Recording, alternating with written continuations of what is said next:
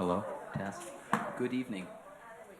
Ladies and gentlemen, live, present, in the reality of the moment, and those of our digital guests, welcome to the second annual Mason Classical Academy Homer-A-Thon. This is a budding tradition, a new practice for our school. In our second year, we are already dedicated journeyers, having once traveled these seas before in our freshman year. We've journeyed with and suffered alongside Odysseus in our ascending adventures through sophomore, junior, and now senior year. But it is a sublime experience.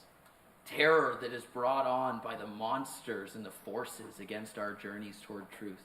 Not unlike the same journey that we're called by Plato to leave a cave, to pursue truth. I learned this recently. Polyphemus' name means talks a lot. He's one from a cave who talks a lot but doesn't say anything and is in fact quite stupid. But when the men from the light come to challenge him on it and he acts in violence against them, they must use their guile and their wit to escape. Socrates hates this. I prefer the academic disagreeable opinion that it is good to read mythology. It is exciting to go on adventures through the eyes and experiences of others so that we might be prepared for our own. You go on an adventure together soon. You've gone on an adventure together for quite a while now. And so we take one final journey into the deep before we send you out, duc in altum, into the world, into the deep, vast experience that is your human experience. So as we begin this evening, we call to the stage the representative in speech, the English-speaking Union National Shakespeare Competition winner at Mason Classical Academy, Miss Isabella Rosado.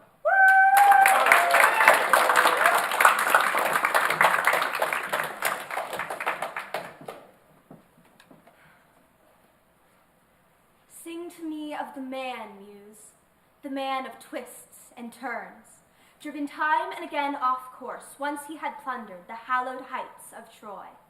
Many cities of men he saw and learned their minds. Many pains he suffered, heartsick on the open sea, fighting to save his life and bring his comrades home. But he could not save them from disaster, hard as he strove. The blind fools, they devoured the cattle of the sun, and the sun god wiped from sight the day of their return. Launch out on his story, Muse, daughter of Zeus. Start from where you will. Sing for our time, too. By now, all the survivors, all who avoided headlong death, were safe at home, escaped the wars and the waves, but one man alone, his heart set on his wife and his return. Calypso, the bewitching nymph, the lustrous goddess, held him back, deep in her arching caverns, craving him for a husband. But then, when the wheeling seasons brought the year around, that year spun out by the gods when he should reach his home, Ithaca, though not even there would he be free of trials, even among his loved ones. Then every god took pity, all except Poseidon. He raged on, seething against the great Odysseus till he reached his native lands. But now Poseidon had gone to visit the Ethiopians worlds away. Ethiopians at the farthest limits of mankind, a people split in two, one where the sun god sets and one where the sun god rises. There Poseidon went to receive an offering, bulls and rams by the 100. Far away at the feast the sea lord sat and took his pleasure. But the other gods, at home in Olympian Zeus's halls, met for full assembly there. And among them now the father of men and gods was first to speak, sorely troubled, remembering handsome Aegisthus, the man Agamemnon's son, renowned Orestes killed. Calling Aegisthus, Zeus harangued the immortal powers. Ah, how shameless, the way these mortals blame the gods. From us alone, they say, come all their miseries, yes, but they themselves, with their own reckless ways, compound their pains beyond their proper share. Look at Aegisthus now. Above and beyond his share, he stole Atreus' wife. He murdered the warlord, coming home from Troy, though he knew it meant his own total ruin. Far in advance, we told him so ourselves, dispatching the guide, the giant killer, Hermes. Don't murder the man, he said. Don't court his wife. Beware, revenge will come from Orestes, Agamemnon's son, that day he comes of age and longs for his native land. So Hermes warned, with all the goodwill in the world. But would Aegisthus' hardened heart give way? Now he pays the price, all at a single stroke. The sparkling-eyed Athena drove the matter home. Father of Kronos, our high and mighty king, surely he goes down to a death he earned in full. Let them all die so, all who do such things. But my heart breaks for Odysseus, that seasoned veteran, cursed by fate so long. Far from his loved ones still, he suffers torments off on a wave-washed island rising at the center of the seas, a dark-wooded island, and there a goddess makes her home, a daughter of Atlas, wicked Titan, who sounds deep in all its depths. Those shoulders lift on high the colossal pillars, thrusting earth and sky apart. Atlas's daughter it is who holds Odysseus captive, luckless man, despite his tears, forever trying to spellbind his heart with suave, seductive words and wipe all thought of Ithaca from his mind. But he, straining for no more than a glimpse of hearth smoke drifting up from his own land, Odysseus longs to die. Olympian Zeus, have you no care for him in your loyal heart? Did he never win your favor with sacrifices burned beside the ships on the broad plain of Troy? Why, Zeus, why so dead set against Odysseus? My child, Zeus, who marshals the thunderheads, replied. What nonsense you let slip through your teeth. Now how on earth could I forget Odysseus? Great Odysseus, who excels all men in wisdom, excels in offerings too. He gives the immortal gods who rule the vaulting skies. No, it is the earth-shaker, Poseidon, unappeased, forever fuming against him for the Cyclops whose giant eye he blinded. Godlike Polyphemus, towering over all the Cyclops' clan in power. The nymph Thuosa bore him, daughter of Phorcys, lord of the barren salt sea. She met Poseidon once in his vaulted caves and they made love.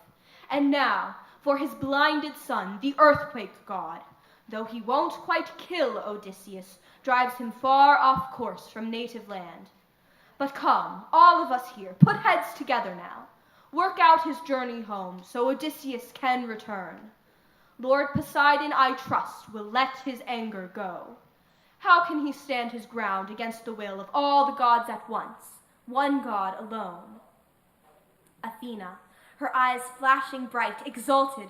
Father, son of Kronos, our high and mighty king, if now it really pleases the blissful gods that wise Odysseus shall return home at last, let us dispatch the guide and giant killer, Hermes, down to Ogygia Island, down to announce at once to the nymph with lovely braids our fixed decree. Odysseus journeys home.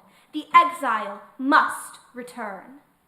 While I myself go down to Ithaca, rouse his son to a braver pitch, inspire his heart with courage, to summon the flowing-haired Achaeans to full assembly, speak his mind to all those suitors, slaughtering on and on his droves of sheep and shambling longhorn cattle. Next, I will send him off to Sparta and sandy Pylos, there to learn of his dear father's journey home. Perhaps he will hear some news and make his name throughout the mortal world. So Athena vowed, and under her feet she fastened the supple sandals, ever-glowing gold, that wing her over the waves and boundless earth with the rush of gusting winds. She seized the rugged spear, tipped with a bronze point, weighted, heavy, a massive shaft she wields to break the lines of heroes the mighty father's daughter storms against. And down she swept from Olympus's craggy peaks and lit on Ithaca, standing tall at Odysseus's gates, the threshold of his court. Gripping her bronze spear, she looked for all the world like a stranger now, like Mentes, lord of the Taphians. There she found the swaggering suitors, just then amusing themselves with rolling dice before the doors, lounging on hides of oxen they had killed themselves, while heralds and brisk attendants bustled round them, some at the mixing bowls, mulling wine and water, others wiping the tables down with sopping sponges, setting them out in place. Still other servants jointed and carved the great sides of meat. First by far to see her was Prince Telemachus, sitting among the suitors, heart obsessed with grief. He could almost see his magnificent father here, in his mind's eye. If only he might drop from the clouds and drive these suitors all in a rout throughout the halls, and regain his pride of place and rule his own domains. Daydreaming so as he sat among the suitors, he glimpsed Athena now, and straight to the porch he went, mortified that a guest might still be standing at the doors. Pausing beside her there, he clasped her right hand and relieved her at once of her long bronze spear, met her with winged words. "Greetings, stranger. Here in our house you'll find a royal welcome. Have supper first, then tell us what you need." He led the way, and Pallas Athena followed. Once in the high-roofed halls, he took her lance and fixed it firm in a burnished rack against a sturdy pillar. There, where row on row of spears, embattled Odysseus's spears, stood stacked and waiting. Then he escorted her on high, elaborate chair of honor. Over it draped a cloth, and here he placed his guest with a stool to rest her feet. But for himself, he drew up a low reclining chair beside her, richly painted, clear of the press of suitors, concerned his guest, offended by their uproar, might shrink from food in the midst of such a mob. He hoped, what's more, to ask her about his long-lost father. A maid brought water soon in a graceful golden pitcher, and over a silver basin tipped it out so they might rinse their hands. Then pulled a gleaming table to their side. A staid housekeeper brought on bread to serve them. Appetizers aplenty, too, lavish with her bounty. A carver lifted platters of meat towards them, meats of every sort, and set beside them golden cups, and time and again a page came round and poured them wine. But now the suitors trooped in with all their swagger, and took their seats on low and high-backed chairs. Heralds poured water over their hands for rinsing. Serving maids brought bread heaped high in trays, and the young men brimmed the mixing bowls with wine. They reached out for the good things that lay at hand, and when they'd put aside desire for food and drink, the suitors set their mind on other pleasures, song and dancing, all that crowns a feast. A herald placed an ornate lyre in Phemius's hands, the bard who always performed among them there. They forced the man to sing. A rippling prelude, and no sooner had he struck up his rousing son than Telemachus, head close to Athena's sparkling eyes, spoke low to his guest so no one else could hear. "Dear stranger, would you be shocked by what I say? Look at them over there. Not a care in the world, just liars and tombs. It's easy for them, all right. They feed on another goods and go scot-free. A man whose white bones lie strewn in the rain somewhere, rotting away on land or rolling down the ocean's salty swells. But that man, oh, if they caught sight of him home in Ithaca, by God, they all prayed they were faster on their feet than richer in bars of gold and heavy robes. But now, no use, he's died a wretched death.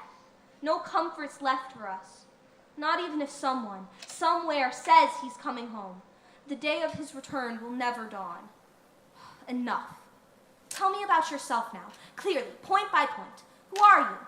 Where are you from? Your city? Your parents? What vessel brought you? Why did the sailors land you here in Ithaca? Who did they say they are? I hardly think you came all this way on foot. And tell me this, for a fact, I need to know. Is this your first time here? Or are you a friend of father's? A guest from the old days? Once crowds of men would come to our house on visits. Visitor that he was when he walked among the living.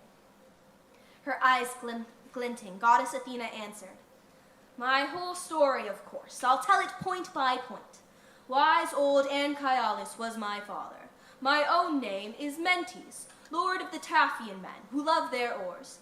And here I've come just now with ship and crew, sailing the wine-dark sea to foreign ports of call, to Temesee, out for bronze, our cargo gleaming iron. Our ship lies moored off farmlands far from town, riding the Rhythron Cove, beneath Mount Nion's woods. As for the ties between your father and myself, We've been friends forever, I'm proud to say, and he would bear me out if you went and questioned old Laertes. He, I gathered, no longer ventures into town, but lives a life of hardship all to himself, off on his farmstead with an aged serving woman, who tends him well, who gives him food and drink when weariness has taken hold of his withered limbs, from hauling himself along his vineyard's steep slopes. And now I've come. And why? I heard that he was back. Your father, that is. But no, the gods thwart his passage. Yet I tell you, great Odysseus is not dead. He's still alive somewhere in this wide world, held captive out at sea, on a wave-washed island, the hard men. Savages somehow hold him back against his will. Wait, I'll make you a prophecy. When the immortal gods have planted in my mind, it will come true, I think. Though I am hardly a seer or know the flights of birds, he won't be gone long from the native land he loves, not even if iron shackles bind your fathers down. He's plotting away to journey home at last. He's never at a loss. But come, please, tell me about yourself now, point by point. You're truly Odysseus' son? You've sprung up so. Uncanny resemblance. The head, the fine eyes. I see him now. How often we used to meet in the old days, before he embarked for Troy, where other Argive captains, all the best men, sailed in the long curved ships. From them to this very day, I've not set eyes on Odysseus, or he on me. And young Telemachus cautiously replied, I'll try, my friend, to give you a frank answer. Mother has always told me I am his son, it's true, but I am not so certain. Who on his own has ever really known who gave him life? Would to God I'd be the son of a happy man, whom old age overtook in the midst of his possessions. Now think of the most unlucky mortal ever born.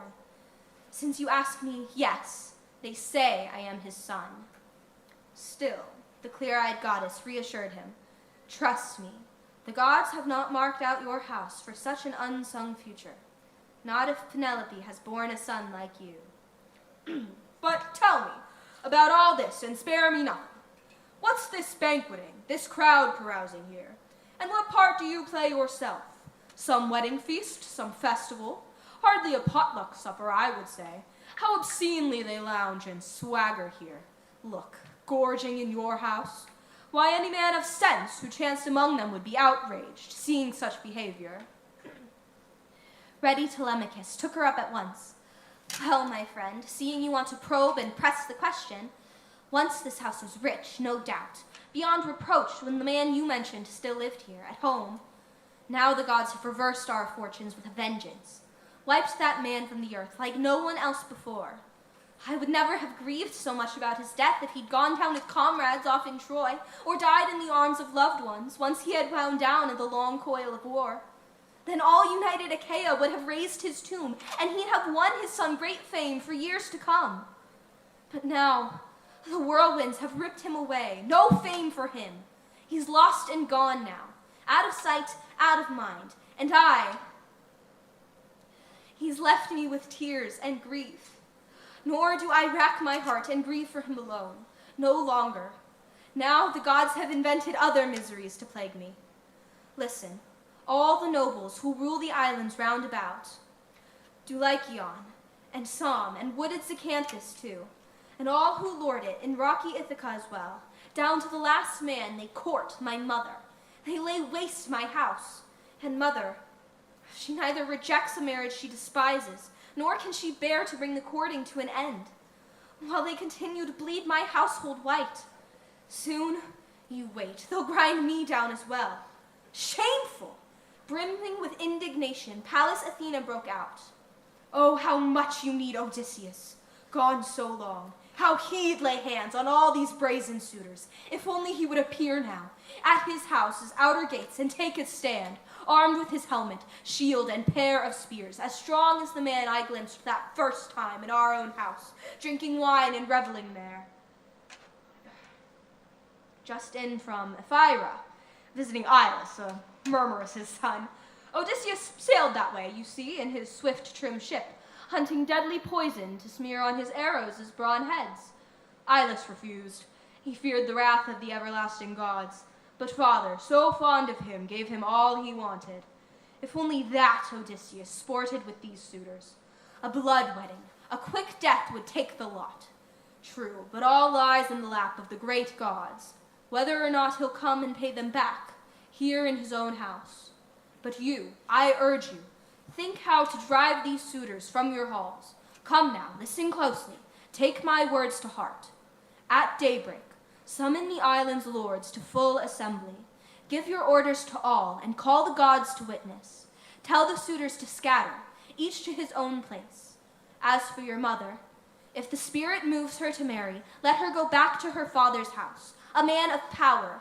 Her kin will arrange the wedding, provide the gifts, the array that goes with the daughter dearly loved. For you, I have some good advice, if only you will accept it. Fit out a ship with 20 oars, the best in sight. Sail in quest of news of your long-lost father. Someone may tell you something, or you may catch a rumor straight from Zeus. Rumor that carries news to men like nothing else. First, go down to Pylos, question old King Nestor, then cross over to Sparta, to red-haired Menelaus, of all the bronze-armored Achaeans, the last man back. Now, if you hear your father's alive and heading home, hard-pressed as you are, brave out one more year. If you hear he's dead, no longer among the living, then back you come to the native land you love. Raise his grave mound, build his honors high with the full funeral rites that he deserves, and give your mother to another husband. Then, once you've sealed those matters, see them through. Think hard. Reach down deep in your heart and soul for a way to kill these suitors in your house, by stealth or in open combat. You must not cling to your boyhood any longer. It's time you were a man. Haven't you heard what glory Prince Orestes won throughout the world when he killed that cunning, murderous Aegisthus, who killed his famous father? And you, my friend, how tall and handsome I see you now. Be brave, you too, so men to come will sing your praises down the years. But now I must go back to my swift trim ship, and all my shipmates, chafing there, I am sure, waiting for my return. If all rests with you, take my words to heart. Oh, stranger, heedful Telemachus replied, indeed I will. You've counseled me with so much kindness now, like a father to a son. I won't forget a word, but come, stay longer, keen as you are to sail, so you can bathe and rest and lift your spirits. Then go back to your ship, delighted with a gift, a prize of honor, something rare and fine as a keepsake from myself, the kind of gift a host would give to a stranger, friend to friend. Her eyes glinting, Pallas declined in haste. Not now, don't hold me here. I long to be on my way. As for the gift, whatever you'd give in kindness, save it for my return, so I can take it home. Choose something rare and fine, and a good reward that gift is going to bring you. With that promise, off and away Athena, the bright-eyed goddess, flew like a bird in soaring flight, but left his spirit filled with nerve and courage. Charged with his father's memory more than ever now, he felt his senses quicken, overwhelmed with wonder. This was a god, he knew it well, and made at once for the suitors, a man like a god himself. Amidst them still, the famous bard sang on. They sat in silence, listening as he performed the Achaeans' journey home from Troy, all the blows Athena doomed them to endure. And now, from high above in her room and deep in thought, she caught his inspired strains, Icarius' daughter, Penelope, wary and reserved, and down the steep stairs from her chamber she descended. Not alone, 2 of her women followed close behind. That radiant woman, once she reached her suitors, drawing her glistening veil across her cheeks, paused now where a column propped the sturdy roof with one of her loyal handmaids stationed either side. Suddenly, dissolving in tears and bursting through the bard's inspired voice, she cried out, Phemius, so many other songs you know to hold us spellbound, works of the gods and men that singers celebrate. Sing one of those as you sit beside them here and they drink their wine in silence. But break off this song, the unendurable song that always rends the heart inside me, the unforgettable grief. It wounds me most of all. How I long for my husband, alive in memory always, that great man whose fame resounds through Hellas, right to the depths of Argos. Why, mother? Poised Telemachus put in sharply. Why deny our devoted bard the chance to entertain us any way the spirit stirs him on? Bards are not to blame. Zeus is to blame. He deals to each and every laborer on this earth whatever doom he pleases. Why fault the bard if he sings the Argives' harsh fate? It's always the latest song, the one that echoes last in the listener's ears, that people praise the most. Courage, mother. Harden your heart and listen. Odysseus was scarcely the only one, you know, whose journey home was plotted out by Troy. Others, so many others died there too. So, mother, go back to your quarters. Tend to your own tasks, the distaff and the loom, and keep the women working hard as well. As for giving orders, the men will see to that. But I, most of all, I hold the reins of power in this house. Astonished, she withdrew to her own room. She took to heart the clear good sense in what her son had said. Climbing up to the lofty chambers with her women, she fell to weeping for Odysseus, her beloved husband, till watchful Athena sealed her eyes with welcome sleep. But the suitors broke into uproar through the shadowed halls, all of them lifting prayers to lie beside her, share her bed, until discreet Telemachus took command. You suitors who plague my mother, you insolent, overweening. For this evening, let us dine and take our pleasure. No more shouting now. What a fine thing it is to listen to such a bard as we have here. The man sings like a god. But at first light, we all march forth to assembly. Take our seats so I can give my orders and say to you straight out, you must leave my palace, seeing to your feasting elsewhere. Devour your own possessions, house to house by turns. But if you decide the fare is better, richer here, destroying one man's goods and going scot-free, all right then, carve away. But I'll cry out to the everlasting gods in hopes that Zeus will pay you back with a vengeance, all of you, destroyed in my house while I go scot-free myself. So Telemachus declared, and they all bit their lips, amazed the prince could speak with so much daring. Eupeithes' son, Antinous, broke their silence. Well, Telemachus, only the gods could teach you to sound so high and mighty, such brave talk. I pray that Zeus will never make you king of Ithaca, though your father's crown is no doubt yours by birth. But cool-headed Telemachus countered firmly. Antinous, even though my words may offend you, I'd be happy to take the crown if Zeus presents it. You think that nothing worse could befall a man? It's really not so bad to be a king. All at once, your palace grows in wealth, your honors grow as well. But there are hosts of other Achaean princes. Look, young and old, crowds of them on our island here, and any one of the lot might hold the throne, now great Odysseus is dead. But I'll be lord of my own house and servants, all that King Odysseus won for me by force. And now, Eurymachus, Polybus' son, stepped in. Surely this must lie in the gods' laps, Telemachus. Which Achaean will lord over Seagirth Ithaca? Do hold on to your possessions. Rule your house. God forbid that anyone tear your holdings from your hands while men still live in Ithaca. But about your guest, dear boy, I have some questions. Where does he come from? Where's his country, his birth, his father's old estates? Did he bring some news of your father, his return, or did he come on business of his own? How he leapt to his feet and off he went, no waiting around for proper introductions. And no mean man, not by the looks of him, I'd say. Eurymachus, Telemachus answered shrewdly. Clearly, my father's journey home is lost forever. I no longer trust in rumors from the blue, nor with any prophecy when mother calls some wizard into the house to ask him questions. As for the stranger, though, the man's an old family friend from Taphos, wise Anchialus' son. He says his name is Mentes, lord of the Taphians, who love their oars. So he said, but deep in his mind he knew the immortal goddess. Now the suitors turned to dance and song, to the lovely beat and sway, waiting for dusk to come upon them there, and the dark night came upon them, lost in pleasure. Finally to bed, each to his own house. Telemachus, off to his bedroom built in the fine courtyard, a commanding, lofty room set well apart, retired too, his spirit swarming with misgivings.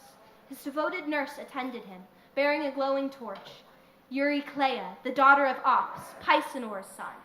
Laertes had paid a price for the woman years ago, still in the bloom of youth. He traded 20 oxen, honored her on par with his own loyal wife at home, but fearing the queen's anger, never shared her bed. She was his grandson's escort now and bore a torch, for she was the one of all the maids who loved the prince the most. She'd nursed him as a baby.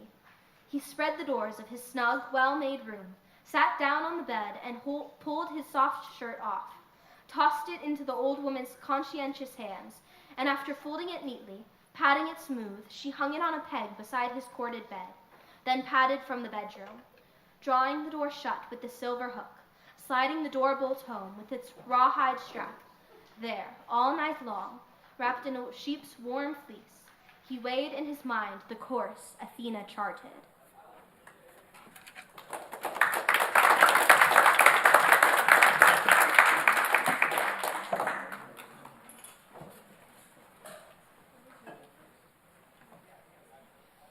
When young Dawn, with her rose-red fingers, shone once more, the true son of Odysseus sprang from bed and dressed over his shoulder. He slung his well-honed sword, fastened rawhide sandals under his smooth feet, and stepped from his bedroom, handsome as a god. At once he ordered heralds to cry out, loud and clear, and summoned the flowing-haired Achaeans to full assembly. Their cries rang out. The people filed in quickly. When they grouped, crowding the meeting grounds, Telemachus strode in too, a bronze spear in his grip, and not alone. 2 sleek hounds went trotting at his heels, and Athena lavished a marvelous splendor on the prince. So the people all gazed in wonder as he came forward, the elders making way as he took his father's seat. The first to speak was an old lord, Aegyptus, stooped with age, who knew the world by heart. For one dear son had sailed with King Odysseus, bound in the hollow ship to the stallion land of Troy, the spearman Antiphus, but the brutal Cyclops killed him, trapped in his vaulted cave. The last man the monster ate. 3 other sons he had, one who mixed with the suitors, Eurynomus, and 2 kept working their father's farms. Still, he never forgot the soldier, desolate in his grief, in tears for the son he lost. He rose and said among them, "Hear me, men of Ithaca, hear what I have to say. Not once have we held assembly, met in session, since King Odysseus sailed away in the hollow ships. Who has summoned us now? One of the young men? One of the old-timers? What crisis spurs him on? Some news he's heard of an army on the march? Word he's caught firsthand, so he can warn us now? Or some other public matter he'll disclose and argue? He's a brave man, I'd say. God be with him too. May Zeus speed him on to a happy end, whatever his heart desires." Winning words with the lucky ring, Odysseus' son rejoiced. The boy could sit no longer. Fired up to speak, he took his stand among the gathered men. The herald Pisenor, skilled in customs ways, put the staff in his hand, and then the prince, addressing old Aegyptus first, led off with, "Sir, that man is not far off. You'll soon see for yourself. I was the one who called us all together. Something wounds me deeply. Not news I've heard of an army on the march. Word I've caught firsthand, so I can warn you now. Or some other public matter I'll disclose and argue. No, the crisis is my own. Trouble has struck my house, a double blow. First, I have lost my noble father, who ruled among you years ago, each of you here, and kindly as a father to his children. But now this, a worse disaster that soon will grind my house down, ruin it all, and all my worldly goods in the bargain. Suitors plague my mother against her will, sons of the very men who are your finest here. They'd sooner die than approach her father's house. So Icarius himself might see to his daughter's bridal hand, her to whom he likes, whoever meets his fancy. Not they. They infest our palace day and night. They butcher our cattle, our sheep, our fat goats, feasting themselves sick, swilling our glowing wine, as if there's no tomorrow, all of it squandered. Now, we have no man like Odysseus in command to drive this curse from the house. We ourselves, we're hardly the ones to fight them off. All we do is parade our wretched weakness, a boy inept at battle. Oh, I'd swing to attack if I had the power in me. By God, it's intolerable. What they do, disgrace. My house a shambles. You should be ashamed yourselves, mortified in the face of neighbors living round about. Fear the gods' wrath before they wheel in outrage and make these crimes recoil on your head. I beg you, by Olympian Zeus, by Themis too, who sets assemblies free and calls us into session. Stop, my friends. Leave me alone to pine away in anguish. Unless, of course, you think my noble father, Odysseus, did the Achaean army damage, deliberate harm. And to pay me back, you do me harm deliberately, setting these parasites among me. Better for me if you were devouring all my treasure, all my cattle. If you were the ones, we'd make amends in no time. We'd approach you for reparations around the town, demanding our goods till you'd return the lot. But now look, you load my heart with grief. There's nothing I can do. Filled with anger, down on the ground, he dashed the speaker's scepter, bursting into tears. Pity seized the assembly. All just sat there, silent. No one had the heart to reply with harshness. Only Antinous, who found it in himself to say, so high and mighty, Telemachus, such unbridled rage. Well now, fling your accusations at us. Think to pin the blame on us? You think again. It's not the suitors here who deserve the blame.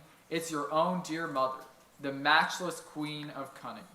Look here, for 3 years now, getting on to 4, she's played it fast and loose with all our hearts, building each man's hopes, dangling promises, dropping hints to each, but all the while with something else in mind. This was her latest masterpiece of guile. She set up a great loom in the royal halls, and she began to weave. And the weaving fine spun, the yarns endless, and she would lead us on. Young men, my suitors, now that King Odysseus is no more, go slowly, keen as you are to marry me, until I can finish off this web. So my weaving won't all fray and come to nothing. This is a shroud for old Lord Laertes, for that day, when the deadly fate that lays us out, at last, will take him down. I dread the shame my countrywomen would heap upon me. Yes, if a man of such wealth should lie in state without a shroud for cover. Her very words, and despite our pride and passion, we believed her. So by day she'd weave at her great and growing web. By night, by the light of torches set beside her, she would unravel all she'd done. 3 whole years she deceived us blind, seduced us with a scheme. Then when the wheeling seasons brought the 4th year on, one of her women, in on the queen's secret, told the truth, and we caught her in the act, unweaving her gorgeous web. So she finished it off, against her will. We forced her. Now Telemachus, here is how the suitors answer you. You burn it in your mind, you and all our people. Send your mother back. Direct her to marry whomever her father picks, whoever pleases her, so long as she persists in tormenting us, quick to exploit the gifts Athena gave her, a skilled hand for elegant work, a fine mind and subtle wiles too. We've never heard the like. Not even an old story sung of all Achaea's well-coiffed queens who graced the years gone by. Mycenae crowned with garlands, Tyro and Alcmena Not one could equal Penelope for intrigue, but in this case she intrigued beyond all limits. So we will devour your worldly goods and wealth. As long as she holds to that course the gods have charted deep inside her heart. Great renown she wins for herself, no doubt. Great loss for you in treasure. We'll not go back to our old estates or leave for other parts. Not till she weds the Argive man she fancies. But with calm good sense, Telemachus replied, Antinous, how can I drive my mother from her house, against her will? The one who bore me, reared me too? My father is worlds away, dead or alive, who knows? Imagine the high price I'd have to pay Icarius if all on my own I send my mother home. Oh, what I would suffer from her father, and some dark god would hurt me even more when mother, leaving her own house behind, calls down her withering furies on my head, and our people's cries of shame would hound my heels. I will never issue that ultimatum to my mother. And you, if you have any shame in your own hearts, you must leave my palace. See to your feasting elsewhere. Devour your own possessions, house to house by turns. But if you decide the fare is better, richer here, destroying one man's goods and going scot-free, all right then, carve away. But I'll cry out to the everlasting gods and hope that Zeus will pay you back with a vengeance, all of you destroyed in my house, while I go scot-free myself. And to seal his prayer, far-seeing Zeus sent down a sign. He launched 2 eagles soaring high from a mountain ridge, and down they glided, borne on the wind's draft a moment, wing to wing-tip, pinions straining taut, till just above the assembly's throbbing hum they whirled suddenly, wings thrashing, wild onslaught of wings, and banking down at the crowd's heads, a glaring fatal sign, talons slashing each other, tearing cheeks and throats. They swooped away on the right through homes and city. All were dumbstruck, watching the eagles trail from sight, people brooding deeply what might come to pass, until the old warrior, Halitherses, master's son, broke the silence for them. The one who outperformed all men of his time at reading bird signs, sounding out the omens, rose and spoke, distraught for each man there. Hear me, men of Ithaca, hear what I have to say. Though my revelations strike the suitors first of all, a great disaster is rolling like a breaker toward their heads. Clearly, Odysseus won't be far from loved ones any longer. Now, right now, he's somewhere near, I tell you, breeding bloody death for all the suitors here. Pains aplenty, too, for the rest of us who live in Ithaca's sunlit air. Long before that, we must put heads together, find some way to stop these men, or let them stop themselves. Better for them that way, by far. I myself am no stranger to prophecy. I can see it now. Odysseus, all is working out for him, I say. Just as I said it would that day the Argives sailed for Troy, and the mastermind of battle boarded with them. I said then, after many blows and all his shipmates lost, after 20 years had wheeled by, he would come home, unrecognized by all. And now, look, it all comes to pass. Stop, old man. Eurymachus, Polybus' son, rose up to take him on. Go home and babble your omens to your children. Save them for some catastrophe coming soon. I'm a better hand than you at reading portents. Flocks of birds go fluttering under the sun's rays. Not all are fraught with meaning. Odysseus? He's dead now, far from home. Would to God that you died with him too. We'd have escaped your droning prophecies then, and the way you've loosed the dogs of this boy's anger, your eyes peeled for a house gift he might give you. Here's my prophecy, bound to come to pass. If you old codger, wise as the ages, talk him round, incite the boy to riot, he'll be the first to suffer. let me tell you. And you, old man, will clap some fine on you. You'll weep to pay, a fine to crush your spirit. Telemachus, here in front of you all, here's my advice for him. Let him urge his mother back to her father's house. Her kin will arrange the wedding, provide the gifts, the array that goes with a daughter dearly loved. Not till then, I'd say, will the island princes quit their taxing courtship. Who's there to fear, I ask you? Surely not Telemachus, with all his tiresome threats. Nor do we balk, old man, at the prophecies you mouth. They'll come to grief. They'll make us hate you more. The prince's wealth will be devoured as always. Mercilessly, no reparations ever. Not while the queen drags out our hopes to wed her, waiting, day after day, all of us striving hard to win one matchless beauty, never courting others, bevies of brides who'd suit each noble here. Telemachus answered, firm and is resolved. Eurymachus, the rest of you fine brazen suitors, I have done with appeals to you about these matters. I'll say no more. The gods know how things stand, and so do all the Achaeans. And now all I ask is a good swift ship and a crew of 20 men to speed me through my passage out and back. I'm sailing off to Sparta, sandy Pylos too, for news of my long-lost father's journey home. Someone may tell me something, or I may catch a rumor straight from Zeus, rumor that carries news to men like nothing else. Now, if I hear my father's alive and heading home, hard-pressed as I am, I'll brave out one more year. If I hear he's dead, no longer among the living, then back I'll come to the native land I love, raise his grave mound, build his honors high, with the full funeral rites that he deserves, and give my mother to another husband.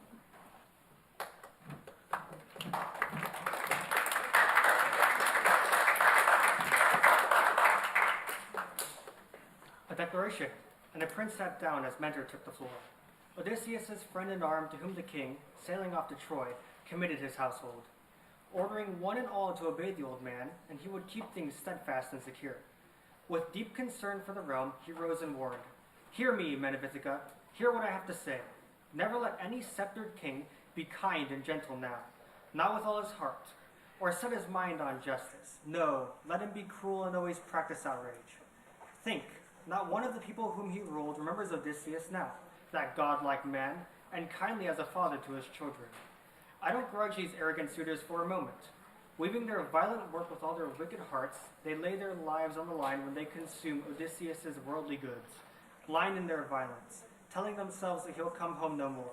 But all the rest of you, how you rouse my fury, sitting here in silence, never a word put forth to curb these suitors, paltry few as they are, and you so many. Mentor, Eunor's son Leocritus rounded on him, shouting, rabble-rousing fool, now what's this talk? Goading them on to try and hold us back? It's uphill work, I warned you, fighting a force like ours for just a meal. Even if Odysseus of Ithaca did arrive in person, to find us well-bred suitors feasting in his halls, and the man were hell-bent on routing us from the palace, little joy would his wife derive from his return. For all her yearning, here on the spot he'd meet a humiliating end if he fought against such odds. You're talking nonsense, idiocy. No more. Come, dissolve the assembly. Each man return to his holdings. Mentor and Halitherses can speed our young prince on. His father's doddering friends since time began. He'll sit tight a good long while, I trust, scrabbling for news right here in Ithaca. He'll never make that trip. This broke up the assembly, keen to leave. The people scattered quickly, each to his own house, while the suitors strolled back to King Odysseus' palace. Telemachus, walking the beach now, far from others, washed his hands in the foaming surf and prayed to Pallas. Dear God, hear me. Yesterday you came to my house. You told me to ship out on the misty sea and learn if father, gone so long, is ever coming home. Look how my countrymen, the suitors most of all, the pernicious bullies, foil each move I make. Athena came to his prayer from close at hand, for all the world with Mentor's built-in voice, and she urged him on with winging words. Telemachus, you'll lack neither courage nor sense from this day on, not if your father's spirit courses through your veins. Now there was a man, I'd say, in words and action both. How can your journey end in shipwreck or defeat? Only if you were not his stock, Penelope's too. Then I'd fear your hopes might come to grief. Few sons are the equals of their fathers. Most fall short. All too few surpass them. But you, brave and adept from this day on, Odysseus' cunning hardly given out in you. There's every hope that you will reach your goal. Put them out of your mind, these suitors' schemes and plots. They're madmen, not a shred of sense or decency in the crowd. Nor can they glimpse the death and black doom hovering just at their heads to crush them all in one short day. But you, the journey that stirs you now is not far off, not with the likes of me, your father's friend and yours, to rig your swift ship and be your shipmate too. Now home you go and mix with the suitors there. But get your rations ready. Pack them all in vessels, the wine in jars, the barley meal, the marrow of men's bones, and durable skins, while I make rounds in town and quickly enlist your crews of volunteers.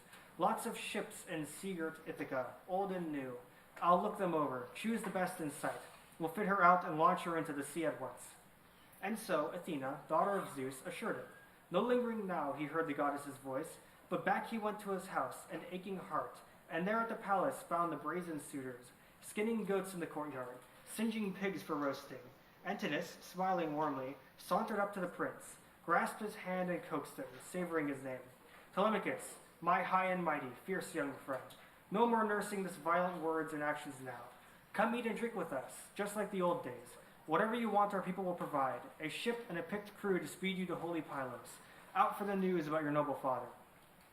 But self-possessed Telemachus drew the line.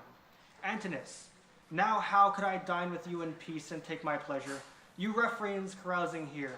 Isn't it quite enough that you, my mother's suitors, have ravaged it all, my very best, these many years while I was still a boy?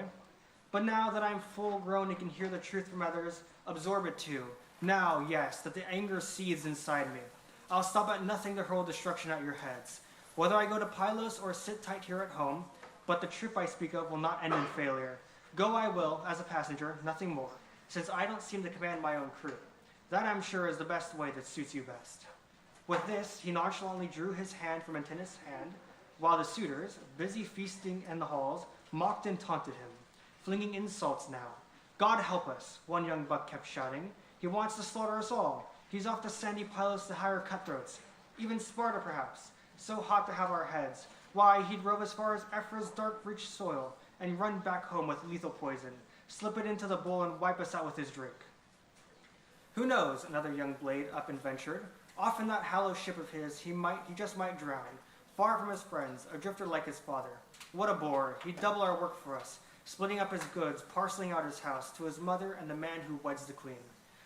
So they scoffed, but Telemachus, heading down to his father's storeroom, broad and vaulted, piled high with gold and bronze, chests packed with clothes, vats of redolent oil, and there, standing in close ranks against the wall, were jars of seasoned mellow wine, holding the drink and unmixed inside, fit for a god, waiting the day Odysseus, worn by hardship, might come home again. Doors, snugly fitted, doubly hung, were bolted shut, and a housekeeper was in charge by night and day. Her care, her vigilance, guarding all these treasures. Eurycilla, the daughter of Ops, Pisner's son, Telemachus called her into the storeroom. Come, nurse, draw me off some wine in a smaller traveling jar. Mellow, the finest vintage you've been keeping. Next, to what you'd reserved for our unlucky king, in case Odysseus might drop in from the blue, and cheat the deadly spirits. Make it home. Fill me an even dozen. Seal them tightly. Pour me barley in well-stitched leather bags. 20 measures of meal. Your stone ground best. But no one else must know. These rations now, put them all together. I'll pick them up myself, toward evening, just about the time that mother climbs to her room and thinks of turning in. I'm sailing off to Sparta, sandy Pylos too, for news of my dear father's journey home. Perhaps I'll catch some rumor. A wail of grief, and his fond old nurse burst out in protest, sobbing. Why, dear child, what craziness got into your head? Why bent on rambling over the face of the earth? A darling only son, your father's worlds away. God's own Odysseus, dead in some strange land. And these brutes here, just wait. The moment you're gone, they'll all be scheming against you. Kill you by guile, they will, and carve your birthright up in pieces. No, sit tight here. Guard your own things here. Don't go roving out into the barren salt sea. No need to suffer so. Courage, old woman, thoughtful Telemachus tried to reassure her. There's a God who made this plan, but swear you won't say anything to my mother, nor till 10 or dozen days have passed. or she misses me herself and learns I'm gone. She mustn't mar her lovely face with tears. The old one swore a solemn oath to the gods, and vowing she would never breathe a word, quickly drew off wine in 2-eared jars, and poured barley in well-stitched leather bags. Telemachus returned to the hall and joined the suitors. Then bright-eyed Pallas thought of one more step. Disguised as the prince, the goddess roamed through town, pausing beside each likely crewman, giving orders. Gather beside our ship at nightfall. Be there, she asked Noman, Phronius' generous son, to lend her a swift ship. He gladly volunteered. The sun sank and the roads of the world grew dark. Now the goddess hauled the swift ship down to the water, stowed in her all the tackle well-rigged vessels carry, moored her well away at the harbor's very mouth, and once the crew had gathered, rallying round, she hardened every man. Then bright-eyed Pallas thought of one last thing. Back she went to King Odysseus' halls, and there she showered sweet oblivion over the suitors, dazing them as they drank, knocking cups from hands. No more loitering now. Their eyes weighed down with sleep, they rose and groped through town to find their beds. But calling the prince outside his timbered halls, taking the build and voice of mentor once again, flashing-eyed Athena urged him on. Telemachus, your comrades at arms are ready at the oars, waiting for your command to launch. So come on with our journey now, we're wasting time. And Pallas Athena sped away in the lead, as he followed in her footsteps, man and goddess. Once they reached the ship at the water's edge, they found their long-haired shipmates on the beach. The prince, inspired, gave his first commands. Come, friends, get the rations aboard. They're piled in the palace now. My mother knows nothing of this, no servants either. Only one has heard our plan. He led them back, and the men fell in and fetched down all the stores, and stowed them briskly. Deep in the well-ribbed holds, as Odysseus' son directed, Telemachus climbed aboard. Athena led the way, assuming the pilot's seat, reserved the stern, and he sat close beside her. Cables cast off, the crew swung to the oarlocks. Bright-eyed Athena sent them a stiff following wind, rippling out of the west, ruffling over the wine-dark sea, as Telemachus shouted out commands to all his shipmates. All lay hands to tackle. They sprang to orders, hoisting the pinwood mast. They stepped it firm in its block amidships, lashed it fast with stays, and with braided rawhide halyards, hauled the white sail high. Suddenly wind hit full and the canvas bellied out, and a dark blue wave foamed up at the bow, sang out loud and strong as the ship made way, skimming the white caps, cutting towards her goal. All running gear secure in the swift black craft, they set up spoles and brimmed their high with wine, and poured libations out to the everlasting gods, who never die. To Athena first of all, the daughter of Zeus, with flashing sea-gray eyes, and the ship went plunging all night long and through the dawn.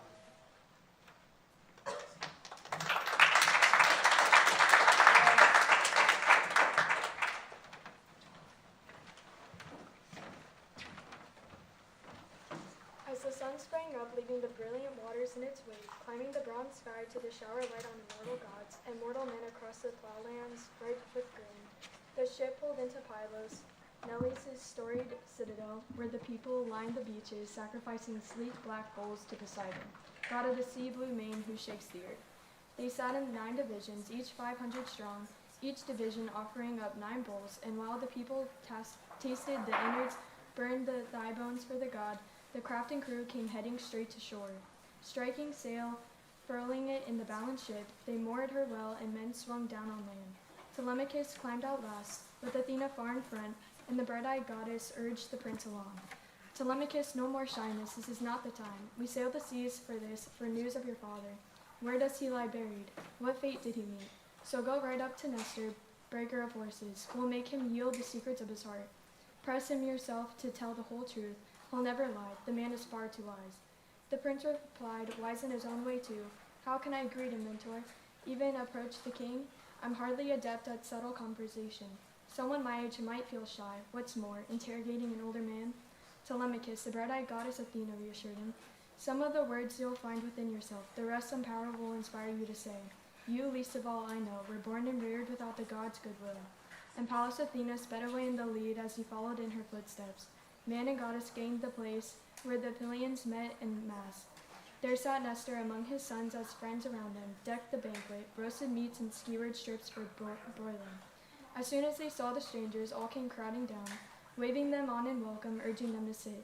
Nestor's son Pisistratus burst to reach them, grasped their hands and sat them down at the feast on fleecy throws spread along the sandbanks, flanking his brother Thrasymedes and his father. He gave them a share of innards, poured some wine in a golden cup, and lifting it warmly toward Athena, daughter of Zeus, whose shield is storm and thunder, greeted the goddess now with an invitation. Say a prayer to Lord Poseidon, stranger. He is the feast you found on your arrival. But once you made your libation and your prayer, all according to ancient custom, hand this cup of hearty seasoned wine to your comrade here, so he can pour forth too. He too, I think, should pray to the deathless ones himself. All men need the gods. But the man is younger, just about my age. That's why I give the gold cup to you first. With that, Pisistratus placed in her hand the cup of mellow wine, and Pallas rejoiced at the prince's sense of tact in giving the golden wine cup first to her. At once she prayed intensely to Poseidon. Hear me, sea lord, you who embrace the earth. Don't deny our wishes, bring our prayers to pass. First then to Nestor and all of his sons grant glory. Then to all Pylians for their splendid rites, grant a reward that warms their gracious hearts. And last, Poseidon, grant Telemachus and myself safe passage home, accomplished that sped us here in our rapid black ship. So she prayed, and brought it all to pass. She offered the rich two-handled cups to Telemachus, Odysseus' son, who echoed back her prayer word for word. They roasted the prime cuts, pulled them off the spits, and sharing out the portions, fell to the royal feast. Once they put aside desire for food and drink, old Nestor, the noble charioteer, began at last. Now's the time, now they've enjoyed their meal, to probe our guests and find out who they are. Strangers, friends, who are you? Where did you sail from? Over the running sea lanes? Out on a trading spree or roving the waves like pirates? Sea wolves raiding at will, who risk their lives to plunder other men? Poised, Telemachus answered, filled with the heart Athena herself inspired, to ask for the news about his father, gone so long, and make his name throughout the mortal world. Nestor, son of Neleus, Achaea's pride and glory, where are we from, you ask? I will tell you all. We hail from Ithaca under the heights of Neon. Our mission here is personal, nothing public now. I am on the trail of my father's widespread fame, you see, searching the earth to catch some news of great-hearted King Odysseus, who, they say, fought with you to demolish Troy some years ago. About all the rest who fought the Trojans there, we know where each one died his wretched death. But father, even his death, the son of Cronus, shrouds it all in mystery. No one can say for certain where he died, whether he went down on land at enemy hands, or out on the open sea in Euphrates breakers. That's why I've come to plead before you now, if you can tell me about his cruel death. Perhaps you saw him die with your own eyes, or heard the wanderer's end from someone else. More than all other men, that man was born for pain. Don't soften a thing from pity, respect for me. Tell me clearly, all your eyes have witnessed. I beg you, if ever my father, Lord Odysseus, pledged you his word and made it good in action, once on the fields of Troy where you Achaeans suffered, remember his story now. Tell me the truth. Nestor, the noble charioteer, replied at length, Ah, dear boy, since you call back such memories, such living hell we endured in distant Troy, we headstrong fighting forces of Achaea, so many raids from shipboard down the foggy sea, cruising for plunder wherever Achilles led the way. So many battles round King Priam's walls we fought, so many gone, our best and bravest fell. There Ajax lies, the great man of war. There lies Achilles too, there Patroclus, skilled as the gods in council. And there my own dear son, both strong and staunch, Antilochus, lightning on his feet and every inch a fighter. But so many other things we suffered past that count. What mortal in this wide world could tell it all? Not if you sat and probed his memory 5-6 years, delving it for all the pains our brave Achaeans bore there. Your patience would fray, you'd soon head for home. 9 years we wove a web of disaster for those Trojans, pressing them hard with every tactic known to man, and only after we slaved did Zeus award us victory. And no one there could help to rival Odysseus, not for sheer cunning. At every twist of strategy, he excelled us all. Your father, yes, if you are in fact his son. I look at you, and a sense of wonder takes me. Your way with words, it's just like his. I'd swear no youngster could ever speak like you, so apt, so telling. As long as I and great Odysseus soldiered there, why never once did we speak out at odds, neither in open muster nor in royal council. Forever one in mind, in judgment balanced shrewd. We mapped our army's plans so things might turn out best. But then once we'd sacked King Priam's craggy city, Zeus contrived in his heart a fatal homeward run. For all the Achaeans who were fools at least, dishonest too, so many met a disastrous end, thanks to the lethal rage of the mighty father's daughter. Eyes of fire, Athena set them feuding. Atreus' 2 sons, they summoned all the Achaean ranks to muster rashly just at sunset, no hour to rally troops, and in they straggled, sodden with wine, our heroes. The brothers harangued them, told them why they met. A crisis, Menelaus urging the men to fix their minds on the voyage home across the seas brought back. But it brought no joy to Agamemnon, not at all. He meant to detain us there and offer victims, anything to appease Athena's dreadful wrath. Poor fool, he never dreamed Athena would not comply. The minds of the everlasting gods don't change so quickly. So the two of them stood there wrangling back and forth, till the army sprang up, their armor clashing, ungodly uproar. The two clans split the ranks. That night we barely slept, seething with hard feelings against our own comrades, for Zeus was brooding over us, poised to seal our doom. At dawn, half of us hauled our vessels down to sea. We stowed our plunder, our sash and lovely women, but half the men held back, camped on the beach, waiting it out for Agamemnon's next commands, while our contingent embarked. We pushed off and sailed at a fast clip, as the gods smoothed out the huge, toughing swells. We reached Tenedos quickly, sacrificed to the gods, and Zeus's plans. Not yet, that cruel power loosed a cursed feud on us once again. Some swung their rolling warships hard about.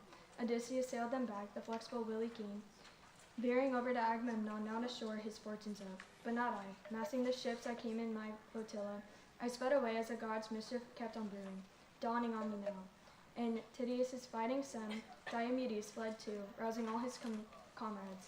Late in the day, the red-haired Menelaus joined us, overtook us at Lesbos, debating the long route home, whether head north over the top of the rocky Chios, skirting Pisri, keeping the island off to port, or run south of Chios by Mima's gusty cape. We asked the god for a sign. He showed us one. He urged us to cut out on the middle passage straight to Euboea now, escape a catastrophe fast as we could sail. A shrilling wind came up stiff, driving us on, and on we raced, over the sea lanes rife with fish, and we made Gerastius Point in the dead of night. Many thighs of bulls we offered Poseidon there. Thank God we crossed that endless reach of sea. Then on the fourth day out of the cruise of Diomedes, breaker of forces, moored their valiant ships at Argos port. But I held course for Pylos, yes, and never once did the good and strong wind go limp from the first day the god unleashed its blast. And so, dear boy, I made it home from Troy, in total ignorance, knowing nothing of their fates, the ones who stayed behind, who escaped with their lives, and who went down, but still all I've gathered by hearsay, sitting here in my own house, that you'll learn, it's only right, I'll hide nothing now. They say that Myrmidons, the savage spearmen, led by the shining son of lion-hearted Achilles, traveled home unarmed. Philoctetes, the gallant son of Poeas, safe as well. Idomeneus brought his whole contingent back to Crete, all who escaped the war, the sea snatched none from him. But Atreus' son Agamemnon, you yourselves, even in far-off Ithaca, must have heard how he returned, how Aegisthus hatched the king's horrendous death. But what a price he paid, in blood and suffering. Ah, how fine it is when a man is brought down to leave his son behind. Orestes took revenge. He killed that cunning murderous Aegisthus, who had killed his famous father. And you, my friend, how tall and handsome I see you now. Be brave, you too, so men to come will sing your praises down the years.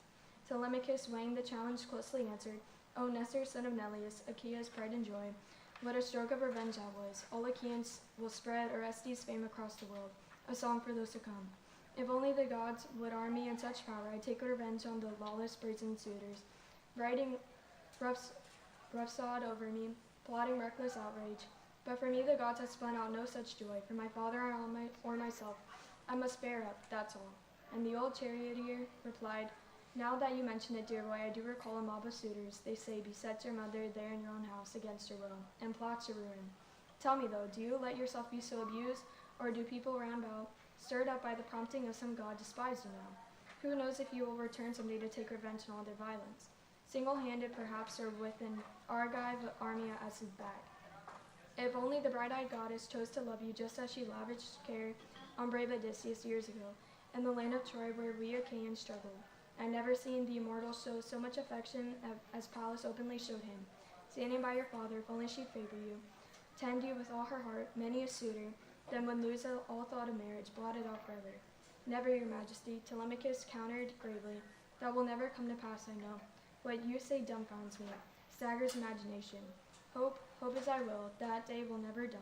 Not even the gods should will it so. Telemachus, Pallas, Athena, broken sharply, her eyes afire. What's this nonsense slipping through your teeth? It's light work for a willing God to save a mortal, even half the world away. Myself, I'd rather sail through years of trouble and labor home and see that blessed day than hurry home to die at my own hearth like Agamemnon, killed by Aegisthus' cunning by his own wife. But the great leveler, death, not even the gods can defend a man, not even one day love. That day when fate takes hold and lays him out at last. Mentor, wise Telemachus said, distraught as we are for him, let's speak for this no more. My father's return. It's inconceivable now. Long ago, the undying gods have sealed his death, his black doom. But now there's another question I will put to Nestor. Nestor excels all men for sense and justice. His knowledge of the world, 3 generations he has ruled, they say, and to my young eyes he seems a deathless god. Nestor, son of Neleus, tell me the whole story. How did the great Agamemnon meet his death? Where was Menelaus? What fatal trap did he set, that treacherous Aegisthus, to bring down a man far stronger than himself? Was Menelaus gone from Achaean Argos, roving the world somewhere, so the coward found the nerve to kill the king? And the old Nestor, the noble charioteer, replied, gladly, my boy. I'll tell you the story first to last. Right you are. You guess what would have happened if red-haired Menelaus, arriving back from Troy, had found Aegisthus alive in Agamemnon Palace. No barrel piled high on earth for his dead body. No, the dogs and birds would have feasted on his corpse, sprawled on the plain outside the city gates, and no woman in all of Achaea would have wept a moment. Such a monstrous crime the man contrived. But there we are, camped at Troy, battling out the long, hard campaign while he at ease at home. In the depths of Argos, stallion country, he laid siege to the wife of Agamemnon, luring, enticing her with talk. At first, true, she spurned the idea of such an outrage. Clytemnestra, the queen, her will was faithful still. And there was a man, what's more, a bard close by, to whom Agamemnon, setting sail for Troy, gave strict commands to guard his wife. But then, that day, the doom of gods had bound her to surrender. Aegisthus shipped the bard away to a desert island, marooned him there, sweet prize for the birds of prey, and swept her off his own house, lover lusting for lover. And many thigh bones he burned on the gods' holy altars, many gifts he hung on the temple walls, gold, brocades, and in thanks for a conquest past his maddest hopes. Now you see, we're sailing home from Troy in the same squadron, Menelaus and I, comrades in arms from years of war. But as we rounded holy Sonian, Athens' headland, Lord Apollo attacked Atrides' helmsman. With his gentle shafts he shot the man to death. An iron grip on the tiller, the craft scudding fast. Phrontis, Ontor's son, who excelled all men alive at stern ships when gales bore down in fury. So Menelaus, straining the sail on, was held back till he could bury his mate with fitting rites. But once he got off to, plowing the wine dark sea in his ripped ships and made a run to Melia's beetling cape, far-seeing Zeus decided to give the man rough sailing, poured a hurricane down upon him. Shrilling winds, giant, rearing whitecaps, monstrous mountain high. There at a stroke, he cut the fleet in half and drove one wing to Crete, where Sidonians make their homes along the Aristotle River. And now there's a sheer cliff plunging steep to the surf at the farthest edge of Gorton, out on the mist-bound sea, where the south wind piles breakers, huge breakers, left on the headland soaring, towards Phastos, with only a low reef to block the crushing tides. In they sail and barely escape their death. The ship's crew, that is, the rollers smashed their hulls against the rocks. But as for the other 5 with pitch-black prows, the wind and current swept them toward Egypt. So Menelaus, amazing a hoard of stores and gold, was off cruising his ship to foreign ports of call, while Aegisthus hatched his vicious work at home. 7 years, his vicious work at home. 7 years he lorded over Mycenae, rich in gold. Once he killed Agamemnon, he ground the peoples down. But the 8th year ushered in his ruin. Prince Orestes, home from Athens, yes, he cut him down, that cunning murderous Aegisthus, who killed his famous father. Vengeance done. He had a feast for the Grives to bury his hated mother, Craven against his tomb. The very day Menelaus arrived, lord of the war cry, frighted with all the wealth his ships could carry. So you, dear boy, take care. Don't row from home too long, too far, leaving your old holdings unprotected. Crowds in your palace so brazen. They'll carve up all your wealth, devour it all, and then your journey here will come to nothing. Still, I advise you, urge your visit to Menelaus. He's back from abroad at last. From people so removed, you might abandon hope of ever returning home. Once the winds had driven you that far off, of course, into a sea so vast not even cranes could wing their way in 1 year's flight. So vast it is, so awesome.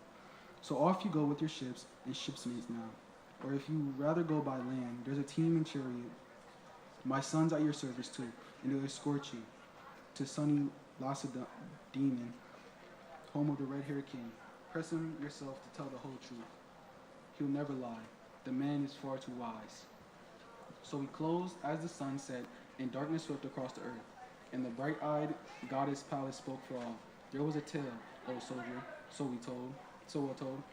Come, cut out the victims' tongues and mix the wine. So once we poured libations out to the sea lord and every other god, we'll think of sleep. High time. The lights already sunk in the western shadows. It's wrong to linger long at the gods' feast. We must be on our way. Zeus's daughter, they all hung closely on every word she said. Heralds sprinkled water over their hands for rinsing. The young men brimmed the mixing bowls with wine. They tipped first drops for the god in every cup, then poured full rounds for all. They rose and flung the victims' tongues on the fire and poured libations out. When they poured and drunk to their heart's content, Athena and Prince Telemachus both started up to head for the ship at once. But Nestor held them there. Objecting strongly, Zeus forbid, and the other deathless gods as well, that you resort to your ship and put my house behind like a ranks paupers, without a stitch of clothing, no piles of rugs, no blankets in his place, for host and guest to slumber, soft and comfort.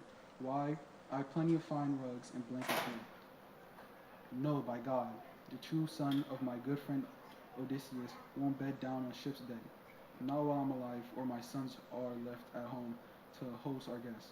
However comes to our palace, newfound friends. Dear old man, you're right, Athena exclaimed, her eyes brightening now. Telemachus should oblige you. Much the better way. Let him follow you now. Sleep in your halls, but I'll go back to our trim black ship. Hearten the crew and give each man his orders. I'm the only veteran in their ranks, I'll tell you. All the rest of an age with brave Telemachus are younger men who sail with him as friends. I bed down there by the dark hull tonight. At dawn push off for the proud Chalconians.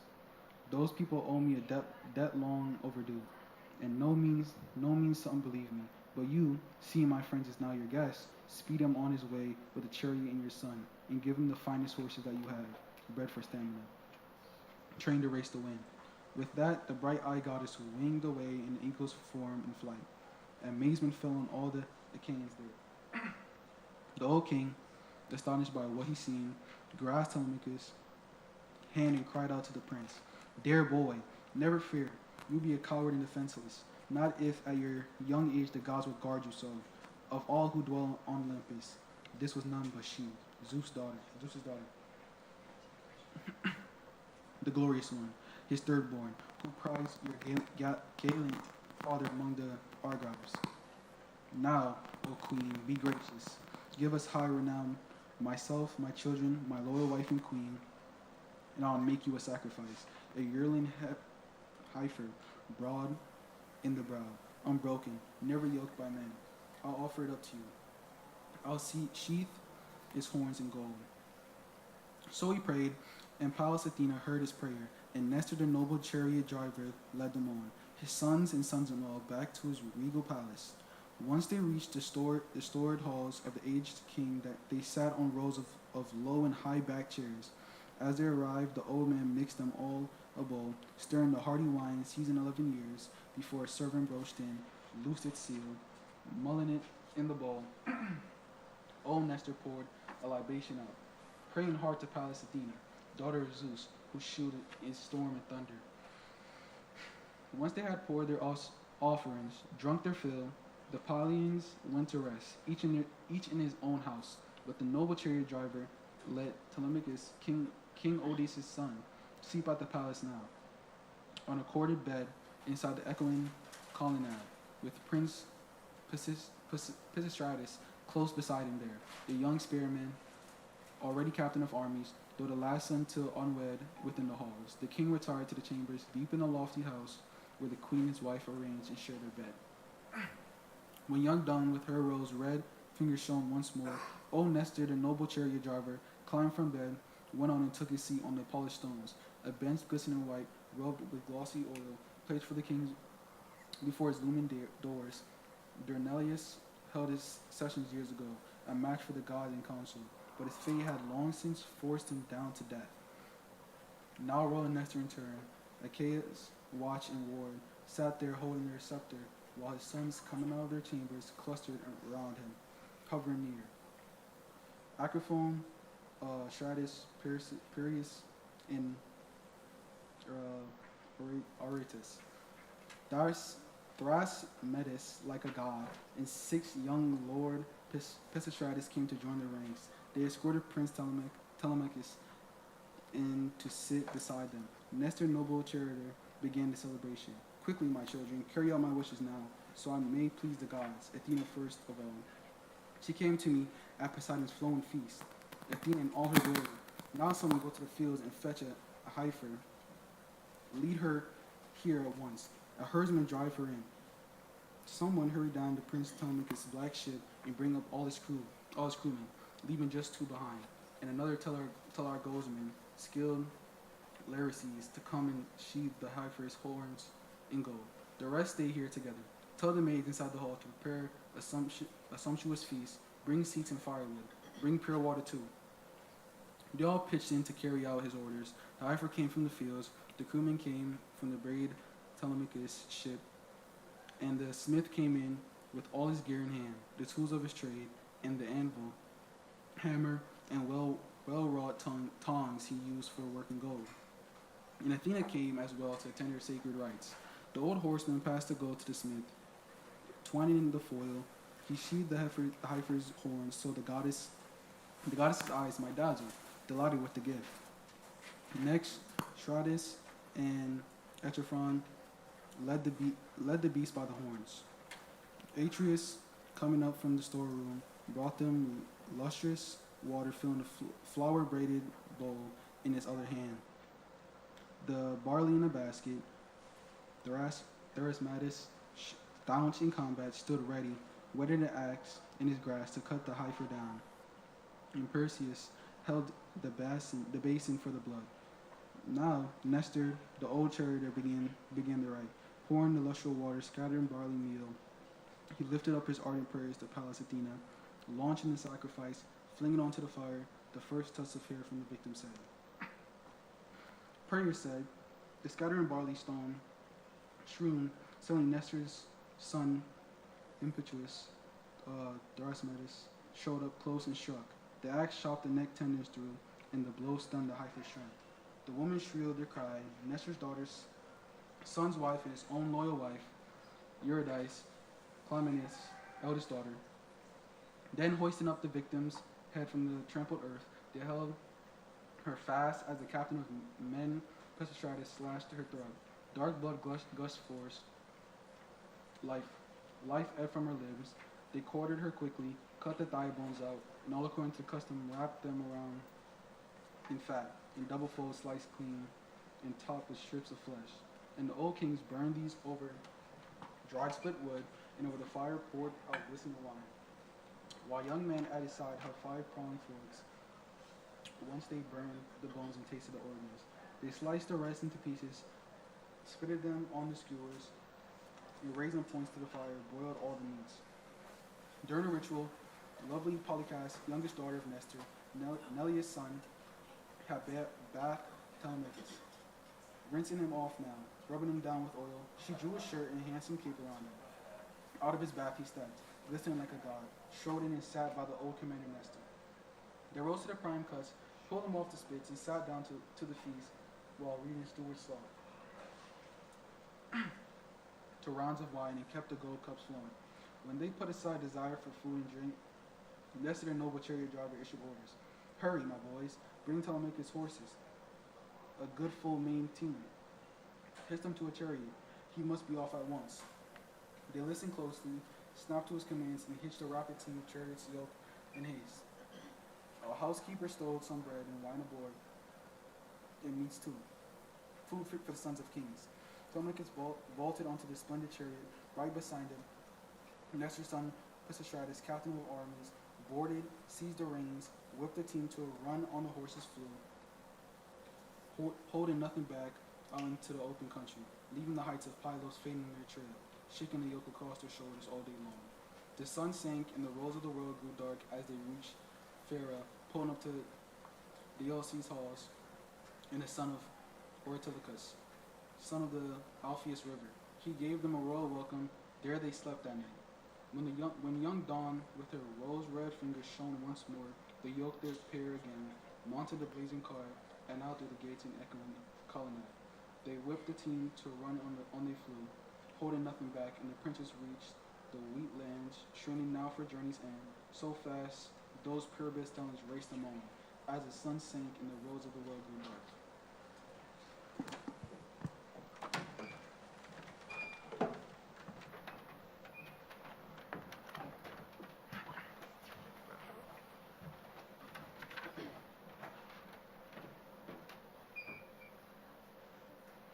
At last they gained the ravines of Lacedaemon, ringed by the hills, and drove up the halls of Menelaus in his glory. They found the king inside his palace, celebrating with throngs of kinsmen a double wedding feast for his son and lovely daughter. The princess he was sending on to the son of great Achilles, breaker of armies. Years ago, Menelaus vowed he nodded assent at Troy and pledged her hand, and now the gods were sealing firm the marriage. So he was sending her on her way with team and chariot, north to the Myrmidons' famous city governed by her groom. From Sparta he brought Alector's daughter as the bride, for his own full-grown son, the hardy Megapenthes, born to him by a slave. To Helen the gods had granted no more offspring once she had borne her first child, the breathtaking Hermione, a luminous beauty, gold as Aphrodite. So now they feasted within the grand, high-roofed palace, all the kin and clansmen of Menelaus in his glory, reveling warmly here as in their midst. An inspired bard sang out and struck his lyre, and through them a pair of tumblers dashed and sprang, whirling and leaping handsprings, leading on the dance. The travelers Nestor's shining son and Prince Telemachus had brought themselves and their horses on a standstill just outside the court, when the good lord Eteoneus passed through the gates now, saw them there, and the ready aid in arms of Menelaus took the message through his sovereign's halls, and stepping close to his master broke the news. Strangers, have just arrived, your majesty, Menelaus. 2 men, but they look like the kin of mighty Zeus himself. Tell me, should we unhitch their team for them, or send them to someone free host them well? The red-haired king took great offense at that. Never a fool before, Eteoneus, son of Boethius. Now I see you're babbling like a child. Just think of all the hospitality we enjoyed at the hands of our other men before we made it home. And God save us from such hard treks in years to come. Quick, unhitch their team, and bring them in, strangers' guests, to share our flowing feast. Back through the halls he hurried, calling out to other brisk attendants to follow quickly. They loosened the sweating team from under the yoke, tethered fast by reins inside the horse stalls, tossing feet at their hoofs, white barley mixed with wheat, and canted the chariot up against the polished walls, shimmering in the sun, then ushered in their guests into that magnificent place. Both struck by the sight, they marveled up and down the house of the warlord dear to Zeus. A radiance strong as the moon or rising sun came flooding through the high-roofed walls of illustrious Menelaus. Once they feasted their eyes with gazing at it all. Into the burnished tubs they climbed and bathed. When women had washed them, rubbed them down with oil, and drawn warm fleece and shirts down their shoulders, they took up seats of honor next to Atrides Menelaus. A maid brought water soon in a graceful golden pitcher, and over a silver basin tipped it out, so they might rinse their hands. Then pulled a gleaming table to their side. A staid housekeeper brought on bread to serve them, appetizers aplenty too, lavish with her bounties. As a carver lifts platters of meat toward them, meats of every sort, and set before them golden cups, the red-haired King Menelaus greeted both guests warmly. Help yourselves to food, and welcome. Once you've dined, we'll ask who you are.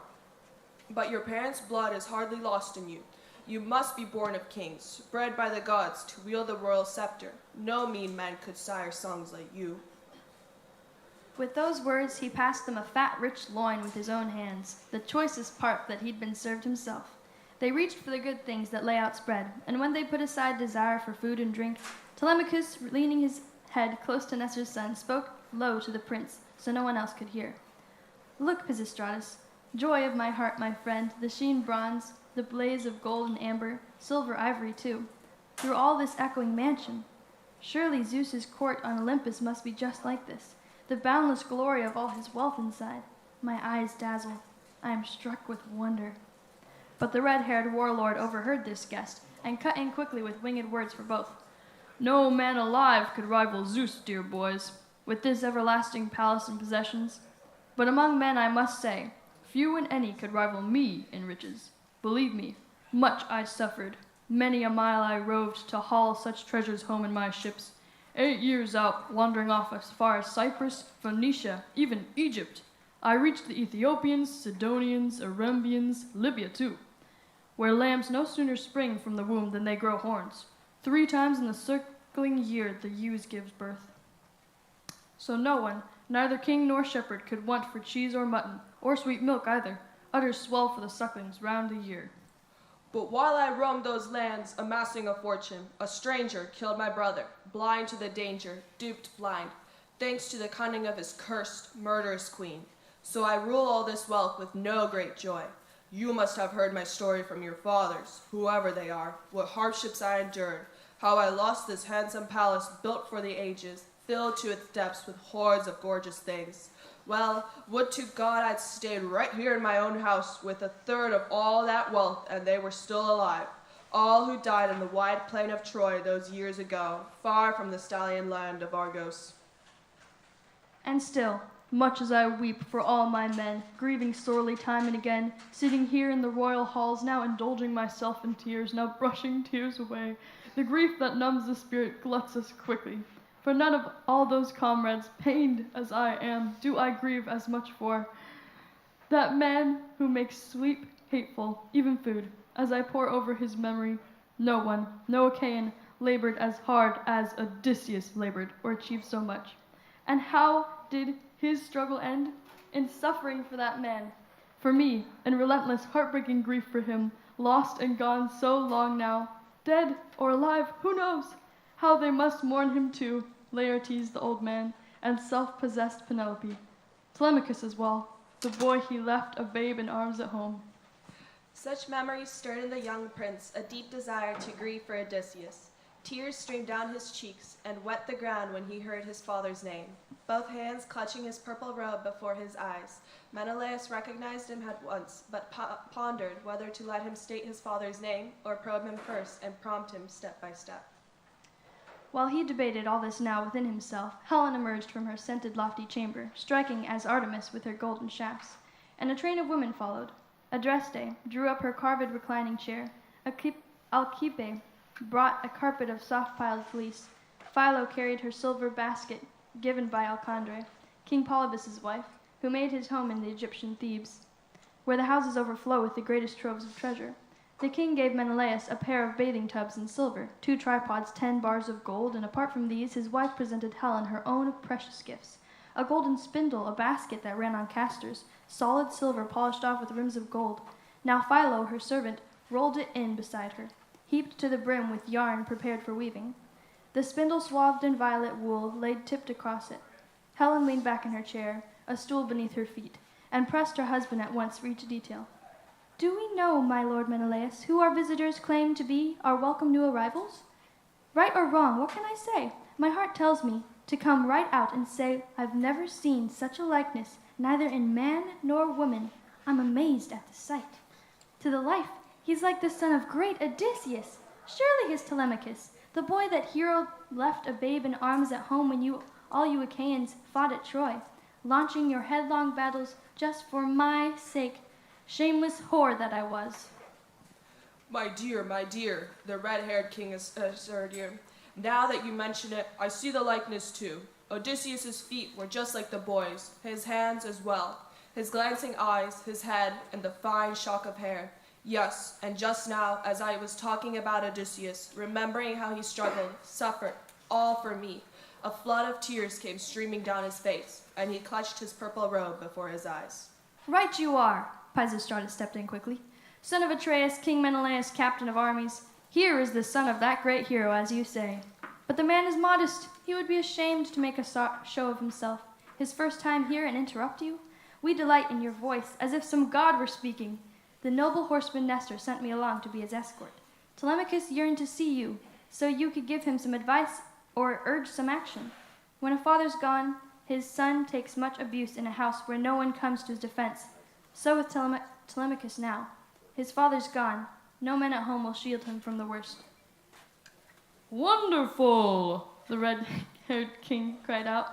The son of my dearest friend here in my own house, that man who performed 100 feats of arms for me, and I swore that when he came, I'd give him a hero's welcome, him above all my comrades. If only Olympian Zeus, far-seeing Zeus, had granted us both safe passage home across the sea in our swift, trim ships, why, I'd have settled a city in Argos for him, built him a palace, shipped him over from Ithaca, him and all his wealth, his son, his people too, emptied one of the cities nestling round about us. One I rule myself. Both fellow countrymen then, how often we'd have mingled side by side. Nothing could have parted us, bound by love for each other, mutual delight, till death's dark cloud came shrouding round us both. But God himself, jealous of all this, no doubt, robbed that unlucky man, him and him alone, of the day of his return.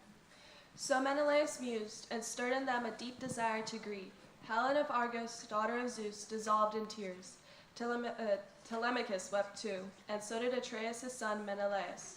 Nor could Nestor's son Pisistratus stay dry-eyed, remembering now his gallant brother Antilochus, cut down by Memnon, splendid son of the morning. Thinking of him, the young prince broke out. Old Nestor always spoke of you, son of Atreus, and the wisest man of all the men he knew, whenever we talked about you there at home, questioning back and forth. So now, please, if it isn't out of place, indulge me, won't you? Myself, I take no joy in weeping over supper. Morning will soon come time enough for that. Not that I'd grudge a tear, for any man gone down to meet his fate. What other tribute can we pay to wretched men than to cut a lock, let tears stroll down our cheeks? And I have a brother of my own among the dead, and hardly the poorest soldier in our ranks. You probably knew him. I never met him. Never. But saw him myself. But they say he outdid our best. Antilochus, lighting on his feet, and every inch a fighter. Well said, my friend, the red-haired king replied. Not even an older man could speak so well as you. Your father's son you are. Your words have all his wisdom. It's easy to spot the breed of a man whom Zeus has marked for joy in birth and marriage both. Take great news, King Nestor, now. Zeus has blessed him all his livelong days, growing rich and sleek in his old age at home. His son's expert with spear and full of sense. Well, so much for the tears that caught us just now. Let's think again of supper. Come, rinse our hands. Tomorrow at dawn, we'll offer me and Telemachus time to talk and trade our thoughts in full. Asphalion quickly rinsed their hands with water, another of King Menelaus' ready aids in arms. Again, they reached for the good things set before them. Then Zeus's daughter Helen thought of something else. Into the mixing bowl from which they drank their wine, she slipped a drug, heart's ease, dissolving anger, magic to make us all forget our pains.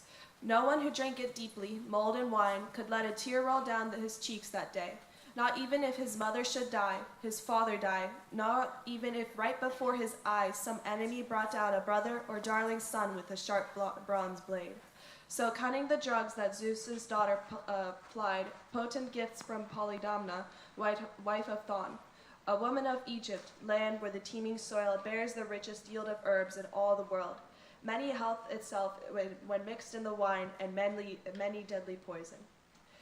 Every man is a healer there, more skilled than any other men on earth. Egyptians bore of the healing god himself. So now Helen, once she had drugged the wine and ordered wine cups filled, resumed the conversation, entertaining the group. My royal King Menelaus, welcome.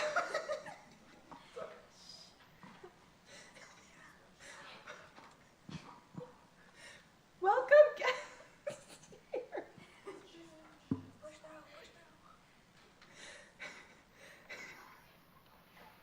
Sons of the great as well. Zeus can present us times of joy and times of grief in turn. All lies within his power. So come, let's sit back in the palace now, dine and warm our hearts with old stories. I will tell something perfect for the occasion. Surely, I can't describe or even list them all, the exploits crowding fearless Odysseus' record, but what a feat that hero dared and carried off in the land of Troy where you Achaeans suffered, scaring his own body with mortifying strokes, throwing filthy rags on his back like any slave. He slipped into the enemy's city, roamed its streets, he slipped, and disguised, a totally different man, a beggar, hardly the figure he cut among Achaea's ships. That's how Odysseus infiltrated Troy, and no one knew him at all. I alone, I spotted him for the man he was, kept questioning him. The crafty one kept dodging. But after I bathed him, rubbed him down with oil, given him clothes to wear, and sworn a binding oath not to reveal him as Odysseus to the Trojans, not till he was back at his ships and shelters. Then at last he revealed to me, step by step, the whole Achaean strategy. And once he cut the troop of Trojans down with his long bronze sword, back he went to his comrades, filled with information. The rest of the Trojan women shrilled their grief. Not I. My heart leapt up. My heart changed now. I yearned to sail back home again. I grieved too late for the madness Aphrodite sent me, luring me there, far from my dear life, forsaking my own child, my bridal bed, my husband too, a man who lacked for neither brains nor beauty. And the red-haired Menelaus answered Helen, There was a tale, my lady, so well told. Now then, I have studied in my time the plans and minds of great ones by the score. And I have never traveled over a good part of the world, and never once have I laid eyes on a man like him. What a heart that fearless Odysseus has inside of him. What a piece of work the hero dared and carried off into the wooden horse where all our best encamped. Our champions armed with bloody death for Troy. When along you came, Helen, roused, no doubt, by a dark power bent on giving Troy some glory, and dashing Prince Deiphobus squared your every step. 3 times you sauntered round our hollow ambush, feeling, stroking its flanks, challenging all our fighters, calling each by name. Yours was the voice of all of our long-lost wives. And Diomedes and I crouched tight in the midst with great Odysseus, hearing you sing out. We're both keen to spring up and sally forth, or give you a sudden answer from inside. But Odysseus dampened our ardor, reined us back, and then all the rest of the troops kept stock still, all but Anticlus. He was hot to salute you now, but Odysseus clamped his great hands on the man's mouth and shut it brutally. Yes, he saved us all, holding on grim set till Pallas Athena lured you off at last. But clear-sighted Telemachus ventured, Son of Atreus, King Menelaus, captain of armies, so much the worse, for not one bit of that saved him from grisly death. Not even a heart of iron could have helped. But come, send us off to bed. It's time to rest, time to enjoy the sweet relief of sleep. And Helen briskly told her serving woman to make beds in the porch's shelter, lay down some heavy purple throws for the beds themselves, and over them spread some blankets, thick woolly robes, a warm covering laid on top. Torches in hand, they left the hall and made up beds at once. The herald led the 2 guests on, and so they slept, outside the palace under the forecourt's colonnade. Young Prince Telemachus and Nestor's shining son, Menelaus retired to chambers deep in his lofty house, with Helen, the pearl-to woman, loosely gowned beside him. When young Dawn with her rose-red fingers shone once more, the lord of the war cry climbed from bed and dressed. Over his shoulder he slung his well-honed sword, fastened rawhide sandals under his smooth feet, stepped from his bedroom handsome as a god, and sat beside Telemachus, asking kindly, Now, my young prince, tell me what brings you here to sunny Lacedaemon, sailing over the sea's broad back, a public matter or private? Tell me the truth now. And with all the poise he had, Telemachus replied, Son of Atreus, King Menelaus, captain of armies, I came in with the hope that you can tell me now some news about my father. My house is being devoured, my rich farms destroyed. My palace crammed with enemies, slaughtering on and on my droves of sheep and shambling longhorn cattle. Suitors plague my mother, the insolent, overweening. That's why I came to plead before you now. If you can tell me about his cruel death, perhaps you saw him die with your own eyes, or heard the wanderer's end from someone else. More than all other men, that man was born for pain. Don't soften a thing from pity, respect to me. Tell me, clearly all your eyes have witnessed. I beg you, if ever my father, Lord Odysseus, pledged you his words and made it good in action, once on the fields of Troy where you Achaeans suffered, remember his story now. Tell me the truth. How shameful, the red-haired king burst out in anger. That's the bed of a brave man of war they'd like to crawl inside. The spineless, craven cowards. Weak as the doe that beds down her fawns in a mighty lion's den. Her newborn sucklings then trail off into the mountain spurs and grassy bends to graze her fill. But back the lion comes to his own lair, and that master deals of both fawns a ghastly, bloody death. Just what Odysseus will deal the mob, ghastly death. Ah, if only Father Zeus, Athena, and Lord Apollo, that man who years ago in the games at Lesbos rode to Phiomedes' challenge, wrestled him, pinned him down with one tremendous throw, and the Argives roared with joy. If only that Odysseus sported those suitors, a blood wedding, a quick death would take the lot. But about the things you have asked me so intently, I'll skew and sidestep nothing, not deceive you, ever.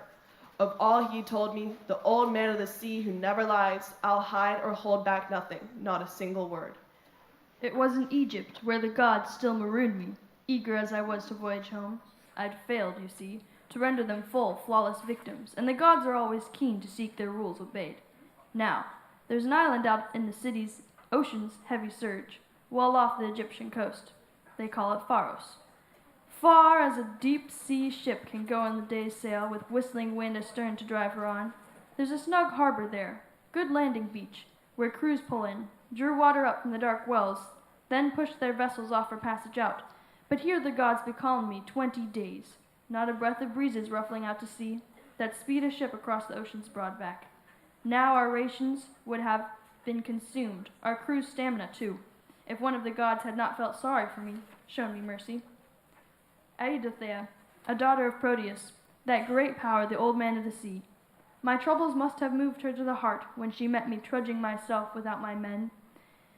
They kept roaming about the beach, day in, day out, fishing with twisted hooks, their bellies racked by hunger.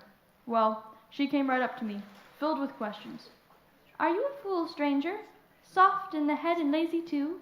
Or do you let things slide because you like your pain? Here you are, cooped up on an island for too long, with no way out of it, none that you can find, while all your shipmates' spirit ebbs away. So she prodded, and I replied at once. Let me tell you, goddess, whoever you are, I'm hardly landlocked here of my own free will. So I must have angered one of the deathless gods who rules the skies up here. But you tell me, you immortals know it all. Which one of you blocks my way here, keeps me from my voyage? How can I cross the swarming sea and reach home at last? And the glistening goddess reassured me warmly. Of course, my friend. I'll answer all your questions. Who haunts these parts? Proteus of Egypt does, the immortal old man of the sea who never lies, who sounds the deep in all its depths, Poseidon's servant. He is my father, they say. He gave me life. And he, if only you ambush him somehow and pin him down, will tell you the way to go, the stages of your voyage, how you can cross the swarming sea and reach home at last. And he can tell you, too, if you want to press him, you are a king, it seems. All that's occurred within your palace, good and bad, while you've been gone and your long way painful. Then you are the one, I quickly took her up. Show me the trick to trap this ancient power, or he'll see or sense me first and slip away. It's hard for a mortal man to force a god. True, my friend, the glistening one agreed. And again, I'll tell you all you need to know. When the sun stands striding at high noon, then up from the waves he comes, the old man of the sea who never lies. Under a west wind's gust that shrouds him round in shuddering dark swells, and once he's out on land, he heads for his bed of rest in deep hollow caves, and around him droves of seals Sleek pups bred by his lovely ocean lady bed down too in a huddle, flopping up from the gray surf, giving off the sour reek of the salty ocean depths. I'll lead you there myself at the break of day and count you all for attack side by side. Choose 3 men from your group. Choose well. The best you've got aboard the good ducked hulls. Now I'll tell you all the old wizard's tricks. First, he'll make his rounds and count the seals. At once he's checked their number, reviewed them all. Down in their midst he'll lie, like a shepherd with his flock. That's your moment. Soon as you see him bedded down, muster your heart and strengthen with strength and hold him fast, wildly as he writhes and frights you to escape. He'll try all kinds of escape, twists and turn into every beast that moves across the earth, transforming himself into water, superhuman fire. But you hold on for dear life, hug him all the harder. And when, at last, he begins to ask you questions, back in the shape you saw him sleep at first, relax your grip and set the old god free. And ask him outright, hero, which of the gods is up in arms against you? How can you reach the swarming sea and reach home at last? So she urged. So she urged, and under the breaking surf she dove. As I went back to our squadron beached in sand, my heart a heaving storm at every step. Once I reached my ship hauled up on shore. We made our meal, and the God-sent night came down. And when we slept, at the sea's smooth, shelving edge. When young dawn, with her rose-red fingers, shone once more, I set out down the coast of the wide-ranging sea, praying hard to the gods for all their help, taking with me the 3 men I trusted most on every kind of mission. Herodotus now had slipped beneath the sea's engulfing folds, but back from the waves she came with 4 sealskins, all freshly stripped, to deceive her father blind. She scooped out lurking places deep in the sand and sat there waiting as we approached her post. Then, crouching us side by side, she flung a sealskin over each man's back. Now there was an ambush that would have overpowered us all, overpowering, true, the awful reek of those sea-fed brutes. Who would dream of bedding down with a monster of the deep? But the goddess sped to our rescue, found the cure with ambrosia, daubing it under each man's nose, that lovely scent. It drowned the creature's stench. So all morning we lay there waiting, spirits steeled, while seals came crowding, jostling out of the sea, and flopped down in rows, basking along the surf. At high noon the old man emerged from the waves and found his fat-fed seals and made his rounds, counting them off, counting us the first 4. But he had no inkling of all the fraud afoot. Then down he lay and slept, but we, with a battle cry, rushed him, flying out our arms around him. We lost nothing, the old rascal, none of his cunning, quick techniques. First, he shifted into a great-bearded lion, then a serpent, a panther, a rambling wild boar, a torrent of water, a tree with soaring branch tops. But we held on for dear life, braving it out until at last, that quick change artist, the old wizard, began to weary all of his and burst out into rapid-fire questions. Which god, Menelaus, conspired with you to trap me in ambush? Seek me against my will. What on earth do you want? You know, old man, I countered now, why put me off with questions? Here I am, cooped up on an island far too long, with no way out of it, none that I can find, while my spirit ebbs away. But you tell me, you immortals know it all. Which one of you blocks my way here, keeping me from my voyage? How can I cross the swarming sea and reach home at last? How wrong you were, the seer shot back at once. You should have offered Zeus and the other gods a handsome sacrifice, then embarked if you ever hoped for a rapid journey home across a wine-dark sea.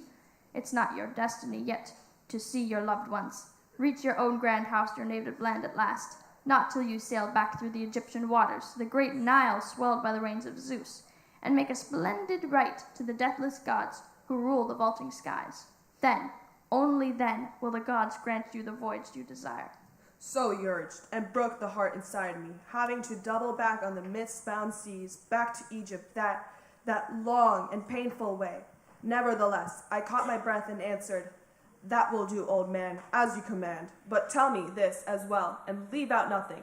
Did all the Achaeans reach home in the ships unharmed? Are we all we left behind, Nestor and I, en route from Troy? Or did any die some cruel death by shipwreck, or die in the arms of loved ones, once they wound down the long coil of war? And he lost no time in saying, Son of Atreus, why do you ask me that? Why do you need to know? Why probe my mind? You won't stay dry-eyed long, I warn you. Once you have heard the whole story. Many of them were killed, many survived as well, but only 2 who captained your bronze-armored units died on the way home. You know who died in the fighting. You were there yourself. And one is still alive, held captive somewhere off in the endless seas. Ajax now went down in his long-oared fleet. First Poseidon drove him onto the cliffs of Gyrae, looming cliffs, then saved him from the breakers.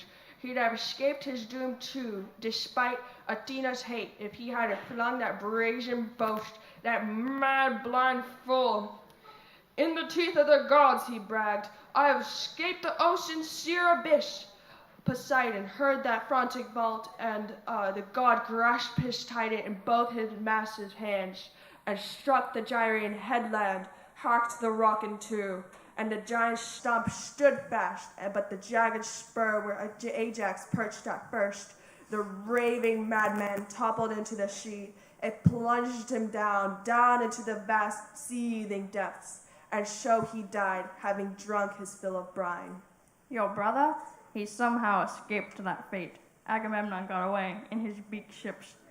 Queen Hera pulled him through, but just as she came abreast of Mela's beetling cape, a hurricane snatched him up and swept him way off course, groaning desperate, driving him over the fish-infested sea, to the wild borderland where Thyestes made his home in the days of old and his son Aegisthus lived now. But even from there, a safe return seemed likely. Yes, the immortals swung the wind around to the fair, and the victors sailed home. How he rejoiced, Atrides, setting foot on his fatherland once more. He took that native earth in his hands and kissed it. Not hot tears flooding his eyes, so thrilled he was to see his land. But a watchman saw him too, from a lookout high above. A spy, that cunning Aegisthus, stationed there, luring the man with 2 gold bars in payments. 1 whole year he'd watched, so the great king would not get past unseen. His fighting power intact for self-defense, the spy ran the news to his master's halls, and Aegisthus quickly set his stealthy trap. Picking the 20 best recruits from the town, he passed them in ambush at one end of the house. At the other he ordered a banquet, dressed and spread with welcome to the conquering hero Agamemnon, went with team and chariot, and a mine aswarm with evil. Up from the shore he led the king, he ushered him in, suspecting nothing of all his doom. He feasted him well, then cut him down as a man cuts down some ox at trough. Not one of your brother's men-at-arms was left alive, none of Aegisthus's either, all killed in the palace. So Proteus said, and his story crushed my heart. I knelt down in the sand and wept. I had no desire to go on living and see the rising light of day. But once I had my fill of tears, and writhing there, the old man of the sea, who never lies, continued, No more, Menelaus. How long must you weep withering tears? What good can come of tears? None I know of. Strive instead to return to your native country. Hurry home at once. Either you'll find the murderer still alive, or Orestes will have beaten you to the kill. You'll be in time to share the funeral feast.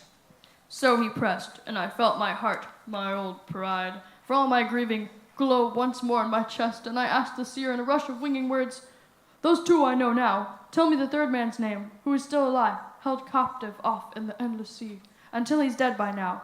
I want to know how the truth, though it grieves me all the more. Odysseus, the old prophet, named the 3rd at once. Laertes' son, who made his home in Ithaca. I saw him once on an island, weeping live warm tears in the nymph Calypso's house. She holds him there by force. She has no way to voice home to his own native land. No trim ships in reach, no crew to ply the boards. Is sending his skyling o'er the sea's broad back. But about your destiny, Menelaus, dear to Zeus, it's not for you to die and meet your fate in the stallion land of Argos. No, the Dacious ones will sweep you off the world's end, the Elysian fields where gold hair Radamanthus waits. Where life glides on in immortal ease for mortal man. No snow, no winter onslaught, never a downpour there, but night and day the ocean river sends up breezes, swinging winds into the west, refreshing all mankind. All this because you are Helen's husband now. The gods count on you, the son-in-law of Zeus. So he divined, and down the breaking surf he dove, as I went back to the ships with my brave men, my heart a rising tide at every step. Once I reached my craft, hauled up on shore, we made our meal, and the God-sent night came down, and then we slept at the sea's smooth, shelving edge. When young Dawn with her rose-red fingers shone once more, we hauled the vessels down to the sunlit breakers first, then stepped the mast midships. Canvas brailed, the crews swung aboard, they sat to the other oars in ranks, and in rhythm churned the water white with stroke on stroke. Back we went to the Nile, swelled by the rains of Zeus. I moored the ships and sacrificed in splendid rite, and once I'd slaked the wrath of the everlasting gods, I raised a mound for Agamemnon, his undying glory. All this done, I set sail, and the gods sent me a stiff following wind that sped me home, home to the native land I love. But come, my boy, stay in my palace now with me, at least till 10 or a dozen days have passed. Then I'll give you a princely send-off, shining gifts, 3 stallions, and a chariot burnished bright.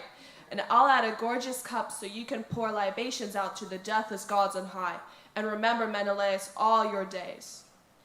Telemachus, summoning up his newfound tact, replied, Please, Menelaus, don't keep me quite so long. True, I'd gladly sit beside you one whole year without a twinge of longing for home or parents. It's wonderful how you tell your stories. All you say, I delight to listen. Yes, but now I'm afraid my comrades must be restless in sacred Pylos, and here you'd hold me just a little longer. As for the gift you give me, let it be a keepsake. Those horses I really cannot take to Ithaca. Better to leave them here, to be your glory. You rule a wide level plain, where the fields to cover roll in gillingale, and wheat and oats and glistening full grain barley. No running rooms for mares in Ithaca, though no meadows. Goat, not stallion land, it means the world to me. None of the rugged islands slanting down to the sea is good pasture for bridle paths. But Ithaca, best of islands, crowns them all. So he declared. The Lord of the War Cry smiled, patted him with his hand, and praised his guest, concluding, Good blood runs in you, dear boy. Your words are proof. Certainly, I'll exchange the gifts. The power's mine. Of all the treasures lying heaped in my palace, you shall have the finest, most esteemed. Why? I'll give you a mixing bowl, forged to perfection. It's solid silver, finished with a lip of gold. Hephaestus himself made it, and a royal friend, Phaedimus, king of Sidon, lavished it on me, when his palace welcomed me on passage home. How pleased I'd be if you took it as a gift. And now as the two confided in each other, banqueters arrived at the king's palace, leading their own sheep, bearing their hearty wine, and their wives in lovely headbands set along the food.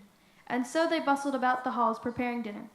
But all the while the suitors before Odysseus' palace amused themselves with discuss and long-throwing spears, but on the leveled grounds, free and easy as always, full of swagger. But Lord Antinous sat apart, dashing Eurymachus beside him, ringleaders, head and shoulder the strongest of the lot. Phroneus' son, Neumann, approached them now, quick to press Antinous with a question.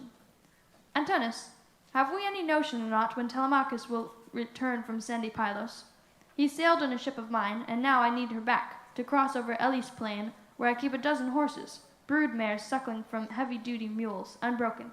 I'd like to drive one home and break him in. That dumbfounded them both. They never dreamed the prince had gone to Pylos, Neleus' city. Certain the boy was still nearby somewhere, out on his farm with flocks or with the swineherd. Tell me the truth, Antinous wheeled on Neumann. When did he go, and what young crew went with him? Ithaca's best, or his own slaves and servants? Surely he has enough to man a ship. Tell me this. Be clear. I've got to know.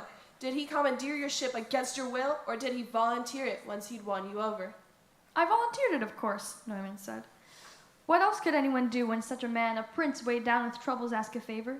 Hard to deny him anything. And the young crew that formed his escort? Well, they're the finest of men on the island, next to us. And Mentor took command.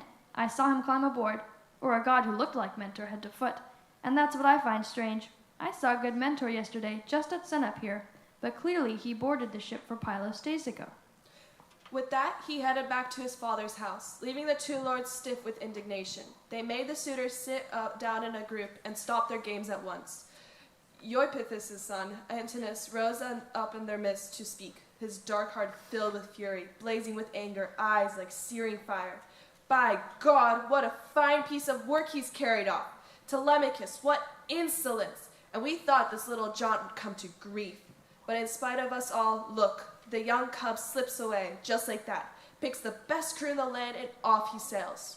And this is just the start of the trouble he can make. Zeus, kill that brazen boy before he hits his prime. Quick, fetch me a swift ship and 20 men. I'll waylay him from ambush, boarding him coming back in the straits between Ithaca and rocky Seine. This gallant voyage of his to find his father will find him wrecked at last. They all roared approval, urged him on, rose at once and retired to Odysseus' palace. But not for long was Penelope unaware of the grim plots her suitors planned in secret. The herald Medon told her. He'd overheard their schemes, listening in outside the court while they wove on within. He rushed the news through the halls to tell the queen, who greeted him as he crossed her chamber's threshold. Herald, why have the young blades sent you now? To order King Odysseus' serving women to stop their work and slave to fix their feast. I hate their courting, their running riot here. Would to God that this meal here and now were their last meal on earth. Day after day, all you swarming, draining our life's blood, my wary son's estate. What, didn't you listen to your fathers when you were children, years ago, telling you how Odysseus treated them, your parents? Never an unfair word, never an unfair action among his people here, though that's the way of our God-appointed kings, hating one man, loving the next with luck. Not Odysseus, never an outrage done to any man alive. But you and your ugly outbursts, shameful acts, they're plain to see. Look at the thanks he gets for all past acts of kindness. Medon replied, sure of his own discretion. Ah, my queen, if only that were the worst of all you face. Now your servants are plotting something worse, harsher, crueler. God forbid they bring it off. They're poised to cut Telemachus down with bronze swords. On his way back home, he sailed off, you see, for news of his father to sacred Pylos first, then out to the sunny hills of Lacedaemon. Her knees gave way on the spot, her heart too. She stood there speechless a while, struck dumb, tears filling in her eyes, her warm voice choked. At last, she found some words to make reply. Oh, Herald, why has my child gone and left me? No need in the world for him to board the ships, those chariots the sea that sweep men on, driving across the ocean's endless waste. Does he want his very name wiped off the earth? Medon, the soul of thoughtfulness, responded, I don't know if a god inspired your son or the boy's own impulse led him down to Pylos, but he went to learn of his father's journey home, or whatever fates he met.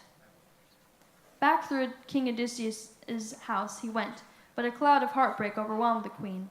She could bear no longer sitting on a chair, though her room and chairs aplenty. Down she sank on her well-bent chamber's floor, weeping pitifully as the women whimpered round her, all the women, young and old, who served her house. Penelope, sobbing uncontrollably, cried out to them, Hear me, dear ones, Zeus has given me torment, me above all the others born and bred in my day. My lion-hearted husband, lost long years ago, who excelled the Argives all in every strength, that great man whose fame resounds through Hellas, right to the depths of Argos. But now, my son, my darling boy, the whirlwinds have ripped him out of the halls without a trace. I never heard he's gone, not even from you, you hard, heartless. Not one of you even thought to rouse me from my bed, though well you know when he boarded that black ship. Oh, if only I had learned he was planning such a journey, he would have stayed. But God, keen as he was to sail, or left me dead right here within our palace. Go, someone, quickly. Call old Dolius now, the servant my father gave me when I came, the man who tends my orchard green with trees, so she can run to Laertes. Sit behind him. Tell him the whole story, point by point.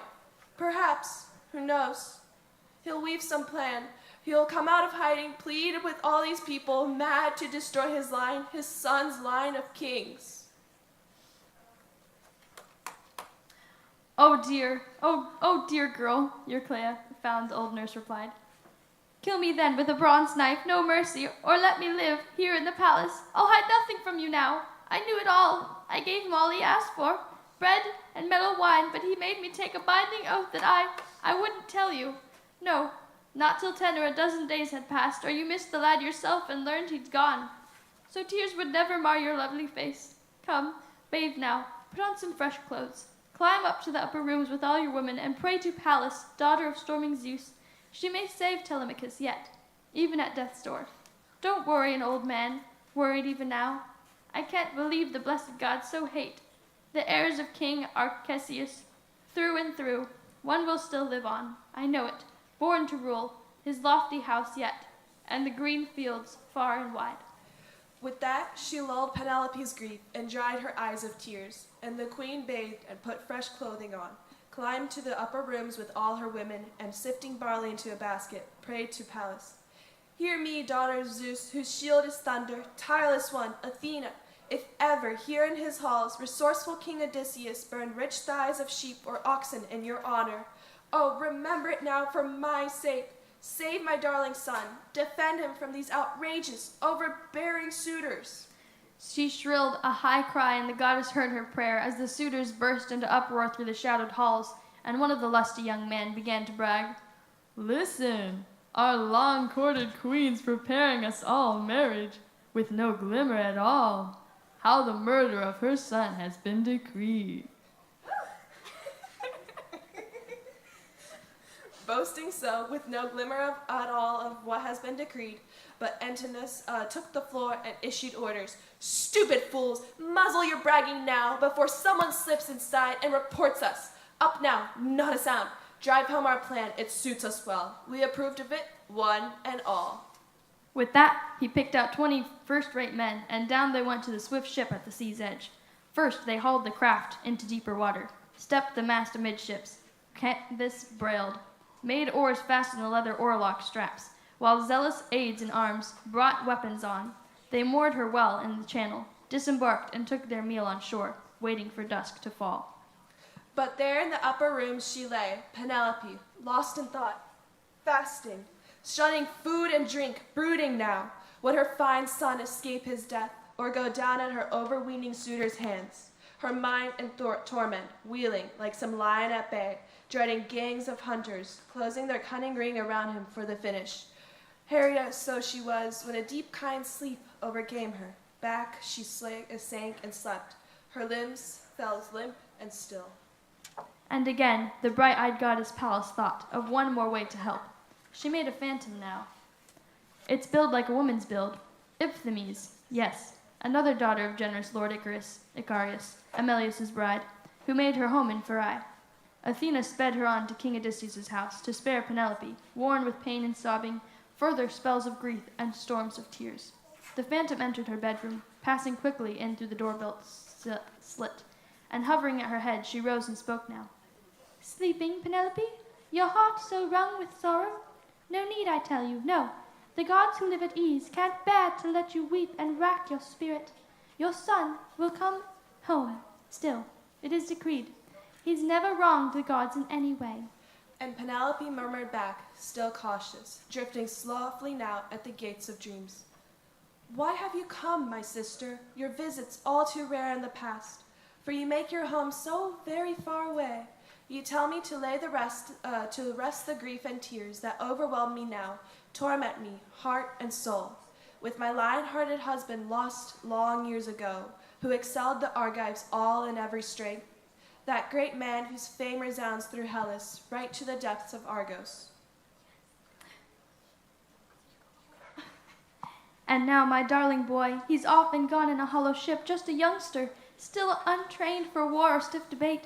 Him I mourn even more than I do my own husband. I quake in terror for all that he might suffer, either on open sea or shores. He goes to visit. Hordes of enemies scheme against him now, keen to kill him off before he can reach his native land again. Courage, the shadow phantom reassured her.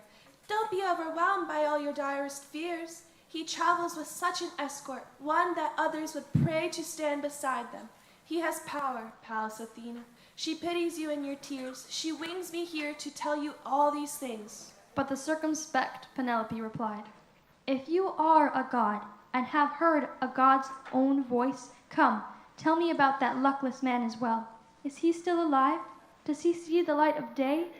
Or is he dead already, lost in the house of death?" About that man, the shadowy phantom answered, I cannot tell you the story start to finish, whether he's dead or alive. It's wrong to lead you on with idle words.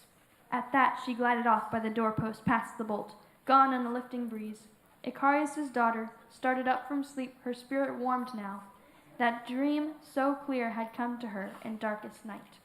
But the suitors boarded now and sailed the sea lanes, plotting in their hearts Telemachus is plunged to death. Off in the middle channel lies a rocky island, just between Ithaca and Same's rugged cliffs. Asteris, not large, but it has a cove, a harbor with 2 mouths where ships can hide. Here the Achaeans lurked in ambush for the prince.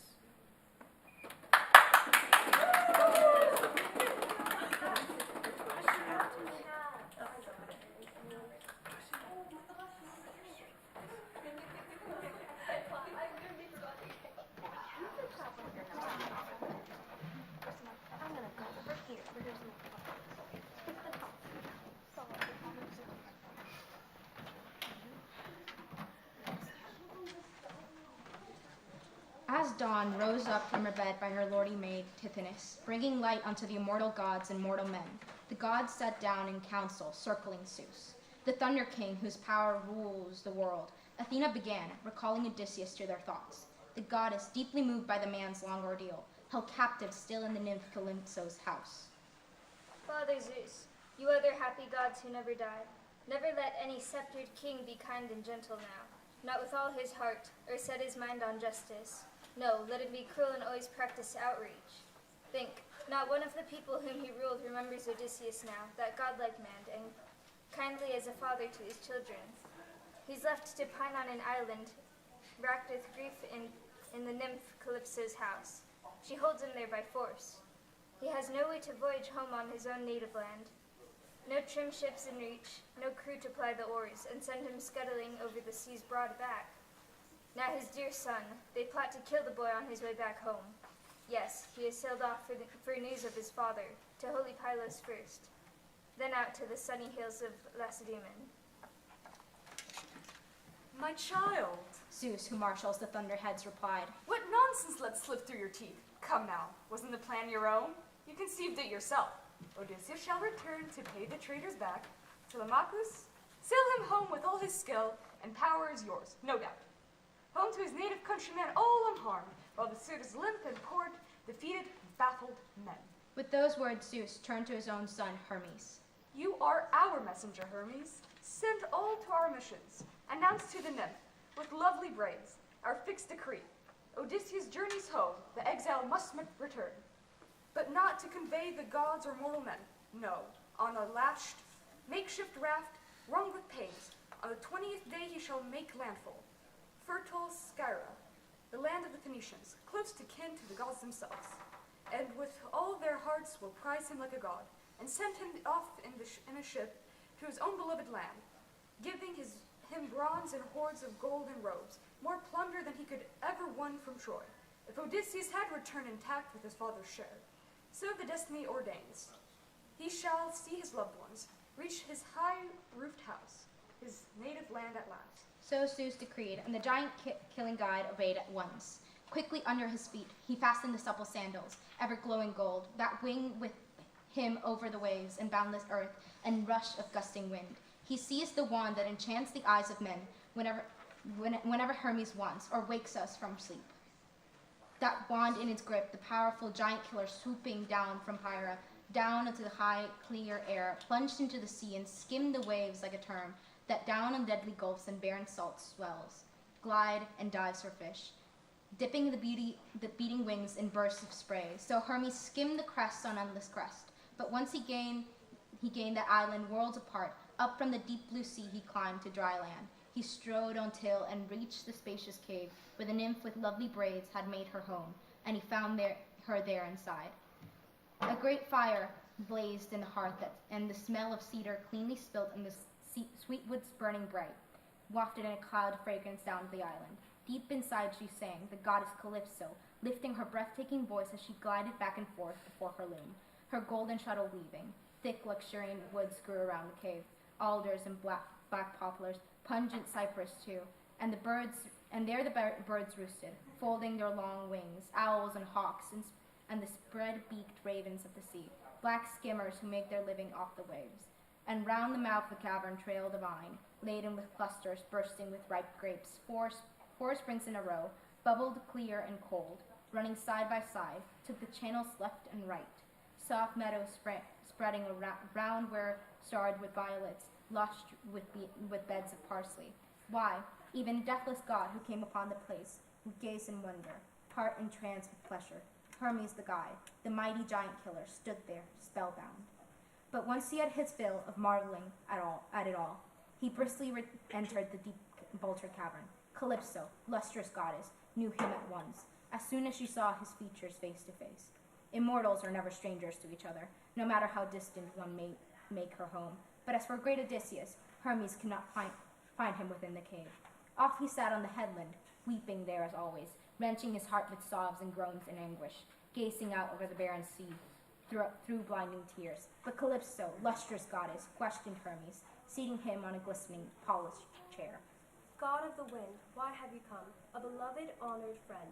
But it's been so long, your visit's much too rare. Tell me, what's on your mind? I'm eager to do it, whatever I can do, whatever can be done. And the goddess drew a table up beside him, heaped with ambrosia, mixed him deep red nectar. Hermes, the guide and giant killer, ate and drank.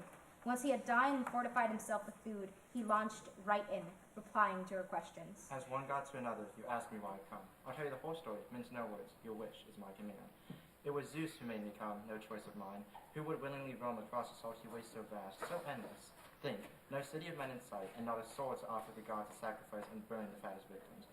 But there is no way, you know, for another god to thwart the world storming Zeus and make it come to nothing. Zeus claims you keep beside you a most unlucky man, most harried of all, who fought for Priam's Troy 9 years, sacking the city and the tent, and then set sail for home. But voyaging back, they outraged Queen Athena, who loosed the gales and pounding seas against them. There all the rest of his loyal shipmates died, but the wind drove him on, the current bore him here. Now Zeus commands you to send him off with all good speed. It is not his fate to die here, far from his own people. Destiny still ordains that he shall see his loved ones, reach his high-roofed house, his native land at last. But lustrous Calypso shuddered at the words and burst into a flight of indignation. Hard-hearted you are, you gods, you unrivaled lords of jealousy, scandalized when goddesses sleep with mortals openly, even when one has made the man her husband. So when Dawn with her rose-red fingers took Orion, you gods in your everlasting ease were horrified, till chaste Artemis, throned in gold, attacked him, out on Delos, shot him to death with gentle shafts. And so when Demeter, the graceful one with lovely braids, gave way to her passion and made love with Jason, bedding down in a furrow plowed 3 times, Zeus got wind of it soon enough, I'd say, and blasted the man to death with flashing bolts. So now at last, you gods, you train your spite on me, for keeping a mortal man beside me, the man I saved, riding astride his keel board, all alone, when Zeus with one hurl of a white-hot bolt had crushed his racing warship down the wine-dark sea. There all the rest of his loyal shipmates died, but the wind drove him on, the current bore him here, and I welcomed him warmly, cherished him, even vowed to make the man immortal, ageless all his days. But since there is no way for another god to thwart the will of storming Zeus and make it come to nothing, let the man go, if the Almighty insists, commands, and destroy him on the barren salt sea. I'll send him off, but not with any escort. I have no ships in reach, no crew to ply the oars, and send him scudding over the sea's broad back. But I will gladly advise him, I'll hide nothing, so he can reach his native country all unharmed. And the guide and giant killer reinforced her words. Release him at once, just so.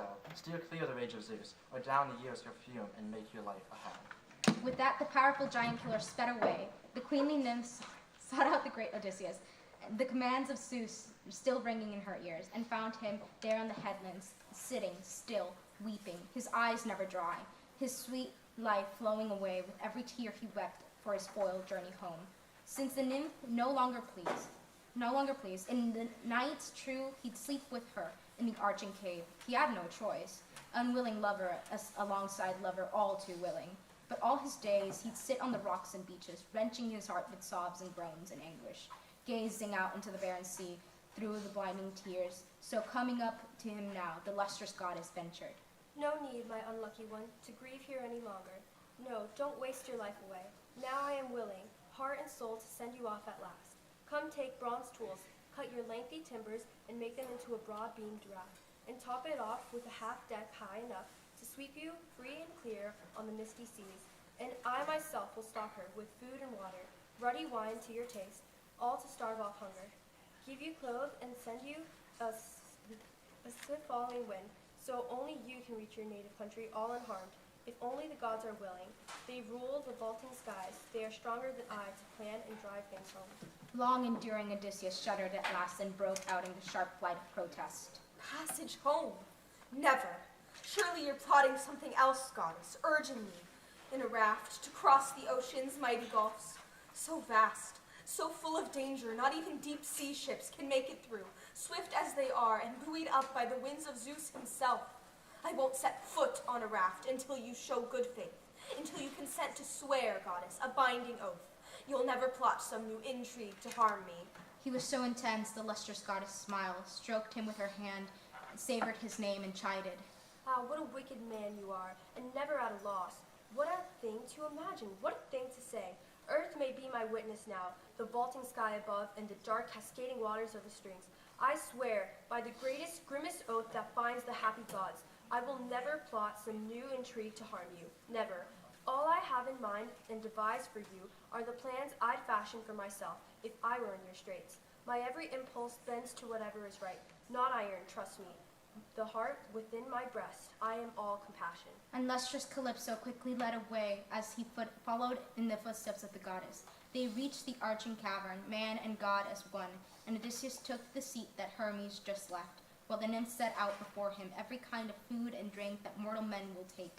Calypso sat down face to face with the king, and the women served her nectar and ambrosia. They reached out for the good things that lay at hand. When they'd had their fill of food and drink, the lustrous one took up a new approach. So then, royal son of Laertes, Odysseus, man of exploits, still eager to leave at once and hurry back to your own home, your beloved native land, good luck to you, even so. Farewell. But if you only knew, down deep, what pains are fated to fill your cup before you reach that shore, you'd stay right here, preside in our house with me, and be immortal. Much as you long to see your wife, the one you pine for all your days, and yet I might just claim to be nothing less than she, neither in face nor figure. Hardly right, is it, for a mortal woman to rival an immortal goddess? How, in build, in beauty? Ah, great goddess, Worldly Odysseus answered. Don't be angry with me, please. All that you say is true, how well I know. Look at my wise Penelope. She falls far short of you. Your beauty, stature, she is mortal after all, and you never age or die. Nevertheless, I long, I pine all my days to travel home and see the dawn of my return. And if a god will wreck me yet again on the wine-dark sea, I can bear that too, with a spirit tempered to endure. Much have I suffered, labored long and hard by now in the waves and wars. Add this to the total, bring the trial on. Even as he spoke, the sun set and the darkness swept the earth, and now, withdrawing into the cavern's deep recess, long in each other's arms, they lost themselves in love.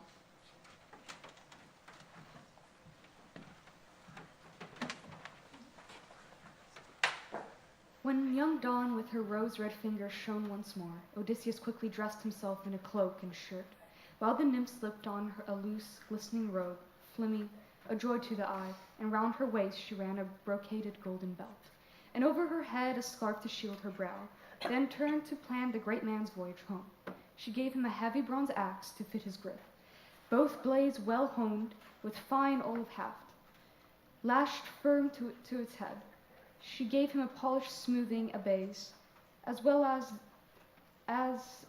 and then she led way to the island's outer edge where the trees grew tall, alders, black pulpers, firs shot sky high, seasoned, drying for years, idle for easy floating. Once she had shown her guest where the tall timber stood, Calypso, the illustrious goddess, headed home again.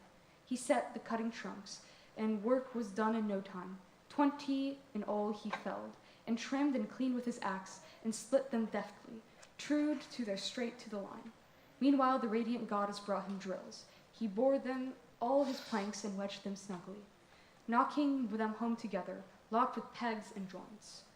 Board and beam and bottom flat of a merchantman, the master shipwright turns out her hull, so broad and craft Odysseus made himself, working away at speed. He put up half the deck, pined to close-set ribs, and a sweep of gunwales round off the sides. He fashioned the mast next, and sank its yards in deep, and added a steering oar to hold her right on course. And then he fenced her stem and stern with twigs and wicker, bulwark against the sea surge, floored with heaps of brush. The illustrious Calypso came again, and now with bolts of cloth to make the sail, and he finished that off too, expertly. Braces, sheets, and brails he rigged off all fast on board, and then eased her down with levers into the sunlit sea. That was the 4th day, and all his work was done. On the 5th, the lovely goddess launched him from her island, when she had bathed and decked him out in fragrant clothes. And Calypso stowed 2 skins aboard, dark wine in one, the large one held water, added sacks of rations filled with the choicest meats to build his strength, and summoned the wind to bear him onward, fair and warm, the wind lifting her spirits high. Royal Odysseus spread sail, gripping the tiller, seated astern. Now the master mariner steered his craft, sleep never closing his eyes, forever scanning the skies. The Pallades and the ploughmen let to set the great bear of mankind, also called the wagon. She wheels on her axis, always fixed, watching the hunter, and she alone is denied a plunge into the ocean's baths. Hers were the stars, and the illustrious goddess told him to keep hard the port as he cut across the sea. The 17 days he sailed, making headway well. On the 18th, shadowy mountains slowly loomed, the Phoenicians' islands reaching toward him now, over the misty beakers, raising like a shield. But now Poseidon, god of the earthquake, saw him, just returning home from his Ethiopian friends. From miles away on the Solymi mountain range, he spied Odysseus sailing down the sea, and made his fury boil even more. He shook his head and rumbled to himself. Outrageous. Look at how the gods have changed their minds about Odysseus while I was off with my Ethiopians. Just look at him there, nearing Phoenicia's shores, where he's fated to escape his noose of pain. That's held him until now. Still, my hopes ride high. I'll give that man his swamping fill of trouble. With that he rammed the clouds together, both hands clutching his trident, churning the waves into chaos, whipping all the gales from every quarter, shrouding over the thunderheads, the earth and sea at once. The night swept down from the sky. East and south winds clashed in the raging west and north, sprung from the heavens, rolled heaving beakers up. Odysseus' knees quaked, his spirits too. Numb with fear, he spoke to his own heart. Wretched man, what becomes of me now at last? I fear the nymph foretold it all too well. On the high seas, she said, before I can reach my native land, I'll fill my cup of pain. And now look, it all comes to pass. What monstrous clouds! King Zeus, crowning the whole wide heaven black, churning the seas in chaos, scales blasting, ranging around my head from every quarter. My death plunge in a flash, it's certain now. 3, 4 times blessed. My friends in arms who died on the plains of Troy those years ago, serving the sons of Atreus to the end. Would to God I'd die there too, and met the fate that day the Trojan swarms of them hurled at me their bronze spears, fighting over the corpse of proud Achilles. A hero's funeral then, my glory spread by comrades. Now what a wretched death I'm doomed to die. At that a massive wave came crashing down on his head, a terrific onslaught spinning his craft round and round. He was thrown clear of the decks, the steering oar wrenched from his grasp. And in one lightning attack, the brawling gale winds struck full force, snapping the mast mid-shaft and hurling the sail and sail yard far across the sea. He went under a good long while, no fast way out, no struggling up from under the giant waves' assault. His clothing dragged him down, divine Calypso's gifts. But at last he fought his way to the surface, spewing bitter brine, Streams was pouring down from his head, but half drowned as he was, he did not forget his craft. He lunged her through the beakers, laying hold and huddling aim-shift. Fled the stroke of death, pell-mell, the rollers tossed along the down current, wild as the north wind tossing thistles along the fields of high harvest, dry stalks clutching each other tightly, so the gale winds trembled down the sea, this way, that way, now the south wind flinging her over the north to sport with, now the east wind giving her up to the west and hurrying on and on. But someone saw him, Cadmus's daughter, with lovely ankles. I know, a mortal woman once with human voice and cold Laercotha, now lives in the sea's salt depths, esteemed by all the gods as she deserves. She pitied Odysseus, tossed, tormented so, she broke from the waves like a sheer water on wing. Lit on the wreck, she asked him kindly, Ah, poor man, why is the god of earthquakes so dead set against you, strewing your way with such a crop of troubles? But he can't destroy you, not for all his anger. Just do as I say, you seem no fool to me. Strip off those clothes and leave your craft for the winds to hurl, and swim in it for now, you must. Strike out with your arms for landfall there, Phaeacian land where destined to safety waits. Here, take this scarf, tie it around your waist, it is immortal. Nothing to fear now, neither pain nor death. But once you grasp the mainland with your hands, untie it quickly, throw it into the wine dark sea, far from the shore, but you turn your head away. With that, the goddess handed him a scarf and slipped back to the heavy breaking seas, like a sheer water once again, and the dark, heaving billow close above her, but a battle-weary Odysseus weighed two horses, deeply torn, propagating his fighting spirit. Oh no, I fear another immortal weaves a snare to trap me, urging me to abandon ship. I won't, not yet. That shore is too far away. I glimpsed it myself, where she says refuge waits. No, here's what I'll do. It's what seems best to me. As long as the timbers cling and joints stand fast, I'll hold out aboard her and take a whipping. Once the breakers smash my craft to pieces, then I'll swim. No better plan for now. But just as great Odysseus thrashed things out, Poseidon, god of earthquake, launched a colossal wave, terrible, murderous, arching over him, pounding him down, hard as the windstorm, blasting piles of dark parched chaff, scattering flying husks, so long planks of his boat were scattered far and wide, that Odysseus leapt aboard, one timber and riding like a plunging racehorse, stripped away from his clothes divine Calypso's gifts, and quickly tying the scarf around his waist, he dove headfirst into the sea, stretched his arms and stroked for life itself, but again the mighty god of earthquake spied him, shook his head and grumbled deep in his spirit. Go after all you've suffered, and rove your miles of sea, till you fall in the arms of people loved by Zeus. Even so, I can hardly think that you'll find your punishments too light. With that threat, he lashed his team with long flowing manes, gaining Aegon port with his famous palace stands. But Zeus's daughter Athena countered him at once. The rest of the winds she stopped right in their tracks, commanding them all to hush now, go to sleep. But the boisterous north, she whipped him up, the great goddess beat the beakers flat before Odysseus, dear to Zeus, so he could reach the Phoenicians, mingle with men who loved their long oars, and escape his death at last. Yes, but now adrift, heaving swells, 2 nights, 2 days, quite lost. Again and again the man foresaw his death.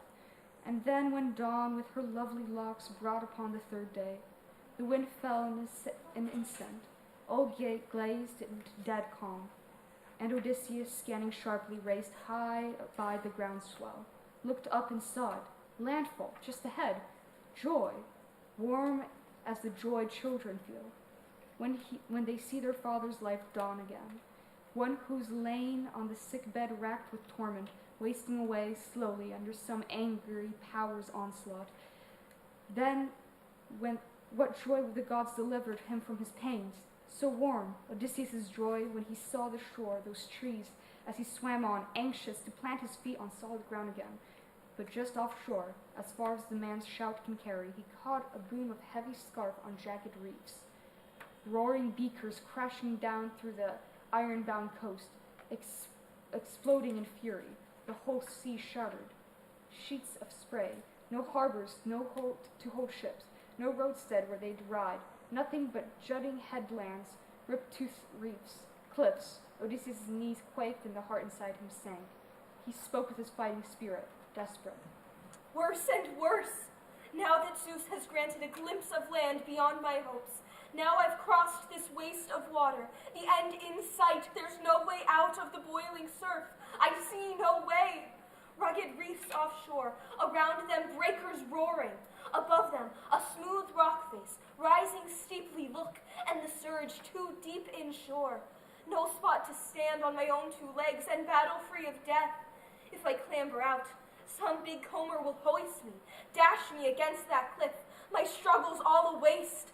If I keep on swimming down the coast, trying to find a sea beach shelving against the waves, a sheltered cove, I dread it. Another gale will snatch me up and haul me back to the fish-infested sea, retching in despair, or dark power will loose some monster at me, rearing out of the waves, one of the thousands Amphitrite's breakers teem with. Well, I know, the famous god of earthquake hates my very name. Just as fear went churning through his mind, a tremendous roller swept him toward the rocky coast, where he'd have been flayed alive, his bones crushed. If the bright-eyed goddess Pallas had not inspired him now, he lunged for a reef, seized it with both hands and clung for dear life, groaning until the giant waves spurged past so he could escape its force. But the breaker's backwash churned him in full fury and hurled him out to sea. Like pebbles stuck to the suckers of some octopus dragging him to his lair, so stripped of skin torn. From his clawing hands struck the rock face. A heavy sea covered him over. Then and there unlucky Odysseus would have met his death, against the will of fate. But the bright-eyed one inspired him yet again. Fighting out all the breakers pounding toward the coast, out of danger he swam on, scanning the land, trying to find the sea beach shelving against the waves, a sheltered cove, stroking hard he came abreast the river's mouth, running calmly, a perfect spot, he thought, free of rocks, with windbreak from the gales. And the current flowed, he felt the river god and prayed to him in spirit. Hear me, Lord, whoever you are, I've come to you, the answer to all my prayers. Rescue me from the sea lord's curse. Every immortal gods will show a man respect. Whatever wanderer seeks their help, like me, I throw myself on your mercy, on your current now. I have suffered greatly. Pity me, Lord, your suppliant cries for help. So the man prayed, and the god stemmed his current, held his surge at once, smoothing out the swells before Odysseus now, drew him safe to shore to the river's mouth.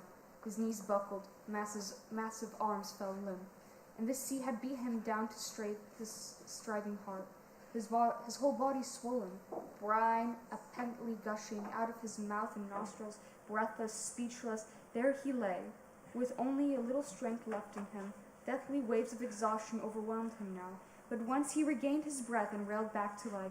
At last he lost the goddess's scarf from his body, dropped it into the river flowing out to sea.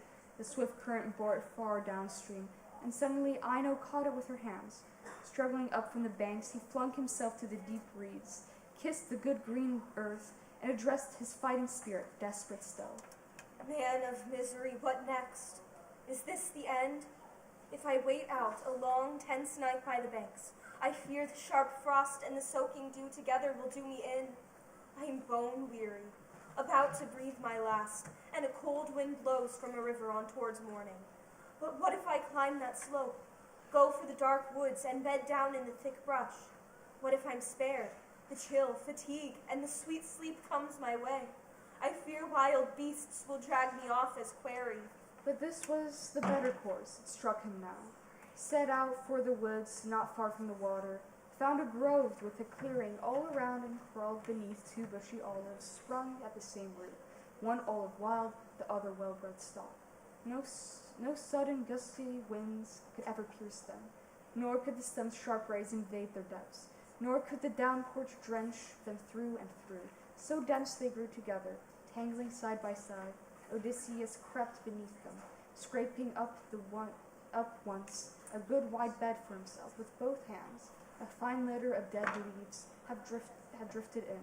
enough to cover 2 men over, even 3, in the wildest kind of winter known to man. Long-enduring great Odysseus, overjoyed by the sight, bedded down to the mines and heaped the leaves around him, as a man will bury his glowing brand in black ashes, off on a lonely farmstead, no neighbors near, to keep the spark alive. No need to kindle fire from somewhere else. So great Odysseus buried himself in the leaves, and Athena showered sleep upon his eyes. Sleep in swift wave delivering him from his pains and labors. Blessed sleep that sealed his eyes at last.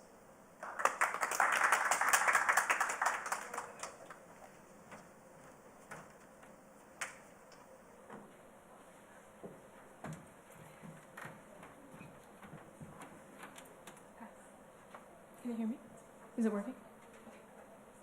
So there he lay at rest, the storm-tossed great Odysseus, borne down by his hard labors first, and now deep sleep as Athena traveled through the countryside and reached the Phaeacian city. Years ago they lived in a land of spacious dancing circles, Hyperia, all too close to the overbearing Cyclops, stronger, violent brutes, who harried them without end. So their godlike king, Nausithous, led the people off in a vast migration, settled them in Scheria. Far from the men who toil on this earth, he flung up walls around the city, built the houses, raised the gods' temples, and shared the land for plowing. But his fate has long since forced him down to death, and now Alcinous ruled, and the gods made him wise. Straight to his house the clear-eyed Pallas went, full of plans for great Odysseus' journey home. She made her way to the gaily painted room, where a young girl lay asleep, a match for the deathless gods in build and beauty. Nausicaa, the daughter of generous King Alcinous. 2 handmaids fair as graces slept beside her, flanking the 2 posts, with the gleaming doors closed. But the goddess drifted through like a breath of fresh air. Rushed to the girl's bed and hovering close she spoke, in face and form like the shipman Dymas' daughter, a girl of princess's age and dearest to her heart, disguised. The bright-eyed goddess chided, Nausicaa, how could your mother bear a careless girl like you? Look at your fine clothes, lying there neglected, with your marriage not far off, the day you should be decked in all your glory, and offer elegant dresses to those who form your escort. That's how a bride's good name goes out across the world, and it brings her father and queenly mother joy. Come, let's go wash these clothes at the break of day. I'll help you lend a hand, and the work will fly. You won't stay unwed long. The noblest man in the country court you now, all Phaeacians just like you, Phaeacia born and raised. So come, the first thing in the morning, press your kingly father to harness the mules and wagon for you, all to carry your sashes, dresses, glossy spreads for your bed. It's so much nicer for you to ride than go on foot. The washing pools are just too far from town. With that, the bright-eyed goddess sped away to Olympus, where, they say, the god's eternal mansion stands unmoved, never rocked by gale winds, never drenched by rains, nor do the drifting snows assail it.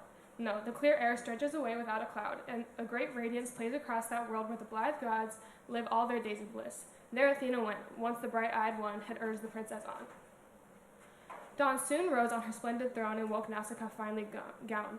Still beguiled by her dream, down she went through the house to tell her parents now, her beloved father and mother. She found them both inside. Her mother sat at the hearth with several waiting women, spinning yarn on a spindle, lustrous sea-blue wool. Her father she met as he left to join the lords at a council island nobles, asking him to attend.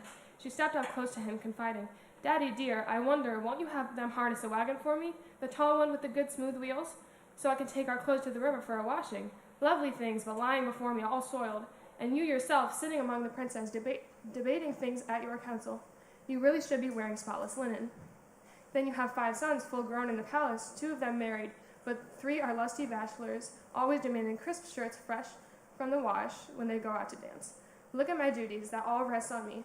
So she coaxed, too shy to touch on her hopes for marriage, young warm hopes, in her father's presence. But he saw through it all and answered quickly, I won't deny you the mules, my darling girl. I won't deny you anything. Off you go, and the men will harness a wagon, the tall one with the good smooth wheels, fitted out with a cradle on the top. With that, he called to the stableman, and they complied. They trundled the wagon out now, rolling smoothly, back the mule team into the traces, hitched them up, while the princess brought her finery from the room, and piled it into the wagon's polished cradle. Her mother packed a hamper, treats of all kinds, favorite things to refresh her daughter's spirits, poured wine at his skin, and as Nausicaa climbed aboard, the queen gave her a golden flask of suppling olive oil for her and her maids to smooth on after bathing. Then, taking the whip in hand and glistening reins, she touched the mules to a start, and out they clattered, trotting on at a clip, bearing the princess and her clothes, and not alone. Her maids went with her, stepping briskly too. Once they reached the banks of the river, flowing strong where the pools would never fail, with plenty of water, cool and clear, bubbling up and rushing through to scour the darkest stains, they loosed the mules out from under the wagon yoke and chased them down the river's rippling banks to graze on luscious clover. Down from the cradle they lifted the clothes by the armload, plunged them into dark pools, and stamped them down in the hollows, one girl racing the next to finish first until they'd scored and rinsed off all the grime. Then they spread them out in a line along the beach where the surf had washed a pebbly scree ashore, and once they bathed and smoothed their skin with oil, they took their picnic, sitting along the river's banks and waiting for all the clothes to dry in the hot noon sun. Now fed to their heart's content, the princess and her retinue threw their veils to the wind, struck up a game of ball. White-armed Nausicaa led their singing, dancing beat, as lithe as Artemis with her arrows striding down from a high peak. Taygetus, towering ridge, or Erythrus, thrilled to race with the wild boar or bounding deer, and nymphs of the hills race with her, daughters of Zeus whose shield is storm and thunder. Ranging the hills in sport, and Leto's heart exults as head and shoulders over the rest of her daughter rises, unmistakable. She outshines them all, though all are lovely. So Nausicaa shone among her maids, a virgin, still unwed. But now she was about to fold her clothes and yoke the mules and turn for home again. Now clear-eyed Pallas thought of what came next, to make Odysseus wake and see this young beauty, and she would lead him to the Phaeacians' town, the ball. The princess suddenly tossed it to a maid, but it missed the girl. It splashed in a deep swirling pool, and they all shouted out, and that woke great Odysseus. He sat up with a start, puzzling, his heart pounding. Man of misery, whose land have I lit on now? What are they here? Violent, savage, lawless, or friendly to strangers, God-fearing men? Listen, shouting, echoing round me, women, girls, or the nymphs who taught the rugged mountain tops and the river springs and the meadows lush with grass? Or am I really close to people who speak my language? Up with you, see how the land lies, see for yourself now. Muttering so, great Odysseus crept out of the bushes, stripping off with his massive hand a leafy branch from the tangled olive growth to shield his body, hide his private parts, and out he stalked as a mountain lion exultant in his power, strides through the wind and rain, and his eyes blaze, and he charges sheep or oxen, or chases wild deer, but his hunger drives him on to go for flocks, even to raid the best defended homestead. So Odysseus moved out, about to mingle with all those lovely girls. Naked now as he was, for the need drove him on, a terrible sight, all crusted, caked with brine, they scattered in panic down the jutting beaches. Only Alcinous' daughter held fast, for Athena planted courage within her heart, dissolved the trembling in her limbs, and she firmly stood her ground and faced Odysseus, torn now. Should he fling his arms around her knees, the young beauty, plead for help, or stand back, plead with a winning word, beg her to lead him to town and lend him clothing? This was the better way, he thought. Plead now with a subtle winning word, and stand well back. Don't clasp her knees, the girl might bridle, yes. He launched in at once, endearing, sly, and suave. Here I am at your mercy, princess. Are you a goddess or a mortal? If one of the gods who rule the skies up there, you're Artemis to the life, the daughter of mighty Zeus. I see her now. Just look at your build, your bearing, your lithe, flowing grace. But if you're one of the mortals living here on earth, 3 times blessed are your father, your queenly mother, 3 times over your brothers too. How often their hearts must warm with joy to see you striding into the dances, such a bloom of beauty. True, but he is the one more blessed than all of the other men alive, that man who sways you with gifts and leads you home, his bride. I have never laid eyes on anyone like you, neither man nor woman. I look at you, and a sense of wonder takes me. Wait, once I saw the like in Delos beside Apollo's altar, the young slip of a palm tree springing into the light. There I'd sailed, you see, with a great army in my wake, out on a long campaign that doomed my life to hardship. That vision, just as I stood there gazing, rapt for hours, no shaft like that had ever risen up from the earth. Now I marvel at you, my lady, rapt, enthralled, too struck with awe to grasp you by the knees, though pain has ground me down. Only yesterday, the 20th day, did I escape the wine-dark sea. Till then, the waves and the rushing gales had swept me on from the island of Ogygia. Now some power has tossed me here, doubtless to suffer still more torments on your shores. I can't believe they'll stop. Long before that, the gods will give me more, still more. Compassion, princess, please. You, after all that I have suffered, you are the first I've come to. I know no one else, none in your city, none in your land. Show me the way to town. Give me a rag for cover, just some cloth, some wrapper you carried with you here. And may the good gods give you all your heart desires, husband and a house, and lasting harmony too. No finer, greater gift in the world that, when a man and women possess their home, 2 minds, 2 hearts that work as one. Despair to their enemies, a joy to all their friends, their own best claim to glory. Stranger, the white-armed princess answered staunchly. Friend, you're hardly a wicked man, and no fool, I'd say. It's Olympian Zeus himself who hands our fortunes out, to each of us in turn, to the good and bad, however Zeus prefers, but he gave you pain, it seems. You simply have to bear it. But now, seeing you've reached our city and our land, you'll never lack for clothing or any other gift. The right of worn-out suppliants came our way. I'll show you our town, tell you our people's name, Phaeacians we are, who hold the city and this land, and I am the daughter of generous King Alcinous. All our people's power stems from him." She called out to her girls with lovely braids, "Stop, my friends. Why run when you see a man? Surely you don't think him an enemy, do you? There's no one alive, there never will be one, who'd reach Phaeacian soil and lay it waste. The immortals love us far too much for that. We live too far apart, out in the surging sea, off at the world's end. No other mortals come to mingle with us. But here's an unlucky wanderer strayed our way, and we must tend him well. Every stranger and beggar comes from Zeus, and whatever scrap we give him, he'll be glad to get. So quick, my girls, give your newfound friend some food and drink, and bathe the man in the river, wherever you find some shelter from the wind." At that, they came to a halt and teased each other on, and led Odysseus down to a sheltered spot where he could find a seat, just as great Alcinous' daughter told them.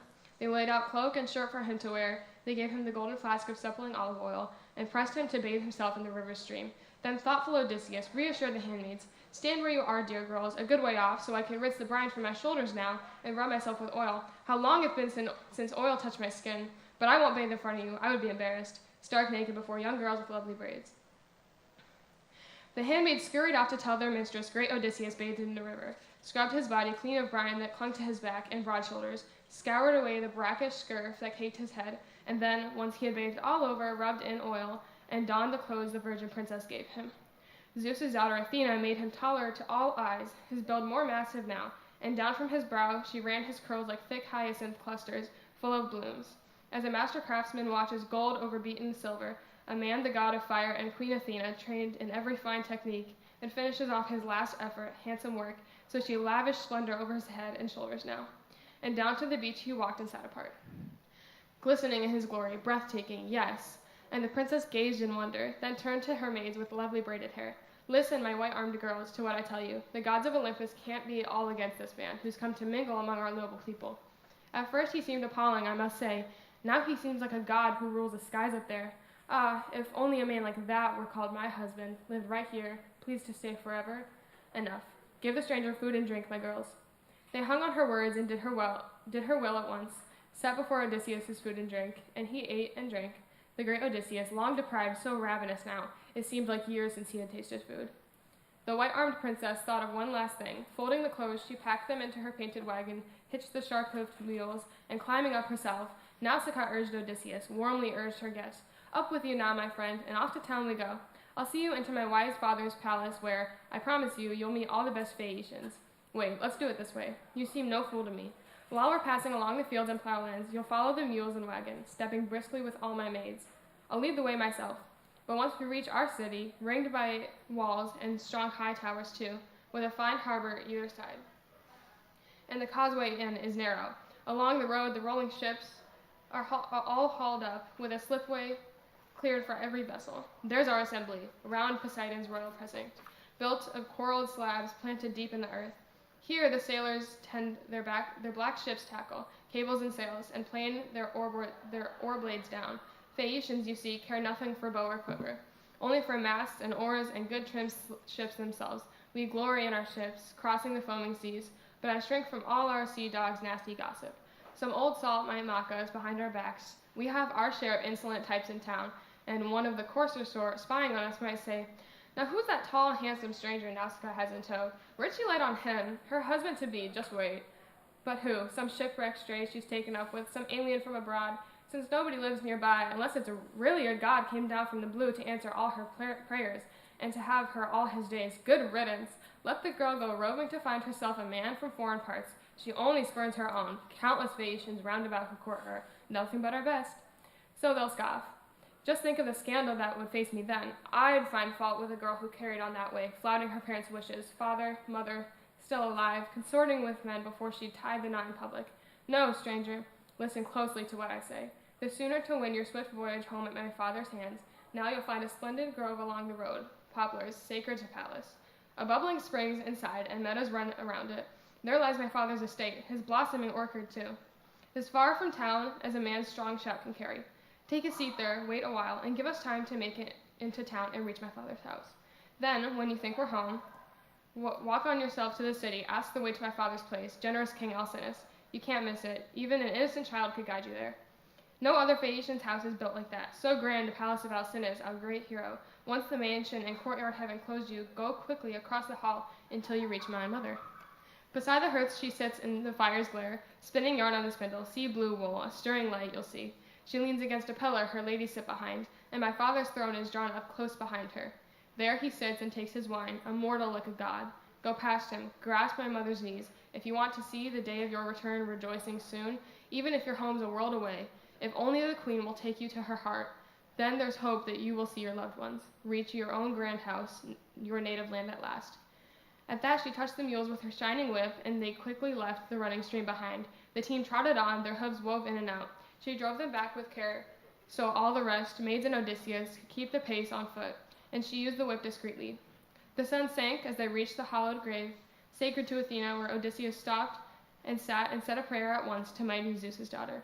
Hear me, daughter of Zeus, whose shield is thunder, tireless one, Athena. Now hear my prayer at last, for you never heard me then when I was shattered, when the famous god of earthquakes wrecked my craft.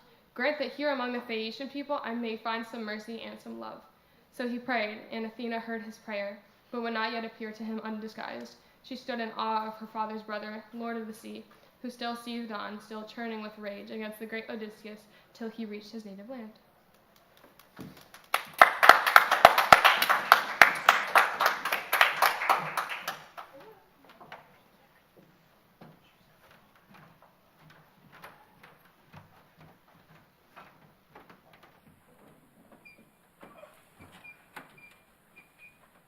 Now, as Odysseus, long in exile, prayed in Athena's grove, the hardy mule team drew the princess toward the city.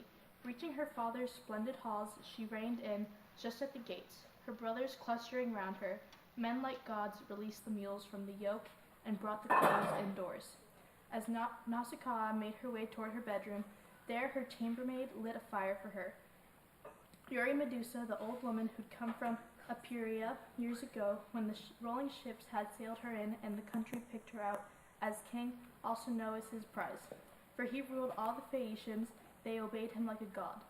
Once she had nursed the white-armed princess in the palace. Now she lit a fire and made her supper in the room. At the same time, Odysseus set off toward the city.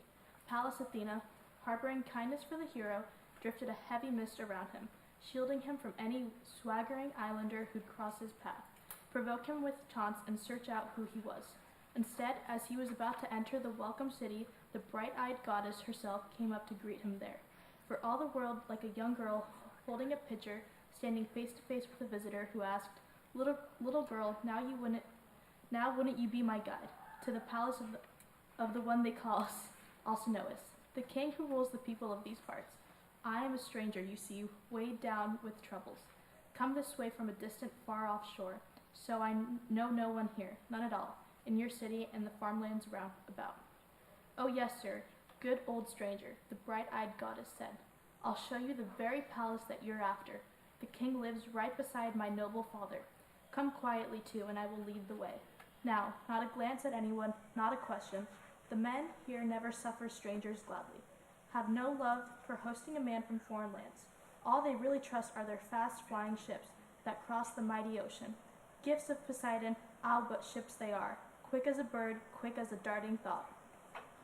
And Pallas Athena sped away in the lead as he followed in her footsteps, man and goddess, but the famed Phaeacian sailors never saw him.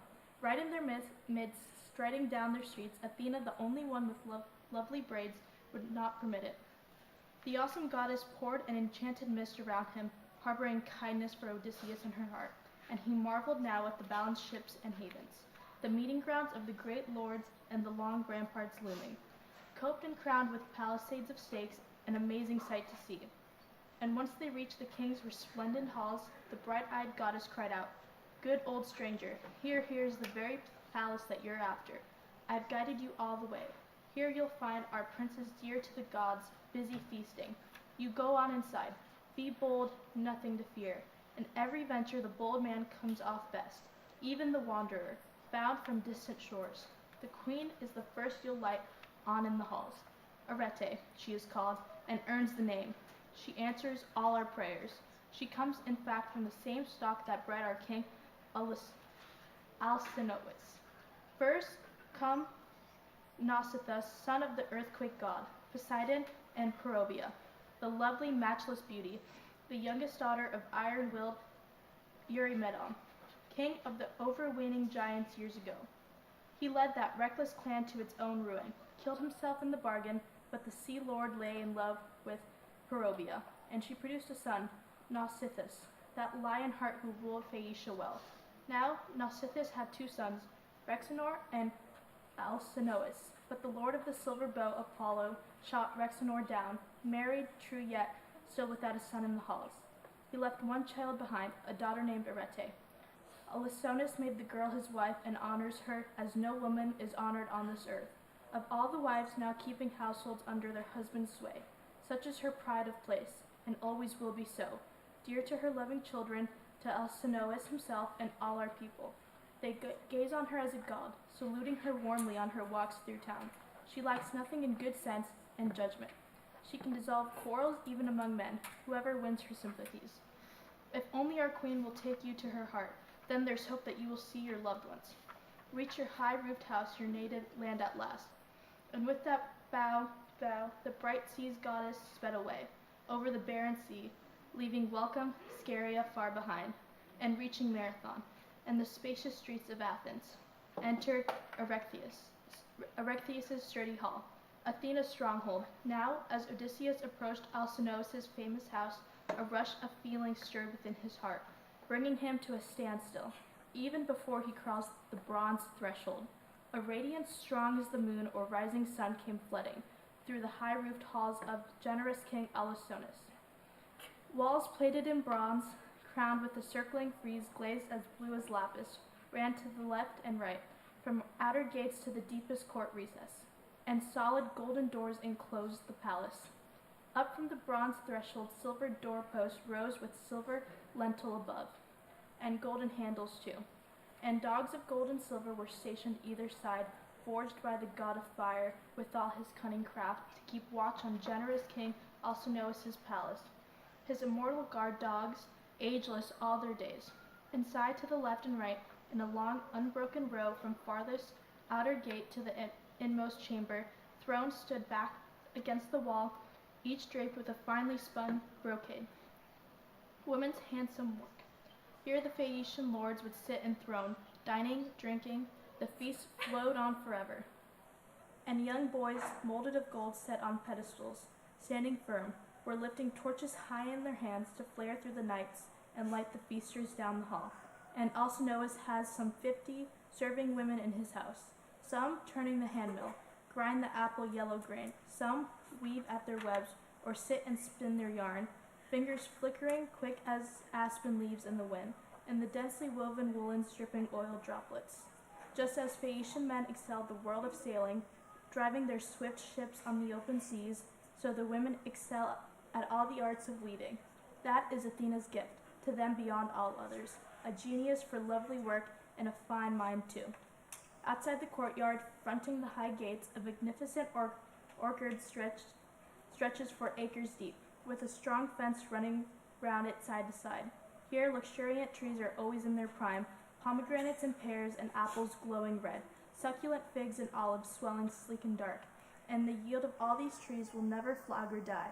Neither in winter nor in summer, a harvest all year round for the west wind, always breathing through, will bring some fruits to the bud and others warm to ripeness. Pear mellowing ripe on pear, apple on apple, clusters of grapes on cluster, fig crowding fig, and here is a teeming vineyard planted for the kings. Beyond it, an open level bank where the vintage grapes lie baking to raisins in the sun, while pickers gather others. Some they trample down in vats, and here in the front rows, bunches of unripe grapes have hardly shed their blooms, while others, under the sunlight, slowly darken purple.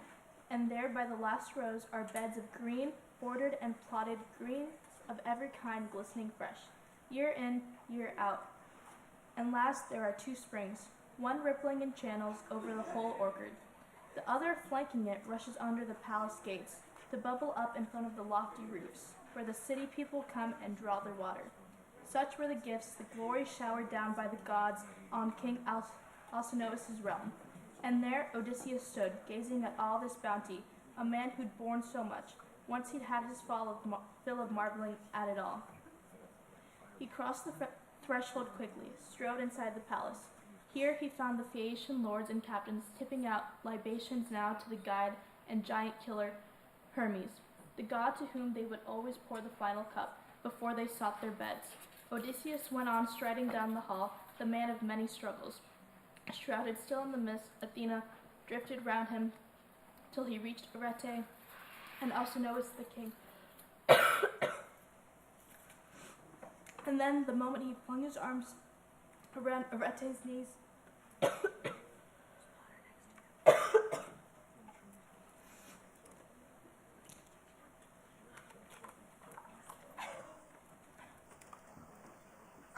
the god-sent mist rolled back to reveal the great man, and silence seized the feasters all along the hall. Seeing him right before their eyes, they marveled, gazing on him now as Odysseus pleaded. Queen Arete, daughter of godlike King Rhexenor, here, after many trials and all these feasters here, may the gods endow them with the fortune of all their lives. May each hand down to his sons the riches in his house and pride of place the realm has granted him. But as far for myself, grant me a rapid convoy home to my native land. How far away I've been from all my loved ones, how long I have suffered.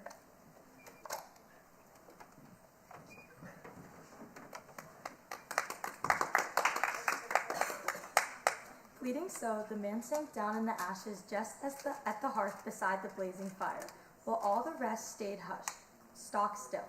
At last the old revered Echeneus broke the spell, the eldest lord in Phaeacia, finest speaker too, a past master at all the island's ancient ways. Impelled by kindness now, he rose and said, "There is no way, Alcinous. How indecent. Look, our guest on the ground, in the ashes by the fire. Your people are holding back, waiting for your signal.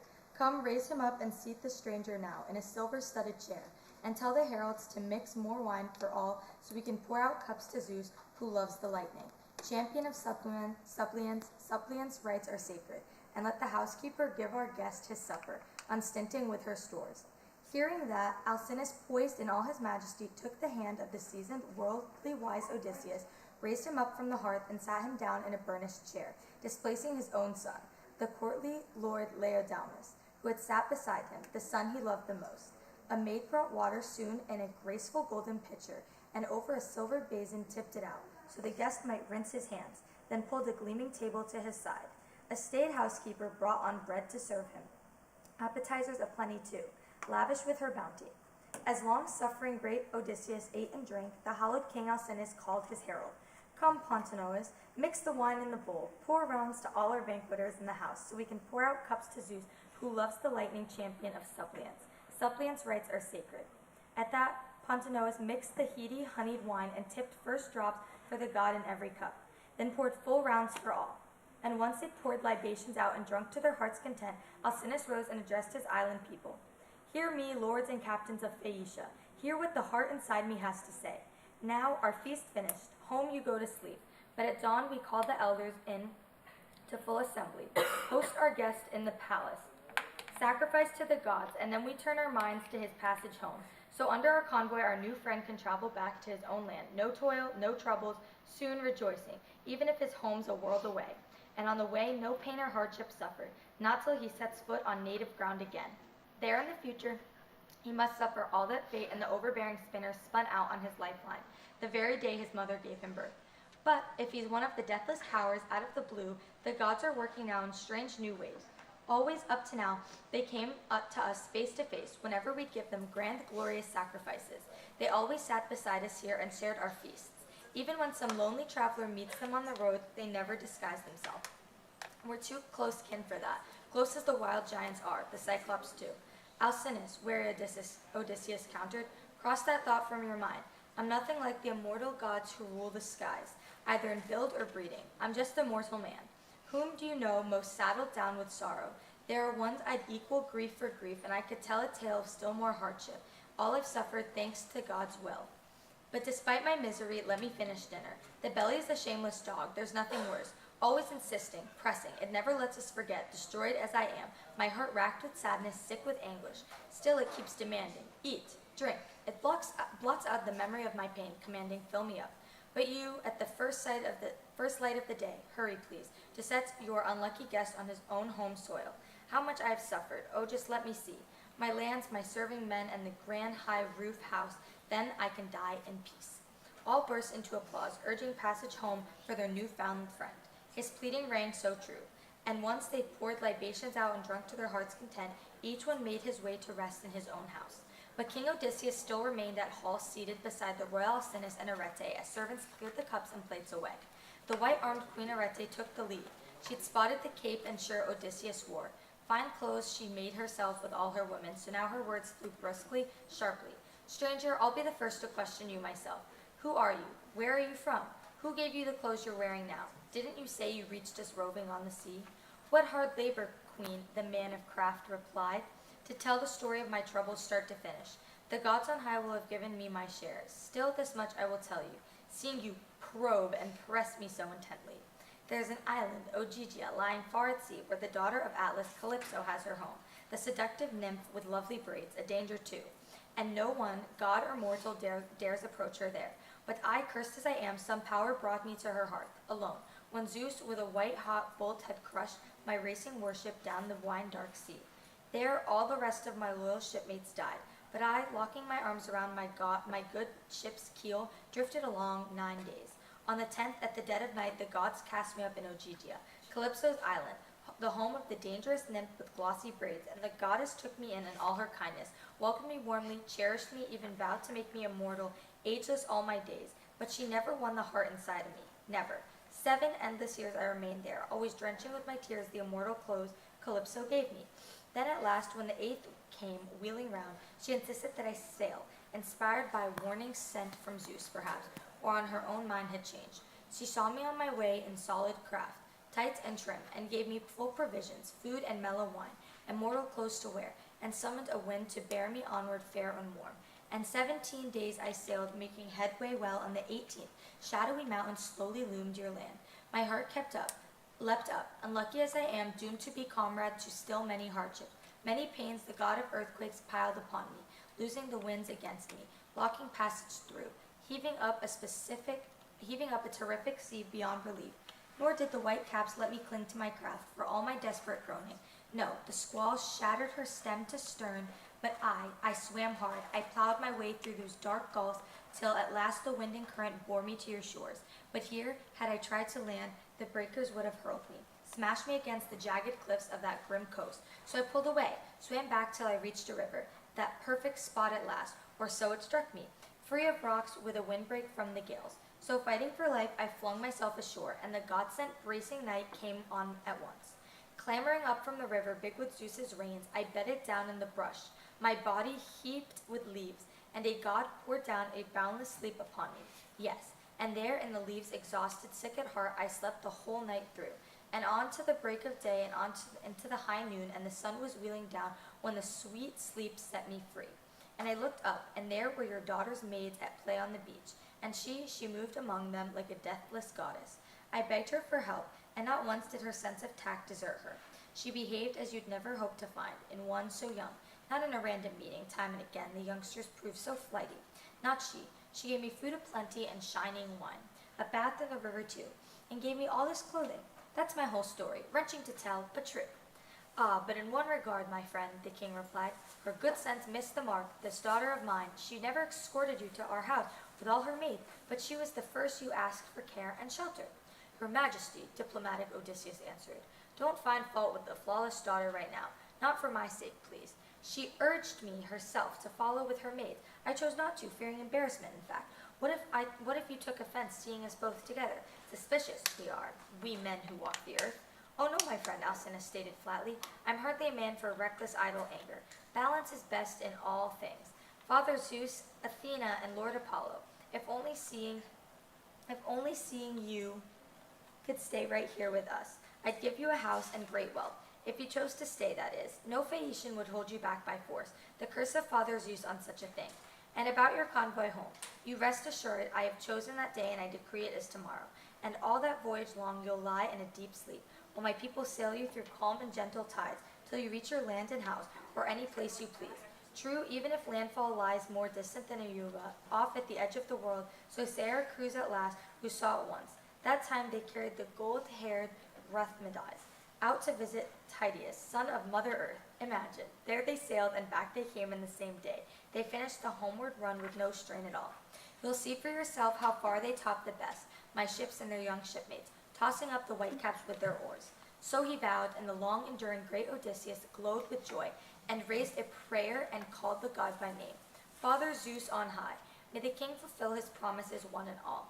Then his fame would ring through the fertile earth and never die, and I should reach my native land at last. And now, as the two men exchanged their hopes, the white-armed queen instructed her palace maids to make a bed in the porch's shelter, lay down some heavy purple throws for the bed itself, and over it spread some blankets, thick woolly robes, and a warm covering laid on top. Torches in hand, they left the hall and fell to work at once, briskly prepared a good snug resting place, and then returned to Odysseus, urged the guest, "Up, friend, time for sleep, your bed is made." How welcome the thought of sleep to that man now. So there, after many trials, Odysseus lay at rest, on a corded bed with the echoing colonnade. Alcinous slept in chambers deep in his lofty house, where the queen his wife arranged and shared their bed.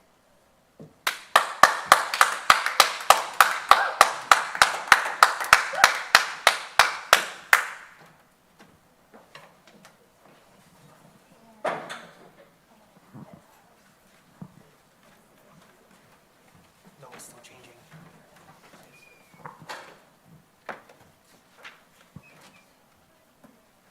When young Dawn with her rose-red fingers shone once more, royal Alcinous, hallowed island king, rose from bed, and great Odysseus, raider of cities, rose too. Poised in his majesty, Alcinous led the way to Phaeacia's meeting grounds, built for all, beside the harbored ships. Both men sat down on the polished stone benches side by side as Athena started roaming up and down the town. In build and voice as wise Alcinous' herald, furthered plans for Odysseus' journey home, and stepped beside each citizen urged them all. Come this way, you lords and captains of Phaeacia. Come to the meeting grounds and learn about the stranger. A new arrival, here at our wise king's palace now. He's here from roving the ocean, driven far of course. He looks like a deathless god. Rousing their zeal, their curiosity, each and every man, and soon enough their assembled seats were filled with people thronging, gazing in wonder at the seasoned man of war. Over Odysseus' head and shoulders now, Athena lavished a marvelous splendor, yes, making him taller, more massive to all eyes, so Phaeacians might regard the man with kindness, awe, and respect as well, and he might win through as many trials they posed to test the hero's strength. Once they grouped, crowding the meeting grounds, Alcinous rose and addressed his island people. Hear me, lords and captains of Phaeacia. Hear what the heart inside me has to say. This stranger here, our guest, I don't know who he is, or whether he comes from sunrise lands or the western lands of evening, but he has come in his wanderings to my palace. He pleads for passage. He begs we guarantee it. So now, as in years gone by, let us press on and grant him escort. No one, I tell you, no one who comes to my house will languish long here, heartsick for convoy home. Come, my people, haul a black ship down to the bright sea, rigged for her maiden voyage. Enlist a crew of 52 young sailors, the best in town, who proved their strength before. Let all hands lash their oars to the thwarts, then disembark. Come to my house and fall in for a banquet quickly. I'll lay on a princely feast for all. So then these are the orders I issue to our crews. For the rest, you sceptered princes here, you come to my royal halls so we can give this stranger a hero's welcome in our palace. No one here refuse. Call in the inspired bard, Demodocus. God has given the man the gift of song. To him beyond all others the power to please. However, the spirit stirs him on to sing. With those commands, Alcinous led the way, and a file of sceptred princes took his lead, while the herald went to find the gifted bard and the 52 young sailors, duly chosen, briskly followed orders, went down to the shore of the barren salt sea. And once they reached the ship at the surf's edge, first they hauled the craft into deeper water, stepped the mast amidships, canvases brailed. They made oars fast in the leather oarlock straps, moored her riding high on the swell, then disembarked, and made their way to wise Alcinous' high-roofed halls. There colonnades and courts and rooms were overflowing with crowds, a mounting host of people, old and young. The king slaughtered a dozen sheep to feed his guests, 8 boars with shining tusks, and a pair of shambling oxen. These they skinned and dressed, and then laid out a feast to fill the heart with savor. In came the herald now, leading along the faithful bard with muses ordered, above all others, true, but her gifts were mixed, with good and evil both. She stripped him of sight, but gave the man the power of stirring rapturous song. Pontonous brought the bard a silver-studded chair, right amid the feasters, leaning up against the central column, hung his high clear lyre on a peg above his head, and showed him how to reach up with his hand and lift it down. And a herald placed a table by his side, with a basket full of bread and a cup of wine. for him to sip with his spirit-crazed refreshment. All reached out for good things that lay at hand, and when they put aside desire for food and drink, the muse inspired the bard to sing the famous deeds of fighting heroes, a song whose fame had reached the skies those days, the strife between Odysseus and Achilles, Peleus' son. How once the gods' lavish feast the captains clashed in a savage war of words, while Agamemnon, lord of armies, rejoiced at heart that Achaea's bravest men were battling so. For this was the victory sign that Apollo prophesied at his sign in Pytho, when Agamemnon strode across the rocky threshold, asking the oracle for advice, the start of the tidal waves of ruin tumbling down on Troy and Achaea's forces, both at once, thanks to the will of Zeus who rules the world. That was the song the famous harper sang, but Odysseus, clutching his flaring sea-blue cape, in both powerful hands, drew it over his head and buried his handsome face, ashamed his hosts might be seeing him shedding tears. Whenever the rapt bard would pause in song, he'd lift the cape from his head, wipe off his tears, and hoisting his double-handed cup, pour it out to the god. But as soon as the bard would start again, impelled to sing by Phaeacious lords, who reveled in his tale, again Odysseus hid his face and wept. His weeping went unmarked by all the others. Only Alcinous, sitting close beside him, noticed his guest's tears, heard the groan in the man's labored breathing, and said at once up to the master's mariners around him, Hear me, my lords and captains of Phaeacia. By now you've had our fill of wood well shared, and a lie or two. Our loyal friend at banquets, now out we go again, and test ourselves in contests, games of every kind, so our guest can tell his friends, when he reaches home, how far we excel the world at boxing, wrestling, jumping, and speed of foot. He forged ahead, and the rest fell in behind. The herald hung the ringing lyre back on its peg, and taking Demodocus by the hand, led him from the palace, guiding him down the same path the island lords had just pursued, keen to watch the contests. They reached the meeting grounds with throngs of people streaming in their trail, as the press of young champions rose for competition.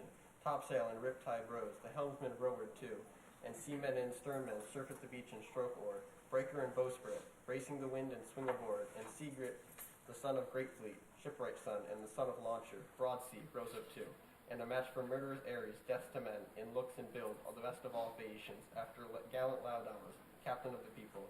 Laodamas rose with two more sons of great Alcinous, Halius bred to the sea, and Clytoneus, famed for ships. And now the games begin, the first even a foot race, they towed the line, and broke flat out from the start, with a fast-paced pack flying down the field in a whirl of dust, and Clytoneus the prince outstripped them all by far. Flashing ahead,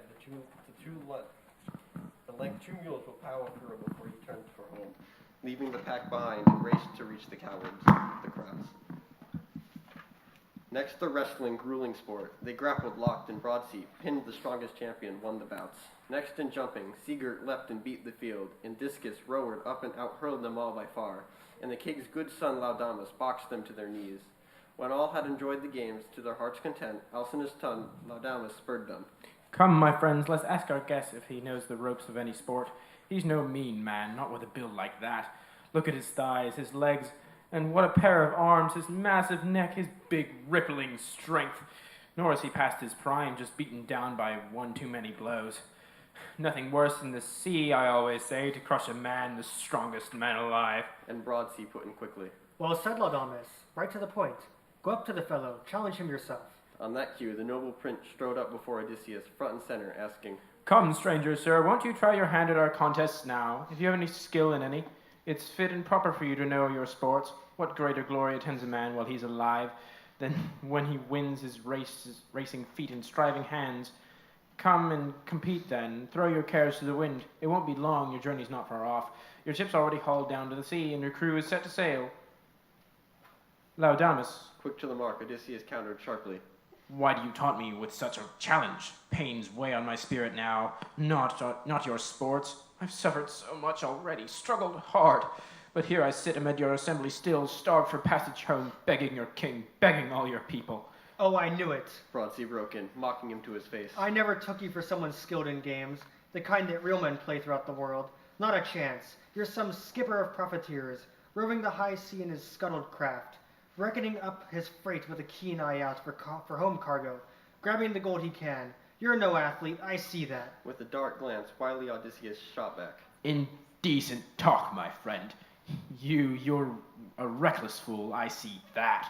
So the gods don't hand out all their gifts at once, not build and brains and flowing speech to all. One man may fail to impress us with his looks, but a god can crown his words with beauty, charm, and men look at him with delight when he speaks out, never faltering, filled with winning self-control. He shines forth at assembly grounds, and people gaze at him like a god when he walks through the streets. Another man may look like a deathless one on high, but there's not a bit of grace to crown his words. Just like you, my fine, handsome friend. Not even a god can improve those lovely looks of yours, but the mind is inside is worthless. Your slander fans the anger in my heart. I'm no stranger to sports.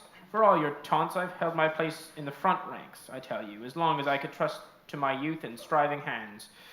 But now I'm wrestled down by pain and hardship. Look, I've borne my share of struggles, cleaving my way through wars of men and pounding waves at sea. Nevertheless, despite so many blows, I'll compete in your games. Just watch. Your insults cut to the quick. You rouse my fighting blood. Up he sprang, cloak and all, and seized the discus, huge and heavy, more weighty by far than those the Phaeacians used to hurl and test each other. Wheeling round, he let loose with his great hand, and the stone whirled on, and down to the ground they went, those lords of the long oars and master mariners clinging under the rock's onrush, soaring lightly out of his grip, flying away past all the other marks, and Queen Athena, built like a man, staked out the spot and cried with a voice of triumph. Even a blind man, friend, could mark your mark by groping round. It's not mixed up in the crowd, it's far in front. There's nothing to fear in this event. No one can touch you, much less beat your distance. At that the heart of the long-suffered hero laughed. So glad to finally find a friend in the crowd that, lighter in mood, he challenged all Phaeacia's best. Now go match that, you young pups, and straightway I'll hurl another just as far, I swear, or even farther. All the rest of you, or anyone with spine and spirit, step right up and try me. You've incensed me so. At boxing, wrestling, racing, nothing daunts me. Any Phaeacian here except Laodamas himself demands my host. Who would fight his friend? He'd have to be good for nothing, senseless, yes, to challenge his host and come to grips and games in a far-off land at that. He'd cut his own legs short, but there are no others I deny or think beneath me. I'll take on all contenders, gladly, test them head to head. I'm no disgrace in the world of games where men compete. Well, I know how to handle a fine polished bow. The first hit my man and a mass of enemies, even with rows of comrades pressing near me, taking aim with our shafts to hit our targets. Philoctetes alone outshot me there at Troy, when ranks of Achaean archers bent their bows. Of the rest, I'd say that I outclassed them all, men still alive who eat their bread on earth, but I'd never vie with them, with the men of days gone by, not Heracles, not Eurytus of Oechalia, archers who rivaled immortal powers with their bows. That's why noble Eurytus died a sudden death, no old age creeping upon him in his halls. Apollo shot him down, enraged that a man had challenged him, the archer god. As for spears, I can fling a spear as far as the next man wings an arrow. Only at sprinting, I fear you'd leave me in the dust. I've taken a shameful beating out on heavy seas. No conditioning there on the shipboard day by day. My legs have lost their spring. He finished. All stood quiet, hushed. Only Alcinous found a way to answer. Stranger, friend, nothing you say among us seems ungracious. You simply want to display the gifts you're born with. Stung that a youngster marched up to you in the games, mocking, ridiculing your prowess as no one would who had some sense of fit and proper speech. But come now, hear me out, so you can tell our story to other lords, as you sit and feast in your own halls someday, your own wife and your children by your side, remembering there are island prowess here. What skills great Zeus has given us as well, down all the years from our father's days till now. We're hardly world-class boxers or wrestlers, I admit, but we can race like the wind. We're champion sailors too, and always dear to our hearts, the feast, the lyre, and dance, and changes of fresh clothes, our warm baths and beds. So come, all you Phaeacian masters of the dance, now dance away, so our guest can tell his friends when he reaches home how far we excel in the world in sailing, nimble footwork, dance, and song. Go someone, quickly, fetch Demodocus, now his ringing lyre. It must be hanging somewhere in the palace. As the king's word, the herald sprang to his feet, and ran to fetch the vibrant lyre from the house. And steward rose, 9 in all, picked from the realm to set the stage for contests, mastered at arms who leveled the dancing floor to make a fine broad ring. The herald returned and placed the ringing lyre now in Demodocus' hand, and the bard moved towards the center, flanked by boys and a flusher youth, skilled dancers who stamped the ground with marvelous pulsing steps, as Odysseus gazed at their flying, flashing feet, his heart aglow with rundle. A rippling prelude, now the bard struck up an irresistible song. The love of Ares and Aphrodite crowned with flowers, how the two had first made love in Hephaestus' mansion, all in secret. Ares had showered her with gifts and showered Hephaestus' marriage bed with shame, but a messenger ran to tell the god of fire, Helios, lord of the sun, who'd spied a couple lost in each other's arms in making love. Hephaestus, hearing the heart-wounding story, bustled toward his forge, brooding on his revenge, planted the huge anvil on his block and beat out chains, not to be slipped or broken, all to pin the lovers on the spot. This snare the fire god forged, ablaze with his rage at war. Then limped to the room where the bed of love stood firm, and round the posts he poured the chains in a sweeping net with streams of others flowing down from the roof beam, gossamer fine as spider webs no man could see, not even a blissful god. The smith had forged a masterwork of guile. Once he'd spun that cunning trap around his bed, he feigned a trip to the well-built town of Lemnos, dearest to him by far of all the towns on earth. But the god of battle kept no blind man's watch. As soon as he saw the master craftsman leave, he plied his golden reins and arrived at once and entered the famous god of fire's mansion, chafing with lust for Aphrodite, crowned with flowers. She just returned from her father's palace, a mighty Zeus, and now she sat in her rooms as Ares strode right in and grasped her hand with a warm, seductive urging. Quick, my darling, come, let's go to bed and lose ourselves in love. Your husband's away. By now he must be off in the wilds of Lemnos, consorting with his raucous Sintian friends. So he pressed, and her heart raced with joy to sleep with war, and off they went to bed, and down they lay. And down around them came those cunning chains of the crafty god of fire, showering down now till the couple could not move a limb or lift a finger. Then they knew at last there was no way out, not now, but the glorious crippled smith was drawing near. He turned around, miles short of Lemnos coast, for the sun god kept his watch and told Hephaestus all. So back he rushed to his house, his heart consumed with anguish. Halting there at the gates, seized with savage rage, he howled a terrible cry, imploring all the gods. Father Zeus, look here, the rest of you happy gods who live forever. Here's a sight to make you laugh, revolt you too. Just because I am crippled, Zeus's daughter Aphrodite will always spurn me and love that devastating Ares, just because of his striking looks and rather racer's legs, while I am a weakling, lame from birth. And who's to blame? Both my parents. Who else? If only they never bred me. Just look at the two lovers, crawled inside my bed, locked in each other's arms. The sight makes me burn. But I doubt they want to lie that way much longer, not a moment more, mad as they are for each other. No, they'll soon tire of bedding down together. But then my cunning chains will bind them fast, till our father pays my bride gift back in full. All I handed him for that shameless bitch to his daughter, irresistible beauty, all unbridled too. So Hephaestus wailed as the god pleaded. So Hephaestus wailed as the gods came crowding up to his bronze-floored house. Poseidon, god of earthquake, came, and so Hermes came, the running god of luck, and the archer, Lord Apollo, while modesty kept each goddess to her mansion. The immortals, givers of all good things, stood at the gates, and uncontrollable laughter burst from the happy gods when they saw the god of fire's subtle, cunning work. One would glance at his neighbor, laughing out, "A bad day for adultery. Slow outstrips the swift. Look how a limping Hephaestus conquers war, the quickest of all the gods who rule Olympus. The cripple wins by craft. The adulterer, he will pay the price." So the god would banter among themselves, but Lord Apollo goads Hermes on. "Tell me, Quicksilver, giver of all good things, even with those unwieldy shackles wrapped around you, how would you like to bed the golden Aphrodite?" "Oh, Apollo, if only," the giant killer cried. "Archer, bind me down with triple of those endless chains. Let all you gods look on, and all you goddesses too. How I'd love to bed that golden Aphrodite." A peal of laughter broke from the deathless ones, but not Poseidon. Not a smile from him. He kept begging the famous smith to loose the god of war, pleading his words flying. "Let him go! I guarantee you Ares will pay the price, whatever you ask, Hephaestus, whatever is right in the eyes of all the gods." But the famous crippled smith appealed in turn. "God of the earthquake, please don't urge this on me. A pledge for a worthless man is a worthless pledge indeed. What if he slips out of his chains, his debts as well? How could I shackle you while all the gods look on?" But the god of earthquakes reassured the smith. "Look, Hephaestus, if Ares scuttles off and away, squirming out of his debt, I'll pay the fine myself." and the famous crippled smith complied at last. Now there's an offer I can't really refuse.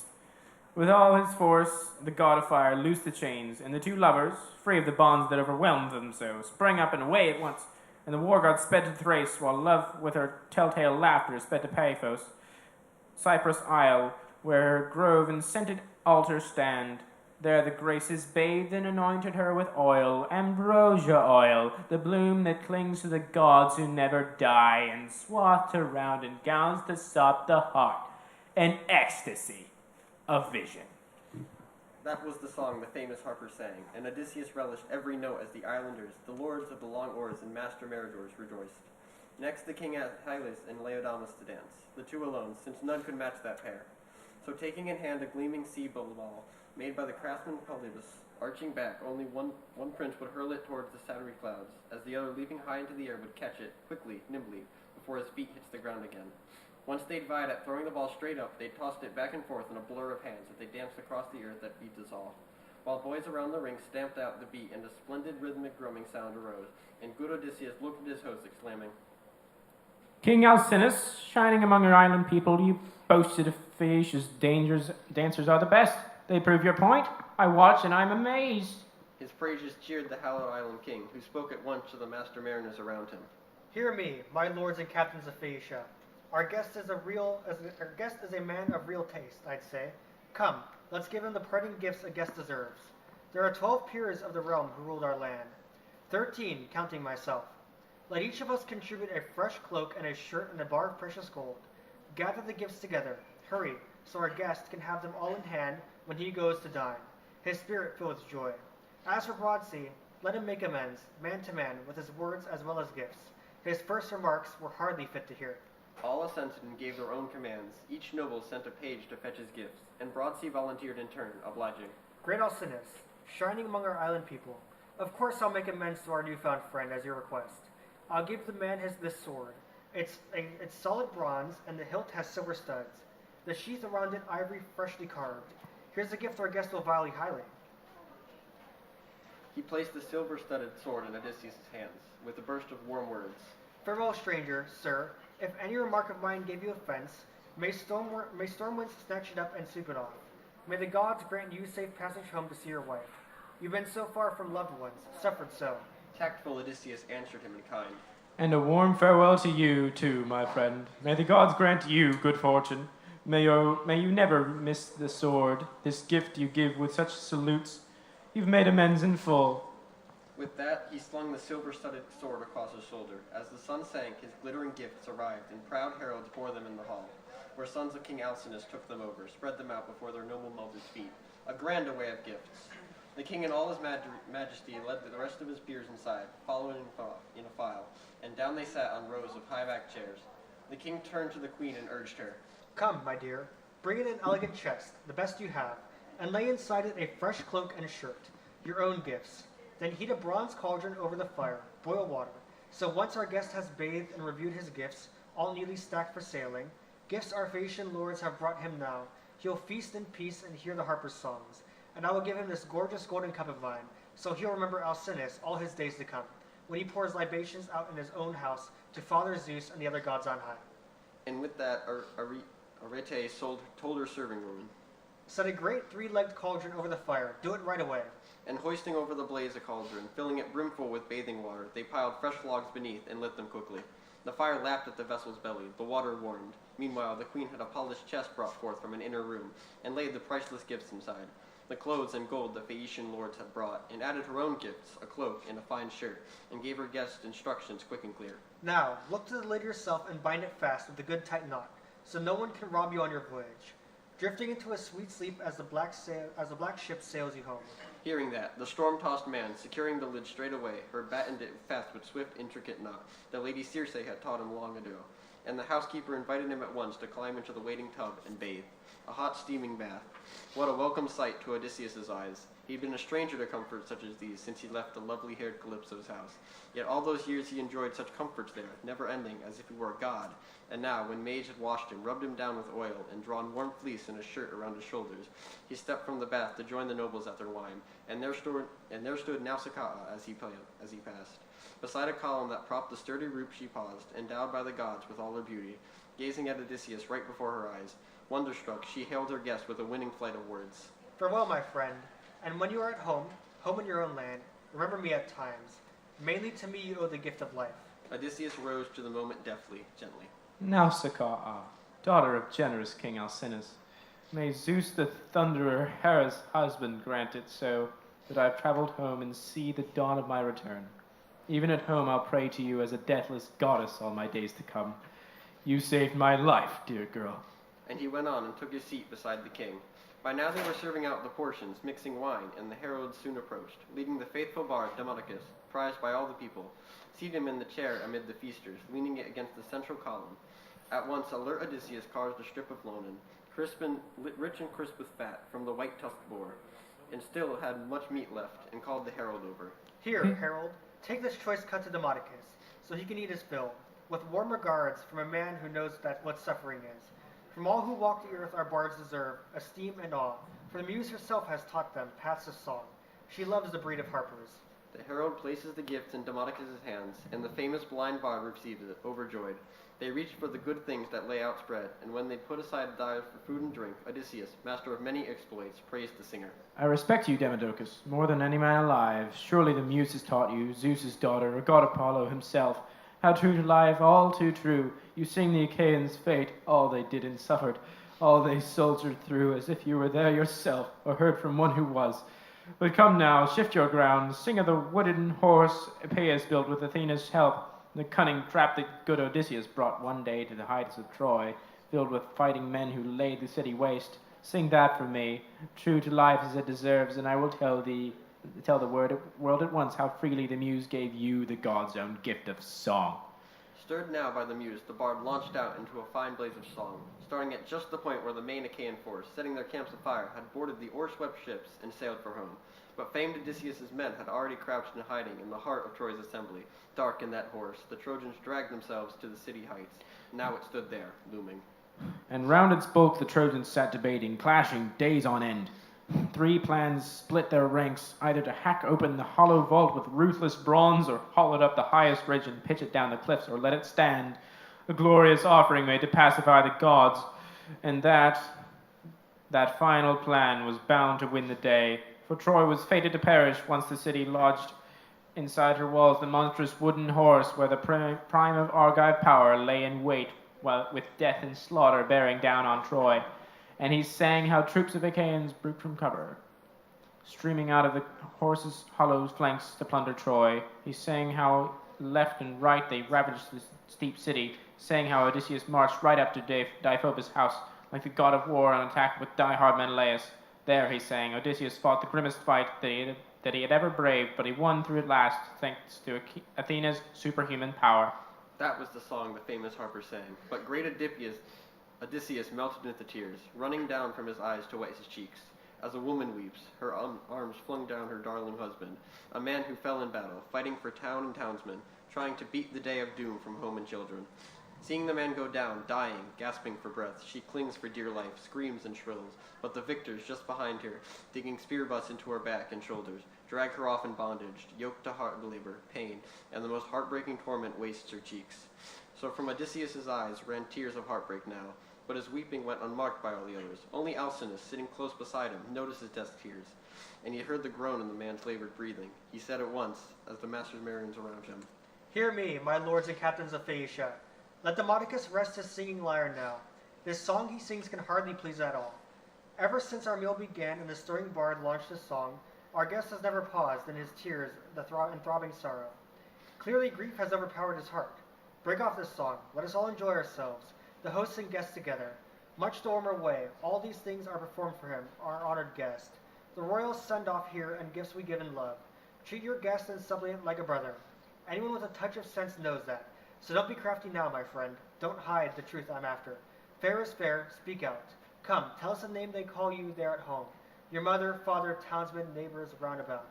Surely no man in the world is nameless, all told. Born high, born low, as soon as he sees the light, his parents always name him. Once he's born, and tell me your land, your people, your city too, so our ships can sail you home. Their wits will speed them there. For we have no steersmen here among Phaeacia's crews. Our steering oars that guide your common craft. Our ships known in a flash their mates' attentions. Know all ports of call and all the richest green fields. With wings of the wind they cross the sea-huge gulfs, shrouded in mist and cloud. No fear in the world of foundering, fatal shipwreck. True, there's an old tale I heard my father telling once. Nausithius used to say that Lord Poseidon was vexed with us because we escorted all mankind and never came to grief. He said that one day, as well-built ships of ours sailed home on the misty sea from such a convoy, the god would crush it, yes, and pile a huge mountain road about our port.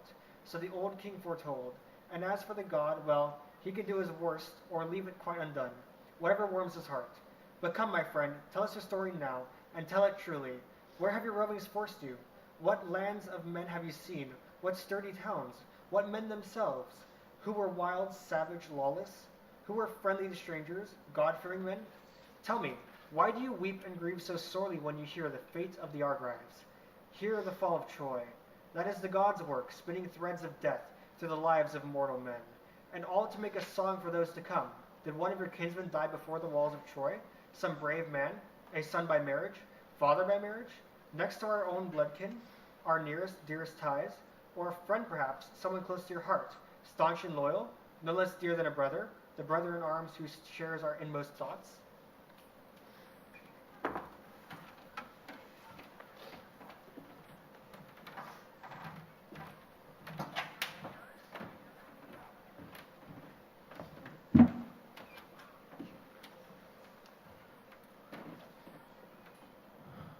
Odysseus, the great teller of tales, launched out on his story.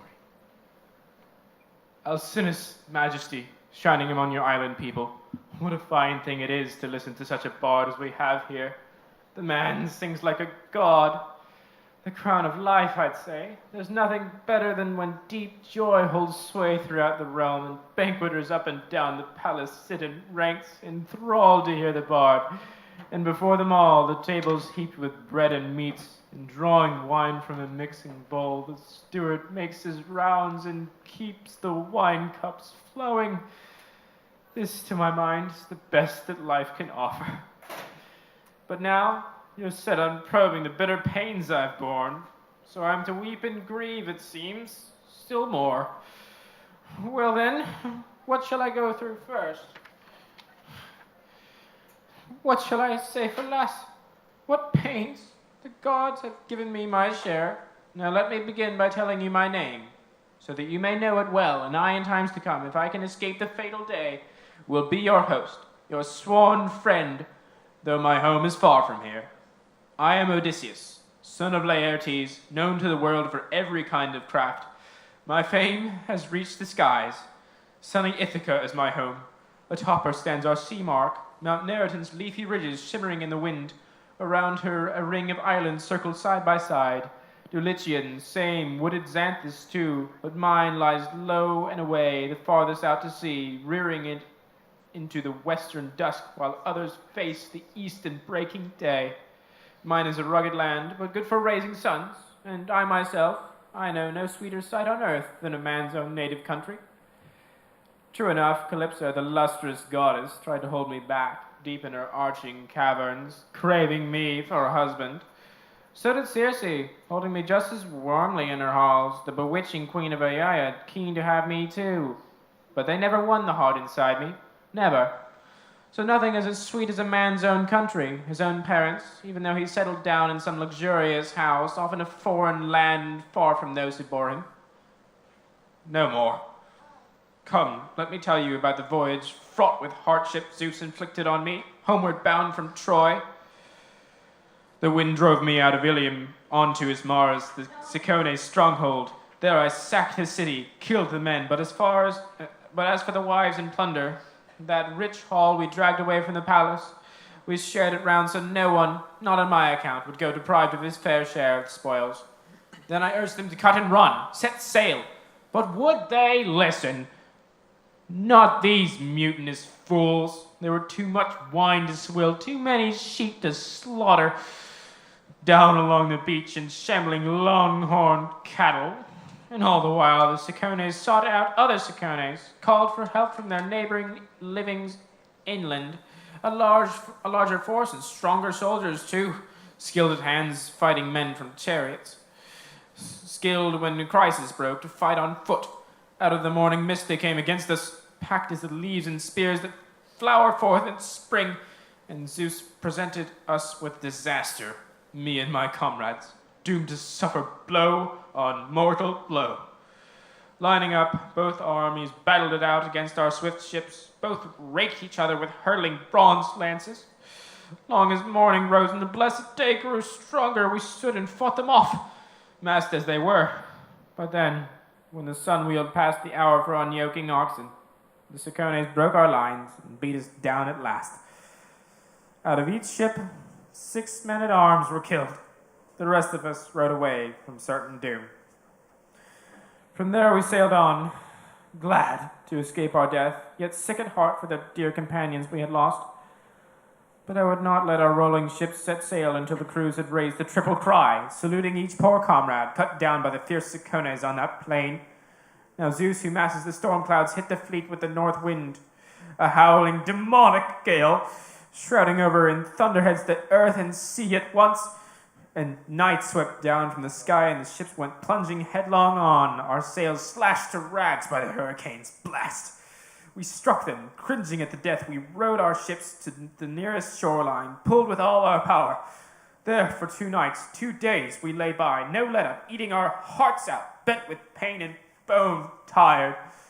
When dawn with her lovely locks brought on the 3rd day, then stepping the masts and hoisting white sails high, we lounged at the oarlocks, letting wind and helmsman keep us true on course. And now, at long last, I might have reached my native land unscathed, but just as I doubled Malaya's cape, a tide rip in the north wind drew me way off course, careening past Cythera. 9 whole days I was borne along by rough, deadly winds on the fish-infested sea. Then on the 10th, our squadron reached the land of the lotus eaters, people who eat the lotus, mellow fruit and flower. We disembarked on the coast, drew water there, and crewmen snatched a meal by the swift ships. Once we'd had our fill of food and drink, I set a detail ahead. 2 picked men and a 3rd, a runner, to scout out who might live there. Men like us, perhaps. We live on bread. So off they went, and soon enough they mingled among the natives, lotus eaters who had no notion of killing my companions. Not at all. They simply gave them the lotus to taste instead. Any crewman who ate the lotus, the honey's sweet fruit, lost all desire to send a master's back, much less return their only wish to linger there with the lotus eaters, grazing on lotus, all memory of the journey home dissolved forever. But I brought them back to the hollow ships, in streaming tears I forced them, hauled them under the rowing benches, lashed them fast, and shouted out commands to my other steady comrades. Quick, no time to lose, embark on the racing ships, so none could eat the lotus. Forget the voyage home. They swung aboard at once. They sat to the oars and ranks. In a rhythm turned the water white with stroke on stroke. From there, we sailed on, our spirits now at low ebb, and reached the land of the high and mighty Cyclops. Lawless brutes whose trust so to the everlasting gods they never plant with their own hands or plow the soil. Unsown, unplowed, the earth teems with all they need. Wheat, barley, and vines, swelled by the rains of Zeus to yield a big, full-bodied wine from clustered grapes. They have no meeting place for council, no laws either. No, upon the mountain peaks they live in arching caverns, each a law to himself, ruling his wives and children, not a care in the world for any neighbor. Now, a level island stretches flat across the harbor, not close inshore to the Cyclops coast, not too far out, thick with woods where the wild goats breed by hundreds. No trampling of men to start them from their lairs, no hunters roughing it out on the woody ridges, stalking quarry ever raid their haven. No flocks browse, no ploughlands roll with wheat unplowed, unsown forever, empty of humankind. The island just feeds in droves of bleating goats. For the Cyclops have no ships with crimson prows, no shipwrights there to build them good trimmed craft that could sail them out to foreign ports of call, as most men risk the seas to trade with other men. Such artisans would have made this island too a decent place to live in. No mean spot, it could bear you any crop like you like in season. The water meadows along the low forming shore run soft and moist, and your vines would never flag. The land's clear for plowing. Harvest on harvest, a man could reap a healthy stand of grain. The subsoil's dark and rich. There's a snug, deep water harbor there. What's more, no need for mooring gear, no anchor stones to heave, no cables to make fast. Just beat your keels right out the day till your shipmate's spirits stirs for open sea and a fair wind blows. And at last the harbor's head there's a spring that rushes fresh from beneath a cave, and black poplars flourish round its mouth. Here we landed, and surely a god steered us in through the pitch-black night. Not that he ever showed himself, with thick fog swirling round the ships, the moon wrapped in clouds, and not a glimmer stealing through that gloom. Not one of us glimpsed the island, scanning hard, or the long cumbers rolling us slowly towards the coast, not till our ships had run their keels ashore, breaching our vessels smoothly, striking sail. The crews swung out to the low shelving sand, and there we fell asleep, awaiting dawn's first light. When young dawn, with the rose-red fingers, shone once more, we all turned out, intrigued to the tour of the island. The local nymphs, daughters of Zeus himself, flushed mountain goats so the crews could make their meal. Quickly we fetched our curved bows and hunting spears from the ships, and splitting up into 3 bands, we started shooting, and soon enough some god had sent us bags of game to warm our hearts. A dozen vessels sailed in my command, and to each crew 9 goats were shared out, and mine alone took 10. Then all day long, till the sun went down, we sat and feasted well on sides of meat and rounds of heady wine. The good red stock in our vessels' holds had not run out. There was still plenty left. The men carried off a generous store in jars when we stormed and sacked the Cicones' holy city. Now we stared across at the Cyclops shore, so near we could even see their smoke, hear their voices, their bleating sheep and goats. And then when the sun had set and night came on, we lay down and slept at the water's shelving edge, when young dawn with a rose-red finger shone once more. I called and mustered briskly, commanding all the hands, "The rest of you stay here, my friends in arms. I'll go across with my own ship and crew and probe the natives living over there. What are they? Violent, savage, lawless, or friendly to strangers, God-fearing men?" With that, I boarded a ship and told the crew to embark at once and cast off cables quickly. They swung aboard, they sat to the oars in ranks, and in rhythm churned the water white with stroke on stroke. But as soon as we reached the coast I mentioned, no long trip, we spied a cavern just at the shore, gaping above the surf, towering, overgrown with laurel. And here big flocks, sheep and goats, were stalled to spend the nights, and around its mouth a yard was walled up with quarried boulders sunk deep in the earth, and enormous pines and oak trees looming darkly. Here was a giant's lair, in fact, who also pastured his sheep flocks far afield and never mixed with others. A grim loner, dead set in his own lawless ways. Here was a piece of work, by God. A monster built like no mortal who ever supped on bread. No, like a shaggy peak, I'd say. A man-mountain rearing head and shoulders over the world. Now then, I told most of my good trusty crew to wait, to sit tight by the ships and guard her well while I picked out my dozen finest fighters, and off I went. But I took a skin of wine along, the ruddy, irresistible wine that Marin gave me once. Euanthus' son, priest of Apollo, lord of Ismarus, because we'd rescued him, his wife and children, reverent as we were. He lived, you see, in Apollo's holy grove, and so in return he gave me splendid gifts. He handed me 7 bars of well-wrought gold, a mixing bowl of solid silver, and then this wine. He drew it off in generous wine jars, 12 in all unmixed, and such a bouquet, a drink fit for the gods. No maid or man of his household knew that secret store, only himself, his loving wife, and his single servant, whenever they drink the deep red mellow vintage 20 cups of water he'd stir, and 1 of wine, and what an aroma wafted from the bowl. What magic, what a godsend! No joy in holding back when that was poured. Filling a great goatskin now, I took this wine, provisions too in a leather sack. A sudden foreboding told my fighting spirit I'd soon come up against some giant clad in power like armor plate. A savage deaf to justice, blind to law. Our party quickly made its way to his cave, but we failed to find our host himself inside. He was off in his pasture, ranging his sleek flocks. So we explored his den, gazing wide-eyed at it all, the large, flat racks loaded with drying cheeses, the folds crowded with the young lambs and kids split into 3 groups.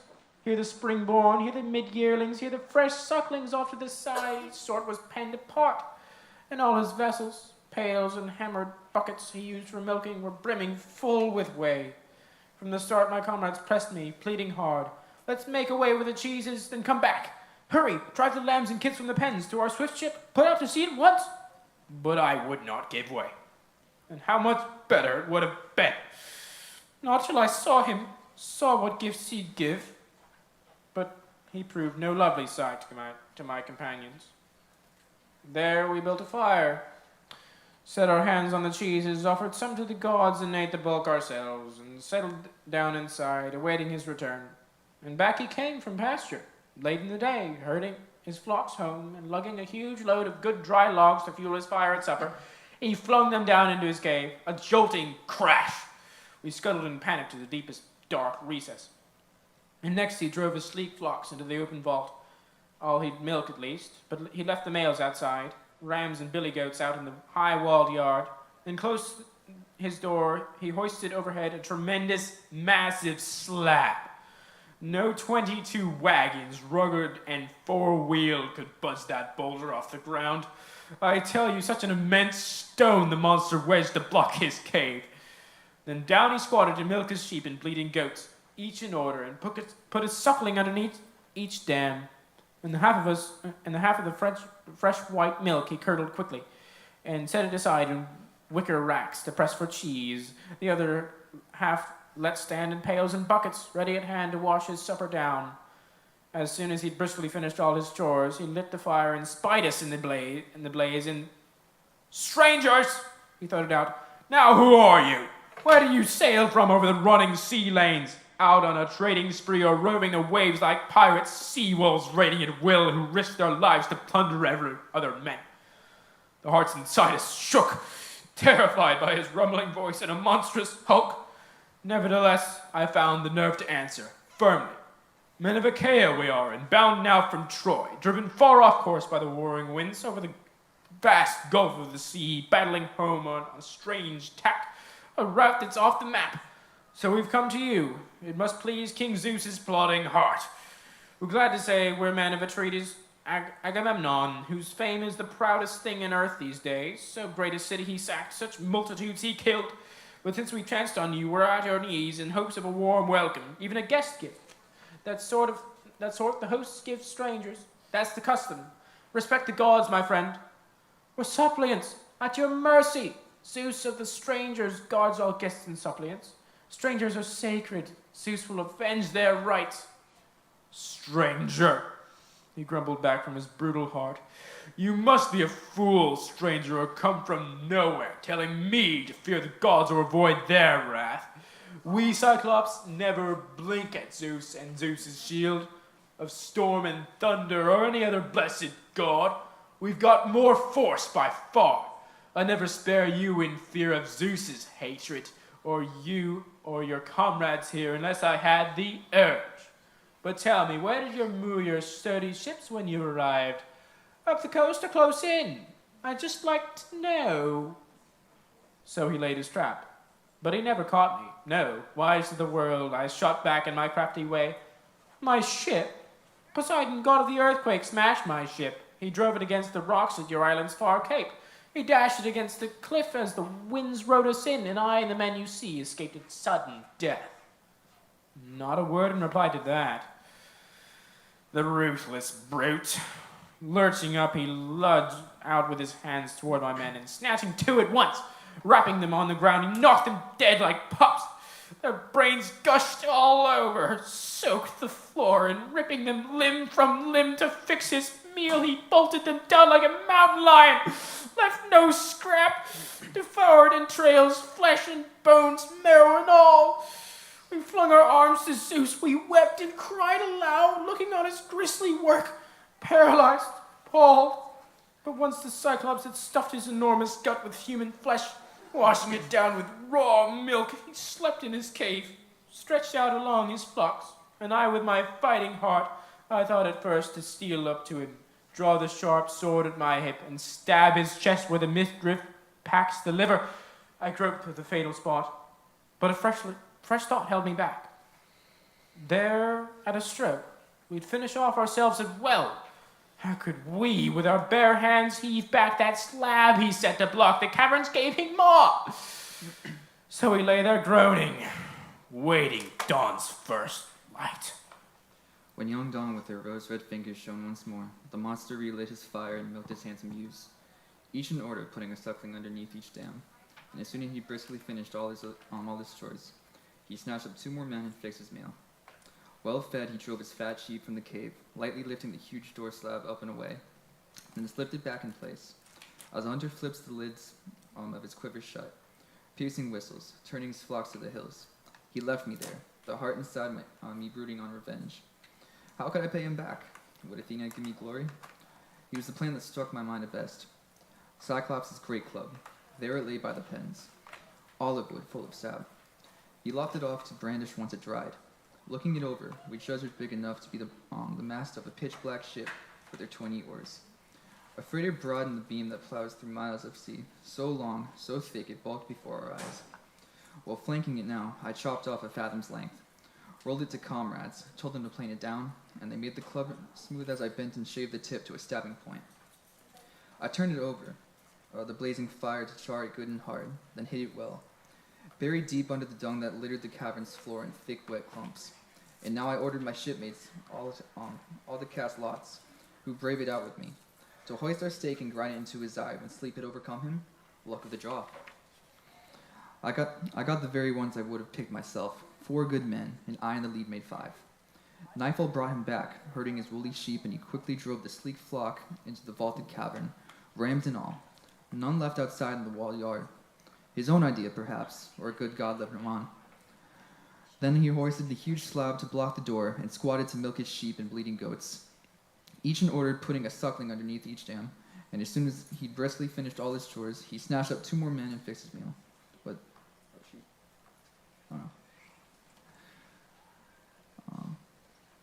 there we go.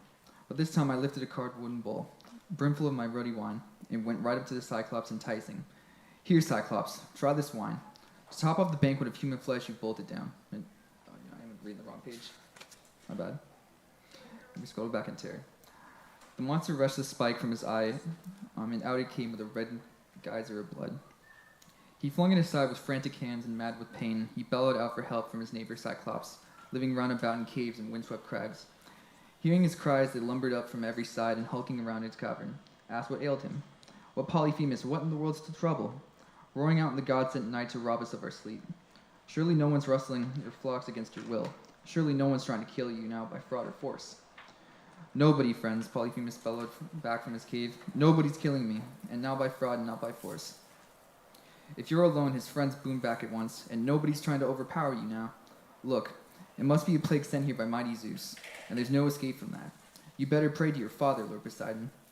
They lumbered off, but laughter filled my heart to think now nobody's name, my great cunning stroke, had duped them one and all.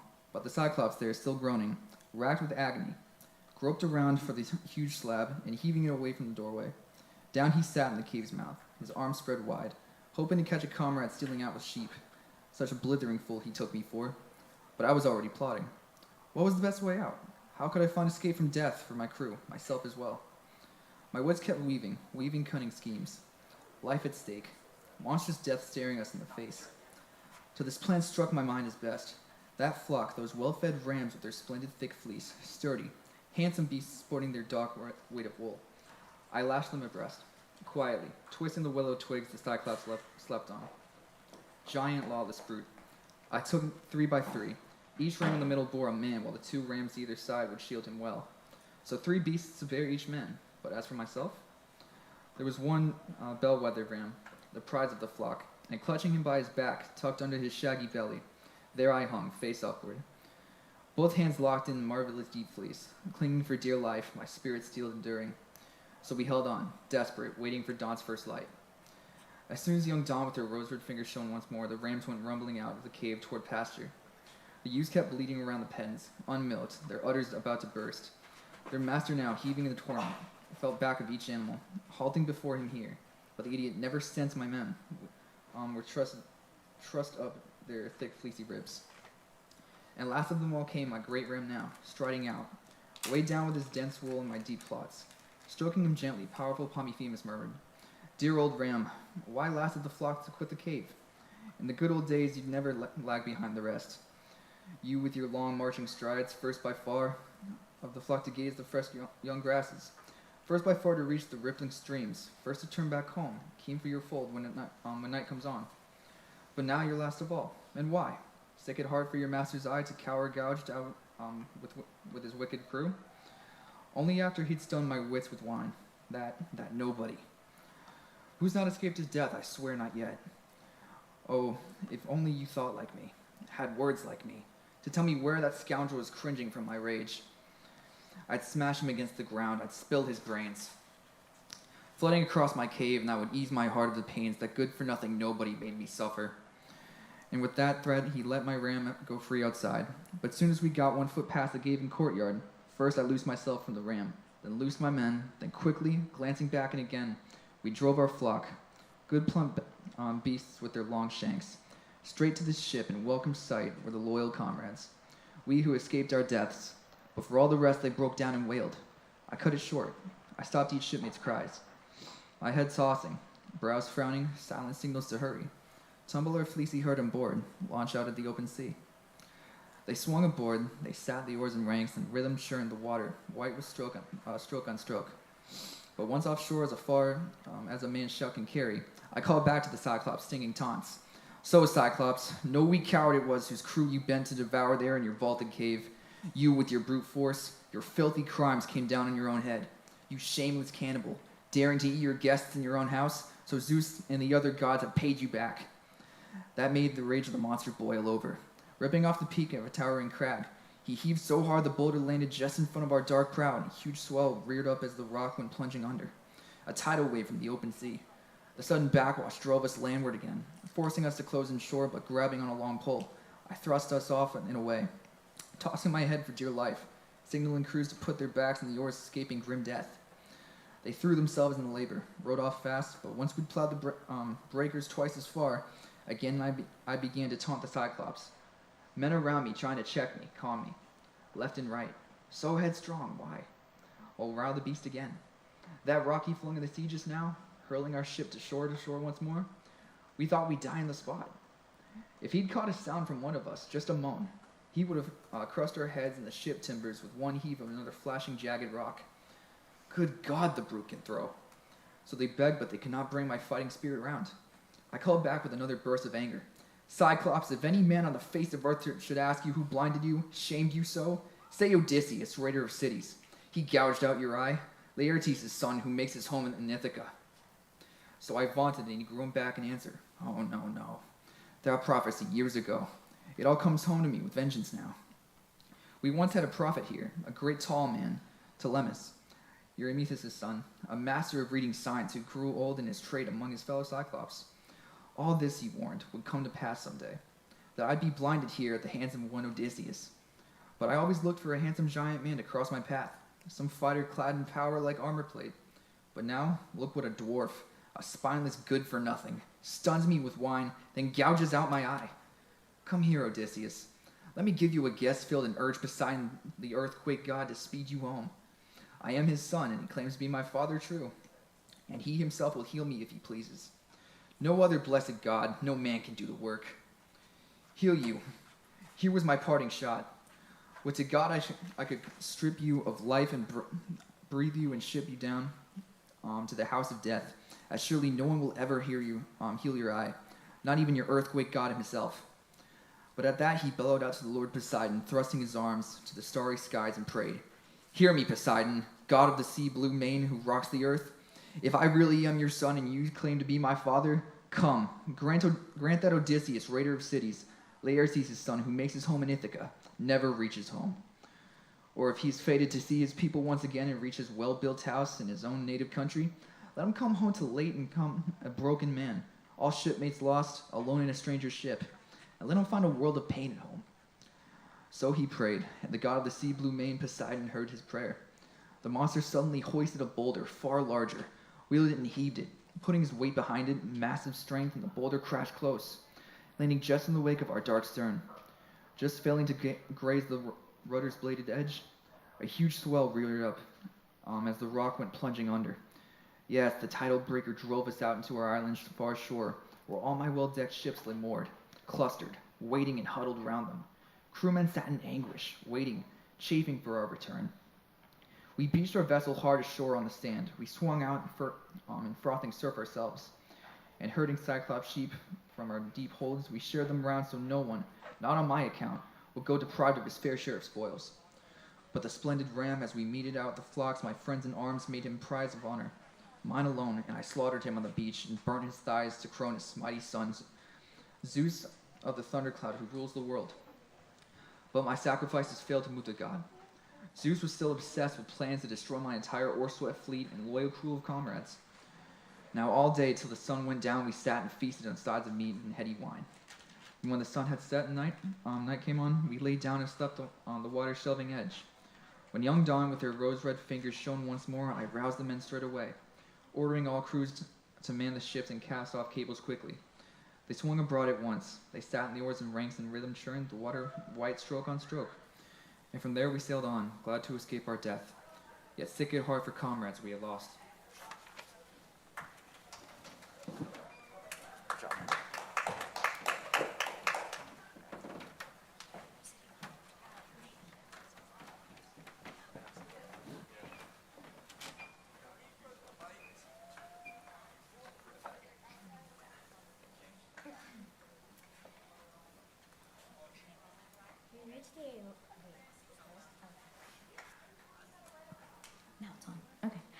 We reached the Aeolian island next, the home of Aeolus, Hippotas' son, beloved by the gods who never died. A great floating island it was, and round it all huge ramparts rise of indestructible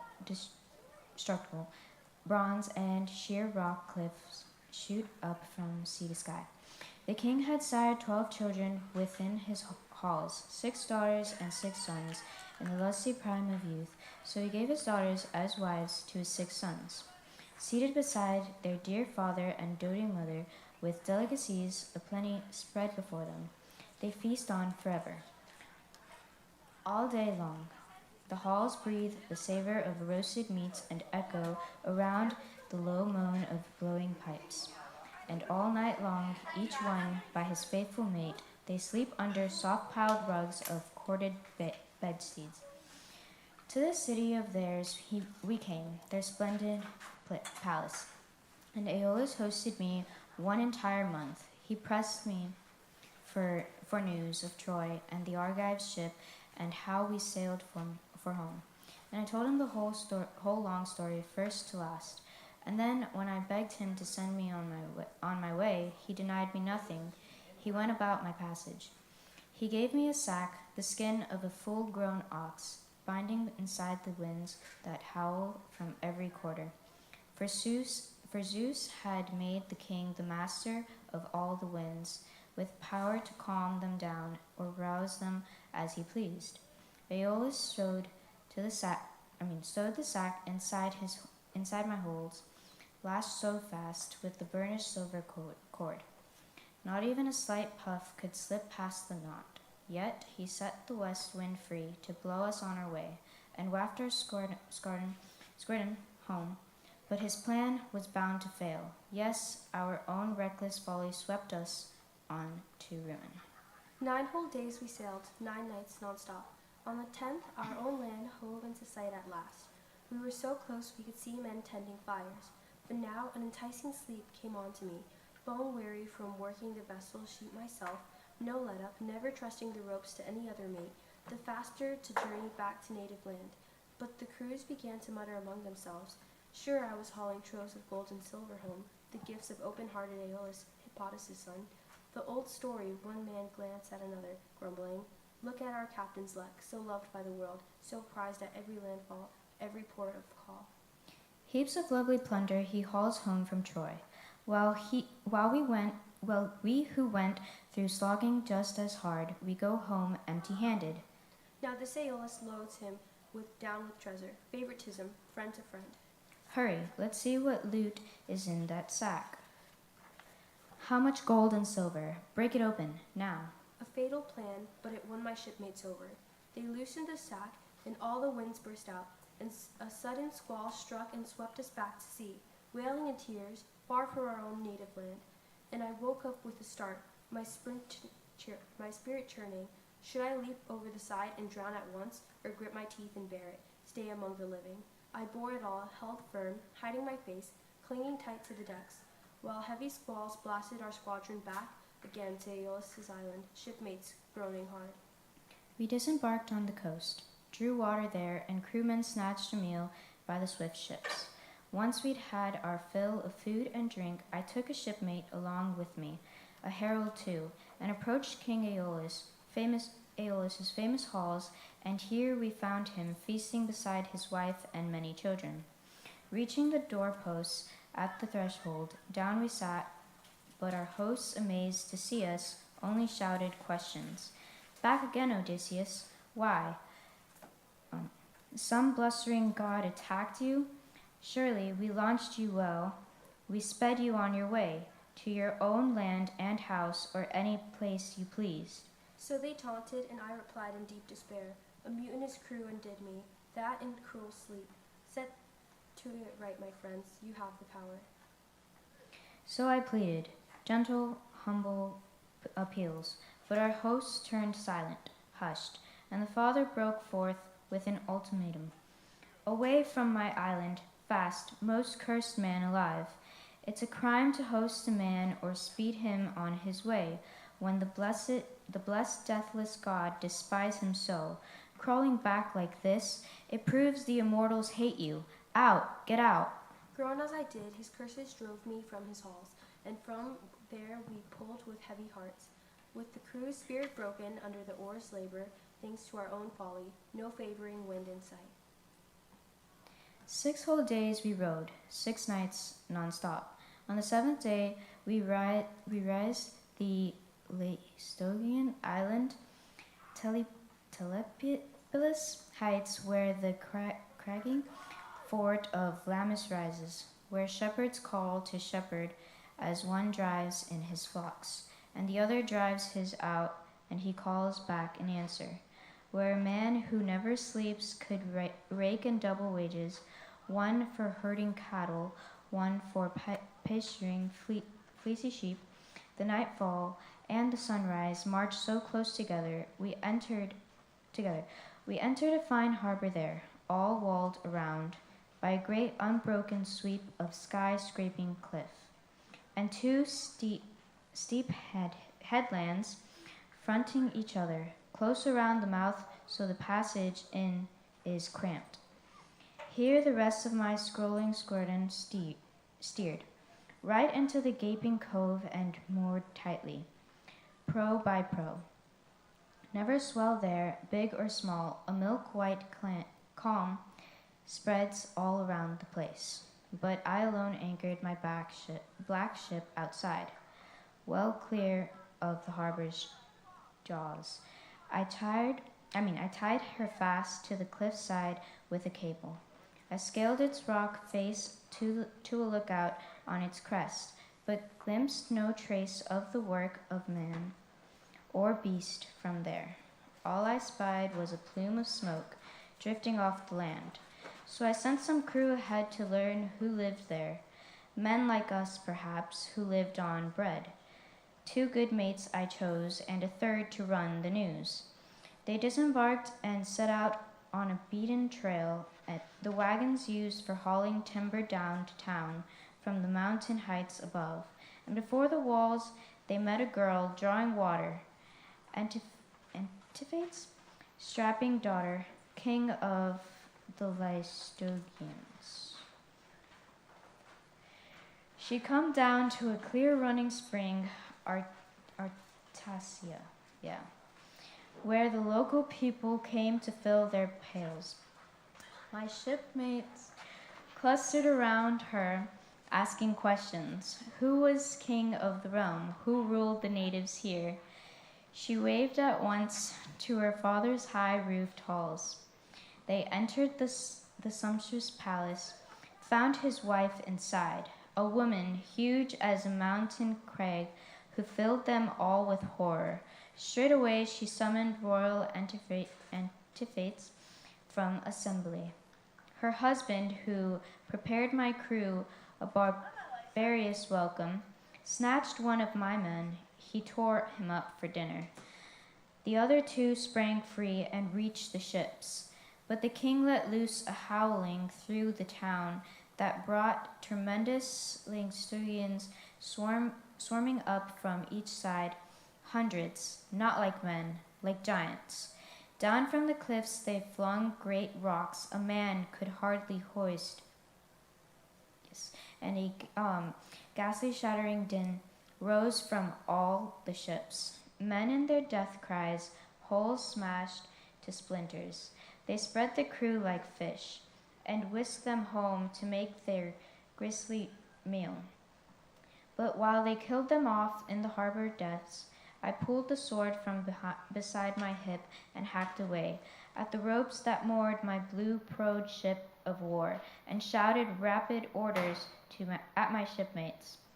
Put your backs in the oars. Now row or die.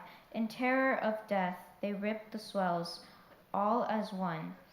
And what a joy as we darted out towards open sea, clear of those beetling cliffs, my ship alone, but the rest went down in mace. Our squadron sank. From there we sailed on, glad to escape our death, yet sick at heart for the dear companions we lost. We reached the Aeaean island next, the home of Circe, the nymph with lovely braids and awesome power too, who can speak with human voice, the true sister of murderous-minded Aeetes. Both were bred by the sun, who lights our lives. Their mother was Perse, a child the ocean bore. We brought our ship to the port without a sound, as God eased her into the harbor safe and snug. And for 2 days and 2 nights we laid there, eating our hearts out, bent with pain and bone-tired. When dawn took her lovely locks, brought on the 3rd day, at last I took my spear and my sharp sword again, and rushed up from the ship to find a lookout point, hoping to catch a glimpse, some sign of human labor, to catch some human voices. I scaled a commanding crag, and scanning hard, I could just make out some smoke from Circe's halls, drifting up from the broad terrain through the brush and woods. Mulling it over, I thought I'd scout the ground. That fire aglow in smoke, I saw it. True, but soon enough this seemed better plan. I'd go back to shore, and the swift ship first, feed the men, then send them out for scouting. I was well on my way down, nearing our ship, when a god took pity on me, wandering all alone. He sent me a big stag with high branching antlers right across my path, the sun's heat forcing him down from his forest range to drink at the river banks, just bounding out the timber when I hit him, square in the backbone halfway down the spine, and my bronze spear went punching clean through. He dropped in the dust, groaning, grasping out his breath. Treading on him, I wrenched my bronze spear from the wound, left it there on the ground, and snapping off some twigs and creepers, twisted a rope about a fathom long. I braided it tight, hand over hand, then lashed the 4 hocks of the magnificent beast. Loaded round my neck, I lugged him towards the ship, trudging, propped on my spear, no way to sling him over a shoulder, steadying him with one free arm. The kill was so immense. I flung him down by the hull and roused the men, going up to them, all with a word to lift their spirits. Listen to me, my comrades, brothers in hardship. We won't go down to the house of death. Not yet. Not till our day arrives. Up with you. Look, there's still some meat and drink in our good ship. Put our minds on food. Why die of hunger here? My hearty urging brought them round at once. Heads came up from cloaks, and there by the barren sea they gazed at the stag, their eyes wide, my noble trophy. But once they'd looked their fill and warmed their hearts, they washed their hands and prepared a splendid meal. Now, all day long till the sun went down, we sat and feasted on sides of meat and seasoned wine. Then when the sun had set and night came on, we lay down and slept at the water's shelving edge. When young dawn with her rose-red fingers shone once more, I called a muster quickly, informing all the crew. Listen to me, my comrades, brothers in hardship. We can't tell east from west, the dawn from the dusk, nor where the sun that lights our lives goes under earth, nor where it rises. We must think of a plan at once, some cunning stroke. I doubt there's one still left. I scaled a commanding crag, and from that height surveyed an entire island, ringed like a crown by endless wastes of sea. But the land itself lies low, and I did see smoke drifting up from its heart through thick bush and woods. A message broke their spirit as they recalled the gruesome work of Laocoon, King Amphites, and the healthy cannibal Cyclops thirsting for our blood. They burst into cries, wailing, streaming live tears that gained us nothing. What good can come of grief? And so, numbering off my band of men at arms into 2 platoons, I assigned them each a leader. I took one, and Lord Eurylochus the other. We quickly shook lots in a bronze helmet. The lot of brave Eurylochus leapt at first. So he moved off with his 22 comrades, weeping, leaving us behind in tears as well. Deep in the wooded glens they came on Circe's palace, built of dressed stone and on a clear rise of land. Mountain wolves and lions were roaming around the grounds. She bewitched them herself. She gave them magic drugs. But they wouldn't attack my men. They just came pawning up around them, fawning, swishing their long tails, eager as hounds that fawn around their master, coming home from a feast, who always bring back scraps to calm them down. So they came nuzzling round my men, lions, wolves, with big, powerful claws, and the men cringed in fear at the sight of those strange, ferocious beasts. But still they paused at her doors, the nymph, with lovely braids, Circe, and deep inside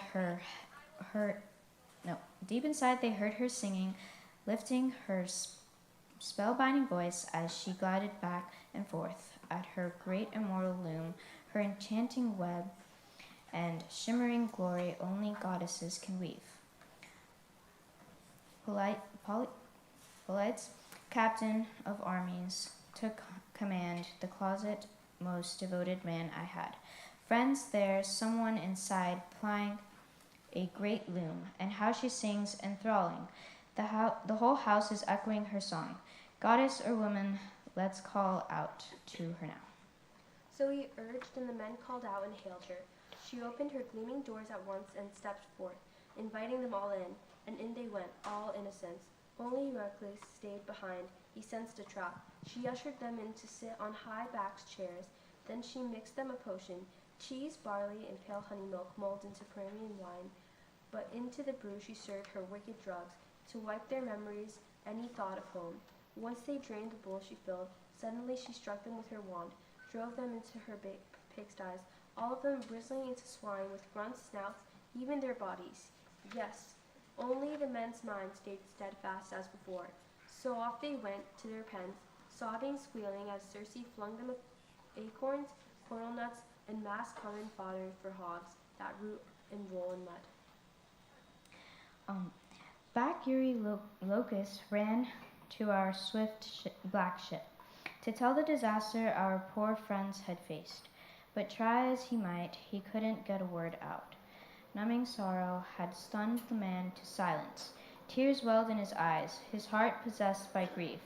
We assailed him with questions, all at our wits' end. till at last he could recount the fate of our friends had met. Off we went through the bush, captain, as you commanded. Deep in the wooded glens we came on Circe's palace, built of dressed stone on a cleared rise of land. Someone inside was plying a great loom, and how she sang in a high, clear voice, goddess or woman, we called out and hailed her. She opened her gleaming doors at once and stepped forth, inviting us all in, and in we went, all innocents. But I stayed behind. I sensed a trap. Suddenly all vanished, blotted out. Not one face showed again, though I sat there keeping watch a good long time. At that report, I slung the hefty bronze blade of my silver-studded sword around my shoulder, slung my bow on too, and told our comrade, "Lead me back by the same way that you came." But he flung both arms around my knees and pleaded, begging me with his tears and winging words. "Don't force me back there, Captain, King. Leave me here on the spot. You will never return yourself, I swear. You'll never bring back a single man alive. Quick, cut and run with the rest of us here. We can still escape the fatal day." But I shot back, Eurylochus, stay right here, eating, drinking, safe by the black ship. I must be off. Necessity drives me on. Leaving the ship and shore, I headed inland, clambering up through hushed entrances, glades, until I was approaching the halls of Circe, skilled in spells. Approaching her palace, Hermes, god of the golden wand, crossed my path, and he looked for all the world like a young man sporting his first beard, just in the prime and warm pride of youth, and grasped me by the hand and asked me kindly, "Where are you going now, my unlucky friend? Trekking over the hills alone in an unfamiliar country? And your men are all in there in Circe's palace, cooped up like swine hawked by jaws in sties. Have you come to set them free? Well, I warn you, you won't get yourself home. You'll stay right here trapped with all the rest. But wait, I can save you, free you from that great danger. Look, here is a potent drug. Take it to Circe's hall. Its power alone will shield you from the fatal day. Let me tell you of all the witch's subtle craft. She'll mix you a potion, lace the brew with drugs, but she'll be powerless to bewitch you. Even so, this magic herb I give will fight her spells. Now, here's your plan of action, step by step. The moment Circe strikes with her long, thin wand, you will draw your sharp sword tethered at your hip, and rush to her as fast as you can, as if you run through her.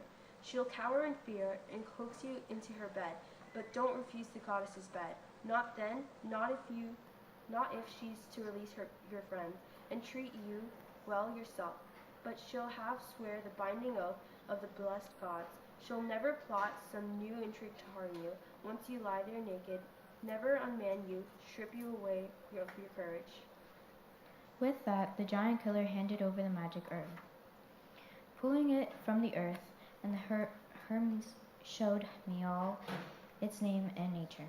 Its root is black, and its flower white as milk, and the gods call it moly.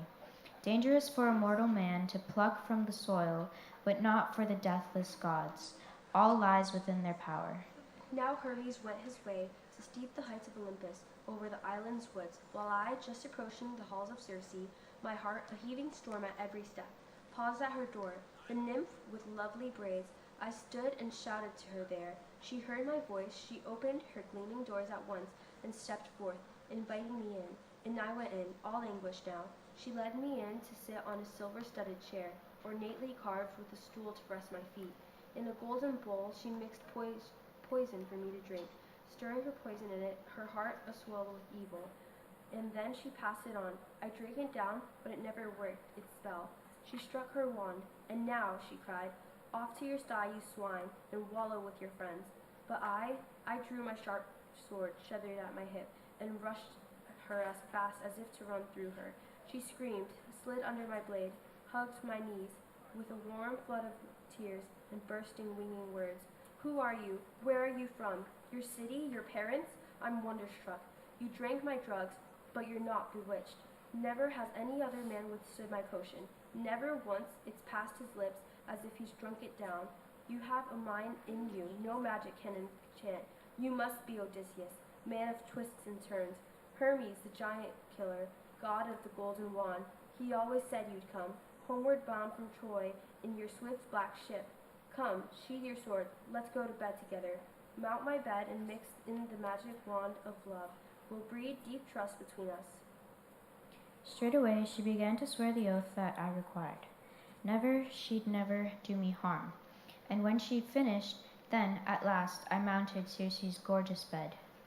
At the same time her handmaidens bustled through the halls, 4 in all, who performed the goddess's household tasks. Nymphs, daughters born of the springs and groves, and sacred rivers running down to open sea. One draped the chairs with fine crimson covers. Over the seats she spread with linen cloths below. A second drew up silver tables before the chairs, and laid out golden trays to hold the bread. A third mulled heady, heart-warming wine in a silver bowl, and set out gold cups. A fourth brought water and lit a blazing fire beneath a massive cauldron.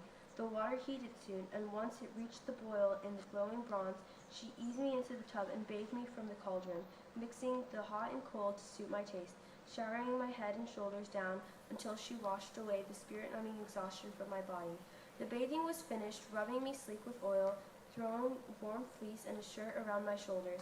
She led me in to sit on a silver-studded chair, ornately carved with a stool to rest my feet. A maid brought water soon in a graceful gold pitcher, and over a silver basin tipped it out, so I might rinse my hands. Then pulled a gleaming table to my side. A staid housekeeper brought on bread to serve me, appetizers aplenty too, lavish with her bounty. She pressed me to eat. I had no taste for food. I just sat there, mind wandering, far away, lost in blind forebodings. As soon as Circe saw me, huddled, not touching my food, immersed in sorrow, she slided near with a coaxing winged word. Odysseus, why just sit there, struck dumb, eating your heart out, not touching food or drink? Suspect me of still more treachery. Nothing to fear. Haven't I just sworn my solemn binding oath? So she asked, but I protested. Circe, how could any man in his right mind endure the taste of food and drink before he freed his comrade in arms and looked them in the eyes? If you really want me to eat and drink, set them free, all my beloved comrades. Let me feast my eyes. So I demanded. Circe strode on through the halls and out, her wand held high in hand, and flinging open the pens, drove forth my men, who looked like full-grown swine. Facing her, there they stood as she went along the ranks, anointing them one by one with some new magic oil. And look, the bristles grown by the first wicked drug that Circe gave them slipped away from their limbs. And they turned men again, younger than ever, taller by far, more handsome to the eye, and yes, they knew me at once, and each man grasped my hand, and a painful longing for tears overcame us all. A terrible sobbing echoed through the house. The goddess herself was moved, and standing by me, warmly urged me on, a lustrous goddess now. Royal son of Laertes, Odysseus, tried and true, go at once to your ship at the water's edge. Haul her straight upon the shore first, and stow your cargo and running gear in caves. Then back you come and bring your trusty crew. Her urging won my stubborn spirit over.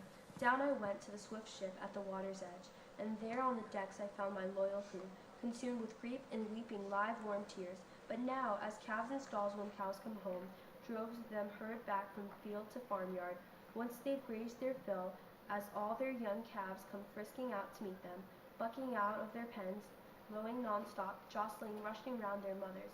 So my shipmates, there at the sight of my return, came pressing round me, streaming tears, so deeply moved in their hearts, they felt as if they made it back to their own land, their city, Ithaca's rocky soil, where they were bred and reared. And though their tears, their words went winging home, "You're back again, my king, how thrilled we are, as if we reached our country, Ithaca, at last. But come, tell us about the fate of our comrades met." Still, I replied with a timely word of comfort. Let's haul our ship straight up on the shore first, and steer in caves. Then hurry, all of you, come along with me to see our friends in the magic halls of Circe, eating and drinking. The feast flows on forever. So I said, and they jumped to do my bidding. Only Eurylochus tried to hold my shipmates back. His mutinous outburst aimed at one and all. Poor fools! Where are we running now? Why are we tempting fate? Why stumble blindly down to Circe's hall? She'll turn us all into pigs, or wolves, or lions, made to guard that palace of hers by force. I'll tell you, just as the Cyclops trapped our comrades in his lair with hot-headed Odysseus right behind them. Thanks to this man's rashness, they all died too. So he declared, and I had half a mind to draw the sharp sword from beside my hip, and slice his head off, tumbling down in the dust, close kin that he was. But comrades checked me, each man trying to calm me, left and right. Captain, we'll leave him here if you command, just where he is. To sit and guard the ship, lead us on to the magic halls of Circe. With that, up from the ship and shore they headed inland, nor did Eurylochus malinger by the hull. He strangled behind the rest, dreading the sharp blast of my rebuke. All the while, Circe had bathed my other comrades in her palace, caring and kindly, rubbing them sleek with oil, and decked them out in fleecy cloaks and shirts. We found them all together, feasting in her halls. Once we had recognized each other, gazing face to face, we all broke down and wept, and the house resounded now. And Circe, the lustrous one, came toward me, pleading, "Royal son of Laertes, Odysseus, man of action, no more tears now. Calm these tides of sorrow. Well, I know what pains you bore on the swarming sea, what punishment you endured from hostile men on land. But come now, eat your food and drink your wine, till the same courage fills your chest now as then, when you first set sail from native land, from rocky Ithaca. Now you are burnt out husks, your spirit haggard, seer, always brooding over your wandering long and hard, your hearts never lifting with any joy. You've suffered far too much, and won our battle-hardened spirits. So she enticed, and won our battle-hardened spirits over. And then we sat at ease, day in, day out, till a year had run its course, feasting on sides of meat and draughts of heady wine. But then, when the year was gone, and the season wheeled by, and the months went, and the long days came round again, my loyal comrades took me aside and prodded, "Captain, this is madness. High time you thought of your own home at last, if it really is your fate to make it back alive and reach your well-built house and native land." Their urging brought my stubborn spirit round. So all that day till sun went down we sat, and we feasted on sides of meat and heady wine. Then, when the sun had set and night came on, the men lay down to sleep in the shadow of halls, but I went up to that luxurious bed of Circe's, hugged her by the knees, and the goddess heard my winging supplication. "Circe, now make me a good promise you gave me once. It's time to help me home. My heart longs to be home, my comrades' hearts as well. They wear me down, pleading with me whenever you're away." So I pressed, and the lustrous goddess answered me in turn. "Royal son of Laertes, Odysseus, old campaigner, stay on no more in my house against your will. But first another journey calls. You must travel down to the house of death and the awesome one, Persephone, there to consult the ghosts of Tiresias, seer of Thebes, the great blind prophet whose mind remains unshaken. Even in death, Persephone has given him wisdom, everlasting vision to him and alone. The rest of the dead are empty, flitting shades." So she said, and crushed the heart inside me. I knelt in her bed and wept. I'd no desire to go on living and see the rising of day. But once I'd filled my tears in writhing there, at last I found the words to venture. "Circe, Circe, who can pilot us on that journey? Who has ever reached the house of death in a black ship?" The lustrous goddess answered, never pausing, "Royal son of Laertes, Odysseus, born for exploits, let no lack of pilot of a pilot at the helm concern you. No, just step your masts and speed your white sail wide. Sit back, and the north wind will speed you on your way. But once your vessel has cut across the ocean river, you will raise a desolate coast, and Persephone's grove, her tall black poplars, willows whose fruit dies young. Beat your vessel hard by the ocean's turning shore, and make your own way down to the moldering house of death, and there into Acheron, the flood of grief. 2 rivers flow, the torrent river of fire, the wailing river of tears, that branches from the stakes, the stream of hate and the stark crag looms, where the 2 rivers thunder down and meet. Once there, go forward, hero. Do as I say now. Dig a trench of about the forum's depth and length, and around it pour libations out to all the dead. First with milk and honey, and then with mellow wine, then water third, and last the sprinkle glistening barely over it all. And vow again and again to all the dead, to the drifting, listless spirits of their ghosts, that once you return to Ithaca, you will slaughter a barren here in your halls, the best you have, and load a prior with treasures. And to the Tiresias alone apart, you will offer a sleek black ram, the pride of all your herds. And once your prayers have invoked the nations of the dead in their dim glory, slaughter a ram and a black ewe, turning both their heads towards Erebus. But turn your head away, looking toward the ocean river. Suddenly, then the countless shades of the dead and gone will surge around you there. But order your men at once to flay the sheep that lie before you, killed by a ruthless blade, and burn them both.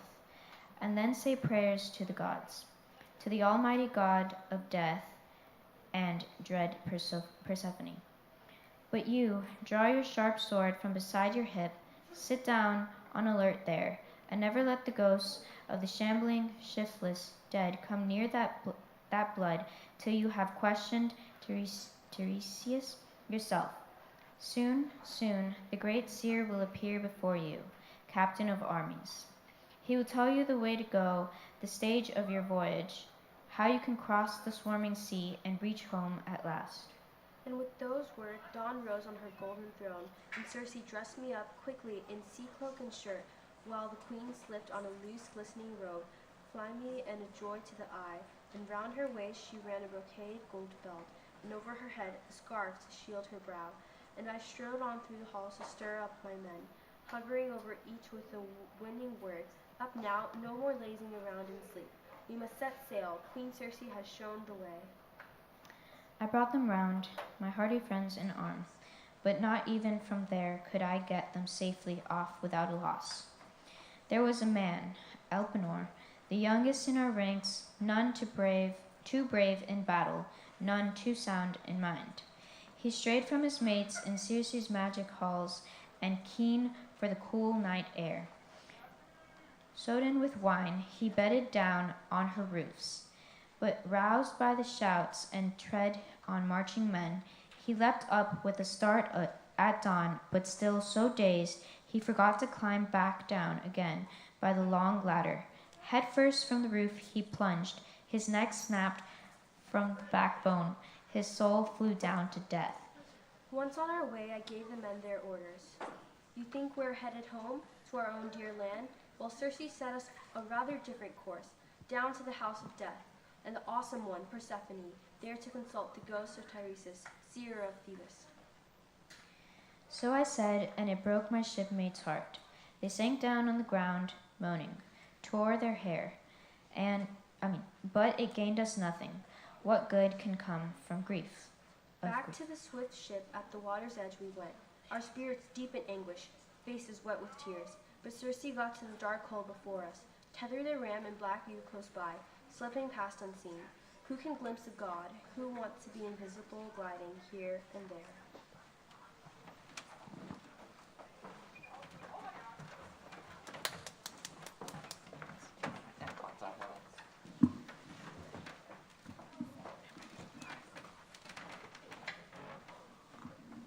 Now down we came to the ship at the water's edge. We hauled and launched her into the sunlit breakers first, stepped the mast in the black craft, and set her sail and loaded the sheep aboard. The ram and the ewe. Then we ourselves embarked, streaming tears, our hearts weighed down with anguish. But Circe, the awesome nymph with lovely braids who speaks with human voice, sent us a hardy shipmate, yes, a fresh following wind ruffling up in our wake, bellying out our sail to drive our blue prow on, as we, securing the running gear from stem to stern, sat back while the wind and helmsman kept true on her course. The sail stretched taut as she cut the sea all day, and the sun sank, and the roads of the world grew dark. And she made the outer limits, the ocean river bounds, where the Cimmerian people have their homes, their realm and city shrouded in mist and cloud. The eye of the sun can never flash his rays to the dark and bring them light, not when he climbs the starry skies, or when he wheels back down from the heights to touch the earth once more. An endless, deadly night overhangs those wretched men. There, gaining that point, we beached our craft, and herding out the sheep, we picked our way by the ocean's banks until we gained the place that Circe made our goal. Here at the spot, Perimedes and Eurylochus held the victims fast, and I, drawing my sharp sword from beside my hip, dug a trench of about a forearm's depth and length, and around it poured libations out to all the dead, first with milk and honey, and then with mellow wine, then water third and last, and sprinkled glistening barley over it all. And time and again I vowed to all the dead, to the drifting, listless spirits of their ghosts, that once I returned to Ithaca, I would slaughter a barren heifer in my halls, the best I had, and load a pie with treasures, and to Tiresias, alone apart, I would offer a sleek black ram, the pride of all my herds. And once my vows and prayers had invoked the nations of the dead, I took the victims, over the trench I cut their throats, and dark blood flowed in, and up out of the Erebus they came, flocking toward me now, the ghosts of the dead and gone, brides and unwed youths, and old men who had suffered much, and girls with their tender hearts freshly scarred by sorrow and great armies of battle dead, stabbed by bronze spears, men of war still wrapped in bloody armor.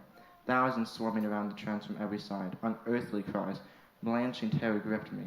I ordered the men at once to flay the sheep that lay before us, killed by my ruthless blade, and burn them both, then say prayers to the gods, to the almighty god of death and dread Persephone. But I, the sharp sword drawn from beside my hip, sat down on alert there, and never let the ghosts of the shambling, shiftless dead come near that blood till I had questioned Tiresias myself. But first the ghost of Elpenor, my companion, came toward me. He had not been buried under the wide ways of earth, not yet. We'd left his body in Circe's house, unwept, unburied. This other labor pressed us. But I wept to see him now. Pity touched my heart, and I called out a winged word to him there. Elpenor, how did you travel down to the world of darkness? Faster on foot, I see, than I in my black ship. My comrade groaned as he offered me an answer. Royal son of Laertes, Odysseus, old campaigner, the doom of an angry god, and a god knows how much wine. They were my ruin, captain. I bedded down on the roof of Circe's house, but never thought to climb back down again by the long ladder. Head first from the roof, I plunged. My neck snapped from the backbone. My soul flew down to death. Now, I beg you, by those you left behind, so far here, your wife, your father, who bred and reared you as a boy, and Telecomeas, left at home in your halls, your only son. Well, I know, when you leave this lodging of the dead, that you and your ship will be put ashore again, at the island of Achaia, and then and there, my lord, remember me, I beg of you. Don't sail off and desert me. Left behind, unwept, unburied, don't, or my curse may draw God's fury on your head. No, burn me in full armor, all my harness. Heap my mound by churning gray surf, a man's whose luck ran out. So even men come to learn my story. Perform my rites and plant on my tomb that oar I swung with mates when I rode among the living. All this, my unlucky friend, I reassured him, I will do for you. I won't forget a thing. So we sat and faced each other, trading our bleak parting words, I on my side, holding my sword above the blood, He across from me there, my comrade's phantom dragging out his story. But look, the ghost of my mother came, my mother, dead and gone now, Anticlea, daughter of that great-hearted Autolycus, whom I had left alive when I sailed for sacred Troy. I broke into tears when I to see her there. But filled with pity, even throbbing with grief, I would not let her ghost approach the blood till I had questioned Tiresias myself. At last he came. The shade of the famous Theban prophet, holding a golden scepter, knew me at once and hailed me. Royal son of Laertes, Odysseus, master of exploits, man of pain, what now brings you here? Forsaking the light of day, to see this joyless kingdom of the dead? Stand back from the trench, put up your sharp sword, so I can drink the blood and tell you all the truth. Moving back, I thrust my silver-studded sword deep in its sheath, and once he had drunk the dark blood, the words came raining from the prophet in his power. A sweet, smooth journey home, renowned Odysseus. That is what you seek. But a god will make it hard for you. I know. You will never escape the one who shakes the earth.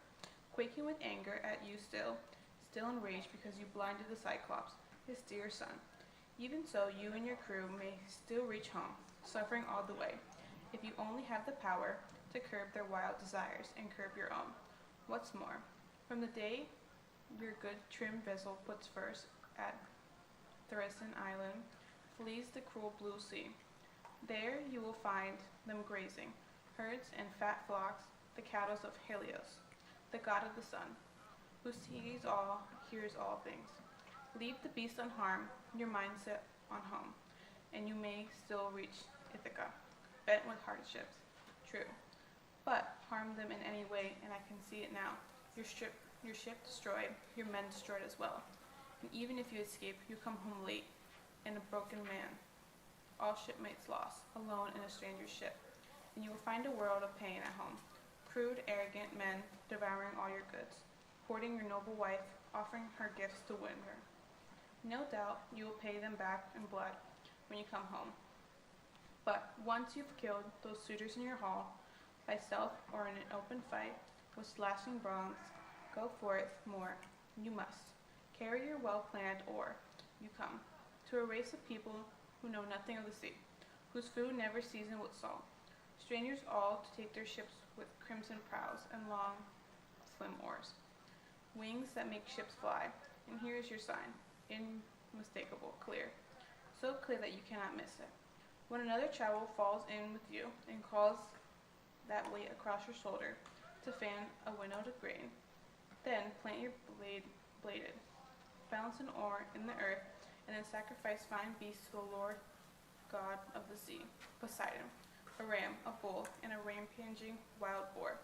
Then journey home and render noble offerings up to the deathless gods who rule the vaulting skies, to all the gods in order. And at last, your own death will steal upon you, a gentle, painless death, far from the sea it comes, to take you down, born with all the years in ripe old age, with all your people there blessed peace around you. All that I have told you will come true. O Tiresias, I replied as the prophet finished, surely the gods have spun this out as fate, the gods themselves. But tell me one thing more, and tell me clearly. I see the ghost of my long-lost mother here before me, dead, crouching close to blood in silence. She cannot bear to look me in the eyes, her own son, or speak a word to me. How, Lord, can I make her know me for the man I am? One rule there is, The famous seer replied. and simple for me to say that, and for you to learn. Any one of the ghosts that you let approach the blood will speak the truth to you. Anyone you refuse will turn and fade away. And with those words, now that his prophecies had closed, the awesome shade of Lord Tiresias strode back to the house of death. But I kept watch there, steadfast, till my mother approached and drank the dark, clouding blood. She knew me at once and wailed out in grief, and her words came raining back toward me, flying home. Oh, my son, what brings you down to the world of death and darkness? You are still alive. It is hard for the living to catch a glimpse of this. Great rivers flow between us, terrible waters. The ocean, first of all. No one could ever ford that stream on foot, only abroad some sturdy craft. Have you come only from Troy, wandering long years with your men and ship? Not returned yet to Ithaca? You still have not seen your wife inside your halls?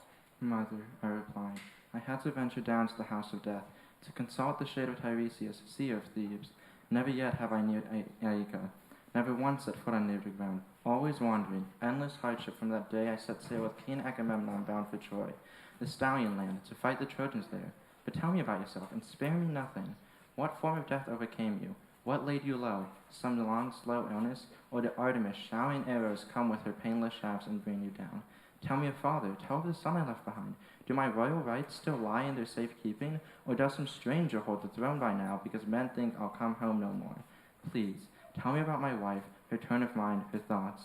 Still standing fast beside her son? Still guarding her great estate, secure as ever now? Or has she wed some other countryman at last, the finest prince among them? Surely, surely. My noble mother answered quickly. She's still waiting there in your halls, poor woman, suffering so. Her life an endless hardship like your own, wasting away the nights, weeping the days away. No one has taken your royal rights, not yet. Telemachus still holds your great estates in peace. He attends the public banquets, shared with all. The feast a man of justice should enjoy, for every lord invites him. As for your father, he keeps to his own farm. He never goes to town, with no bed for him there, no blankets, glossy throws. All winter he sleeps in the lodge with the servants. In the ashes by the fire, his body wrapped in rags. When summer comes, the bumper of crops and any sprouts on the rising ground of his vineyard grows. He makes his bed heaped high with fallen leaves, and he lies there in anguish, with his old age bearing hard upon him too, and his grief grows as long for your return. And I, with the same grief, died and met my fate. No sharp-eyed huntress, showering arrows through the halls, approached me and brought me down with painless shafts. Nor did some hateful illness strike me. That so devastates the body, draining our limbs of power. No, it was my longing for you, my shining Odysseus. You and your quickness, you and your gentle ways that tore away my life had been sweet. And I, my mind in turmoil, how I longed to embrace my mother's spirit, dead as she was. 3 times I rushed toward her, desperate to hold her. 3 times she fluttered through my fingers, sifting away like a shadow, dissolving like a dream, and each time the grief cut to the heart, sharper, yes, and I cried out to her, words went into the darkness. Mother, why not wait for me? How I long to hold you. So even here, in the house of death, we can fling our loving arms around each other, take some joy in the tears that numb the heart. Or is this just some wraith that great Persephone sends my way to make me ache with sorrow all the more? My noble mother answered me at once. My son, the unluckiest man alive. This is no deception sent by Queen Persephone. This is just the way of mortals when we die. Sinews no longer binds the flesh and bones together. The fire in all its fury burns the body down to ashes. Once life slips away from the white bones, and the spirit, rustling, flitters away, flown like a dream. But you must long for the daylight. Go quickly, remember all these things, so one day you can tell them to your wife. And so we both confided, trading parting words, and there slowly came a grand array of women, all sent before me now by august Persephone, and all were wives and daughters of once of princes. They swarmed in a flock around the dark blood while I searched for a way to crush them each alone. And the more I thought, the more this seemed the best. Drawing forth the long sharp sword from beside my hip, I would not let them drink the dark blood, all in a rush, and so they waited, coming forward one after another. Each declared her lineage, and I explored them all. And the first I saw there, Tyro, born of kings, who said her father was that great lord Samoneus, and said that she was the wife of Cretheus, Aeolus' son. And once she fell in love with the river god Enipeus, far as the clearest river flowing across the earth, and so she'd haunt Enipeus' glinting streams, till taking his shape one day, the god who girds the earth and makes it tremble, bedded her where the swelling river gushes to the sea, and a surging wave reared up, high as a mountain, dark, arching over to hide the god and mortal girl together. Loosing her virgin belt, he lapped her round in sleep, and when the god had consummated his work of love, he took her by the hand and held her warmly. Rejoice in our love, my lady, and when this year has run its course, you will give birth to glorious children. Bedding down with the gods is never barren. Futile you must tend to them, breed and rear them as well. Now home you go, and restrain yourself, I say. Never breathe your lover's name, but know, I am Poseidon, the god who rocks the earth. With that, he dove back in the heaving waves, and she conceived the god and bore him Peleus, Neleus, and both grew up to be stalwart aides of Zeus Almighty, both men alike. Peleus lived on the plains of Iolcus, but rich in sheepflocks. Neleus lived in sandy Pylos, and the noble queen bore sons to Cretheus too, Aeson, Pheres, and Amythaon, exultant charioteer. After Tyro, I saw Hesperus' daughter, Antiope. Proud she spent a night in the arms of Zeus himself, and born the god twin sons, Amphion and Zethus, the first to build the footings of seven-gated Thebes, her bastions too, for lacking ramparts, none could live in a place so vast, so open, strong as both men were. And I saw Alcmena next, Amphitrion's wife, who slept in the clasp of Zeus and merged in love and brought forth Heracles, rugged will and lion heart. And I saw Megara too, magnanimous Creon's daughter, weds the stalwart Heracles, the hero never daltered. And I saw the mother of Oedipus, beautiful What a monstrous thing she did, in all innocence. She married her own son, who had killed his father, then he married her. But the gods soon made it known to all mankind, so he in growing pain ruled on in beloved Thebes, lording Cadmus' people, thanks to God's brutal plan, when she went down to death who guards the massive gates. Lashing a noose to a steep rafter, there she hanged aloft, strangling in all her anguish, leaving her son to bear the word of horror a mother's furies bring to life. And I saw magnificent Chloris, the one whom Neleus wooed and won with a hoard of splendid gifts, so dazzled by her beauty years ago, the youngest daughter of Iasus' son Amphion, the great Manaean king who ruled Orchomenus once. She was his queen in Pylos. She bore him shining sons, Nestor and Chromius, Periclymenus too, good prince. And after her son she bore a daughter, majestic Pero, the marvel of her time, courted by all the young lords round about. But Neleus would not give her to any suitor, none but the man who might drive home the herds that powerful Iphiclus had stolen. Loaching, broad in the brow, those long-horned beasts, and no small task drawn them up from Phylace. Only the valiant seer Melampus offered. He would drive them home, but a god's iron sentence bound him fast. Barbarous herdsmen dragged him off in chains, yet when the months and days had run their course, and the year wheeled round and the seasons came again, then mighty Iphiclus loosed the prophet's shackles, and once he had told him all of the gods' decrees, and so the will of Zeus was done at last. And I saw Leda next, and Tyndareus' wife, who had borne the king 2 sons, intrepid twins, Castor, breaker of horses, and the hardy boxer Polydeuces, both buried now in the life-giving earth though still alive. Even under the earth Zeus grants them that distinction. One day alive, the next day dead, each twin by turns, they both hold honors equal to the gods. And I saw Amphidea next, Aeolus' wife, who claimed she lay in the sea lord's loving waves and gave the gods 2 sons, but they did not live long. Otis, staunch as a god, and far-famed Ephialtes. They were the tallest men in the fertile land he was born, the handsomest too, by far, beside whom renowned Orion. 9 yards across they measured, even at 9 years old, 9 fathoms tall they towered. They even threatened the deathless gods. They'd storm Olympus' heights with a pounding rush and grinding shock of battle. They were wild to the pile also upon Olympus, and on Ossa Pelion dense with timber, their toeholds up to the heavens. And they'd have won the day if they had reached peak strength, but Apollo, the son of Zeus, whom sleek-haired Leto bore, laid both giants low before their beards had sprouted, covering cheek and chin with a fresh drop of crown. Phaedra and Procris too I saw, and lovely Ariadne, daughter of Minos, that harsh king. One day Theseus tried to spirit her off from Crete to Athens' sacred heights, but he got no joy from her. Artemis killed her first on wave-washed Ida shore, accused by Dionysus. And I saw Clymene, Mera, and loathsome Eriphyle, bribed with a golden necklace to lure her lawful husband to his death, but the whole cortege I could never tally, never name, not all the daughters and wives of the great men I saw there. Long before that, the God-sent night would ebb away, but the time has come for sleep, either with friends aboard my swift ship or here in your own house. My passage home will rest with the gods and you. Odysseus paused. They fell silent, hushed, his story holding them spellbound down the shuttered halls, till the white-armed queen Arete suddenly burst out. Phaeacians, how does this man impress you now? His looks, his build, the balanced mind inside of him.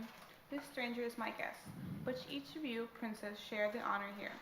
So let's not be too hasty to send him on his way, and don't scrimp on his gifts. His need is great, and great as the riches piled up in your houses, thanks to the gods' goodwill. Following her, the order-veered Echeneus added his support, the eldest lord on the island of Phaeacia. Friends, the words of our considerate queen, they never miss the mark or fail of our expectations. So does Arete say, though on Alcus here depends on all words and actions. And so be it. So it will be. Achilles stepped in grandly. Surely as I am alive, and rule our island men who love their oars. Our guest, much as he longs for passage home, must stay and wait until out here till tomorrow, till I can collect his whole array of parting gifts. His send-off rests with every noble here, but with me most of all. I hold the reins of power in the realm. Odysseus, deft and tactful, echoed back. Alcinous, Majesty, shining among your island people, if you would urge me now to stay here one whole year, then speed me home weighed down with lordly gifts, I'd gladly have it so. Better by far that way. The fuller my arms on landing there at home, the more respected, well received I'd be by all who saw me sailing back to Ithaca. Odysseus, Archelaus replied, one look at you, and we know that you are no one who would cheat us. No fraud such as the dark soil breeds and spreads across the face of the earth these days. Crowds of vagabonds frame their lies. So tightly none can test them. But you, what grace you give your words, and what good sense with them. You have told your story with all singer's skill, and miseries you endured, and your great Achaeans too. But now come, tell me truly. Your godlike comrades, did you see any heroes down in the house of death? Any who sailed with you and met their doom at Troy? The night's still young. I'd hardly say the night is endless. For us, in the palace now, it's hardly time for sleep.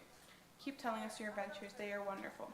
I could hold out till dawn's first light, if you only could bear, here in our halls, to tell the tale of all the pains you suffered. So the man of countless exploits carried on.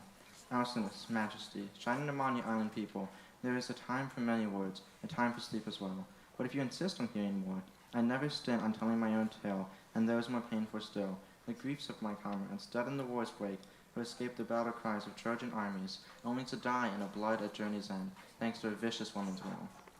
Now then, no sooner had Queen Persephone driven off the ghost of lovely women, scattering left and right, than forward marched the shade of a tree as the son Agamemnon, fraught with grief and flanked by all his comrades. Troops of his men-at-arms who died beside him, who met their fate in Lord Aegisthus' halls. He knew me at once, as soon as he drank the blood, and wailed out, shrilly, tears sprang to his eyes. He thrust his arms toward me, keen to embrace me there. No use. The great force was gone, the strength lost forever, now that it filled his rippling limbs in the old days. I wept at the sight. My heart went out to the man, my words too, in a winging flight of pity. Famous Atrides, lord of men Agamemnon, what fatal stroke of destiny brought you down? Wrecking the ships and Lord Poseidon roused and punishing blast of stormwinds, gust on gust? Or do ranks of enemies mow you down on land as you try to raid and cut off their herds and flocks, or plot to win their city, take the woman? The field marshal's ghost replied at once. Royal son of Laertes, Odysseus is mastermind of war. I was not wrecked in the ships when Lord Poseidon roused some punishing blast of storm winds, gust on gust, nor did ranks of enemy mow me down on land. Aegisthus hatched my doom and my destruction. He killed me. He, with my own accursed wife.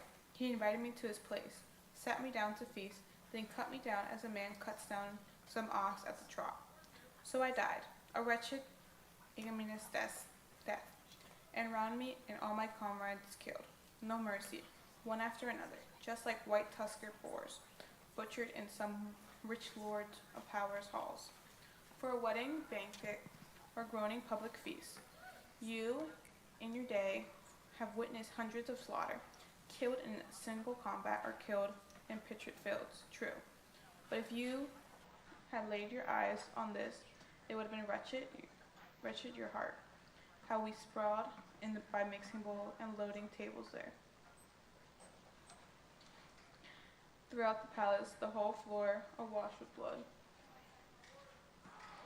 With the cry of death of Cassandra, Priam's daughter, the most pitiful thing I heard, my treasured queen, Clytemnestra, killed her over my body, yes, and I, lifting my fists, beat them down on the ground, dying, withering around the sword.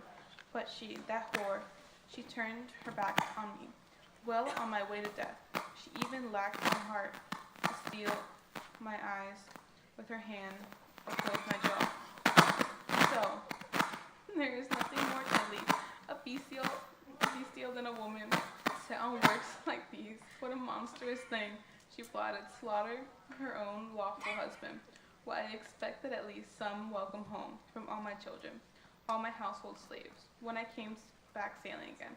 But she, the queen, hell-bent on outrage, bathes in shame, not only herself, but the whole breed of womankind. Even the honest ones come forever down the years. So he declared, and I cried out, how terrible! Zeus from the very start, the Thunder King, has hated the race of Atreus with a vengeance. His trustiest weapon, women's twisted wiles. When armies of us died for the sake of Helen, Clytemnestra schemed your death while you were worlds away. True. Agamemnon's ghost kept pressing on. So even your own wife never indulged her too far.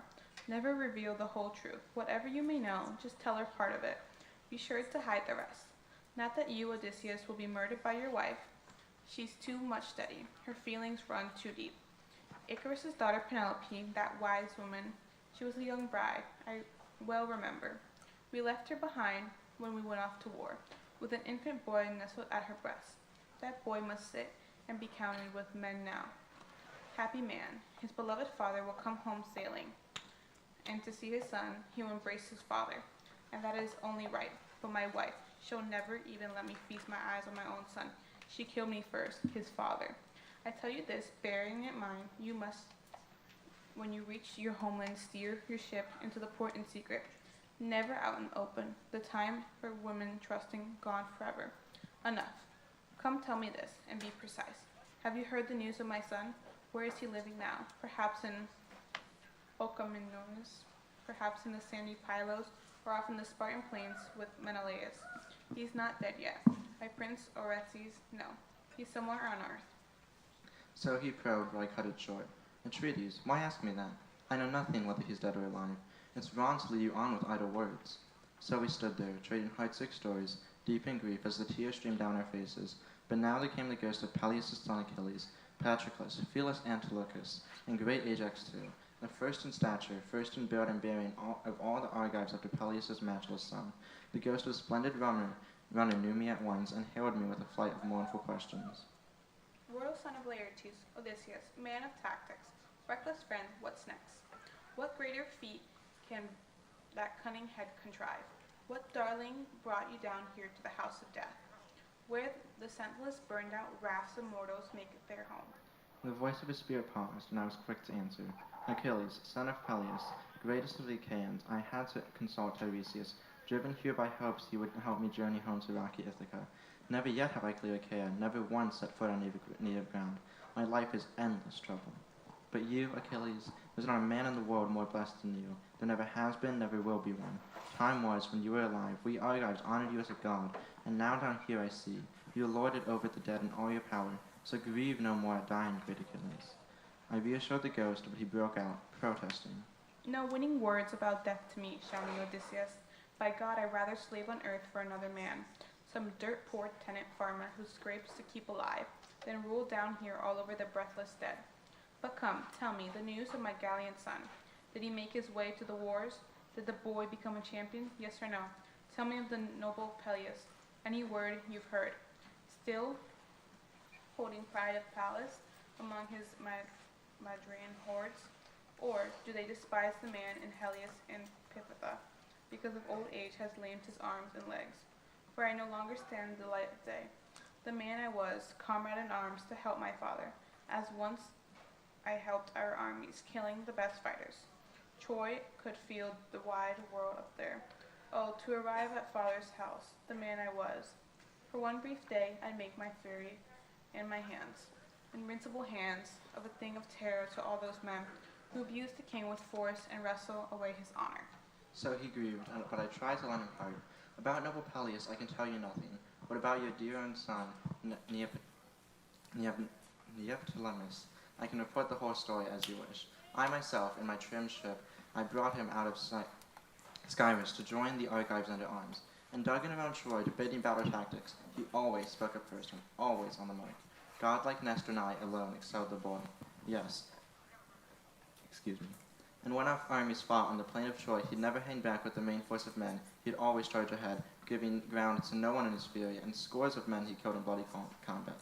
How could I list them all? Name them all. Now, the fighting ranks he leveled, battling for the Argives. But when a soldier he laid low with a broadsword. The hero Eurypylus, Telephus' son, and round him troops of his own Sidon armies slaughtered, lured to war by the bribe his mother took. The only man I saw to put Eurypylus in the shade was Memnon, son of the morning. Again, when our champions climbed inside the horse that Epeius built with labor, and I held full command to spring a packed ambush, open or keep it sealed, all our lords and captains were wiping off their tears, knees shaking beneath each man, but not your son. Never once did I see his glowing skin go pale. He never flicked a tear from his cheeks, no. He kept on begging me there to let him burst from the horse, kept gripping his hilted sword, his heavy bronze-tipped javelin, keen to loose his fighting fury against the Trojans. Then, once we attacked King Priam's craggy city, laden with his fair share and princely prize, he boarded his own ship, his body all unscarred. Not a wound from a flying spear or a sharp sword, cut and thrust close up, the common marks of war. Random, raging Ares plays no favorites. So I said, and off he went, the ghost of the great runner, Aeacus' grandson, loping with long strides across the fields of Asphodel, triumphant in all I had told him of his son, his gallant, glorious son. Now came the rest of the ghosts. The dead and gone came swarming up around me, deep in sorrow there, each asking about the grief that touched him the most. Only the ghost of the great Ajax, son of Telamon, kept his distance, blazing with anger at me still for the victory I had won by the ships at that time. I pressed my claim for the arms of Prince Achilles. His queenly mother had sent them up as prizes. Pallas and captive Trojans served as judges. Would to God I'd never won such trophies. All for them the earth closed over Ajax, that proud hero Ajax. Greatest in build, greatest in works of war of all the Argives after Peleus' matchless son. I cried out to him now, I tried to win him over. Ajax, son of noble Telamon, still determined, even in death, not once to forget that rage you train on me for those accursed arms. The gods sent up that prize to plague the Achaeans. So great a tower of strength we lost when you went down. For your death we grieved as we did for Achilles' death. We grieved incessantly, true, and none's to blame but Zeus, who hated Achilles' fighting spearmen so intensely, Zeus sealed your doom. Come closer, king, and listen to my story. Conquer your rage, your blazing, headstrong blind. So I cried out, but Ajax answered not a word. He stalked off toward Erebus, into the dark to join the other lost, departed dead. Yet now, despite his anger, he might have spoken to me, or I to him, but the heart inside me stirred with some desire to see the ghost of others dead and gone. And I saw Minos lying there, illustrious son of Zeus, firmly enthroned, holding his golden scepter, judging all the dead, some on their feet, some seated, all clustering round the king of justice, pleading for his verdicts, reached in the house of death with its all-embracing gates. I next caught sight of Orion, that huge hunter, rounding up on the fields of Asphodel, and those wild beasts the man in life cut down on the lonely mountain slopes, brandishing in his hands the bronze-studded club that time can never shatter. I saw Tityus, too, son of the mighty goddess Earth, sprawling there on the ground, spread over 9 acres, 2 vultures hunched on either side of him, digging into his liver, beaking deep in the blood-sack, and he with his frantic hands could never beat them off, for he had once dragged off the famous consort of Zeus in all her glory, Leto, threading her towards Pithys' ridge, over the lovely dancing rings of Panopeus. And I saw Tantalus, too, bearing endless torture. He stood erect in a pool as the water lapped his chin. Parched, he tried to drink, but he could not reach the surface. No. Time and again the old man stooped, craving a sip. Time and again the water vanished, swallowed down, laying bare the cacked black earth at his feet. Some spirit drank it dry. And over his head leafy trees dangled their fruit from high aloft, pomegranates and pears, and apples glowing red, succulent figs and olives swelling sleek and dark. But as soon as the old man would strain to clutch them fast, a gust would toss them up to the lowering dark clouds. And I saw Sisyphus, too, bound to his own torture, grappling the monstrous boulder with both arms working, heaving, hands struggling, legs driving. He kept on thrusting the rock uphill toward the brink, but just as it teetered, set to topple over. Time and again, the immense weight of the thing would wheel it back, and the ruthless boulder would bound and tumble down to the plain again. So once again he would heave, would struggle to thrust it up, sweat drenching his body, dust swirling above his head. And next I caught a glimpse of powerful Heracles, his ghost, I mean. The man himself delights in the grand feast of the deathless gods on high, weds a Hebe, famed for her lithe, alluring ankles, the daughter of mighty Zeus and Hera, shod in gold. Around him cries of the dead rain out like cries of birds, scattering left and right in horror as on he came like that night. Naked bow in his grip, an arrow grouped in the bowstring, glaring round him fiercely, forever poised to shoot. And a terror, too, that sword belt sweeping across his chest, a baldric of solid gold emblazoned with awesome work, bears and rampion boars and lions with wild, fiery eyes. and wars, mountain battles, massacres, butchered men. May the craftsman who forged that masterpiece, who skilled to conjure up a belt like that, never forge another. Heracles knew me at once, at first glance, and he hailed me with a winning burst of pity. Royal son of Laertes, Odysseus famed for his exploits. Luckless man, you too? Braving out a fate as harsh as the fate I bore, alive in the light of day. Son of Zeus, that I was, my torments never ended. Forced a slave for a man, not as half the man I was. He saddled me down with the worst heartbreaking labors. Why, he sent me down here once to retrieve the hound that guards the dead. No harder task for me, he thought, but I dragged the great beast up from the underworld to earth, and Hermes and the gleaming eye Athena blazed the way. With that he turned, and back he went to the house of death, while I held fast in place, hoping that others might still come, shades of famous heroes, men who died in the old days and ghosts of an even older age I longed to see, Theseus and Pirithous, the gods' own radiant sons. Before I could, the dead came surging around me, hordes of them, thousands raising unearthly cries, and blanching terror gripped me. Panic now, the Queen Persephone might send up from death some monstrous head, some Gorgon's staring face. I rushed back to my ship, commanded my all hands to take the decks and cast off cables quickly. They swarmed aboard at once. They sat to the oars in ranks, and a strong tide of the ocean river swept her down and downstream, sped by a rowing first, then by a fresh fair wind.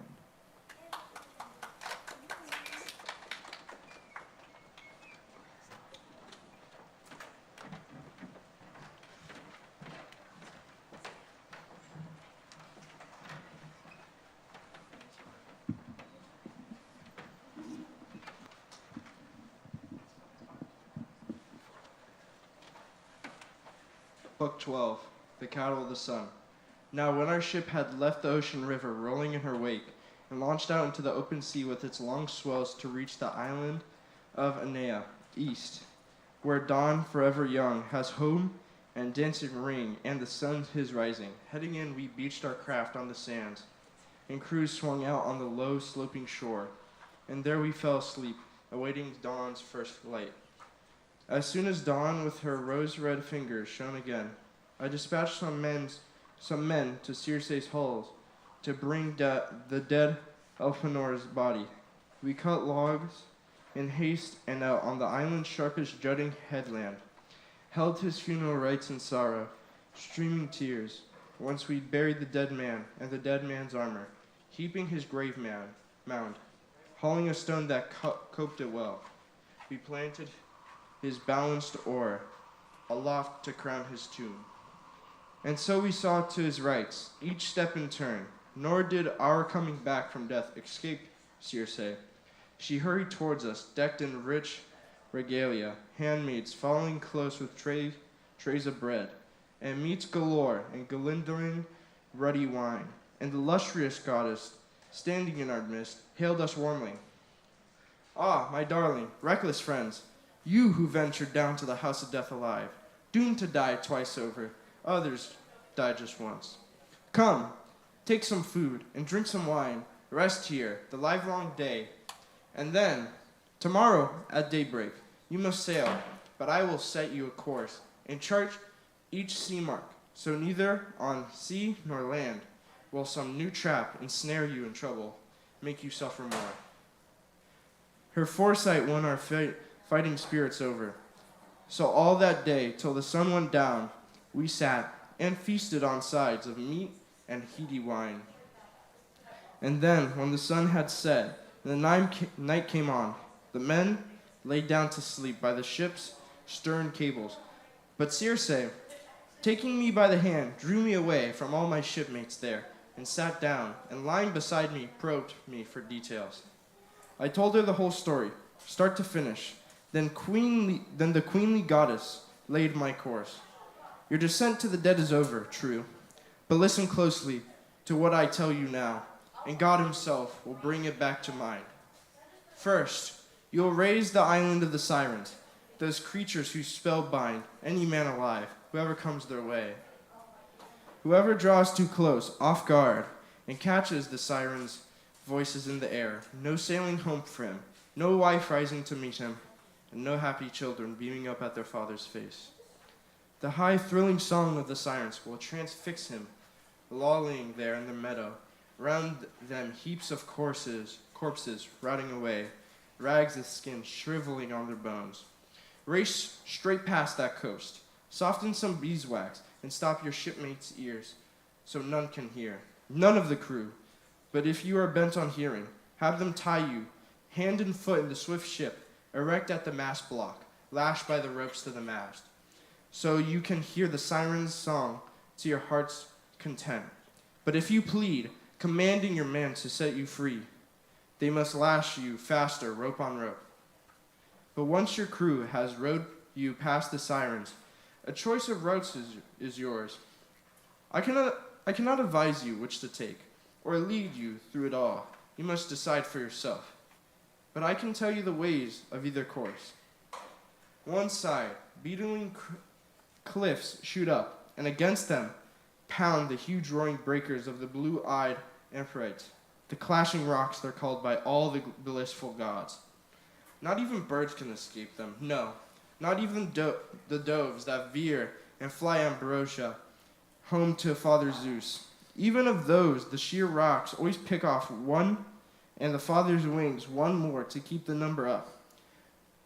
No ship of men have ever approached and slipped past, always some disaster, big timbers and sailors' corpses, rolled away by the waves and lethal blast of fire. One ship alone, one deep-sea craft sailed clear, the Argo, sung by the world, when heading home from Atete's shores, and she would have crashed against those giant rocks and sunk at once if Hera, for love of Jason, had not sped her through.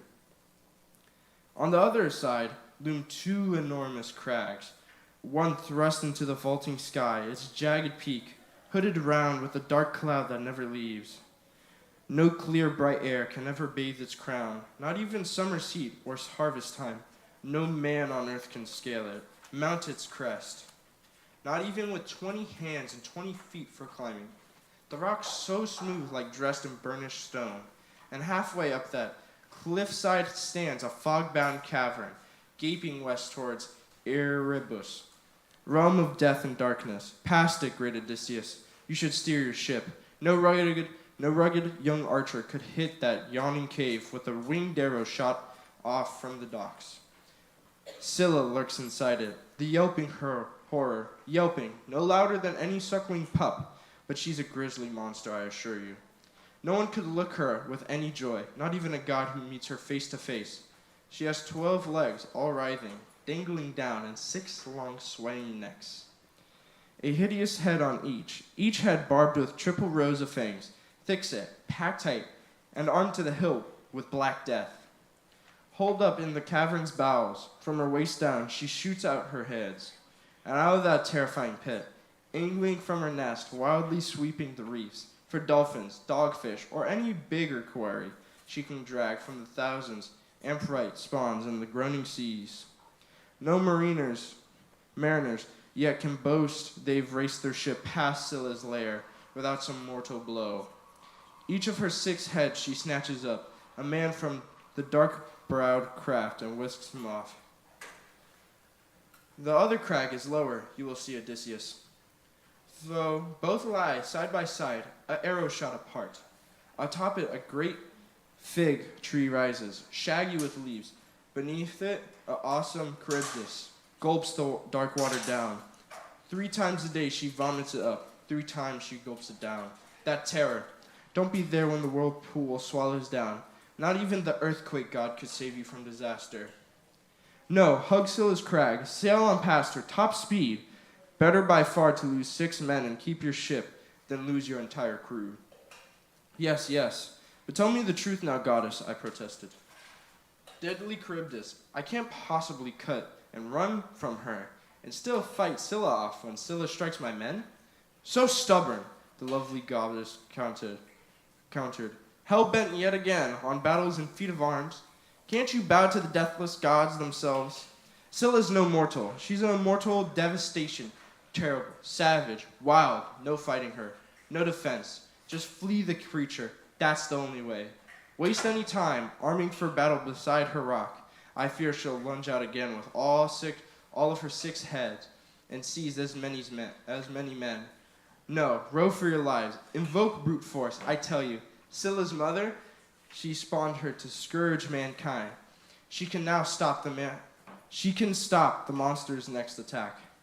Then you'll make it to the island of Thrinacia, where herds of the sun god's cattle graze, and fat sheep, and 7 herds of oxen, as many sheep flocks, rich and woolly, 50 head in each. No breeding swells their number, nor do they ever die. And the goddesses herd them on, nymphs with glittering hair. Phaethusa, lamprite, born to the sun god Helios by radiant Neaera. Their queenly mother bred and reared them both, then settled them on the island of Thrinacia, their homeland seas away, to guard their father's sheep and long-horned cattle. Leave the beasts unharmed.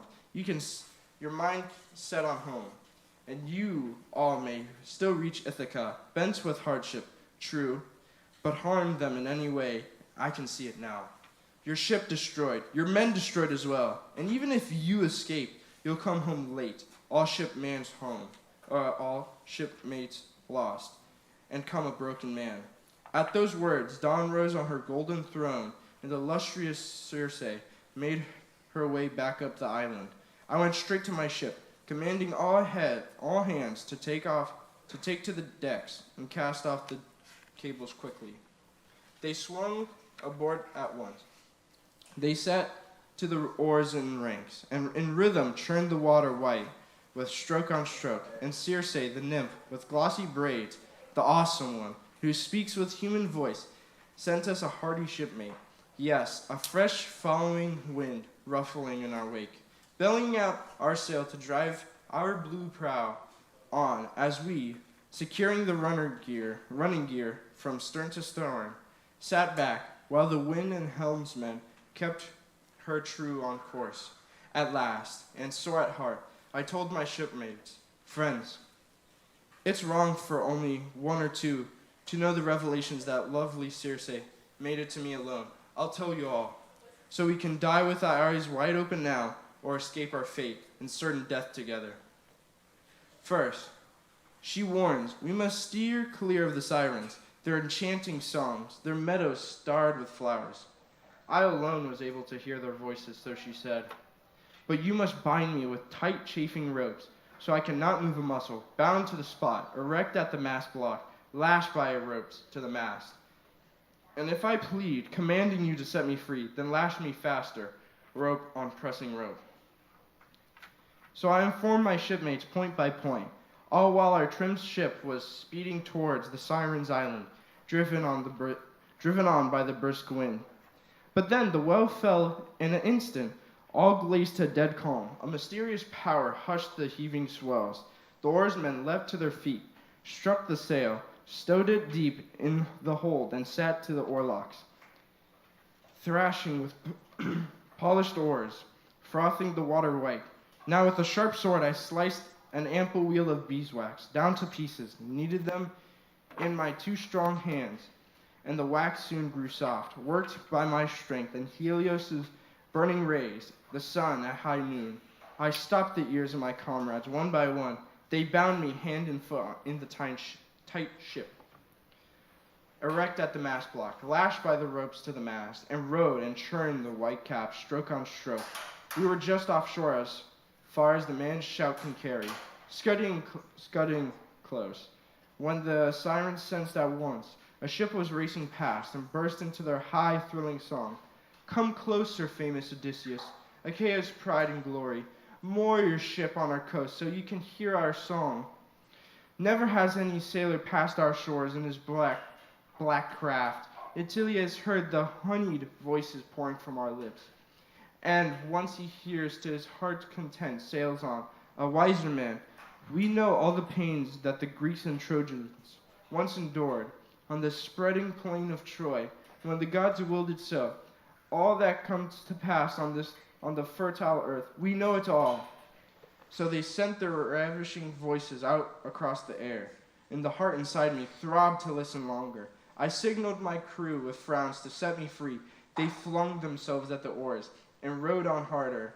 Pyramedes and Eurylochus springing up at once to bind me faster with rope and on chafing rope. But once we left, the sirens fading in our wake, once we could hear their song no more, their urgent call, my steadfast crew was quick to remove the wax I'd used to seal their ears and loose the bonds that lashed me. We scarcely put that island astern when suddenly I saw smoke and heavy breakers, heard their booming thunder. The men were terrified. Oar blades flew from their grip, clattering down to splash in the vessel's wash. She lay there, dead in the water, no hands to tug the blades that drove her on. But I strode down the decks to rouse my crewmen, halting beside each one with a bracing, winning word. Friends, we're hardly strangers at meeting danger, and this danger is no worse than what we faced when Cyclops penned us up in his vaulted cave with crushing force. But even from there, my courage, my presence of mind, and tactics saved us all. And we will live to remember this someday, I have no doubt. Up now, follow my orders. All of us, work as one. You men at the thwarts, lay with your oars and strike the heavy swells, trusting that Zeus will pull us through these straits alive. You, helmsman, here's your order. Burn it in your mind. The steering oar of our rolling ship is in your hands. Keep her clear of that smoke and surging breakers. Head for those crags, or she'll catch you off guard. She'll yaw over there. You'll plunge us all in ruin. So I shouted. They snapped to each command. No mention of the Scylla. How to fight that nightmare. For the fear the men would panic, desert their oars, and huddle down and stow themselves away. But now I cleared my mind of Circe's orders, cramping my style, urging me not to arm at all. I donned my heroic armor, seized long spears in both my hands, and marched out on the half-deck, forward, hoping from there to catch the first glimpse of Scylla, ghoul of the cliffs, swooping to kill my men. But nowhere I could make her out, and my eyes ached, scanning that mist-bound rock, face to top to bottom. Now, wailing in fear, we rode upon those straits, Scylla to starboard, dreading Charybdis off to port, her horrible whirlpool gulping the sea surge down. But when she spewed it up like a cauldron over a raging fire, all her churning depths would seethe and heave, exploding spray, showering down to splatter the peaks of both crags at once. But once she swallowed the sea surge down her gaping maw, the whole abyss lay bare, and the rocks around her roared, terrible, deafening. Bedrock showed down deep, boiling black with sand, and ashen terror gripped the men. But now, fearing death, all eyes fixed on Charybdis, now Scylla snatched 6 men from our hollow ship, the toughest, strongest hands I had, and glancing backwards over the decks, searching for my crew, I could see their hands and feet already hoisted, flailing, higher, over my head. Look, wailing down at me, comrades riven in agony, shrieking out my name for the one last time. Just as an angler poised on a jutting rock, flings his treacherous bait in the offshore swell, whips his long rod, hook sheathed in an ox-horn lure, and wicks up little fish he flips on the beach break, writhing, gasping out their lives. So now they writhed, gasping as Scylla swarmed them up her cliff, and there, at her cavern's mouth, she bolted them down raw, screaming out, flinging their arms towards me, lost in that mortal struggle. All of the pitiful things I've had to witness, suffering, searching out the pathways of the sea, this wrenched my heart the most.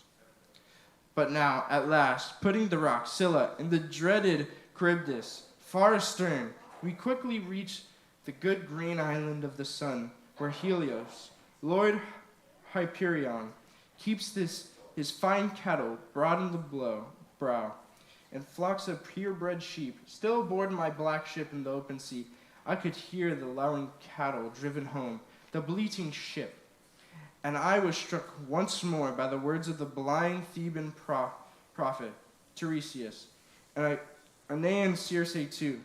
Time and again they told me to shun this island of the sun, the joy of man. So I warned my shipmates gravely, sick at heart. Listen to me, my comrades, brothers in hardship. Let me tell you of the dire prophecies of Tiresias, and Aenean Circe too. Time and again they told me to shun this island of the sun, the joy of man. Here, they warned, the worst disaster awaits us. Row past these shores, race our black ship on.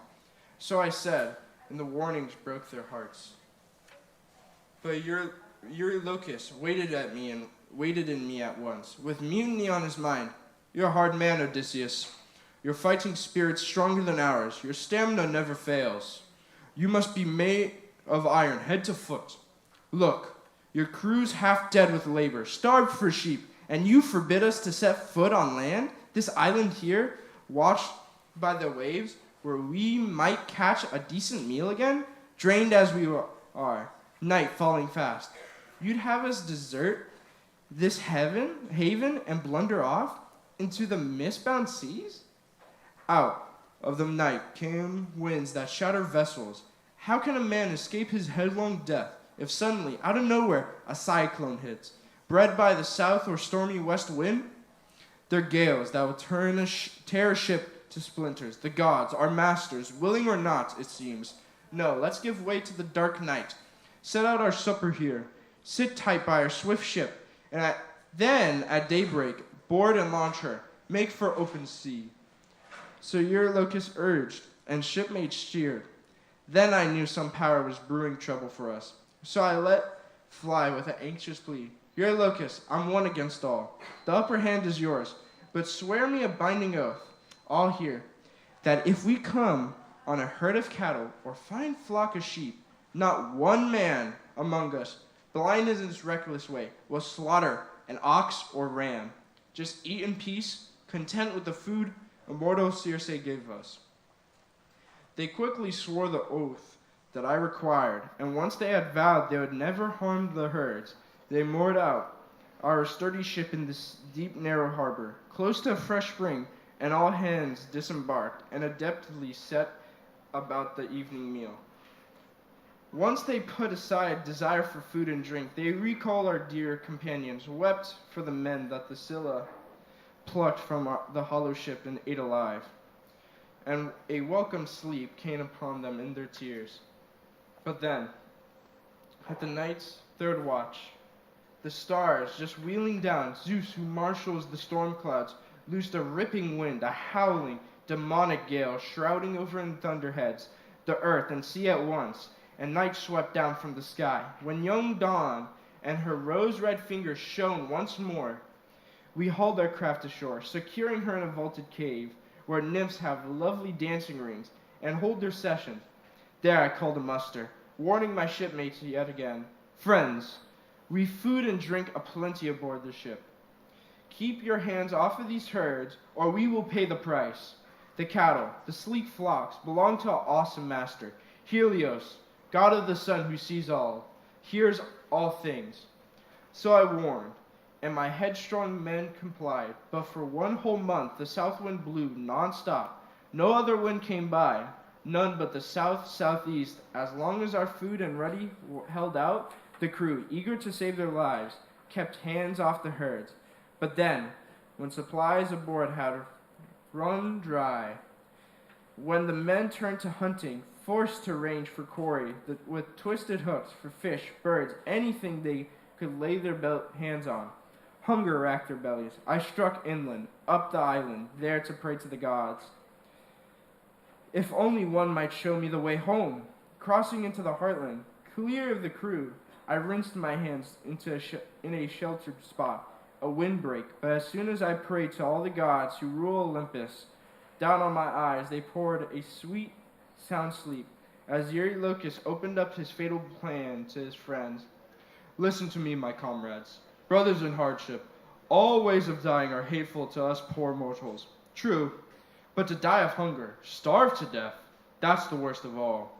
So up with you now. Let's drive off and the pick of Helios's sleek herds, slaughter them to the gods who rule the skies up there. If we ever make it home to Ithaca, native ground, erect at once a glorious temple to the sun god. Line the walls with hordes of dazzling gifts. But if the sun, inflamed for his longhorn cattle, means to wreck our ship and the other gods pitch in, I'd rather die at sea, with one deep gulp of death, than die by the inches on this desolate island here. So he urged, and the shipmates cheered again. At once they drove off, the sun god's finest cattle, close at hand. Not far from the blue proud ship they grazed. Those splendid beasts with their broad brows and curving horns surrounding them in a ring. They lifted prayers to the gods, plucking fresh green leaves from a tall oak for the right.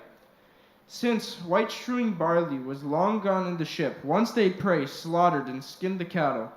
They cut the thigh bones out. They wrapped them in fat, and a double fold sliced clean and topped with strips of flesh. And since they had no wine to anoint the glowing victims, they made libations with water, broiling all the innards. And once they burned the bones and tasted the organs, hacked the rest into pieces, piercing them with spits.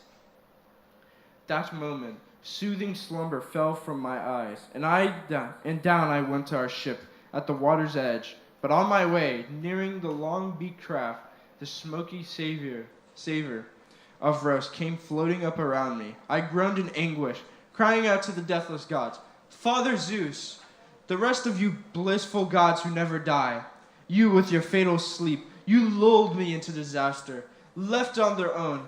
Look what a monstrous thing my crew concurred.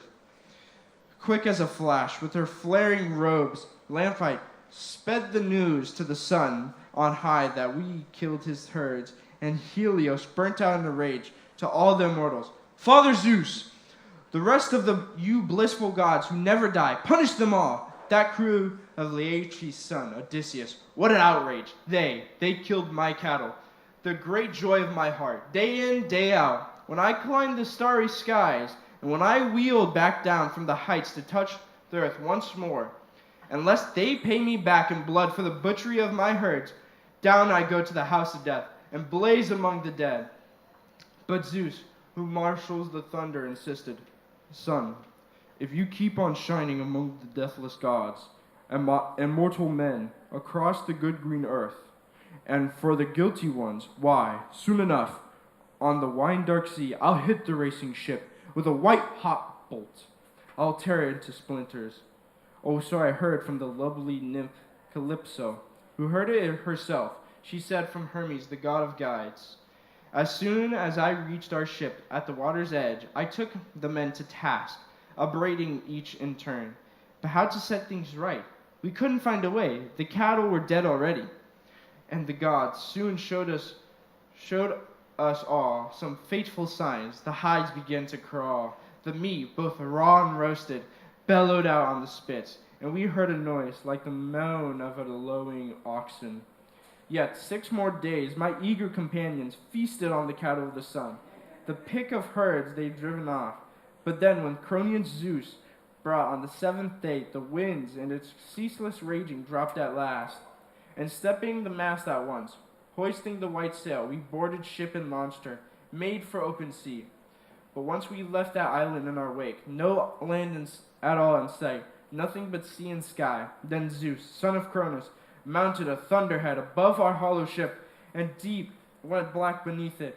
Nor did the craft scud on much longer. All of a sudden, killer squalls attacked us, screaming out of the west. A murderous blast shearing the 2 forestays off, so the mast toppled backward, its running tackle spilling into the bilge. The mast itself went crashing into the stern. It struck the helmsman's head and crushed his skull to a pulp, and down from his deck the man flipped like a diver. His hardy life spirit left his bones behind. Then in the same breath, Zeus hit the craft with a lightning bolt and thunder. Round she spun, reeling under the impact, filled with reeking brimstone. Shipmates pitching out of her, bobbing round like seahawks, swept along by the white caps past the trim black hull, and God cut short their journey home forever. But I went lurking along our battered hulk, till the sea surge ripped the plankings from the keel, and the waves swirled it away, stripped bare, and snapped the mast from the decks. But a backstay made of bull's hide still held fast, and with this I lashed the mast and keel together, made them one, riding my makeshift raft as the wretched gale winds bore me on and on. At last, the west wind quit its wild rage, but the south came on at once to hound me even more, making me double back on my route towards cruel Charybdis. All night long I was rushed back, and then at break of day I reached the crag of Scylla in the dire Charybdis vortex. Right when the dreadful whirlpool gulped the salt sea down, but heaving myself aloft to clutch the fig tree's height, like a bat I clung to its trunk for dear life, not a chance for a good firm foothold there. No clambering up it either, the roots too far to reach, the boughs too high overhead, huge swaying branches that overshadowed Charybdis. But I held on, dead set, waiting for her to vomit my mast and keel back up again. Oh, how I ached for both. And back they came, late, but at last, as just the hour a judge at court, who settled the countless suits of brash young claimants, rises, the day's work done, and the turns home for supper. That's when the timbers reared back up from Charybdis. I let go. I plunged with my hands and feet flailing, crashing into the waves beside the great beams and scrambling aboard them fast. I rowed hard with my hands right through the straits, and the Father of men and God did not let Scylla see me, else I died on the spot. No escape from death. I drifted along 9 days. On the 10th, at night, the gods cast me up on Ogygia, Calypso's island, home of the dangerous nymph with glossy braids, who speaks with a human voice, and she took me in. She loves me. Why cover the same ground again? Just yesterday, here at the hall, I told you all the rest, you and your gracious wife. It goes against my grain to repeat a tale told once, and told so clearly.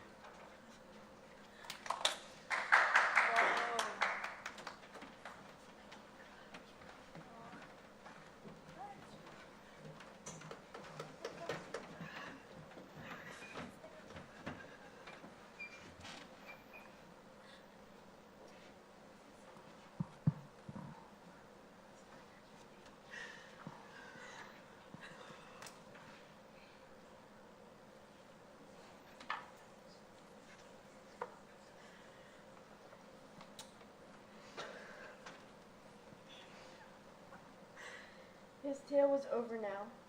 The Phoenicians all fell silent, hushed, his story holding them spellbound.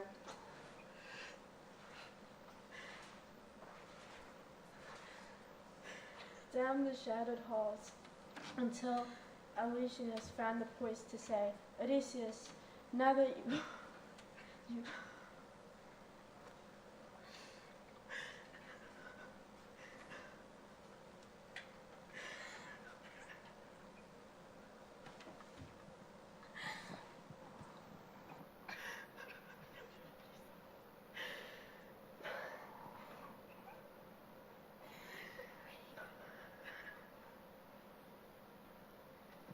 Odysseus, now that you have come to my bronze-floored house, my vaulted roofs, I know you won't be driven off your course.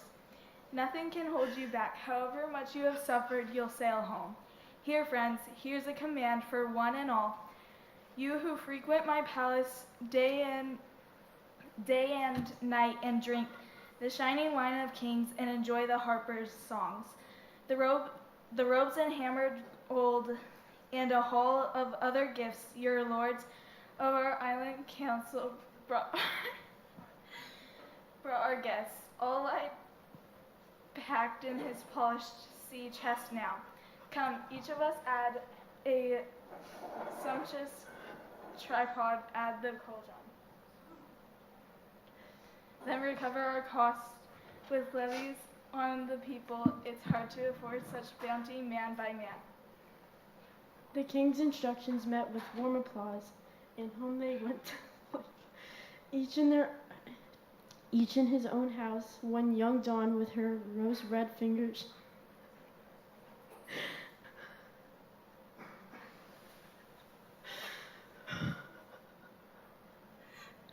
shone once more, they hurried down to the ship with handsome bronze gifts, and striding along the decks, the ardent king Alcinous stowed them under the benches, ship-shape so nothing could foul the crewmen tugging at their oars, then back at the back the party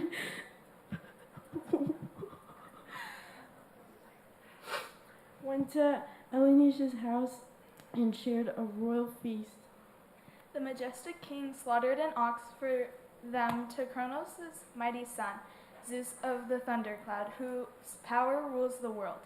They burned the thighs and fell to the lordly banquet, reveling there, while in their midst the inspired bard struck up a song.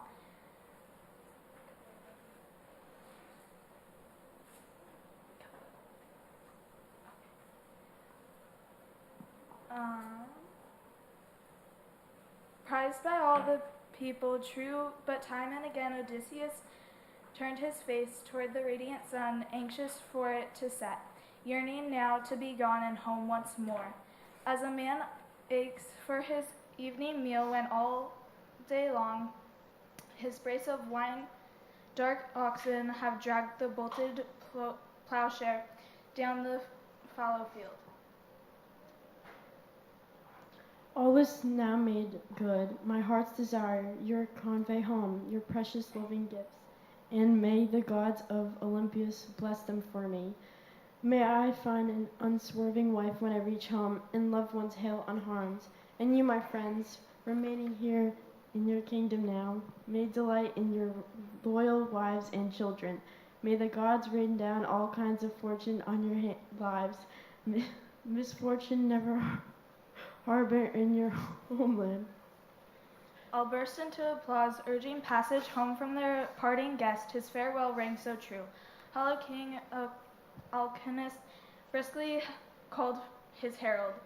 Come, Pontus, mix the wine in the bowl, pour rounds to all our banqueters in this house. So we, with a prayer to mighty Zeus the Father, can sail our new friend home to native land. Pontus mixed the heady, honeyed wine, and hovering closely, poured full rounds for all. And from where they sat, tipped libations out to the happy gods who rule the vaulting skies. Then King Odysseus rose from his seat, and placing his two-eared cup in Eurytus' hands, addressed the queen with parting wishes on the wing. Your health, my queen, through all your days to come, until old age and death that visit all mankind pay you a visit too. Now I'm on the way, but may you take joy in this house of yours, in your children, your people, and Alcinous the king. With that, the great Odysseus strode across the threshold, and King set the herald off with the guests to lead him down to the swift ship in foaming surf. And Erie sent her serving woman, one to carry the sea cloak, washed and fresh, a shirt well, another assigned to bear the sturdy chest, and a third to take the bread and ready wine. When they reached the ship at the water's edge, the royal escorts took charge of the gifts at once, and stores of food and wine, stowed them deep in the holds. And then for their guests they spread out rug and sheets on the half-deck, clear astern on the full ship's hull, so he might sleep there soundly, undisturbed.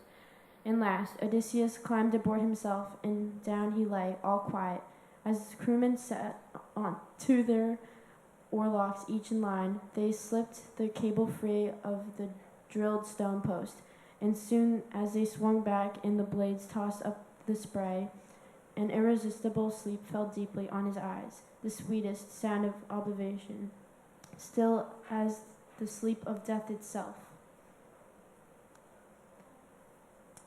In the ship, like a four-horse team careering down the plain, all breaking as one, with the whiplash cracking smartly, leaping with hooves high to run the course in no time.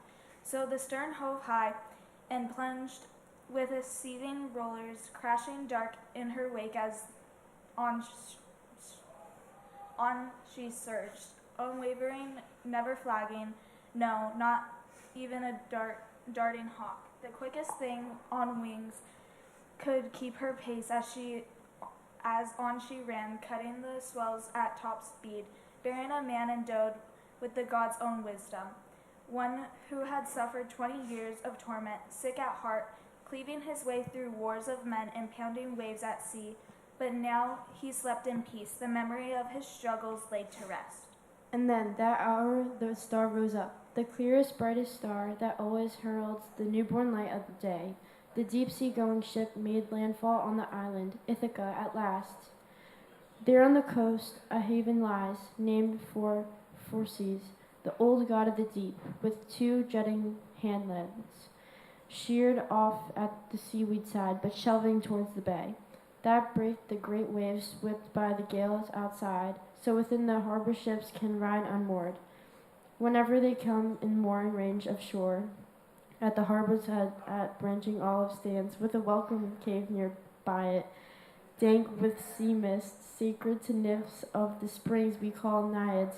There are mixing bowls inside and double-handed jars, crafted of stone, and bees stored up their honey in the hollows.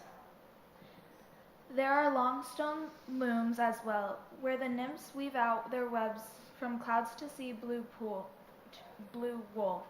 A marvelous sight, and a wellspring flows forever. The cave has 2 ways in, one facing the north wind, a pathway down for mortals, the other facing the south, belonging to the gods. No man may go that way. It is the path for all the deathless powers. Here at this bay the Phoenician crew put in. They'd known it long before, driving the ship so hard she ran up onto the beach for a good half her length.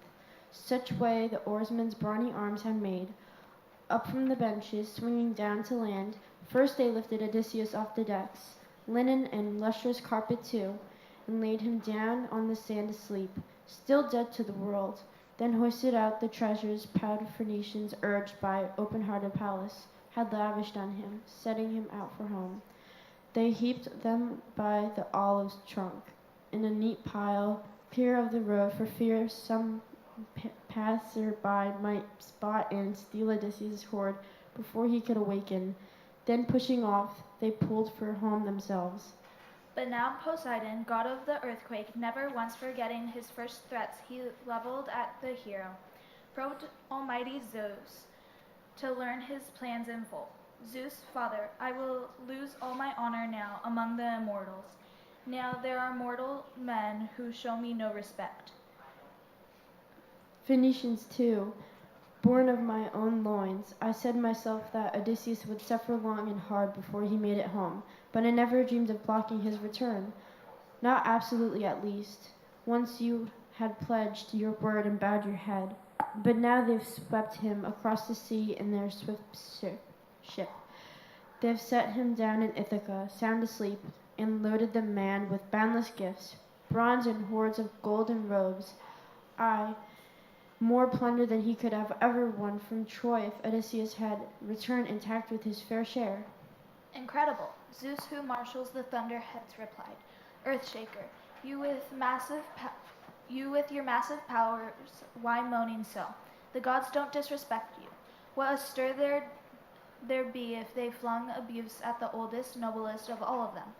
Those mortals, if any man so lose in his strength and prowess, pays you no respect, just pay him back.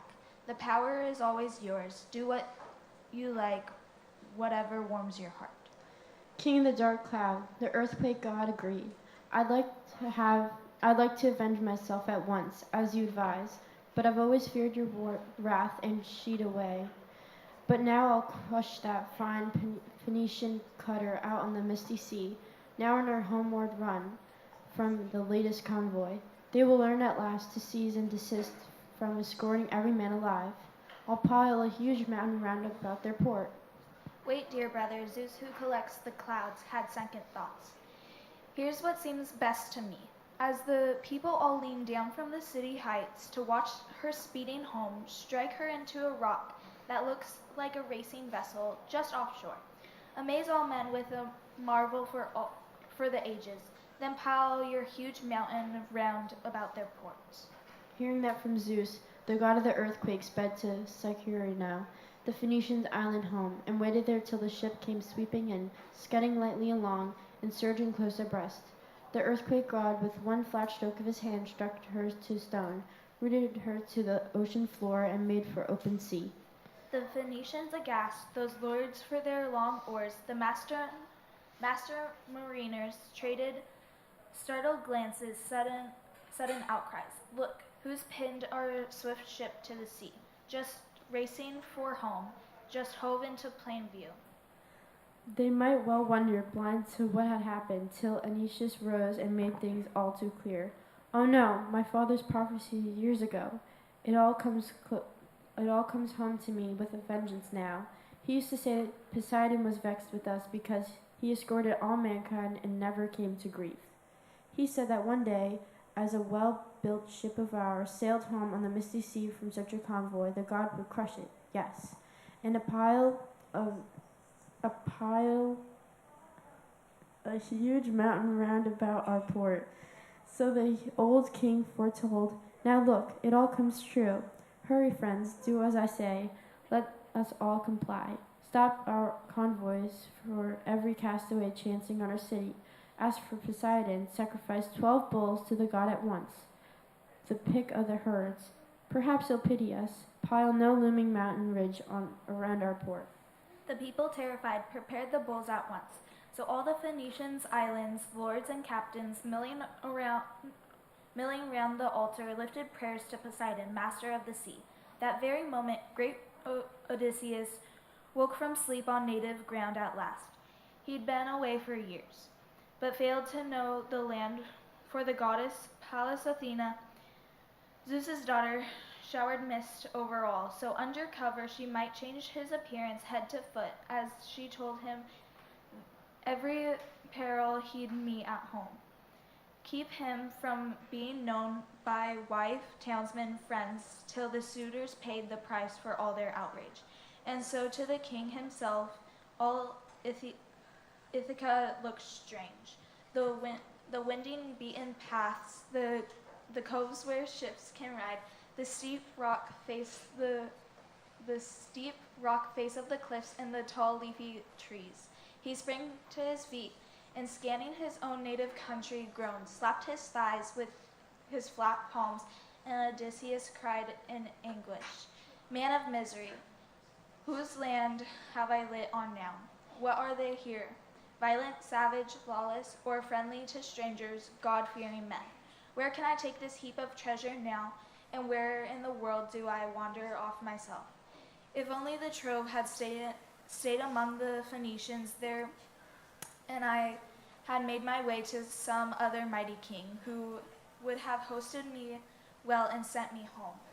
But now I don't know where to stow all this, and I can't leave it here, inviting any bandit to rob me blind. So damn those lords and captains, those Phoenicians, not entirely honest or upright, were they? Sweeping me off to this no man's land, and they swore they'd sail me home to sunny Ithaca. Well, they never keep their word. Zeus of the suppliants pay them back. He keeps an eye on the world of men and punishes all transgressors. Come, quickly, I'll inspect my treasure and count it up myself. Did they make it off with anything in their ship? With that, he counted up the gorgeous tripods, cauldrons, bars of gold, and lovely woven robes. Not a stitch was missing from the lot. But still he wept from his native country, trailing down the shore where the wash of sea on shingle ebbs and flows, his homesick heart in turmoil. But now Athena appeared and came toward him. She looked like a young man, a shepherd boy, yet elegant too, with all the gifts that grace of the sons of kings, with the well-cut cloak falling in folds across her shoulders, sandals under her sinking feet, a hunting spear in hand. Odysseus, overjoyed at the sight, went up to meet her, joining her now with salutations on the wing. Greetings, friend. Since you're the first I've come on this harbor, treat me kindly. No cruelty, please. Save these treasures. Save me too. I pray to you like a god. I fall before your knees and ask for mercy. And tell me this for a fact. I need to know. Where on earth am I? What land? Who lives here? Is it one of the sunny islands or some jutting shore of the green good mainland slanting down to sea? Athena answered, her eyes brightening now. You must be a fool, stranger, or come from nowhere, if you really have to ask what land this is. Trust me, it's not so nameless after all. It's known the world around, to all who live to the east and rising sun, and to all who face the western mists and darkness. It's a rugged land, too cramped for driving horses, but though it's far from broad, it's hardly poor. There's plenty of grain for bread, grapes for wine, and the rain never fails and defalls healthy. Good country for goats, good for cattle too. There's stand on stand of timber, and water runs in stream beds through the year. So, stranger, the name of Ithaca's reached as far as Troy, and Troy, they say, is a long, hard sail from Greece. Ithaca, heart-racing, Odysseus, that great exile, filled with joy to hear Athena, daughter of storming Zeus, pronounce that name. He stood on native ground at last, and he replied with a winging word to Pallas. Not with a word of truth, he choked it back, always invoking the cunning in his heart. Ithaca, yes, I seem to have heard of Ithaca, even on Crete's broad island far across the sea, and now I've reached it myself, with all this loot, but I left behind an equal measure for my children. I'm a fugitive now, you see. I killed Anamenes' son, Euryskelos, landing on his legs, a man who beat all runners alive on that long island. What a racer! He tried to rob me of all the spoil I won at Troy, the plunder I went to hell and back to capture. True, cleaving all my way through wars of men and waves at sea. And just because I refused to please his father, serve under him at Troy, I lend my own command. So now with a friend I lay in wait by the road, I killed him just loping in from the fields. With one quick stroke of my bronze spear in the dead of night, the heavens pitch black, no one could see us, spot me tearing out his life with a weapon on for action. Once I cut him down, I made for a ship and begged a Phoenician crew for mercy, paying those decent hands a hearty share of plunder. Asked them to take me on the land down in Phyllis, there or lovely Elis, where Epens rule in power, but a heavy gale blew them way off course, much against their will.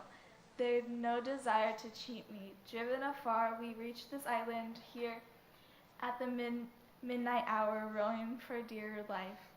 We made it into your harbor, not a thought of supper, much as we all craved food. We dropped from the decks and lay down, just like that. A welcome sleep came over my weary bones at once, while the crew hoisted up my loot from the holds and set it down on the sand near where I slept. They re-embarked, now homeland for sitting their own noble city, leaving me here behind, homesick in my heart.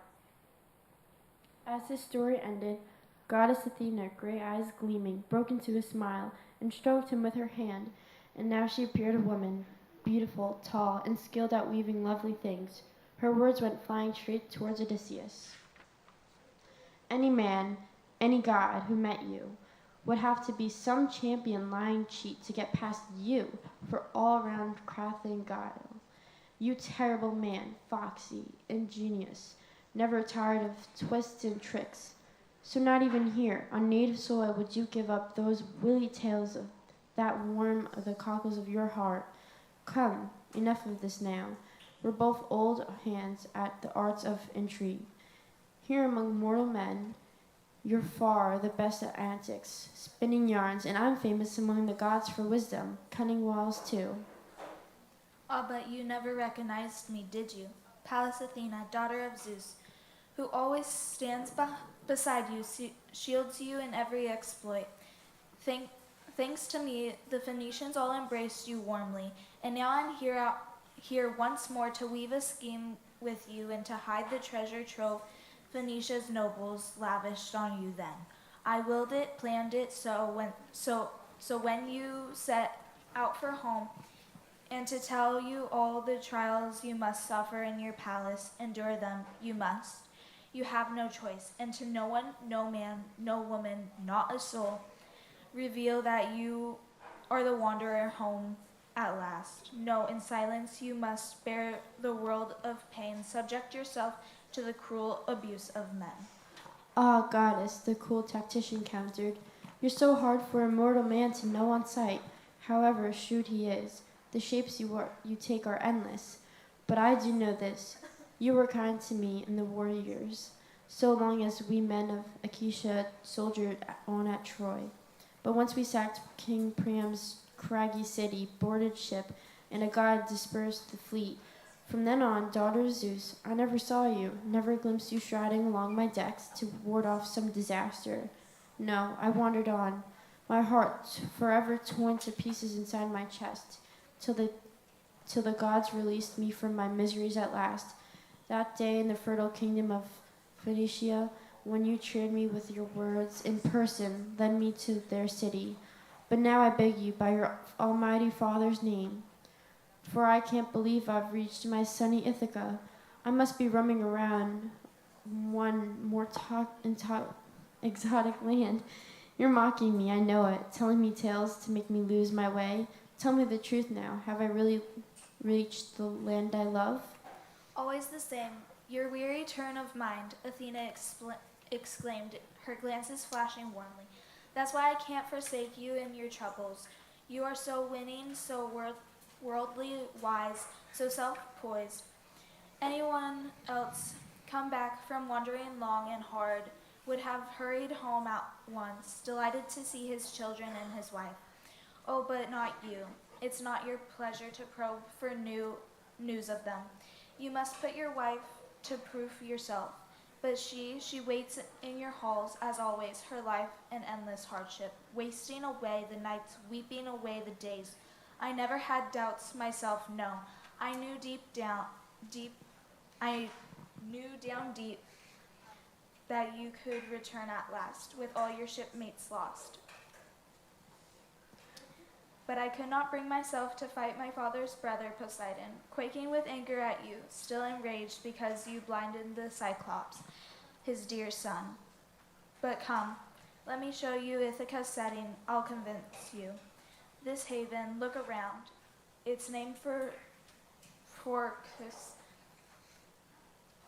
the old god of the deep, and here the harbor's head, the branching olive stands with the welcome cave nearby, dank with sea mist, sacred to nymphs of the springs we call the Naiads. Here under its arching vault, time and again, you'd offer the nymphs a generous sacrifice to bring success. In the slopes above you, look, Mount Homer-A-Thon decked in forests. At those words, the goddess scattered the mist, and the country stood out clear, and the great man who had borne so much rejoiced at last. Thrilled to see his Ithaca, he kissed the good green earth and raised his hands to the nymphs and prayed at once. Nymphs of the springs, Naiads, daughters of Zeus, I never dreamed I would see you yet again. Now rejoice in my loving prayers, and later, just like the old days, I will give you gifts if Athena, Zeus's daughter, queen of armies, comes to my rescues and grants this fighter life and brings my son to manhood. Courage, Goddess Athena answered, eyes of fire, free your mind of all the anguish now. Come quick, let's bury your treasures here in some recess of this haunted hollow cave where they'll be safe and sound. Then we'll make plans so we can win the day. With that, the goddess swept into the cavern-shrouded vault, searching for hiding places far inside its depths while Odysseus hauled his treasures closer up. The gold, durable bronze, and the fin-spread robes, the Phoenicians' parted gifts. Once he stowed them well away, the goddess, Pallas Athena, daughter of storming Zeus, sealed the mouth of the cavern with a stone. Then down they sat by the sacred olive trunk to plot the death of the high and mighty suitors. The bright-eyed goddess Athena led the way. Royal son of Laertes, Odysseus, old companion, think how to lay your hands on all those brazen suitors, lording it over your house now 3 whole years, courting your noble wife, offering gifts to win her. But she, forever broken-hearted for your return, builds up each man's hopes, dangling promises, dropping hints to each, but all the while with something else in mind. God help me, the man of entrance broke out. Clearly I might have died the same ignoble death as Agamemnon, blood white in my own house too, if you had never revealed this to me now. Goddess, point by point, come, weave us a scene, so I can pay them back. Stand beside me, Athena, fire me with daring fierce, as the day we ripped Troy's glittering crown of the towers down. Stand by me, fierce now as then, my bright-eyed one. I would fight 300 men, great goddess, with you to brace me, comrade in arms in battle. Gray eyes ablaze, the goddess urged him on. Surely I'll stand beside you, not forget you, not when the day arrives for us to do our work. Those men who court your wife and waste your goods, I have a feeling some will splatter your ample floors with all their blood and brains. Up now, quickly, first I will transform you. No one must know you. I will shrivel the supple skin on your lithe limbs, strip the russet curls from your head, and deck you out in rags you'd hate to see some other mortal wear. I'll dim the fire in your eyes, so shining once, until you seem appalling to all those suitors, even your wife and son left behind at home. But you make your way to the swineherd first, in charge of your pigs, and true to you as always, loyal friend to your son, to Penelope, so self-possessed. You'll find him posted beside his swine, grubbing round by Raven's Rock, in the spring called Arthas, rooting for feed that makes pigs sleek and fat, the nuts they love, the dark pools they drink. Wait there, sit with them, asking him all he knows. I'll spring up to Sparta, where the women are wander, to call Telecammus home, your own dear son, Odysseus. He's journeyed to Lacedaemon's rolling hills to see Melissus, searching for news of you, hoping to learn if you're still alive. Shrewd Odysseus answered at once, why not tell him the truth? You know it all, or is he, too, like father, like son, condemned to hardship, roving over the barren salt sea while strangers devour our livelihood right here? But the bright-eyed goddess reassured him firmly. No need for anguish, trust me, not for him. I escorted your son myself, so he might make his name by sailing there. Nor is he saddled down with any troubles now. He sits at ease in the halls of Menelaus, bathed in endless bounty. True enough, some young lords in black clutter lurk in ambush, poised to kill the prince before he reaches home. But I have my doubts they will. Sooner the earth will swallow down a few of those young gallants who will eat you out of the house and home these days. No more words, not now. Athena stroked Odysseus with her wand. She shriveled the supple skin on his lithe limbs, stripped the russet curls from his head, covered his body top to toe with the wrinkled hide of an old man, and dimmed the fire in his eyes so shining once. She turned his shirt and cloak into squalid rags, ripped and filthy, smeared with grime and soot. She flung over the long pelt of a bounding deer, rubbed bare, and gave him a staff and baker's sack, torn and tatered, slung from a frying rope. All plans made, they made their separate ways. Athena setting off to bring Telemachus home from a hollowed Lacedaemon.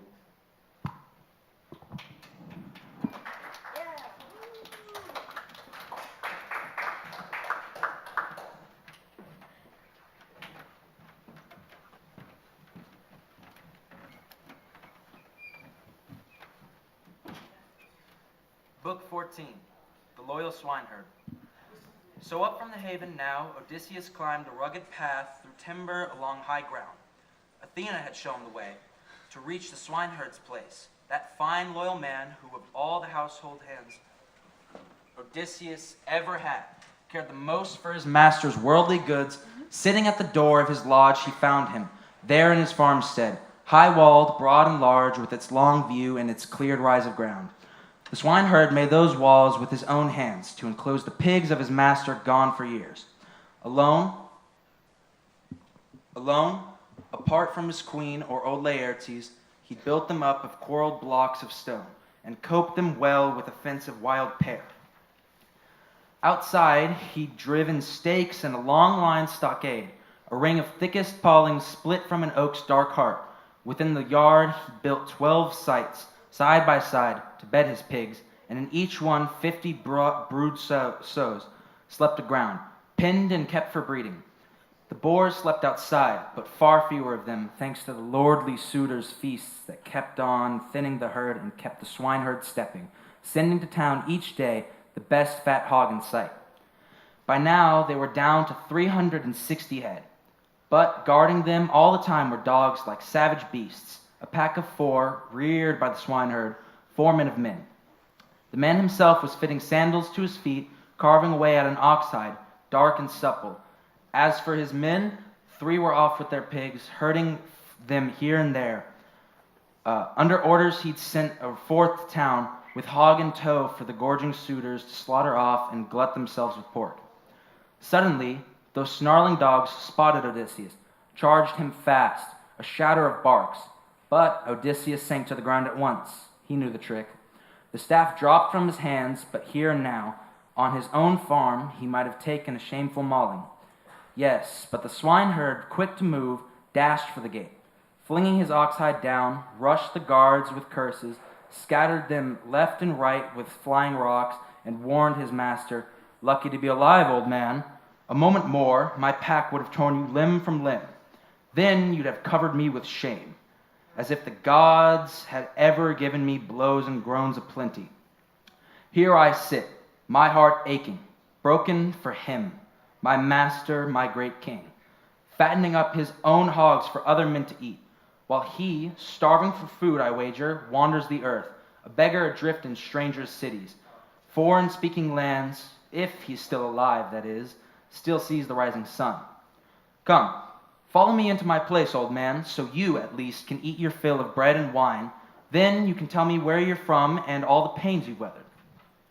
On that note, the loyal swineherd led the way to his shelter, showed his guest inside, and sat Odysseus down on brush and twigs he piled up for the visitor. Flinging over these the skin of a shaggy wild goat, broad and soft, the swineherd's own good bedding. The king, delighted to be so well received, thanked the man at once.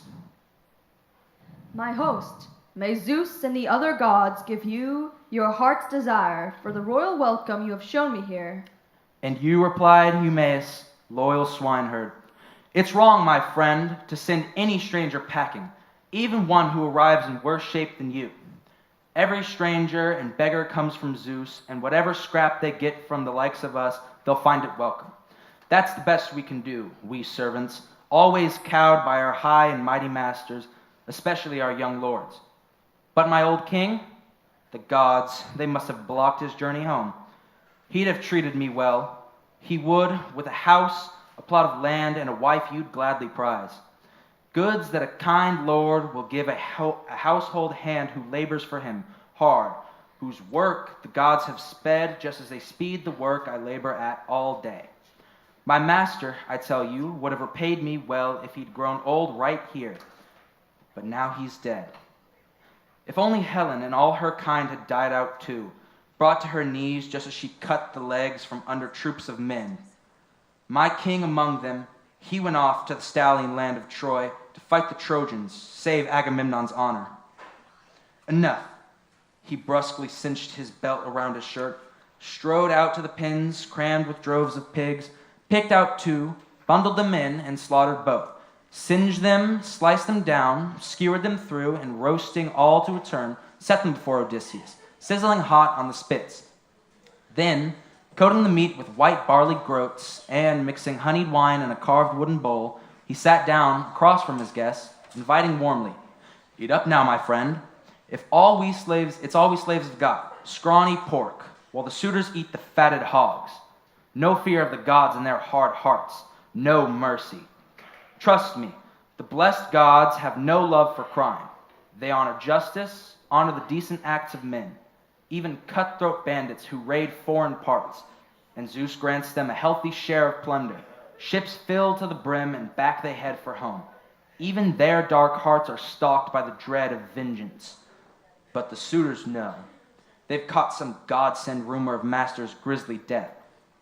That's why they have no mind to do their courting fairly or to go back home in peace. No, at their royal ease they devour all his goods. Those brazen rascals never spare a scrap. Not a day or night goes by, sent down by Zeus, but they butcher victims, never stopping at one or two, and drain his wine if there's no tomorrow, swilling the last drop. Believe me, my master's wealth was vast. No other prince on earth could match his riches, not on the lonely mainland or here at home in Ithaca. No 20 men in the world could equal his great treasures. Let me count them off for you. 12 herds of cattle backed on the mainland, just as many head of sheep, as droves of pigs and goat flocks ranging free. Hired hands or his own herdsmen keep them grazing there. Here in Ithaca, goat flocks, 11 in all, scatter to graze the island out at the wild end, and trusty goat herds watch their every move. And each herdsman, day after day, it never ends, drives in a beast for the suitors, best in sight, a sheep or well-fed goat. While I tend to these pigs, I guard them, pick the best for those carousers, and set it to the slaughter. His voice rose while the stranger ate his meat and drank his wine, ravenous, bolting it all down in silence, brooding on ways to serve the suitors right. But once he'd supped and refreshed himself with food, he filled the wooden bowl he'd been drinking from, brimmed it with wine, and passed it to his host, who received the offer gladly. Spirit cheered as the stranger probed him now with winging words. Friend, who was the man who brought you with his goods, the master of such a vast riches, powerful, as you say? You tell me he died defending Agamemnon's honor. What's his name? I just might know such a man. Zeus would know, and the other deathless gods, if I ever saw him, if I bring you any news. I've roamed the whole earth over. And the good swineherd answered, foreman of men, old friend, no wanderer landing here with news of him is likely to win his wife or dear son over. Random drifters, hungry for bed and board, lie through their teeth and swallow back the truth. Why, any tramp washed up on Ithaca's shores scurries right to my mistress, babbling lies, and she ushers him in, kindly, pressing for details, and the warm tears of grief come trickling down her cheeks, the loyal wife's way when her husband's died abroad. Even you, old codger, could rig up some fine tale, and soon enough, I'd say, if they gave you shirt and clothing for your pains. My master? Well, no doubt the dogs and wheeling birds have ripped the skin from his ribs by now. His life is through. Or fish have picked him clean at sea, and the man's bones lie piled up on the mainland, buried deep in sand. He's dead and gone. I, leaving a broken heart for loved ones left behind, for me most of all. Never another master kind as he. I'll never find one, no matter where I go, not even if I went back to my mother and father, the house where I was born and my parents reared me up once. But much as I grieve for them, much as I long to lay my eyes on them, set foot on the old soil, it's longing for him that wrings my heart. Odysseus, lost and gone. That man, old friend, far away as he is, I can scarcely bear to say his name aloud. So deeply he loved me, cared for me, so deeply. Worlds away as he is, I call him master, brother. My friend, the great Odysseus, long in exile, answered, since you are a dead certain, since you still insist he's never coming back, still the soul of denial, I won't simply say it. On my oath I swear, Odysseus is on his way. Reward for such good news, let me have it. The moment he sets foot in his own house, dress me in shirt and cloak, in handsome clothes. Before then, poor as I am, I wouldn't take a thing. I hate that man like the very gates of death who, ground by poverty, stoops to peddling lies. I swear by Zeus, the first of all the gods, by this table of hospitality here, my host, by Odysseus's hearth, where I have come for help. All will come to pass, I swear, exactly as I say. True, this very month, just as the old moon dies and the new moon rises into life, Odysseus will return. He will come home and take revenge on any man who offends his wedded wife and princely son. Good news, you replied, Eumaeus, loyal swineherd. But I will never pay a reward for that, old friend. Odysseus, he'll never come home again. Never. Drink your wine, sit back. Let's talk of other things. Don't remind me of all this. The heart inside me breaks when anyone mentions my dear master.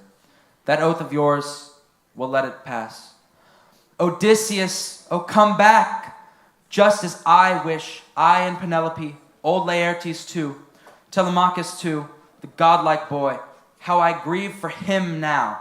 I can't stop. Odysseus' son, Telemachus, the gods reared him up like a fine young tree, and I often said, in the ranks of men he'll match his father, his own dear father, amazing in build and looks, that boy. But all of a sudden, a god wrecks his sense of balance. God or man, no matter. Off he's gone to catch some news of his father, down to holy Pylos, and now those gallant suitors lie in wait for him, sailing home to tear the royal line of Arceus out of Ithaca. Root and branch, good name and all. Enough. Let him pass too. Whether he's trapped or the hand of Zeus will pull him through alive. Come, old soldier, tell me the story of your troubles. Tell me truly, too. I'd like to know it well. Who are you? Where are you from? Your city? Your parents? What sort of vessel brought you? Why did the sailors land you here in Ithaca? Who did they say they are? I hardly think you came this way on foot. The great storyteller of tales returned at length. My story, the whole truth, I'm glad to tell it all. If only the two of us had food and mellow wine to last us long, here in your shelter now, for us to sup on, undisturbed, while others take the work of the world in hand, I could easily spend all year and never reach the end of my endless story, all the heartbreaking trials I struggled through. The gods willed it so. I hail from Crete's broad land, I'm proud to say, and I am a rich man's son, and many other sons he brought up in this place. Born in wedlock, sprung of his lawful wife, unlike my mother, she was a slave, a concubine he purchased, yes, but he treated me on a par with all his true-born sons. Castor, Helix's son, I'm proud to boast his blood, that man revered like a god through all Crete these days, for wealth, power, and all his glorious offspring. But the deadly spirit soon swept him down to the house of death, and his high and mighty sons carved up his lands, and then cast lots for the parts, and gave me just a pittance, a paltry house as well. But I won myself a wife from wealthy, landed people, thanks to my own strong points. I was no fool, and never shirked a fight. But now my heyday's gone. I've had a share of blows, yet look hard at the husk, and you'll still see, I think, the grain that gave it life. By heaven, Ares gave me courage, Athena too, to break the ranks of men wide open, once, in the old days, whenever I picked my troops and formed an ambush, plotting attacks to spring against our foes, no hint of death could daunt my fighting spirit. Far out of the front, I'd charged and spear my man. I'd cut down any enemy soldier backing off. Such was I in battle, true. But I had no love for working the land, the chores of households either. The labor that raises crops of shining children, no. It was always oar-swept, ships that thrilled my heart, and wars, and the long polished spears and arrows, dreadful gear that makes the next man cringe. I love them all. God planted that love inside of me. Each man delights in the work that suits him best. Why, long before we Achaeans ever camped at Troy, 9 commands I led in our deep sea-going ships. Raiding foreign men, and a fine haul reached my hands. I helped myself to the lion's share, and still more spoils came by lot, and my house grew by leaps and bounds. I walked among the Cretians, honored, feared as well. But then, when thundering Zeus contrived that expedition, that disaster that brought so many fighters to their knees, and men kept pressing me, and renowned Idomeneus to head a fleet to Troy, there was no way out, no denying them then. The voice of the people were bore down much too hard. So 9 whole years we Achaeans soldiered on at Troy. In the 10th we sacked King Priam's city, then embarked for home in the long ships. And a god dispersed the fleet, unlucky me. Shrewd old Zeus was plotting still more pain. No more than a month I stayed at home, talking joy in my children, loyal wife and lovely plunder. But a spirit in me urged, set sail for Egypt, fit out ships, take crews of seasoned heroes. 9 I fitted out. The men joined up at once, and then 6 days my shipmates feasted well, while I provided a flock of sheep to offer up to the gods and keep the feasters' table groaning. On the 7th we launched out from the plains of Crete, with a stiff north wind fair astern, smooth sailing, aye, like coasting on downstream. And not one craft in our squadron foundered, all shipshape, and all hands sound. We sat back, while the wind and helmsmen kept us true on course. 5 days out, and we raised the great river Nile, and there in the Nile delta moored our ships of war. God knows I ordered my trusty crews to stand by, just where they were, and guard the anchored fleet, and I sent a patrol to scout things out from higher ground, but swept away by their own reckless fury. The crew went berserk. They promptly began to plunder the lush Egyptian farms, dragged off the women and children, killed the men. Outcries reached the city in no time, stirred by shouts. The entire town came streaming down at the break of day, filling the river plain with chariots, ranks of infantry, and the gleam of bronze. Zeus, who loves the lightning, flung down murderous panic on all my men at arms. No one dared to stand his ground and fight. Disaster ringed us round from every quarter. Droves of my men they hacked down with swords, led off the rest alive to labor for them as slaves. And I, Zeus flashed an inspiration through my head, though I wished I'd died a soldier down in Egypt then. A world of pain, you see, still lay in wait for me. Quickly, I wrenched the skullcap helmet off my head. I tore the shield from my back and dropped my spear and ran right into the path of the king's chariot. Hugged and kissed his knees, he pitied me, spared me, hoisted me onto his war car, took me home in tears. Troops of his men came rushing after, shaking javelins, mad to kill me, their fighting blood at the boil. But their master drove them off. He feared the wrath of Zeus, the god of guests, the first of the gods to pay back acts of outrage. So there I lingered for 7 years, amassing a fortune from all the Egyptian people, loading me with gifts. Then at last, when the 8th day had come full turn, along comes this Phoenician one fine day. A scoundrel, swindler, an old hand at lies, who'd already done the world a lot of damage. Well, he smoothly talked me round, and off we sailed, Phoenicia bound, where his house and holdings lay. There, in his care, I stayed till the year was out. Then, when the months and days had run their course, and the year wheeled around, and the seasons came again, he coned me, aboard his freighter bound for Libya, pretending I'd help him ship a cargo there for sale, but in fact he'd sell me there and make a killing. I suspected as much, of course, but had no choice, so I boarded with him, yes, and the ship ran on with a good strong north wind gusting, fast on the middle passage, clear of Crete. But Zeus was brewing mischief for that crew.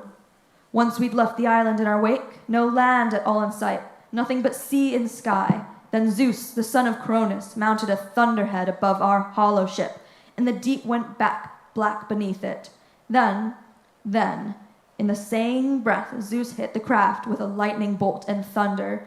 Round she spun, reeling under the impact, filled with reeking brimstone, shipmates pitching out of her, bobbing round like seahawks swept along by the breakers past, the trim black hole, and the god cut short their journey home forever.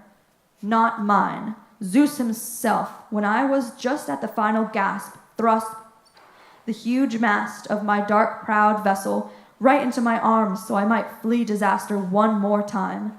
Wrapping myself around it, I was borne along by the wretched gale winds, rushed along 9 days. On the 10th, at dead of night, a shouldering breaker rolled me up along Thesprotia's beaches. There the king of Thesprotia, Phaedon, my salvation, treated me kindly, asked for no reward at all. His own good son had found me, half dead from exhaustion, and the cold. He raised me up by the hand and led me home to his father's house, and dressed me in cloak and shirt and decent clothes. That's where I first got wind of him, Odysseus. The king told me he'd hosted the man in style, befriended him on his way home to native land, and showed me all the treasure Odysseus had amassed.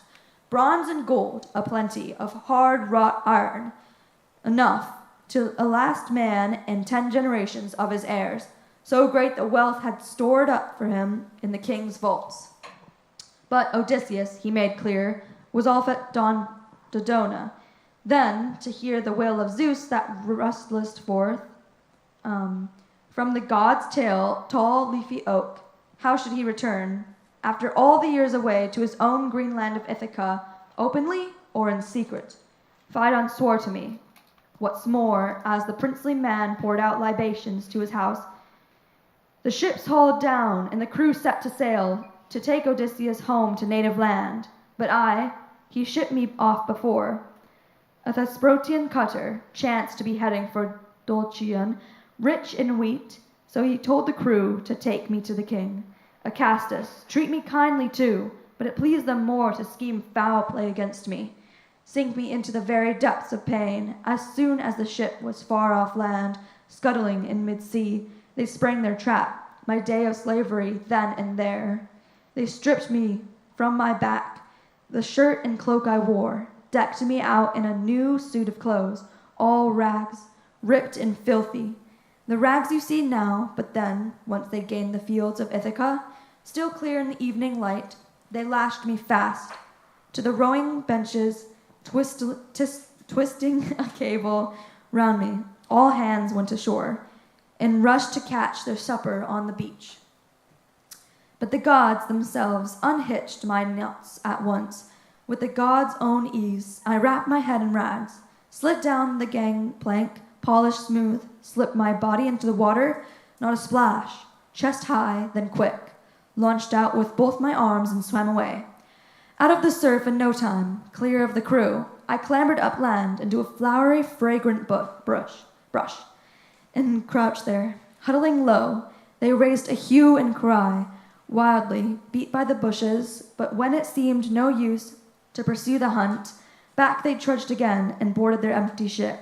The gods hid me themselves. It's light work for them, and brought me here, the homestead of a man who knows the world. So it seems to be my lot that I have lived on.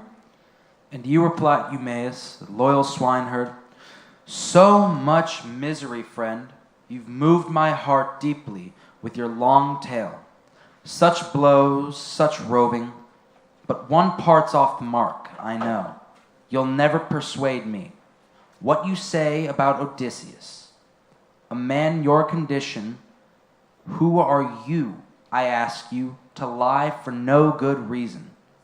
Well, I know the truth of my good lord's return, how the gods detested him with a vengeance, never letting him go under, fighting Trojans or die in the arms of loved ones.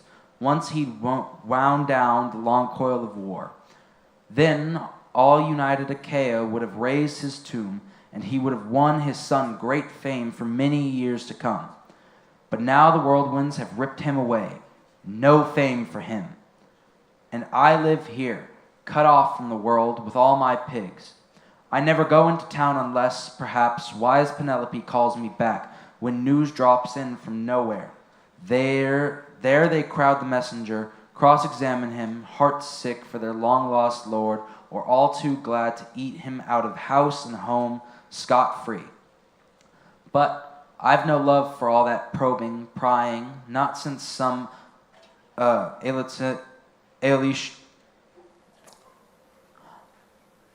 Aetolian fooled me with his yarn.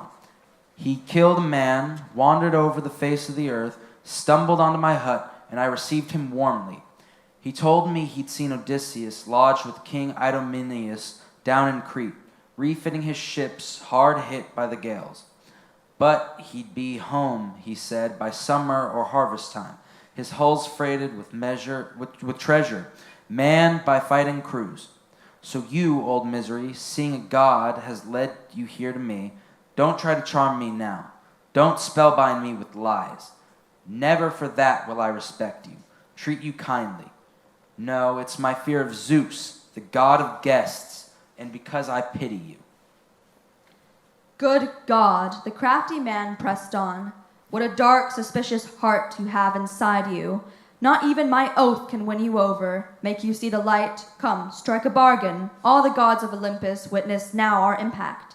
If your master returns here to your house, dress me in shirt and cloak and send me off to Dulcion at once, the place I belong to be. But if your master doesn't return as I predict, set your men on me, fling me off some rocky crag, so the next beggar here may just think twice before he peddles lies.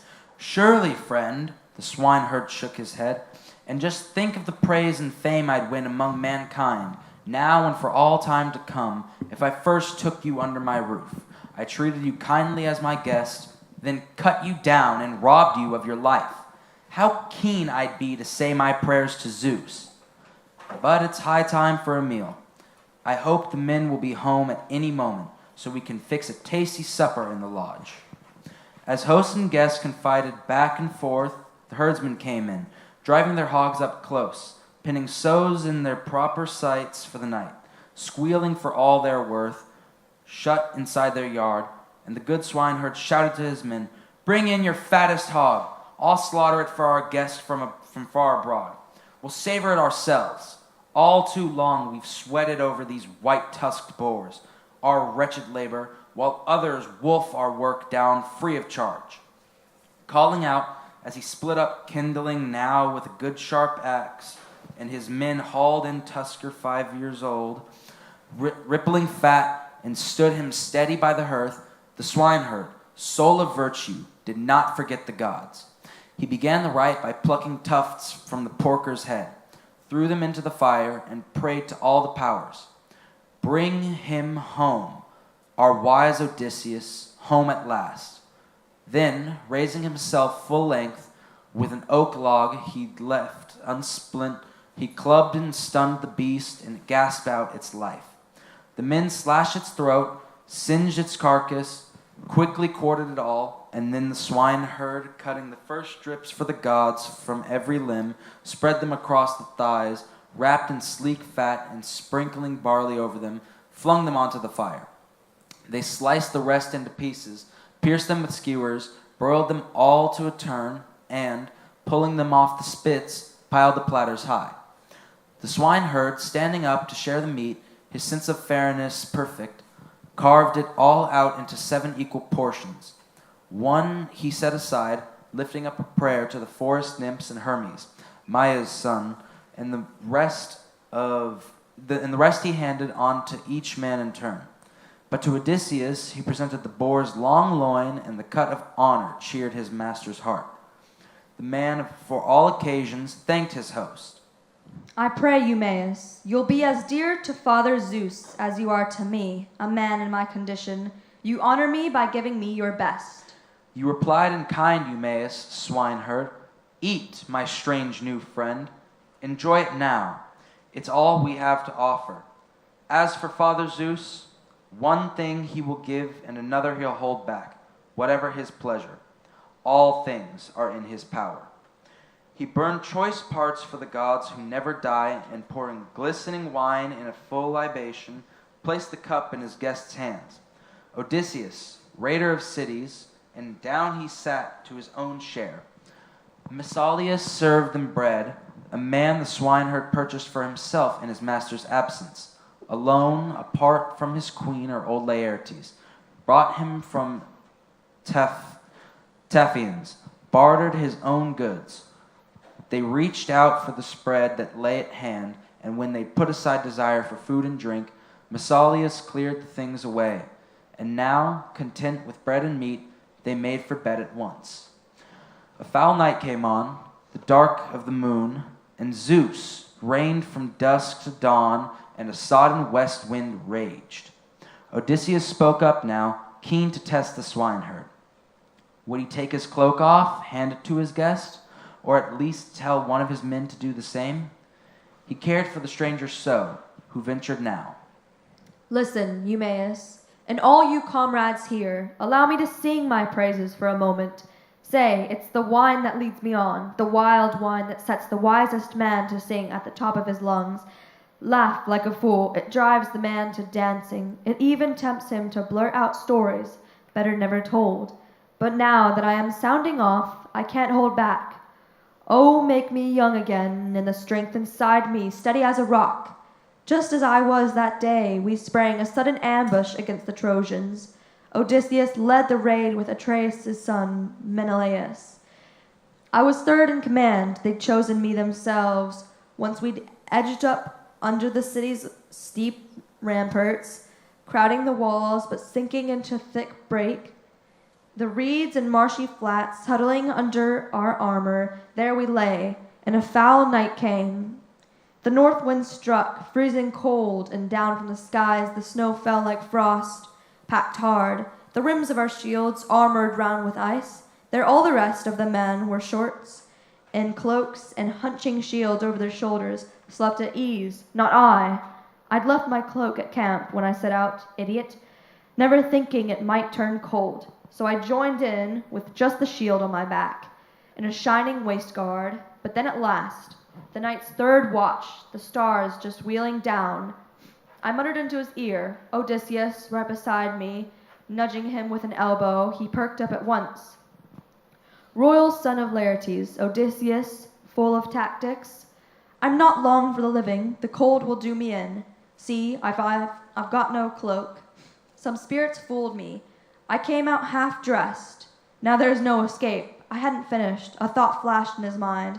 No one could touch the man at plots or battles. Shh, he hissed back. Odysseus had a plan. One of our fighters over there might hear you. Then he propped his head up on his forearm, calling out, Friends, wake up. I slept, and a god sent down a dream. It warned that we're too far from the ships, exposed. Go tell someone. Tell Agamemnon, our field marshal. He might rush reinforcements from the beach. Thoas, son of Anadremon, sprang up at once, flung off his purple cloak, and ran to the ships, while I, bundling into his wrap, was glad at heart till dawn rose on her golden throne once more. Oh, make me young again, and the strength inside me steady as a rock. One of the swineherds here would lend a rap, for love of a good soldier, respect as well. Now they spurn me, dressed in filthy rags. And you, replied Eumaeus, loyal swineherd, now that was a fine yarn you told, old-timer, not without point, not without profit either. You won't want for clothes or whatever else is due a worn traveler come for help, not for tonight at least. Tomorrow morning you'll have to flap around in rags again. Here we've got no store of shirts and cloaks, no changes. Just one wrap per man, that's all. But just you wait till Odysseus' dear son comes back. That boy will deck you out in a cloak and shirt and send you off wherever your heart desires. With that, he rose to his feet and laid out a bed by the fire, throwing over it skins of sheep and goats, and down Odysseus lay. Eumaeus flung on his guest and the heavy flaring cloak he kept in reserve to wear when winter brought some wild storm. So here Odysseus slept, and the young hand slept beside him, not the swineherd, not his style to bed indoors, apart from his pigs. He geared up to go outside, and it warmed Odysseus' heart. Eumaeus cared so much for his absent master's goods. First, over his broad shoulders, he slung a whetted sword, wrapping himself in a cloak stitched tight to block the wind, and adding a cape, the pelt of a shaggy whale-fed goat. He took a good sharp lance to fight off men and dogs. Then out he went to sleep where his white-tusked boars had settled down for the night, just under a jutting crag that broke the north wind's blast.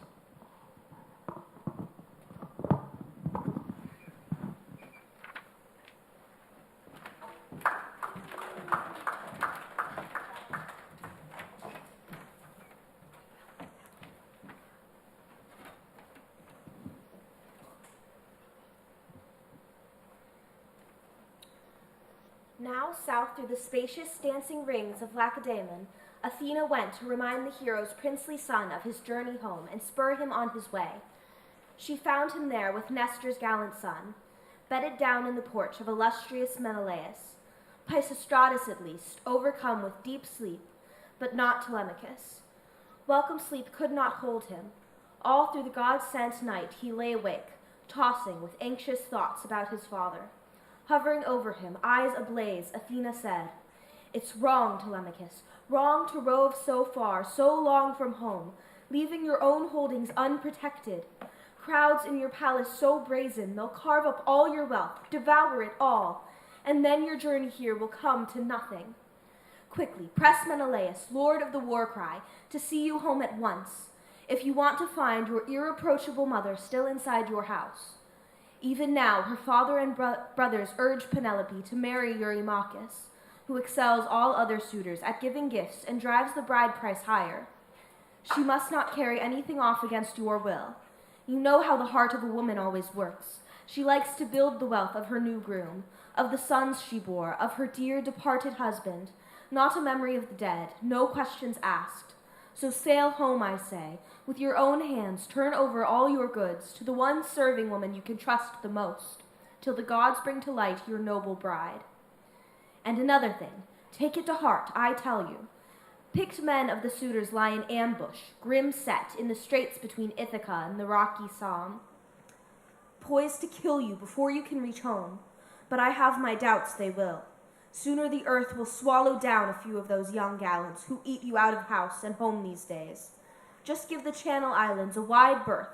Push on in your trim ship.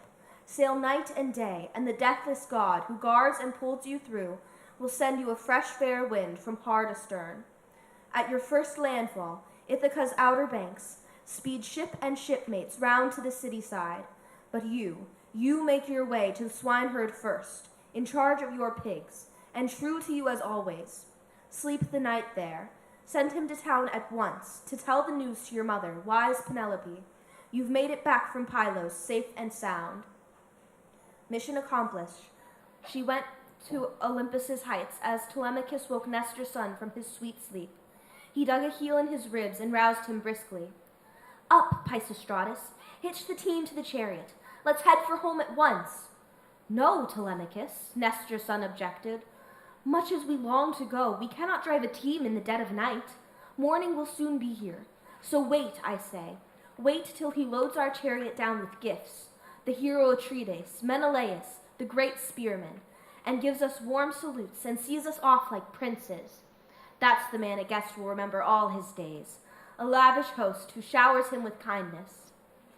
At those words, Dawn rose on her golden throne, and Menelaus, lord of the war cry, rising up from bed by the side of Helen with her loose and lovely hair, walked toward his guests. As soon as he saw him, Telemachus rushed to pull a shimmering tunic on over his broad shoulders through his flaring cape, and the young prince, son of King Odysseus, strode out to meet his host. "Menelaus, royal son of Atreus, captain of armies, let me go back to my own country now. The heart inside me longs for home at last." The lord of the war cry reassured the prince. "I'd never detain you here too long, Telemachus, not if your heart is set on going home. I'd find fault with another host, I'm sure, too warm to his guests, too pressing or too cold. Balance is best in all things. It's bad either way, spurring the stranger home who wants to linger, holding the one who longs to leave. You know, welcome the coming, speed the parting guest. But wait till I load your chariot down with gifts, fine ones too, you'll see with your own eyes, and tell the maids to serve a meal at hall. We have God's plenty here. It's honor and glory to us, a help to you as well if you dine in style first, then leave to see the world. And if you're keen for the grand tour of all Hellas, right to the depths of Argos, I'll escort you myself. Harness the horses, guide you through the towns, and no host will turn us away with empty hands. Each will give us at least one gift to prize, a handsome tripod, cauldron forged in bronze, a brace of mules, or a solid golden cup. Firmly resolved, Telemachus replied, Menelaus, royal Atreides, captain of armies, I must go back to my own home at once. When I started out, I left no one behind to guard my own possessions. God forbid, searching for my father, I lose my life and lose some priceless treasure from my house. As soon as the lord of the war cry heard that, he told his wife and serving woman to lay out a meal in the hall at once. They'd stored a plenty there. Eteonius, son of Boethus, came to join them. Fresh from bed, he lived close by the palace. The warlord Menelaus told him to build a fire and broil some meat. He quickly did his bidding. Down Atreides walked to a storeroom filled with scent, and not alone. Helen and Megapenthes went along. Reaching the spot where all the heirlooms lay, Menelaus chose a generous, two-handled cup. He told his son Megapenthes to take the mixing bowl, solid silver, while Helen lingered beside the chests. And there they were, brocaded, beautiful robes her own hands had woven. Queenly Helen, radiance of women, lifted one of them from the lot, the largest, loveliest robe, the richly worked, and like a star it glistened, deep beneath the others. Then all three went up and on through the halls until they found Telemachus. The red-haired king spoke out, "O my boy, may Zeus the Thunderer, Hera's lord, grant you the journey home your heart desires. Of all the treasures lying heaped in my palace, you shall have the finest, most esteemed. Look, I'll give you this mixing bowl, forged to perfection. It's solid silver, finished off with a lip of gold. Hephaestus made it himself. And a royal friend, Phydamus, king of Sidon, lavished it on me when his palace welcomed me on passage home. How pleased I'd be if you took it as a gift."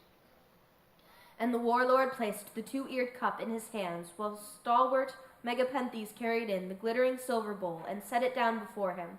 Helen, her cheeks flushed with beauty, moved beside him, holding the robe in her arms, and offered warmly, "Here, dear boy, I too have a gift to give you, a keepsake of Helen.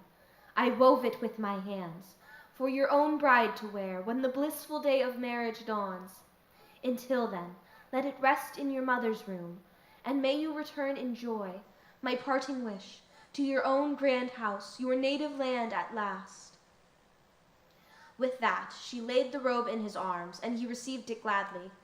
Prince Pisistratus, taking the gifts, stowed them deep in the chariot cradle, viewed them all with wonder. The red-haired warlord led them back to his house, and the guests took seats on low and high-backed chairs.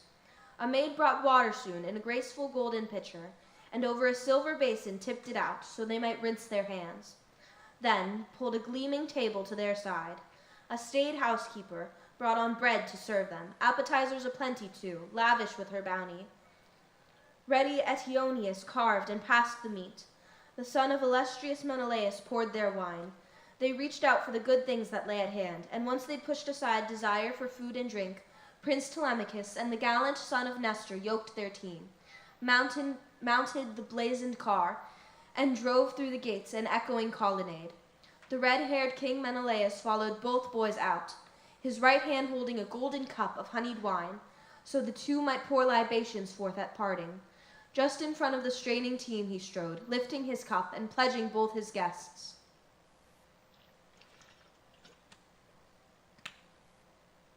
"Farewell, my princes. Give me warm greetings to Nestor, the great commander, always kind to me as a father long ago, when we young men of Achaia fought at Troy." The tactful Telemachus replied at once, "Surely, my royal host, we'll tell him all. As soon as we reach old Nestor, all you say. I wish I were just as sure I'd find Odysseus, waiting there at home when I reach Ithaca. I'd tell him I come from you, treated with so much kindness at your hands, loaded down with all these priceless gifts. At his last words, a bird flew past on the right.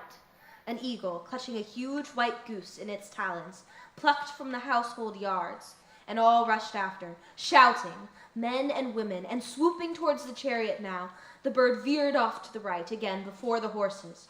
All looked up, overjoyed, people's spirits lifted. Nestor's son Pisistratus spoke out first. Look there, King Menelaus, captain of armies. What, did the gods send down that sign for you or the two of us? The warlord fell to thinking, how to read the omen rightly, how to reply. The long-robed Helen stepped in well before him. Listen to me, and I will be your prophet. Sure as the gods have flashed it in my mind, and it will come to pass. I know it will. Just as the eagle swooped down from the crags where it was born and bred, just as it snatched that goose, fattened up for the kill inside the house, just so, after many trials and roving long and hard, Odysseus will descend on his house and take revenge, unless he's home already, sowing seeds of ruin for that whole crowd of suitors. Oh, if only, pensive Telemachus burst out in thanks to Helen. Zeus, the thundering lord of Hera, makes it so. Even at home, I'll pray to you as the deathless goddess. He cracked the lash, and the horses broke quickly, careering through the city out into open country, shaking the yoke across their shoulders all day long. The sun sank, and the roads of the world grew dark, as they reached Phaera, pulling up to Diocles' hall, the son of Ortilochus, son of the Alpheus River. He gave them a royal welcome. There they slept the night. When young Dawn, with her rose-red fingers, shone once more, they yoked their pair again, mounted the blazoned car, and out through the gates and echoing colonnade, they whipped the team to a run, and on they flew, nothing holding back. Approaching Pylos soon, the craggy citadel, that was when Telemachus turned to Pisistratus, saying, Son of Nestor, won't you do as I ask you, see it through? We're friends for all our days now, so we claim, thanks to our father's friendship. We're the same age as well, and this tour of ours has made us more like brothers. Prince, don't drive me past my vessel, drop me there. My father's old, in love with his hospitality. I fear he'll hold me, chafing in his palace. I must hurry home. The son of Nestor pondered, how to do it properly, see it through. Pausing a moment, then this way seemed best. Swerving his team, he drove down to the ship, tied up on shore and loaded into her stern the splendid gifts and robes and gold Menelaus gave, and sped his friend with a flight of winged words. Climb aboard now, fast! Muster all your men before I get home and break the news to father. With that man's overbearing spirit, I know it all too well. He'll never let you go. He'll come down here and summon you himself. He won't return without you, believe me. In any case, he'll fly into a rage. With that warning, he whipped his sleek horses back to Pylos city and reached his house in no time. Telemachus shouted out commands to all his shipmates. Stow our gear, my comrades, deep in the holds and board at once. We must be on our way. His shipmates snapped to orders, swung abroad, and sat to the oars and drank. But just as Telemachus prepared to launch, praying, sacrificing to Pallas by the stern, a man from a far-off country came toward him now, a fugitive out of Argos. He had killed a man. He was a prophet, sprung of Melampus' line of seers. Melampus, who lived in Pylos, mother of flocks some years ago, rich among his Pylians, at home in his great high house, but then he was made to go abroad to foreign parts, fleeing his native land, and hot-blooded Neleus, most imperious man alive, who commandeered his vast estate and held it down by force for 1 entire year. That year Melampus, bound by cruel chains in the halls of Phylacus, suffered agonies, all for Neleus' daughter Pero, that and the mad spell of fury, murderous spirit cast upon his mind. But the seer worked free of death, and drove the lusty, bellowing cattle out of Phylace, back to Pylos. There he avenged himself on Neleus for the shameful thing the king had done to him, and escorted Pero home as his brother's bride. but he himself went off to a distant country, Argos, land of stallions, his destined home, where he would live and rule the Argive nation. Here he married a wife and built a high-roofed house, and sired Antiphates and Mantius, two staunch sons. Antiphates fathered Oicles, gallant heart. Oicles fathered Amphiaraus, driver of armies, whom storming Zeus and Apollo loved immensely, showering him with every form of kindness. But he never reached the threshold of old age. He died at Thebes, undone by a bribe his wife accepted, leaving behind two sons, Alcmaeon and Amphilochus. On his side, Mantius sired Polyphides and Clitus both. But Dawn of the golden throne whisked Clitus away, overwhelmed by his beauty, so the boy would live among the deathless gods. Yet Apollo made magnanimous Polyphides a prophet, and Amphiaraus' death, the greatest seer on earth. But a feud with his father drove him off to Hyperesia, where he made his home and prophesied to the world. This prophet's son it was, Theoclymenus his name, who approached Telemachus now and found him pouring wine to a god and saying prayers beside his ship. "Friend," he said, with a winged supplication, "since I find you burning offerings here, I beg you by these rites and the God you pray to, then by your own life and the lives of all the men who travel with you, tell me truly, don't hold back. Who are you? Where are you from? Your city, your parents?" "Of course, stranger," the forthright prince responded. "I will tell you everything, clearly as I can. Ithaca is my country. Odysseus is my father. There was a man, or was he all a dream? But he surely died a wretched death by now. Yet here I've come with my crew and black ship, out for news of my father, lost and gone so long." And the godlike seer, Theoclymenus, replied, "Just like you, I too have left my land. I, because I killed a man of my own tribe. But he has many brothers and kin in Argos, Stallion land, who rule the plains in force, fleeing death at their hands, a dismal fate. I am a fugitive now, doomed to wander across this mortal world. So take me abroad, hear a fugitive's prayer. Don't let them kill me. They're after me, well I know." "So desperate," thoughtful Telemachus exclaimed. "How could I drive you from my ship? Come, sail with us. We'll tend you at home, with all we can provide." And he took the prophet's honed bronze spear, laid it down full length on the rolling deck, swung abroad the deep sea craft himself, assuming the pilot's seat, reserved astern, and put the seer beside him. Cables cast off, Telemachus shouted out commands to all his shipmates. "All lay hands to tackle." They sprang to orders. Hoisting the pine wood mast, they stepped it firm in its block amidships, lashed it fast with stays, and with braided rawhide halyards hauled the white sail high. Now bright-eyed Athena sent them a stiff following wind, blustering out of a clear sky, gusting on so the ship might run its course through the salt sea at top speed. And past the springs she raced, and the Chalcus rushing stream, as the sun sank and the roads of the world grew dark, and on she pressed for Phi, driven on by a wind from Zeus, and flew past lovely Elis, where Epeans rule in power, and then Telemachus veered for the jagged islands, wandering all the way. Would he sweep clear of death or be cut down? The king and loyal swineherd just that night were supporting with other field hands in the lodge, and once they'd put aside desire for food and drink, Odysseus spoke up, eager to test the swineherd, see if he'd stretched out his warm welcome now, invited him to stay on in the farmstead here, and sent him to town. "Listen, Eumaeus, all you comrades here, at the crack of dawn I mean to go to town and do my begging, not to be a drain on you and all your men, but advise me well, give me a trusty guide to see me there, and then I'm on my own, to roam the streets. I have no choice, hoping to find a handout, just a crust or cupful. I'd really like to go to the house of King Odysseus and give my news to his cautious queen Penelope. Why, I'd even mix with those overweening suitors. Would they spare me a plateful? Look at all they have. I do good work for them, promptly, anything they want. Let me tell you, listen closely, catch my drift. Thanks to Hermes the guide, who gives all work of our hands the grace and fame that it deserves.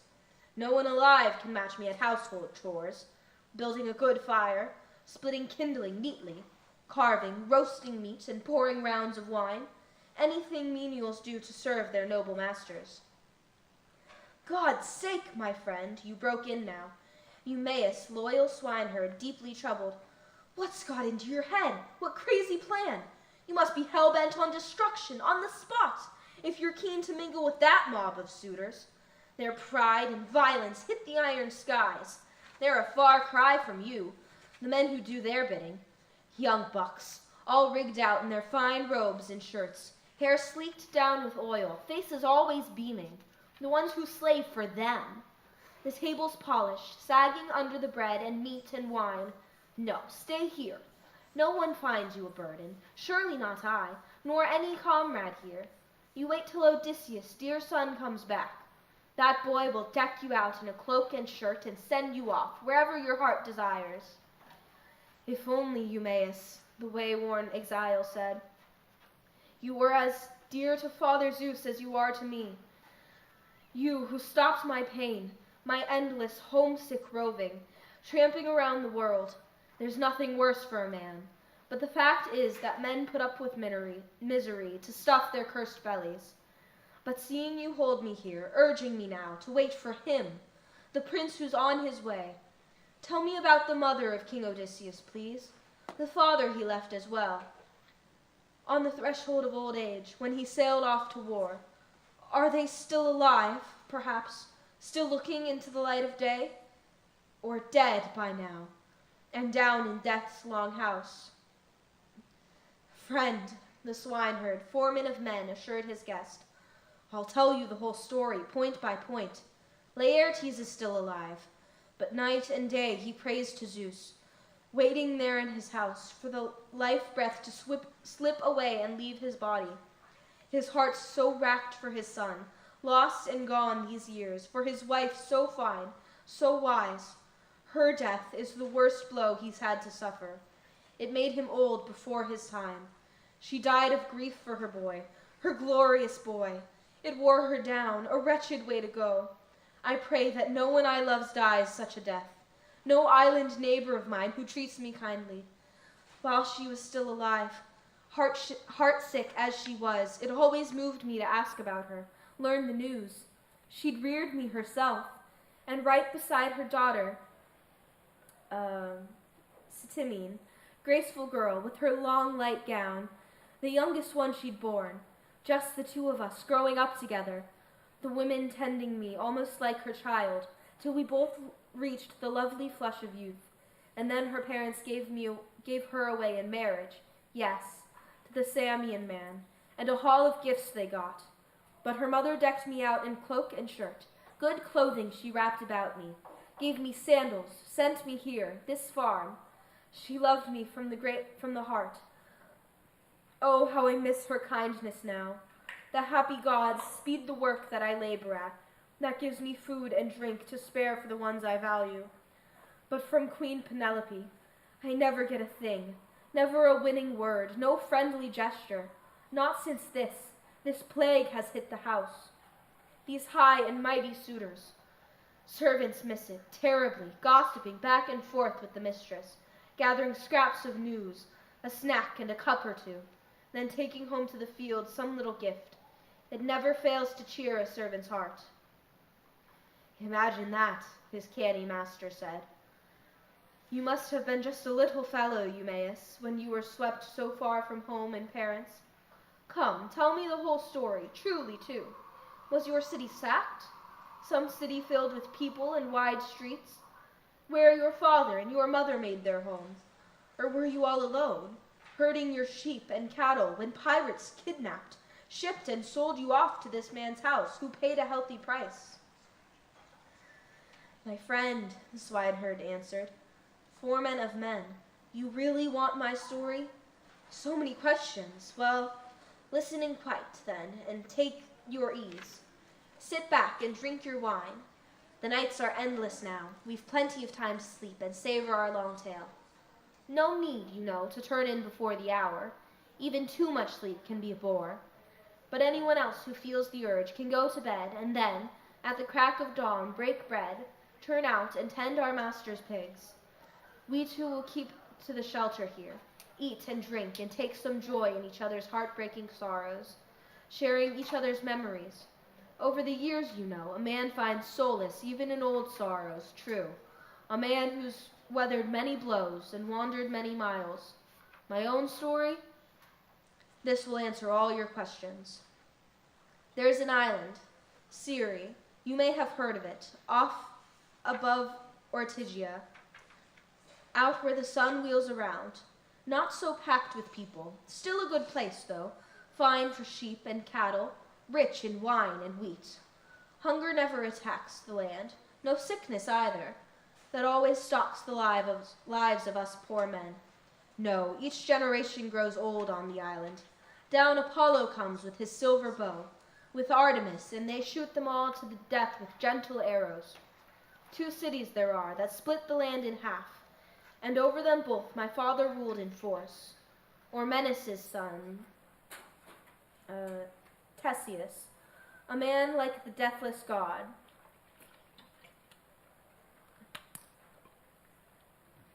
One day, a band of Phoenicians landed there, the famous sea dogs, sharp bargainers too. The holds of their black ship, brimful with the hoard of flashy baubles. Now my father kept a Phoenician woman in his house, beautiful, tall, and skilled at weaving lovely things, and her rascal countrymen lusted to seduce her, yes, and lost no time. She was washing clothes when one of them waylaid her beside their ship, in a long, deep embrace that can make a woman's will, even the best alive. And then he asked her questions. Her name, who she was, where did she come from? She waved at once to her father's high-roofed house. But I am proud to hail from Sidon's paved in bronze, she said. And Erebus was my father, a man who rolled in wealth. I was headed home from the fields when Taphian pirates snatched me away, and they shipped and sold me here to this man's house. He paid a good, stiff price. The sailor, her secret lover, lured her on. Well then, why don't you sail back home with us? See your own high house. Your father and mother are there. They're still alive, and people say they're rich. Now there's a tempting offer, she said in haste. If only you sailors here would swear an oath you'll land me safe at home without a scratch. Those were her terms, and once they vowed to keep them, swore their oaths they'd never do her harm, the woman hatched a plan. Now not a word. Let none of your shipmates say a thing to me. Meeting me on the streets or at the springs, someone might go running off to the house and tell the old king. He'd think the worst, clap me in cruel chains, and find a way to kill you. So keep it a secret, deep down. Get on with buying your home cargo, quickly. But once your holds are loaded up with goods, then fast as you can, you send the word to me over there at the palace. I'll bring you all the gold I can lay my hands on. And something else I'll give you in the bargain. Fare for passage home. I'm nurse to my father's son in the palace now. Such a precious toddler, scampering round outside, always at my heels. I'll bring him aboard as well. Wherever you sell him off, whatever foreign parts, he'll fetch you quite a price. The bargain struck.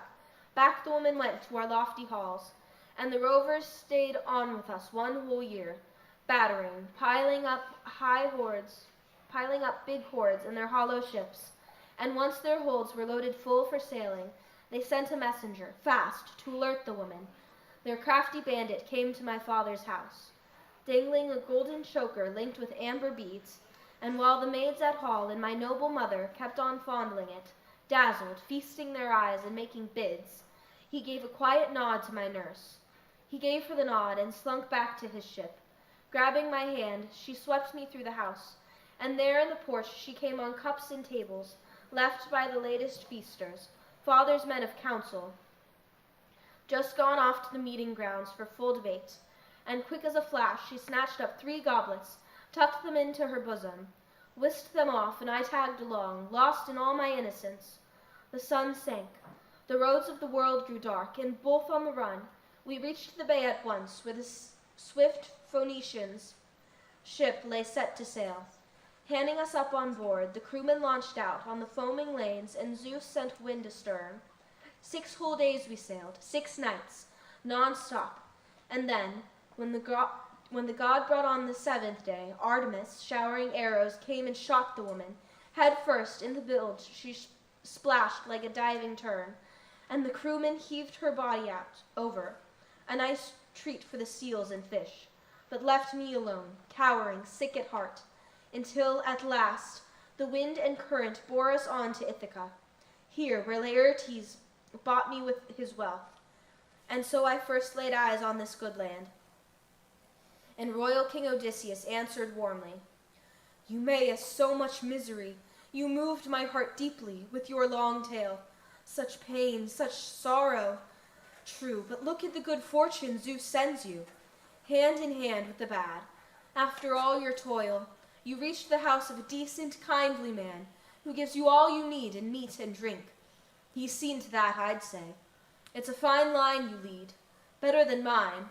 I've been drifting through cities up and down the earth, and now I've landed here. So guest and host confided through the night until they slept. A little at least, not long. Dawn soon rose and took her golden throne. That hour, Telemachus and his shipmates raised the coast of home. They struck sail and lowered the mast smartly, rowed her into a mooring under oars. Out went the bowstones, cables fast astern. The crew themselves swung out in the breaking surf. They got a meal together and mixed some ruddy wine, and once they'd put aside desire for food and drink, clear-headed Telemachus gave the men commands. Pull our black ship round to the city now. I'm off to my herdsmen and my farms. By nightfall, once I've seen to my holdings, I'll be down in town. In the morning, I'll give you wages for the voyage, a handsome feast of meat and hearty wine. The seer, Theoclymenus, broke in quickly. Where shall I go, dear boy? Of all the lords in rocky Ithaca, whose house shall I head for now? Or do I go straight to your mother's house and yours? Surely in better times, discreet Telemachus replied, I would invite you home. Our hospitality never fails. But now I fear it could only serve you poorly. I'll be away, and mother would never see you. She rarely appears these days. What with those suitors milling in the halls? She keeps to her upper story, weaving at her loom. But I'll mention someone else you might just visit. Eurymachus, wise Polybus's fine, upstanding son. He's the man of the hour. Our island people look on him like a god, the prince of suitors, hottest to wed my mother, sees my father's powers. But God knows, Zeus up there in his bright Olympus, whether or not before that wedding day arrives, he'll bring the day of death on all their heads. At his last words, a bird flew past on the right, a hawk, Apollo's wind-swift herald, tight in his claws, a struggling dove, and he ripped its feathers out, and they drifted down to earth between the ship and the young prince himself. The prophet called him aside, clear of his men, and grasped his hand, exclaiming, Look, Telemachus, the will of God just winged that bird on your right. Why, the moment I saw it, here before my eyes, I knew it was a sign. No line more kingly than yours in all of Ithaca. Yours will reign forever. If only, friend, alert Telemachus answered, all you say comes true. You'd soon know my affection, know my gifts. Any man you meet would call you blessed. He turned to a trusted friend and said, Piraeus, son of Clytius, you are the one who's done my bidding. More than all other friends who sailed with me to Pylos, please take this guest of mine to your house. Treat him kindly. Host him with all goodwill till I can come myself. Of course, Telemachus. Piraeus, the gallant spearman, offered warmly. Stay up country just as long as you like. I'll tend the man. He'll never lack a lodging. Piraeus boarded ship and told the crew to embark at once and cast off cables quickly. They swung abroad and sat to the oars in ranks. Telemachus fastened rawhide sandals on his feet and took from the decks his rugged bronze-tipped spear. The men cast off, pushed out, and pulled for town, as Telemachus ordered, King Odysseus' son. The prince strode out briskly, legs speeding him on till he reached the farm, where his great droves of pigs crowded their pens, and the loyal swineherd often slept beside them, always the man to serve his master well.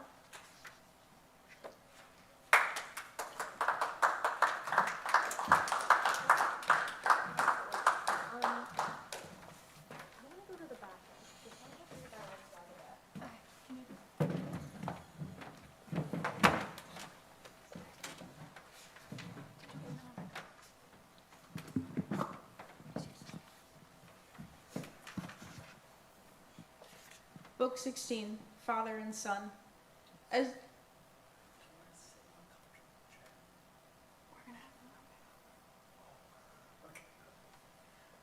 dawn came into the lodge, the king and loyal swineherd set out breakfast, once they had raked up the fire and got the herdsmen off with droves of pigs. And now Telemachus. The howling dogs went nuzzling up around him, not a growl as he approached. From inside, Odysseus noticed the pack's quiet welcome, noticed the light tread of footsteps too, and turned to Eumaeus quickly, winged a word. Eumaeus, here comes a friend of yours, I'd say. Someone you know at least. The pack's not barking. Must be fawning around him. I can hear his footfall. The words were still on his lips when his own son stood in the doorway there. The swineherd started up, amazed. He dropped the bowls with a clatter. He'd been busy mixing ruddy wine. Straight to the prince he rushed and kissed his face and kissed his shining eyes. Both hands, as the tears rolled down his cheeks. As a father brimming with love welcomes home his darling only son in a warm embrace. What pain he's borne for him, and him alone. Home now, in the 10th year from far abroad, so the loyal swineherd tugged the beaming prince. He clung for dear life, covering him with kisses. Yes, like one escaped from death. Eumaeus wept and sobbed. His words flew from the heart. You're home, Telemachus. Sweet light in my eyes. I'd never thought I'd see you again once you shipped to Pylos. Quick, dear boy, come in. Let me look at you. Look to my heart's content. Under my own roof, the rover's home at last. You rarely visit the farm and men these days, always keeping to town, as if it cheered you to see them there, the infernal crowd of suitors. Have it your way, thoughtful Telemachus replied. Dear old man, it is all for you I've come, to see for you, myself, and learn the news whether mother still holds out in the halls, or some other man has married her at last. And Odysseus' bed, I suppose, is lying empty, blanketed now with filthy cobwebs. Surely, the foreman of men responded. She's still waiting there in your halls, poor woman, suffering so. Her life is an endless hardship, wasting away the nights, weeping away the days. With that, he took the bronze spear from the boy, and Telemachus, crossing the stone door sill, went inside the lodge. As he approached his father, Odysseus rose to yield his seat, but the son on his part waved him back. Stay where you are, stranger. I know where we can find another seat somewhere here on our farm, and here's the man to fetch it. So Odysseus, moving back, sat down once more. And now for the prince the swineherd strewed a bundle of fresh green brushwood, topped it off with sheepskin, and there the true son of Odysseus took his place. Eumaeus set before them platters of roast meat, left from the meal he'd had the day before. He promptly served them in bread, heaped in baskets, mixed their hearty wine in a wooden bowl, and then sat down himself to face the king. They reached for the good things that lay at hand, and when they'd put aside desire for food and drink, Telemachus asked his loyal serving man at last. Old friend, where does this stranger come from? Why did the sailors land him here in Ithaca? Who did they say they were? I hardly think he came this way on foot.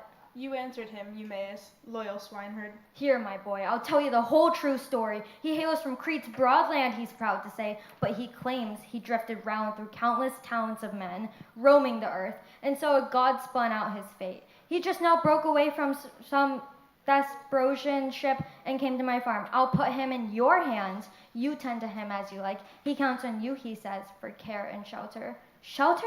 Oh, Eumaeus. Telemachus replied. That word of yours, it cuts me to the quick. How can I lend the stranger refuge in my house?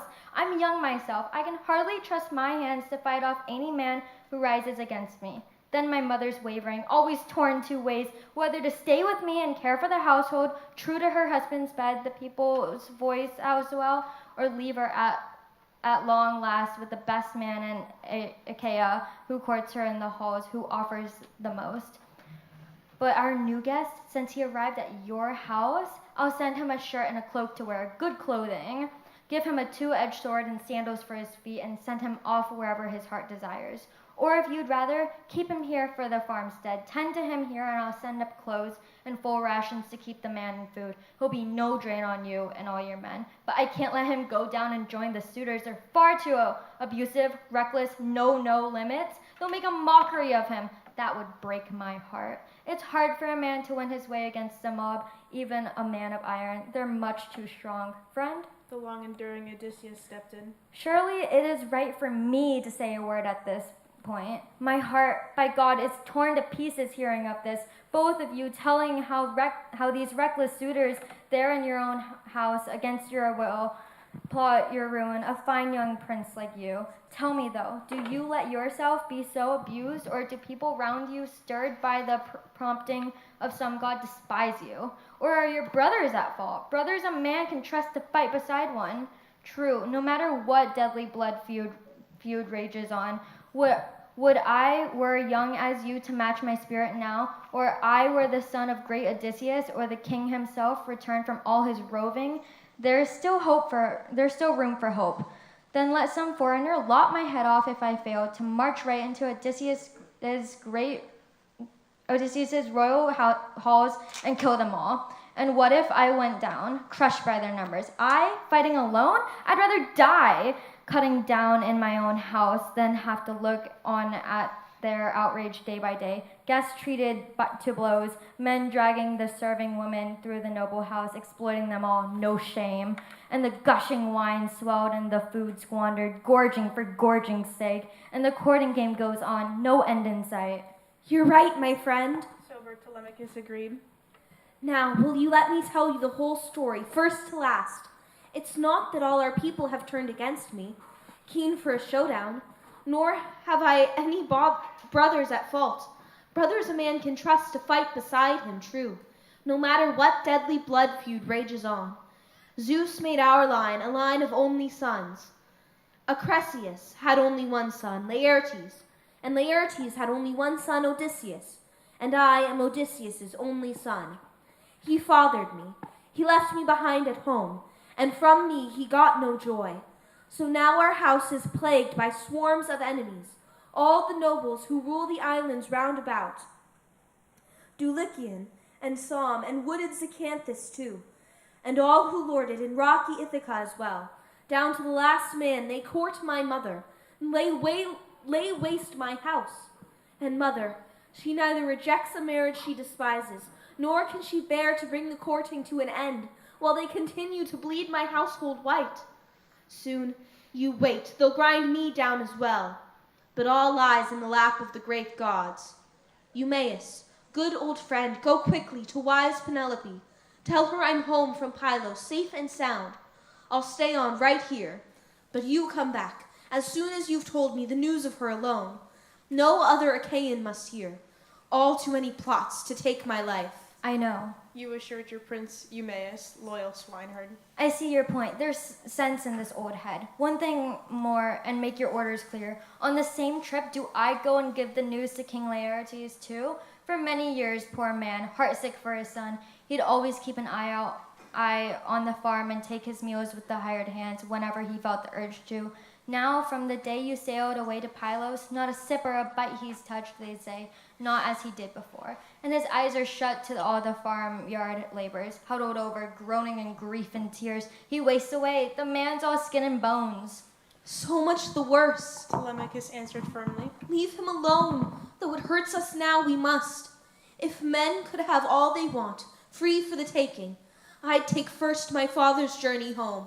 So you go and give the message. Then come back. No roaming over the fields to find Laertes. Tell my mother to send her housekeeper, fast as she can, in secret. She can give the poor old man the news. That roused Eumaeus. The swineherd grasped his sandals, strapped them onto his feet, and made for town. His exit did not escape Athena's notice. Approaching, closer, now she appeared a woman, beautiful, tall, and skilled at weaving lovely things. Just at the shelter's door she stopped, visible to Odysseus, but Telemachus could not see her or sense her there. The gods don't show themselves to every man alive. Odysseus saw her, so did the dogs, no barking now. They whimpered, cringing away in terror through the yard. She gave a sign with her brows, and Odysseus caught it. Out of the lodge he went, and passed the high stockade, and stood before the goddess. Athena urged him on. Royal son of Laertes, Odysseus, old campaigner. Now is the time. Now tell your son the truth. Hold nothing back, so the two of you can plot the suitor's doom, and then set out for town. I myself won't lag behind you long. I am blazing for a battle. Athena stroked him with her golden wand. First she made the cloak and shirt on his body fresh and clean, then made him taller, supple, young. His ruddy tan came back, the cut of his jawline firmed, and the dark beard clustered black around his chin.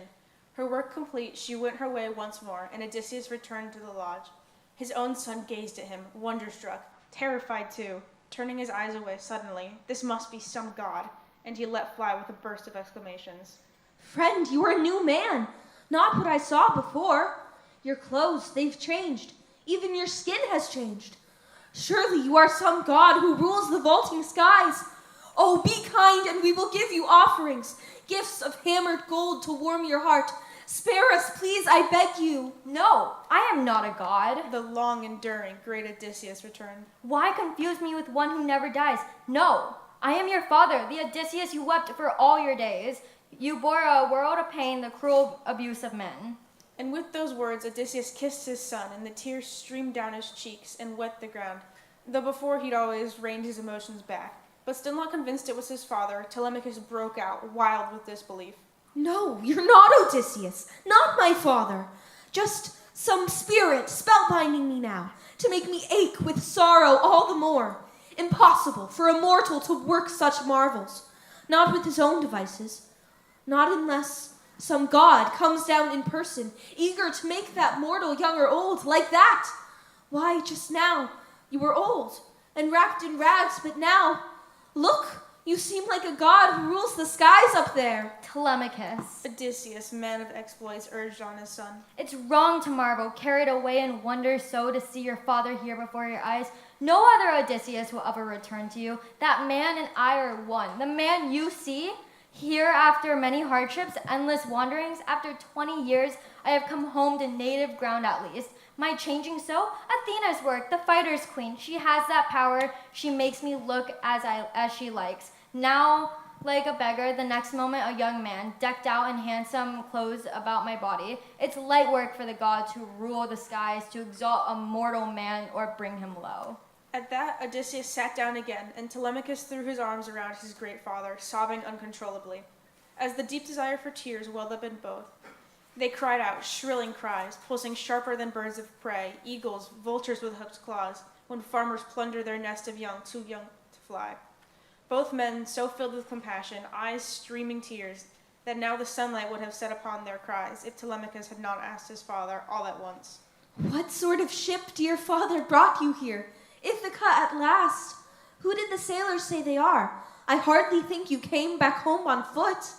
So long in exile, great Odysseus replied. Surely, my son, I'll tell you the whole story now. Phaeacians brought me here, the famous sailors who ferry home all men who reach their shores. They sailed me across the sea in their swift ship. They set me down in Ithaca, sound asleep, and gave me glittering gifts, bronze and hoards of golden robes, all lie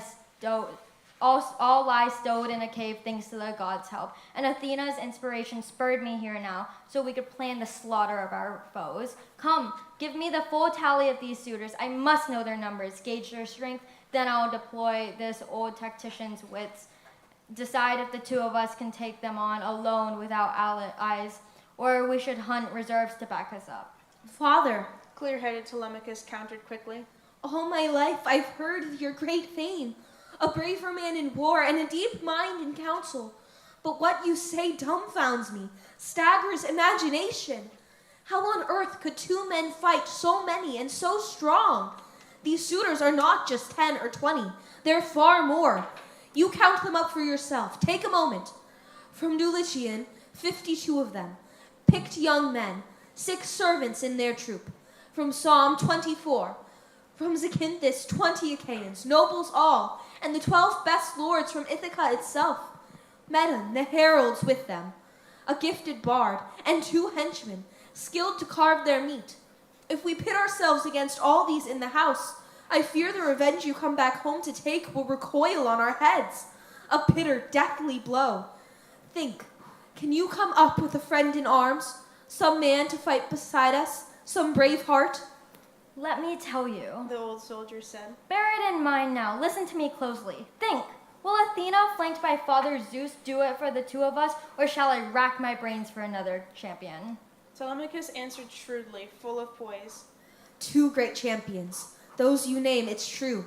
Off in the clouds they sit, and they lord it over gods and mortal men. Trust me, his seasoned father reassured him. They won't hold off long from the cries and clash of battle, not when we and the suitors put our fighting strength to proof in my own halls.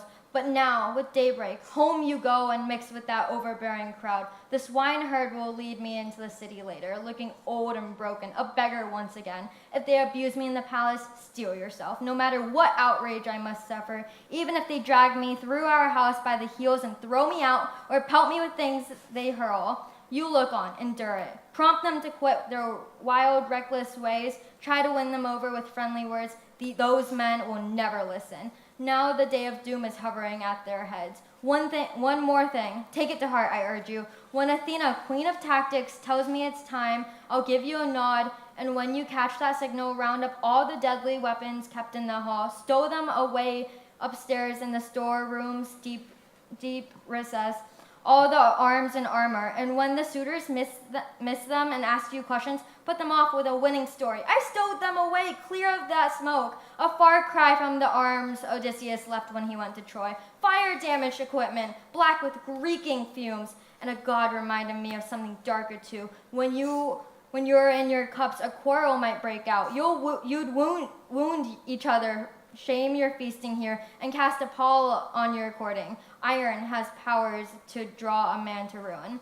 Just you leave a pair of swords for the 2 of us, a pair of spears, a pair of ox-hide bucklers right at hand so we can break for the weapons. Seize them. Then Athena, Zeus, and his wisdom, they will daze the suitors' wits. Now, one last thing. Bear it in mind. You must.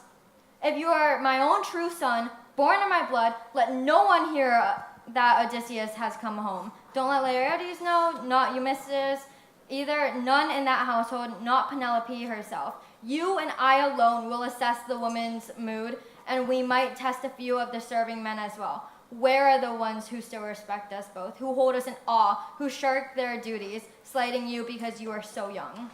Soon enough, father, his gallant son replied. You'll sense the courage inside me, that I know. I'm hardly a flighty, weak-willed boy these days, but I think your last plan would gain us nothing. Reconsider, I urge you. You'll waste time roaming around our holdings, probing the field hands man by man, while the suitors sit at ease in our house, devouring all our goods. Those brazen rascals never spare a scrap. But I do advise you to sound the women out, who are disloyal to you, who are guiltless. The men, I say no to testing them farm by farm. That's work for later.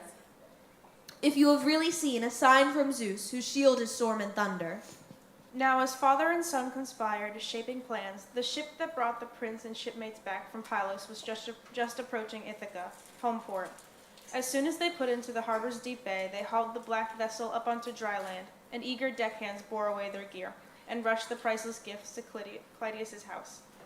But they sent a herald on to Odysseus' halls at once, to give the news to thoughtful, cautious Penelope that Telemachus was home, just up country now, but he told his mates to sail across to port, so the noble queen would not be seized with fright and break down in tears. And now those 2 men met, herald and swineherd, both out on the same errand, to give the queen the news. But once they reached to the house of the royal king, the herald strode up into the serving woman's midst and burst out, "Your beloved son, my queen, is home at last." Eumaeus, though, bending close to Penelope, whispered every word that her dear son entrusted him to say. Message told in full, he left the halls and precincts, heading for his pigs. But the news that shook the suitors dashed their spirits. Out of the halls they crowded, past the high-wheeled court, and there before the gates they sat up in council. Polybius' son Eurymachus opened up among them. Friends, what a fine piece of work he's carried off. Telemachus, what insolence, and we thought his little jaunt would come to grief.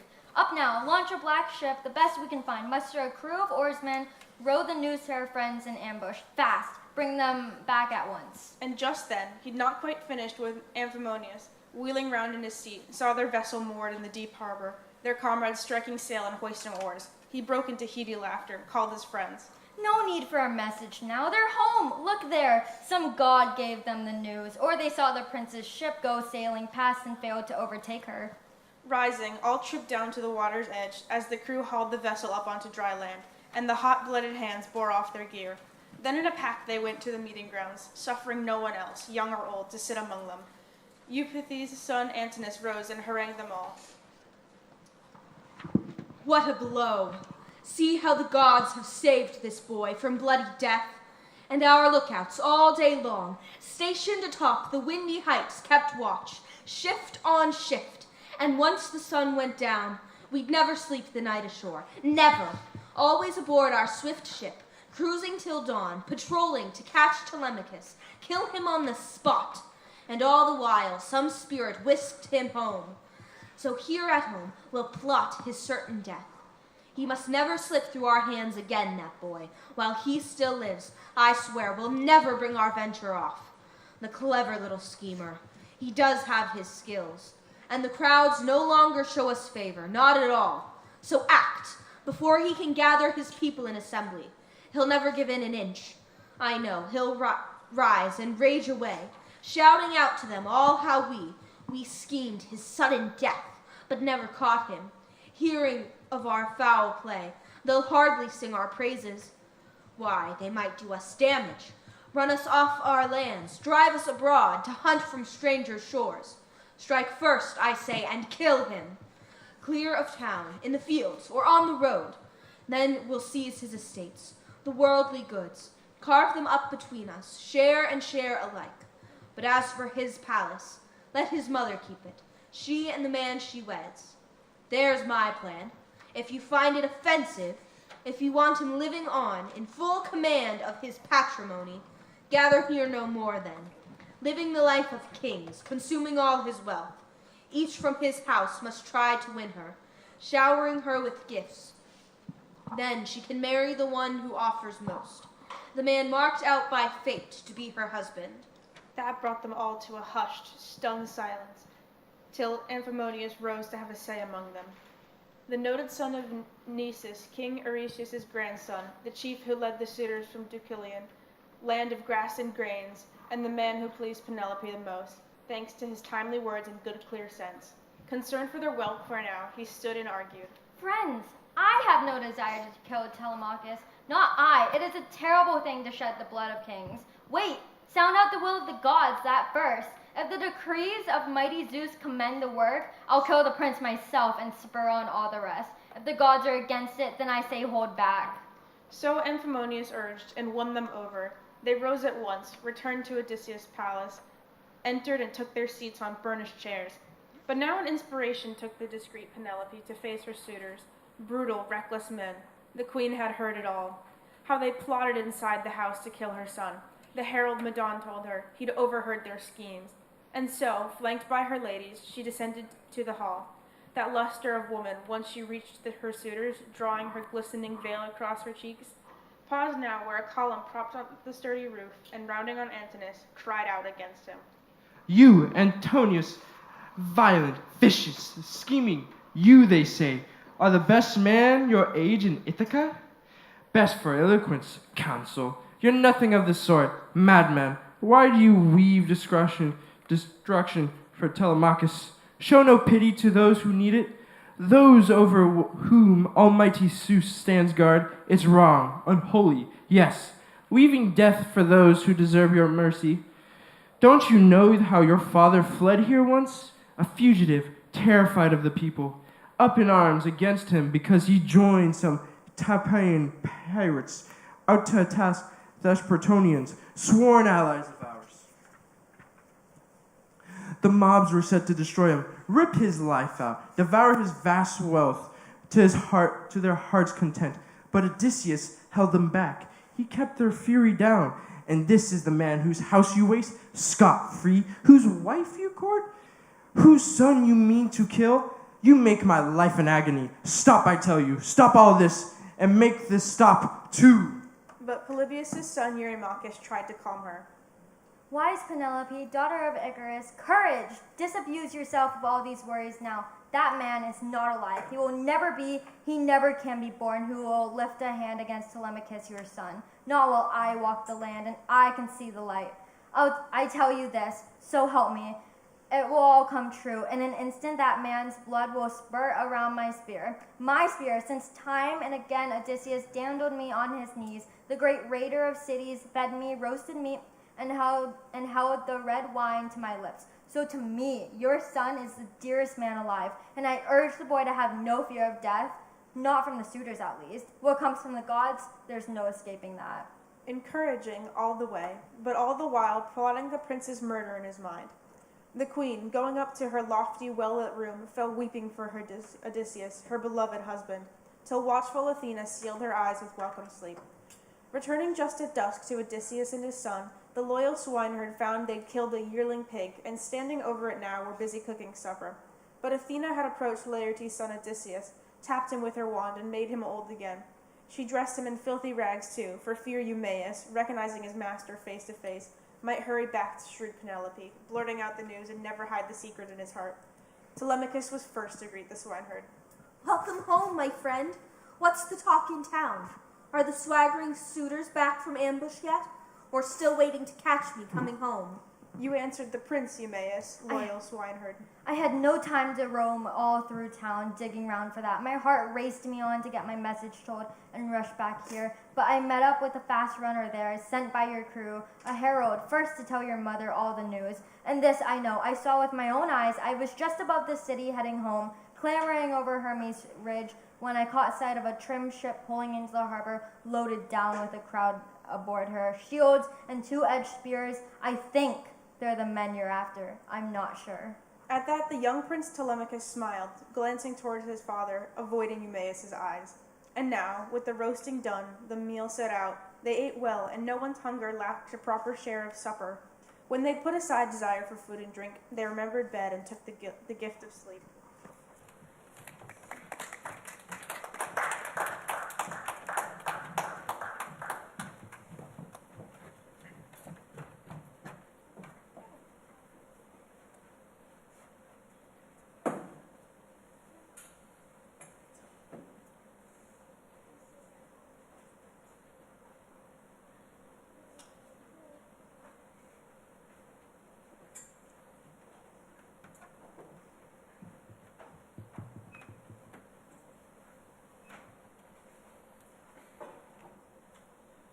Dawn with her rose-red fingers shone once more.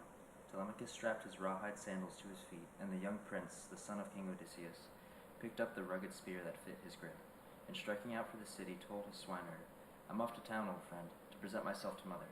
She'll never stop her bitter tears in mourning. Well, I know, till she sees me face to face. And for you I have some orders. Take this luckless stranger to town, so he can beg his supper there. And whoever once can give the man some crumbs and a cup to drink, how can I put up with every passerby? My mind's weighed down with troubles. If the stranger resents it, all the worse for him. I like to tell the truth and tell it plainly." My friend, subtle Odysseus broke in, "I've no desire myself to linger here. Better that beggars cadge their meals in town than in the fields. Some willing soul will see to my needs. I'm hardly fit at my age to keep to a farm and jump to a foreman's every order. Go on, then. This man will take me, as you've told him. Once I'm warm from the fire and the sun's good and strong, look at the clothing on my back. All rags and tatters. I'm afraid the frost of dawn could do me in. And town, you say, is a long, hard way from here." At that, Telemachus strode down through the farm in quick, firm strides, brooding death for the suitors. And once he reached his well-constructed palace, propping his spear against a sturdy pillar, and crossing the stone threshold, in he went. His old nurse was the first to see him, Euryclea, just spreading fleeces over the carved, inlaid chairs. Tears sprang to her eyes. She rushed straight to the prince, and as the other maids of great Odysseus flocked around him, hugged him warmly, kissed his head and shoulders. Now down from her chamber came discreet Penelope, looking for all the world like Artemis or golden Aphrodite, bursting into tears as she flung her arms around her darling son and kissed his face, and kissed his shining eyes and sobbed, "You're home, Telemachus." Words flew from her heart. "Sweet light from my eyes, I never thought I'd see you again. Once you shipped to Pylos, against my will, so secret, Out for news of your dear father. Quick, tell me, did you catch sight of the man? Meet him? What? Please, mother. Steady, Telemachus replied. Don't move me to tears. Don't stir the heart inside me. I've just escaped from death. Sudden death. No. Bathe now. Put on some fresh clothes. Go up to your own room with your serving women. Pray and promise the gods a generous sacrifice to bring success. If Zeus will ever grant us the hour of our revenge, I myself am off to the meeting grounds to summon up a guest who came with me from abroad when I sailed home. I sent him on ahead with my trusted crew. I told Piraeus to take him to his house, treat him well, host him with all good will till I could come myself. Words to the mark that left his mother silent. She bathed now, put on some fresh clothes, prayed, and promised the gods a generous sacrifice to bring success. If Zeus would ever grant the hour of our revenge, spear in hand, Telemachus strode on through the hall now, and a pair of sleek hounds went trotting at his heels. And Athena lavished a marvelous splendor on the prince, so the people all gazed in wonder as he came forward.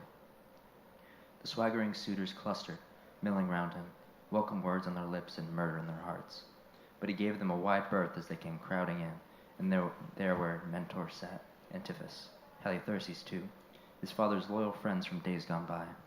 He took his seat as they pressed him with their questions, and just then Piraeus the gallant spearman approached, leading the stranger through the town and out into the meeting grounds. Telemachus, not hanging back, went right up to greet Theoclymenus, his guest. Piraeus spoke out first. Quickly now, Telemachus, send some women to my house to retrieve the gifts that Menelaus gave you. Wait, Piraeus, wary Telemachus cautioned. You've no idea how all this will go. If the brazen suitors cut me down in the palace, off guard, and carve out my father's whole estate, I'd rather you yourself or one of his friends here keep those gifts and get some pleasure from them. But if I can bring down slaughter on that crew, you send the gifts to my house. We'll share the joy. Their plans made, he led the wayworn stranger home, and once they reached the well-constructed palace, spreading out their cloaks on a chair or bench, into the burnished tubs they climbed and bathed. When women had washed them, rubbed them down with oil, and drawn warm fleece and shirts around their shoulders, out of the bath they stepped and sat on high-backed chairs. The maid brought water soon in a graceful golden pitcher, and over a silver basin tipped it out so they might rinse their hands. Then pulled a gleaming table to their side. A staid housekeeper brought on bread to serve them, appetizers aplenty too, lavish with her bounty. Penelope sat across from her son, beside a pillar, leaning back on a low chair and winding fine-spun yarn.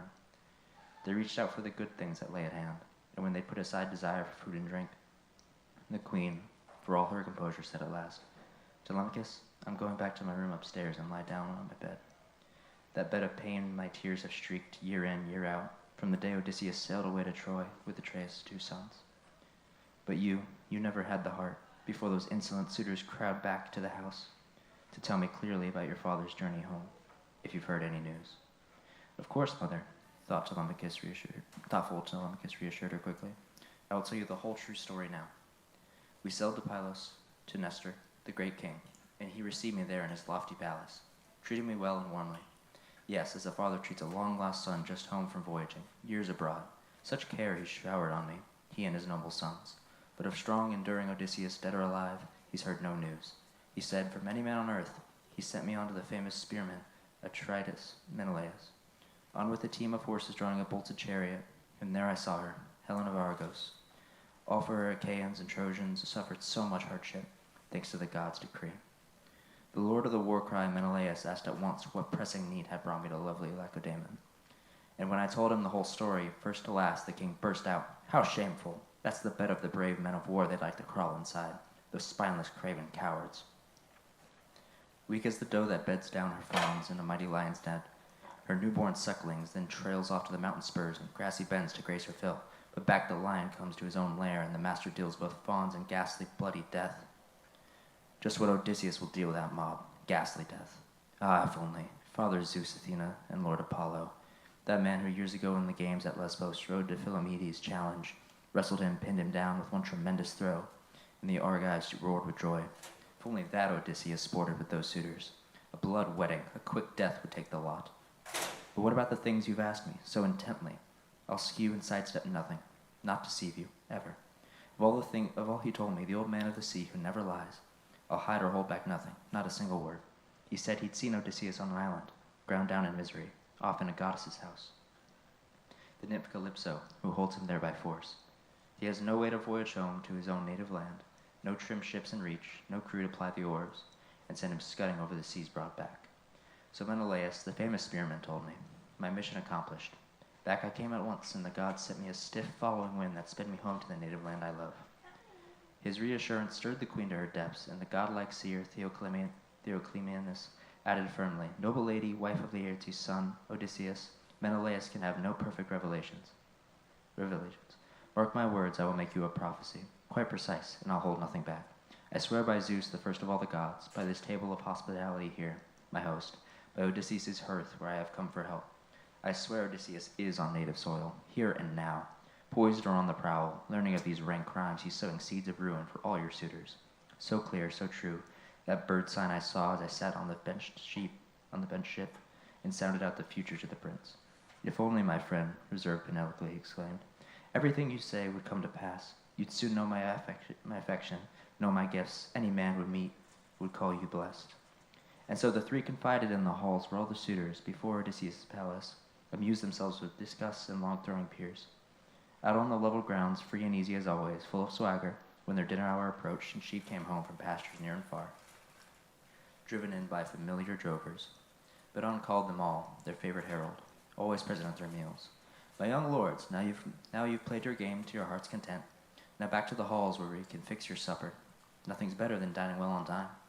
They came at his summons, rising from the games and now, bustling into the well-constructed palace, flinging down their cloaks on a chair or bench. They butchered hulking sheep and fatted goats, full-grown hogs and a young cow from the herd, preparing for their feast. At the same time, the king and his loyal swineherd geared to leave the country for the town. Eumaeus, foreman of the men, set things in motion. Friend, I know you're keen on going down to town today, just as my master bid. Though I'd rather you stay here to guard the farm, but I prize the boy. I fear he'll blame me later. A dressing down from your master's hard to bear. So off we go now. The shank of the day is past. You'll find it colder with nightfall coming on. I know. I see your point, the crafty man replied. There's sense in this old head, so let's be off. And from now on, you lead me all the way. Just give me a stick to lean on. If you have one ready cut, you say the road is treacherous, full of slips and slides.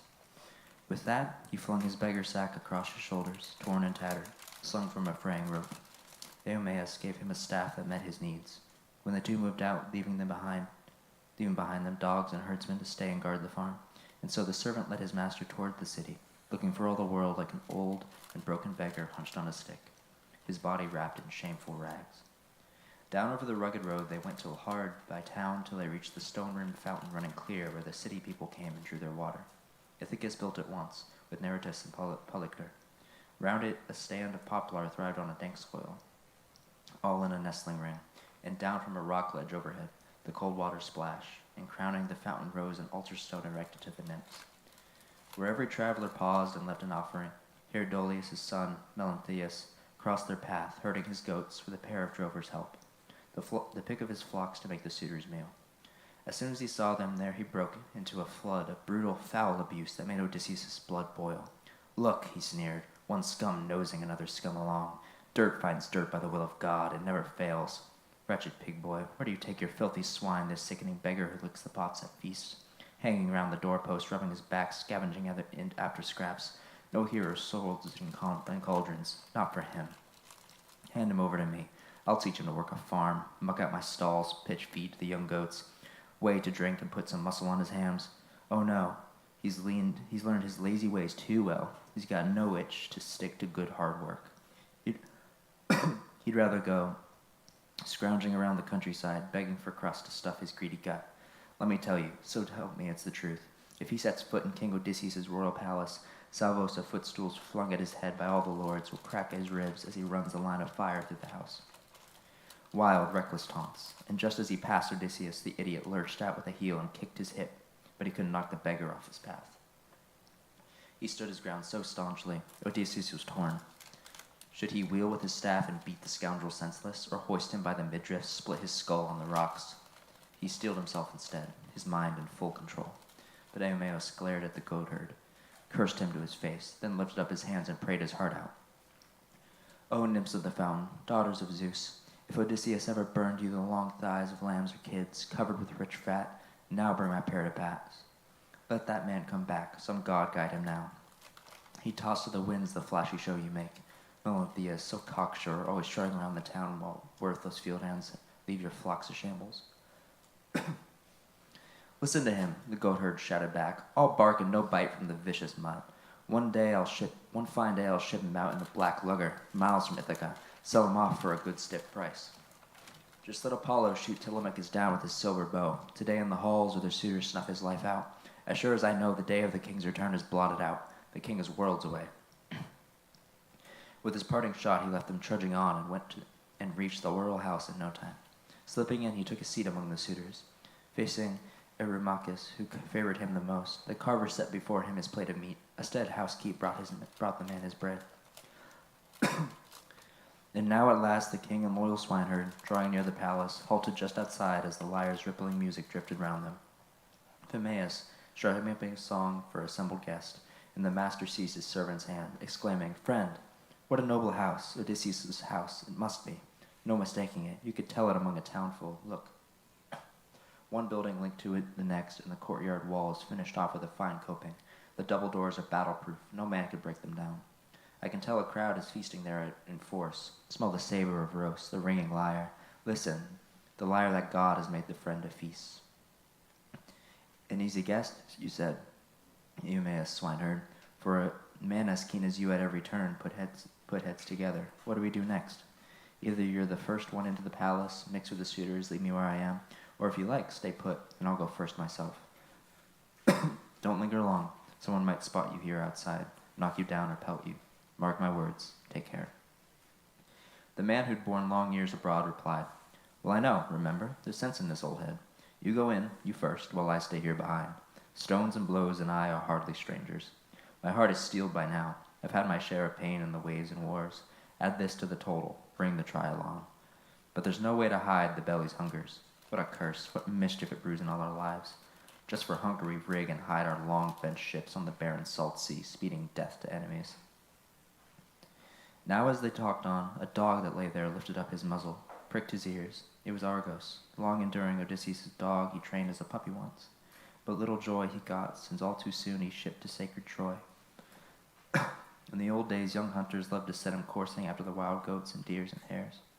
But now, with his master gone, he lay there, cast away, on piles of dung from mules and cattle, heaps collecting out before the gates till Odysseus' serving men could cart it off to manure the king's estates. Infested with ticks, half dead from neglect, here lay the hound, old Argos. But the moment he sensed Odysseus standing by him, he thumped his tail, nuzzling low, and his ears dropped. Though he had no strength to drag himself an inch towards his master, Odysseus glanced to the side and flicked away a tear, hiding it from Eumaeus, diverting his friend in a hasty, offhand way. Strange, Eumaeus, look, a dog like this standing here on a dunghill. What handsome lines, but I can't say for sure if he had the running speed to match his looks, or if he was only the sort that gentry spoil at table, show dogs masters pamper for their points. You told the stranger, Eumaeus, loyal swineherd. Here, it's all too true. Here's the dog of a man who died in foreign parts. But if he had now the form and flair he had in his glory days, as Odysseus left him, sailing off to Troy, you'd be amazed to see such speed, such strength. No quarry he chased in the deepest, darkest woods could ever slip this hound. A champion tracker, too. Ah, but he's run out of luck now, poor fellow. His master's dead and gone, so far from home, and the heartless women tend to him not at all. Slaves, with their lords no longer there to crack the whip, lose all zest to perform their duties well. Zeus, the old thunderer, robs a man of half his virtue the day the yoke clamps down around his neck. With that, he entered the well-constructed palace, strode through the halls, and joined the proud suitors. But the dark shadow of death closed down on Argos' eyes the instant he saw Odysseus 20 years away. Now Prince Telemachus, first by far to note the swineherd coming down the hall, nodded briskly, called and waved him on. Eumaeus, glancing about, picked up a handy stool where the carver always sat, slicing meat for the suitors feasting through the house. He took it and put it beside the prince's table, facing him, straddled it himself as the steward set a plate of meat before the man and served him bread from trays. Right behind him came Odysseus into his own house, looking for all the world like an old and broken beggar hunched on a stick, his body wrapped in shameful rags just in the doorway, just at the ashwood threshold. There he settled down. Leaning against the cypress post of master joiner, plain, smooth, and hung with a plumb line years ago, Telemachus motioned the swineherd over now. and choosing a whole loaf from the fine wicker tray, and as the meat as his outstretched hands could hold, he said, "Now take these to the stranger. Tell him to make the rounds of the suitors. Beg from one and all. Bashfulness, for a man in need is no great friend." And Eumaeus did his bidding, went straight up to the guest and winged a greeting. "Here, stranger, Prince Telemachus sends you these, and tells you to make the rounds of the suitors. Beg from one and all. Bashfulness for a beggar, he says, is no great friend." "Powerful Zeus," the crafty king responded, "grant that your prince be blessed among mankind, and all his heart's desires come to pass." Taking the food in both hands, setting it down, spread on his filthy sack before his feet, the beggar fell to his meal, as the singer raised a song throughout the house. Once he'd supped and the stirring bard had closed, the suitors broke into uproar down along the hall. And now Athena came to the side of Laertes' royal son and urged him, "Go now, gather crusts from all the suitors, test them so we can tell the innocent from the guilty." But not even so would Athena save one man from death. Still, off he went, begging from each in turn, circling left to right, reaching out his hand like a beggar from the day that he was born. They pitied him, gave him scraps, were puzzled too, asking each other, "Who is this? Where's he from?" Till the goatherd Melanthius shouted out in their midst, "Listen to me, you lords who court our noble queen. I'll tell you about the stranger. I've seen him before. I know for a fact that swineherd let him in, though I have no idea who the fellow is or where he thinks he comes from." At that, Antinous wheeled on Eumaeus, lashing out at him. "Your Highness, swineherd, why drag this to town? Haven't we got our share of vagabonds to deal with, disgusting beggars who lick the feasters' plates? Isn't it quite enough, these swarming crowds consuming your master's bounty? Must you invite this rascal in the bargain?" "Antinous, high-born as you are, you told the man, Eumaeus. That was a mean, low speech. Now, who'd go out, who on his own hook, not I, and ask a stranger in from nowhere unless he had some skills to serve the house? A prophet, a healer who cures disease, a worker in wood, or even a god-inspired bard whose singing warms the heart. They're the ones asked in around the world. A beggar? Who'd invite a beggar to bleed his household white? You, of all the suitors, are always roughest on the servants of our king, on me most of all. Not that I care, no, so long as his queen, his wise queen, is still alive in the palace." Prince Telemachus too. "Stop, Eumaeus," poised Telemachus broke in quickly now. "Don't waste so much breath on Antinous here. It's just his habit to bait a man with abuse and spur the rest as well." He wheeled on the suitor, letting loose. "How kind you are to me, Antinous. Kind as a father to his son, encouraging me to send this stranger packing from my house with a harsh command. I'd never do it, God forbid. Take and give to the beggar. I don't grudge it. I'd even urge you on. No scruples now. Never fear your guests will upset my mother or any servant in King Odysseus' royal house. But no such qualm could enter that head of yours, bent on feeding your own face, not feeding strangers." Antinous countered the young prince in kind. "So high and mighty, Telemachus, such unbridled rage. If all the suitors gave him the sort of gift I'll give, the house would be rid of him for 3 whole months." With that, from under his table he seized the stool that propped his smooth feet as he reveled on, just lifting it into view. But as for the rest, all gave to the beggar, filled his sack with handouts, bread and meat, and Odysseus seemed at the point of getting back to his doorsill. Done with testing suitors, home free himself when he stopped beside Antinous, begging face to face, "Give me a morsel, friend. You're hardly the worst decay in here. It seems the noblest one, in fact. You look like a king to me. So you should give a bigger crust than the rest, and I will sing your praises all across the earth. I too once lived in a lofty house that men admired, rolling in wealth. I'd often give to a vagabond like myself, whoever he was, whatever need had brought him to my door. And crowds of servants I had, and lots of all it takes to live the rest of life of ease. To make men call you rich. But Zeus ruined it all. God's will, no doubt. When he shipped me off with a roving band of pirates bound for Egypt, a long, hard sail to wreck my life. There in the Naiad Delta I moored our ships of war. God knows I ordered my trusty crews to stand by, just where they were, and guard the anchored fleet. And I sent a patrol to scout things out from higher ground. But swept away by their own reckless fury, the crew went berserk. They promptly began to plunder the lush Egyptian farms, dragging off the women and children, killed the men. Outcries reached the city in no time. Stirred by shouts, the entire town came streaming down at the break of day, filling the river plain with chariots, ranks of infantry, and the gleam of bronze. Zeus, who loves the lightning, flung down murderous panic on all my men at arms. No one dared to stand his ground and fight. Disaster ringed us around from every corner. Droves of my men they hacked down with swords, let off the rest alive, to labor for them as slaves. Myself, they passed me on to a stranger come their way, to ship me to Cyprus. Aeacus' son, Demeter it was, who ruled Cyprus then with an iron fist, and from there I sailed to Ithaca, just as you see me now, ground down by pain and sorrow. Good God Almighty, Antinous cut the beggar short. What spirit brought this pest to plague our feast? Back off into the open. Clear off my table, or you'll soon land in Egypt, Cyprus to break your heart. What a brazen, shameless beggar, scrounging food from each man in turn. And look at their handouts, reckless, never a qualm, no holding back, no one making free with the next man's goods. Each one's got plenty here. Pity, pity, the wry Odysseus countered, drawing away. No sense in your head to match your handsome looks. You'd grudge your servant a pinch of salt from your own larder, you who lounge at the next man's board but lack the heart to tear a crust of bread and hand it to me, though there's God's plenty here. Boiling over, Antinous gave him a scathing look and let fly.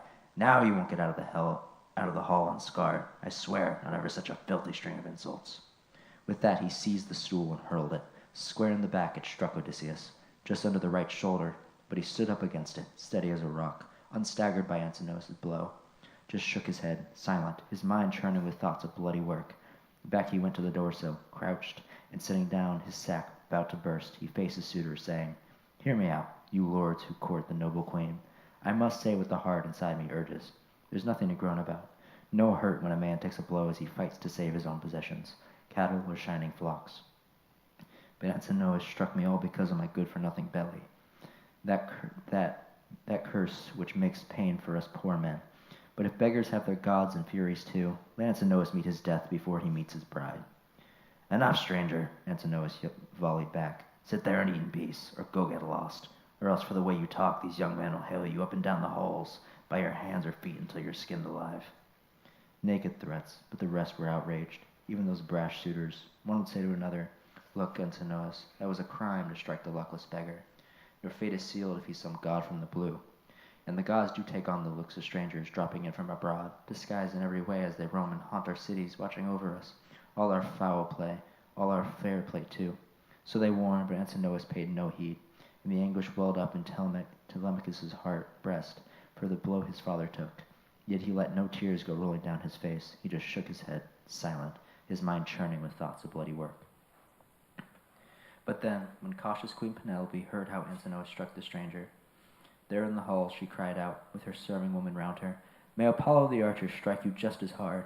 And her housekeeper, Eurynomé, added quickly, If only our prayers were granted, then not one of the lot would live to see dawn climb her throne tomorrow.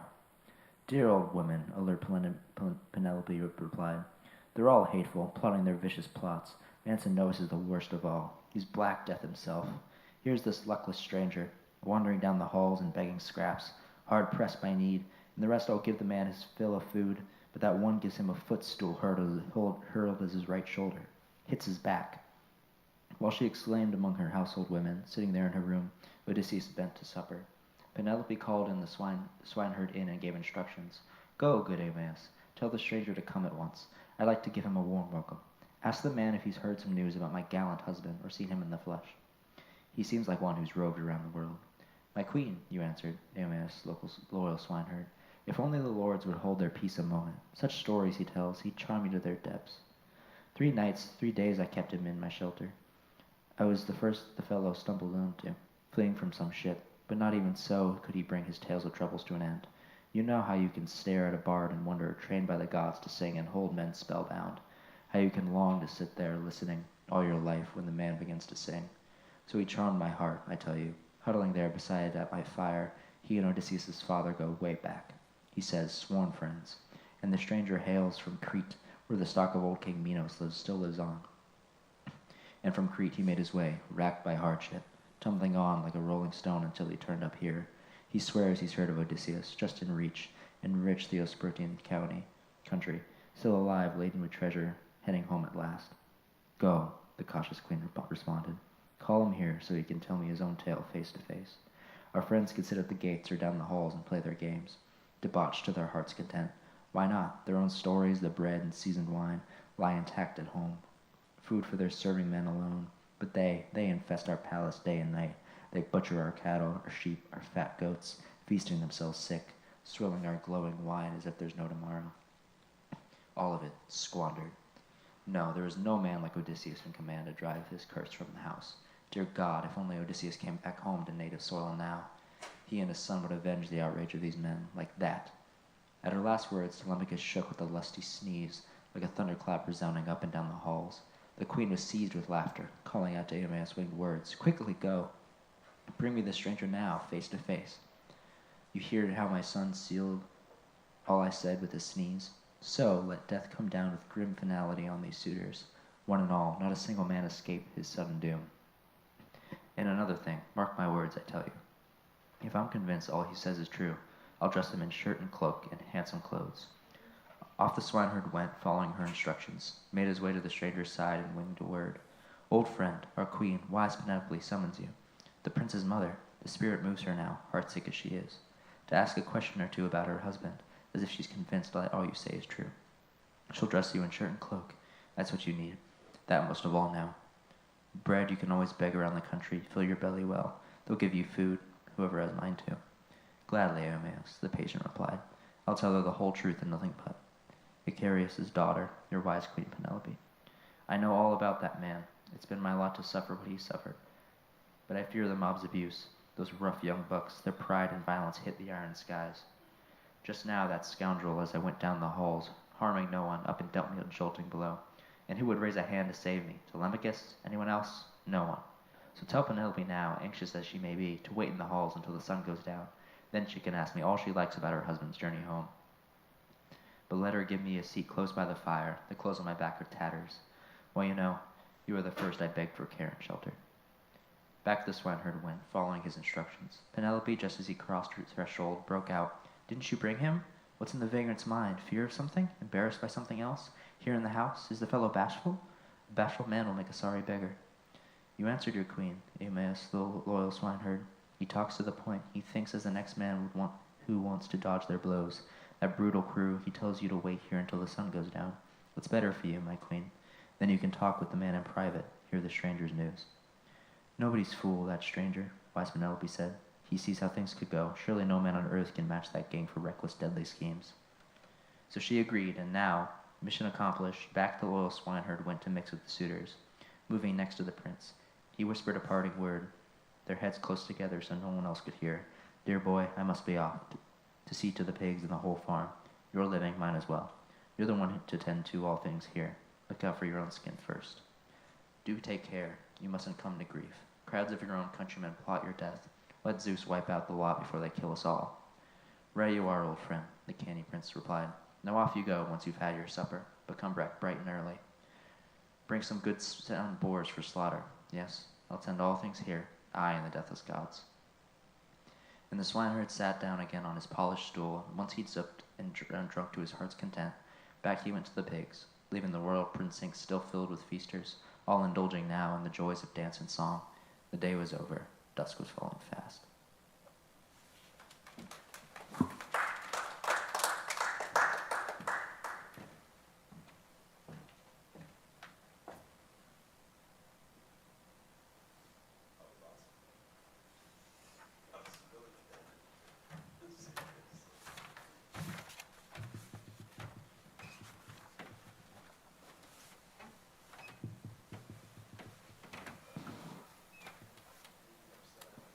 Book 18. The Beggar King of Ithaca. Now came this tramp, this public nuisance, who used to scourge a living round of the streets of Ithaca, notorious for his belly, a ravenous, bottomless pit, for food and drink, but he had no pith, no brawn, despite the looming hulk that met your eyes. Aeneas was his name. So his worthy mother called him at birth. But all the young men called him Eris for short, because he would hustle messages at any beck and call, while he came by to rout the king from his own house, and met Odysseus now with a rough, abusive burst. "Get off the porch, you old goat, before I haul you off by the leg. Can't you see them? Give me the wink. All of them here to drag you out, and so I would. But I've got some pangs of conscience. Up with you, man. Or before you know it, we'll be trading blows." A killing look, and wily old soldier countered, "Out of your mind? What damage have I done you? What have I said? I don't grudge you anything. Not if the man up and gives you plenty. This Doris Hill is big enough for the both of us. You've got no call to grudge me what's not yours. You're another vagrant, just like me, I'd say, and it lies with the gods to make us rich or poor, so keep your fist to yourself. Don't press your luck. Don't rile me. Or, old as I am, I'll bloody your lip, splatter your chest, and buy myself some peace and quiet for tomorrow. I doubt you'll ever come lumbering back again to the halls of Laertes, royal son Odysseus. Look who's talking, the beggar rumbled in anger. How is this pot-bellied pig runs off at the mouth, like an old crone at her oven? Well, I've got a knockout blow in store for him. I'll batter the tramp with both fists, crack every tooth from his jaws. I'll litter the ground with teeth like a rogue sows. Punish for rooting corn, belt up so the lords can see us fight it out. But how can you beat a champion half your age? Tongue lashing each other, tempers flaring. There on the polished sill before the lofty doors, Antonius, that grand prince, hearing them wrangle, broke into gloating laughter, calling out to the suitors, "Friends, nothing like this has come our way before. What sport some god has brought the palace now? The stranger and Urus, look, they battled out together, fists flying. Come, let's pit them against each other, fast." All leapt from their seats with whoops of laughter, clustering round the pair of ragged beggars. There, as Euphrates' son, Antonius, planned the contest. Quiet, my fine friends. Here's what I propose. These goat sausages sizzling here in the fire, we pack them with fat and blood to have for supper. Now, whoever wins this bout and proves the stronger, let that man step up and take his pill of the law. What's more, from this day on, he feasts among us. No other beggar will we allowed inside to cage his meals from us. They all cheered, but Odysseus, foxy veteran, blotted on. Friends, how can an old man, worn with pain, stand up to a young buck? It's just this belly of mine, this troublemaker tempts me to take a licking. So first, all of you swear me a binding oath. Come not one of you steps in for Urus here. Strike me a foul blow to pull him through and lay me in the dust. And at that, they all mouthed the oath he required.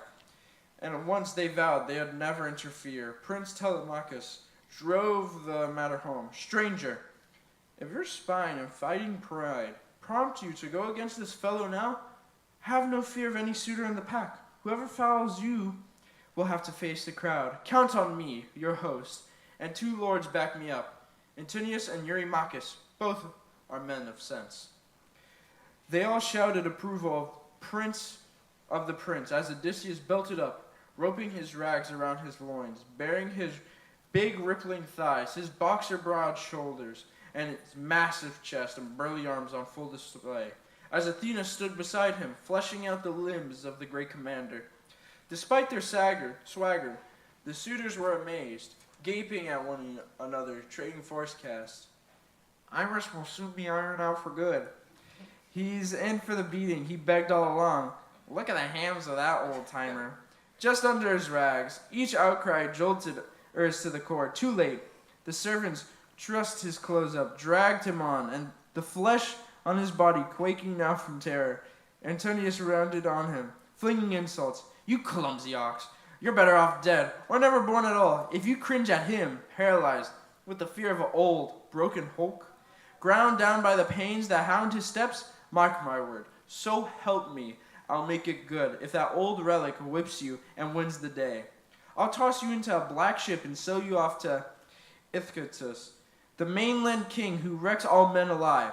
He'll lop your nose and ears with his ruthless blade. He'll rip your privates out by the roots.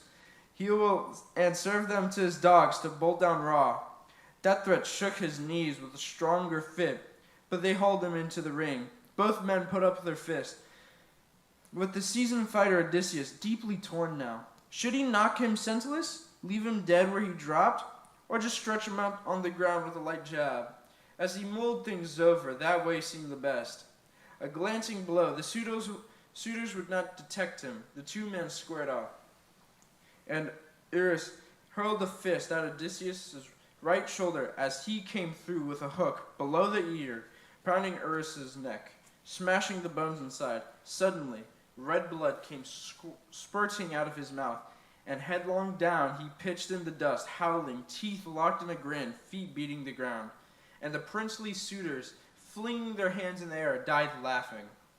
Grabbing him by the leg, Odysseus hauled him through the porch, across the yard to the outer gate, heaped him against the courtyard wall. Sitting slumped, stuck his stick in his hand, and gave him a parting shot. Now hold your post, play the scarecrow to all pigs and dogs, but no more lording it over strangers. No more playing the beggar king of you, you lonesome fool, or you'll bring down something worse around your neck. He threw the beggar's sack across his shoulders, torn and tattered, slung from a fraying rope. Then, back, he went to the sill and took his seat. The suitors aimed back as well, laughing jauntily, toasting the beggar warmly now, those proud young blades, one man egging the other on.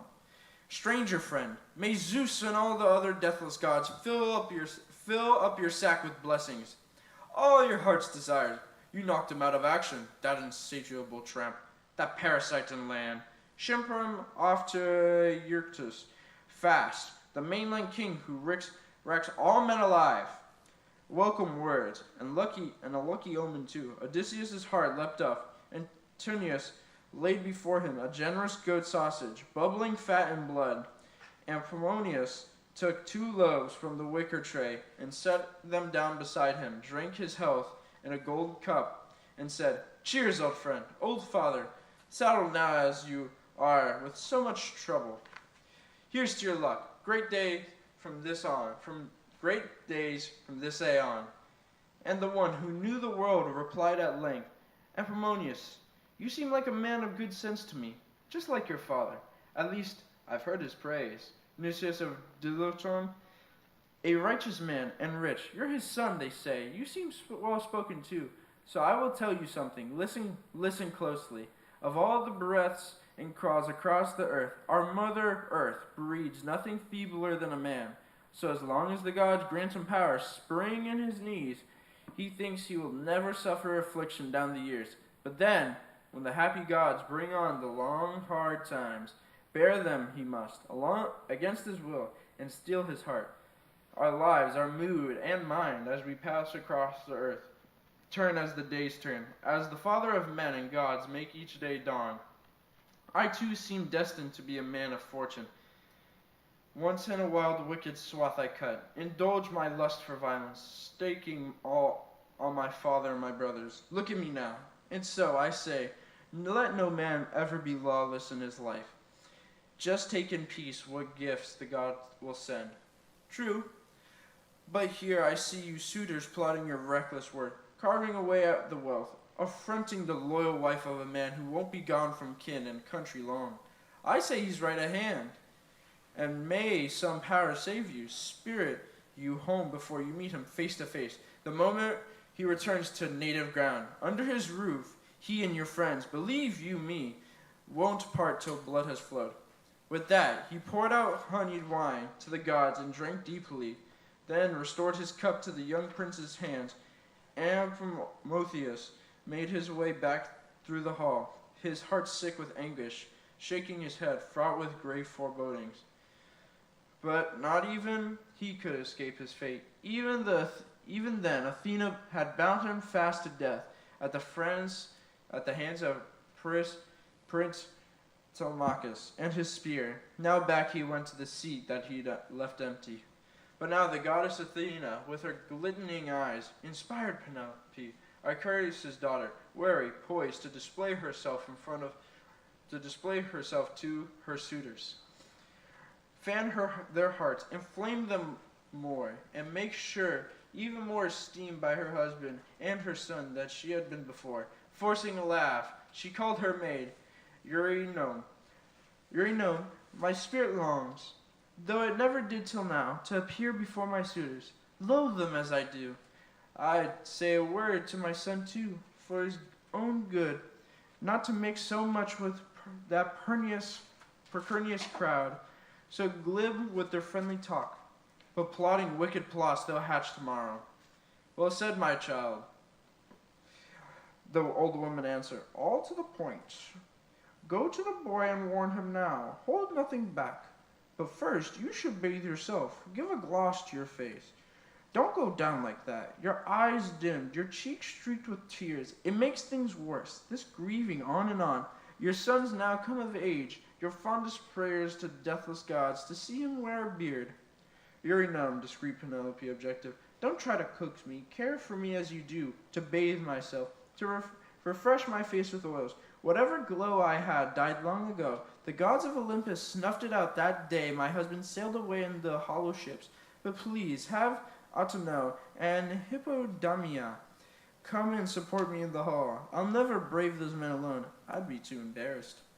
Now, as the old nurse bustled through the house to give the woman orders, call them to the queen, the bright-eyed goddess thought of one more thing. She drifted a sound slumber over Icarius' daughter.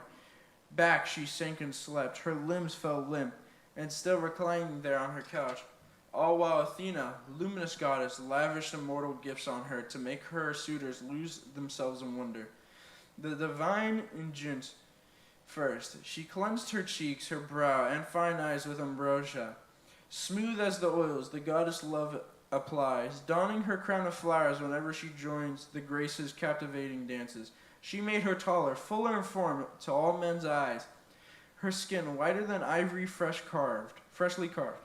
And now, Athena's mission accomplished, off the bright one went, as bare-armed maids came in front their own quarters, chattering all the way, and sleep released the queen. She woke, touched her cheek with a hand, and mused, ah, what a marvelous gentle sleep enfolding me in the midst of all my anguish. Now, if only breast Artemis sent me a death as gentle. Now, this instant, no more wasting away my life, my heart broken and longing for my husband. He had every strength, rising over his countrymen head and shoulders. Then, leaving her well-lit chamber, she descended, not alone. Two of her women followed close behind. That radiant woman, once she reached her suitors, drawing her glistening veil upon her cheeks, paused now where a column propped the sturdy roof, with one of her loyal handmaids stationed either side. The suitors' knees went slack, their hearts dissolved in lust. All of them lifted prayers to lie beside her, share her bed. But turning towards her son, she swore, Telemachus, your sense of balance is not what it used to be. When you were a boy, you had much better judgment. Now that you've grown and you reached your young prime, and any stranger seeing how tall and handsome you are, you would think that the son of some great man of wealth. Now your sense of fairness seems to fail you. Consider the dreadful thing just to be done in our halls. How you let the stranger be so abused. Why, suppose our guest sitting here at peace, here in our own house, were you hold and badly hurt in such cruel treatment? You'd be ashamed, disgraced in all men's eyes. Mother, Telemachus paused, then answered, I cannot fault your anger at all this. My heart takes notes of everything, feels it too, both the good and the bad. The boy you knew is gone. But how can I plan my world in a sane, thoughtful way? These men drive me mad, hedging me round, right and left, plotting their lethal plots, and no one takes my side. Still, this battle between the stranger and Eurus hardly went as the suitors might have hoped. The stranger beat him down. If only Father Zeus, Athena, and Lord Apollo, these galleons now, this moment, here in our house, were battered senseless, heads lolling, knees unstrung, some sprawled in the courtyard, some sprawled outside. Slumped like Eurus down at the front gates now, whipped, his head rolling like some drunk. He can't stand up on his feet and stagger home. Whatever's home he's got, that man's demolished. So Penelope and her son exchanged their hopes as Eurymachus stepped to praise the queen. Ah, daughter of Icarius, wise Penelope, if all the princes in Ionian Argos saw you now, what a troop of suitors would banquet in your halls. Tomorrow at sunrise, you surpass all women in build and beauty, refined and steady mind. Oh no, Eurymachus, wise Penelope demurred. Whatever form and feature I have, what I praise I'd won. The deathless gods destroyed that day. The Achaeans sailed away to Troy, my husband in their ships, Odysseus, if he could return to tend my life. The renown I had would only grow in glory. Now, my life is torment. Look at the grief some god had loosened against me. I'll never forget the day he left this land of ours. He'd caught my hand right by the wrist and said gently, "Dear woman, I doubt that every Icarian under arms will make it home from Troy all safe and sound. The Trojans, they say, are fine soldiers too, hurling javelins, shooting flights of arrows, charioteers that can turn the tide, like that. When the great leveler, war, brings on some deadlock. So, I cannot tell if the gods will sail me home again, or I'll go down there on the fields of Troy. But all things here must rest your control. Watch over my father and mother in the palace, just as now, or perhaps a little more. When I am far from home, but once you see the beard on the boy's cheek, you wed the man you like, and leave your house behind. So my husband advised me then. Now it all comes true. A night will come when a hateful marriage falls my lot. This cursed life of mine, Zeus has torn away my joy. But there's something else that mortifies me now. Your way is a far cry from the time-honored way of suitors locked in rivalry, striving to win some noble woman, a wealthy man's daughter. They bring in their own calves and lambs to feast the friends of the bride-to-be, yes, and shower her with gleaming gifts as well. They don't devour the women's goods scot-free.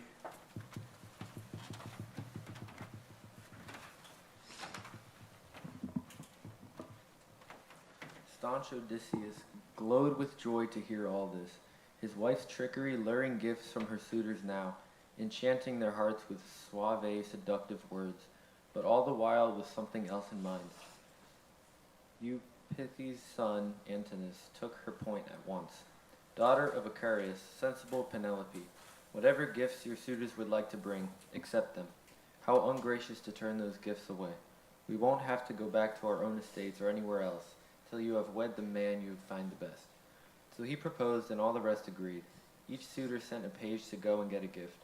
Antinous' man brought in a grand resplendent robe, stiff with embroidery, clasped with 12 gold brooches, long pins that clipped into sheathing loops with ease. Eurymachus' man brought in a necklace richly wrought, gilded, strung with amber, and glowing like the sun. Eurydamas' 2 men came with a pair of earrings, mulberry clusters dangling in triple drops with a glint to catch the heart. From the halls of Lord Pisander, Polyctor's son, a servant brought a choker, a fine gleaming treasure.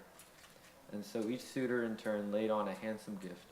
Then the noble queen withdrew to her upper room, her file of waiting ladies close behind her, bearing the gorgeous presents in their arms.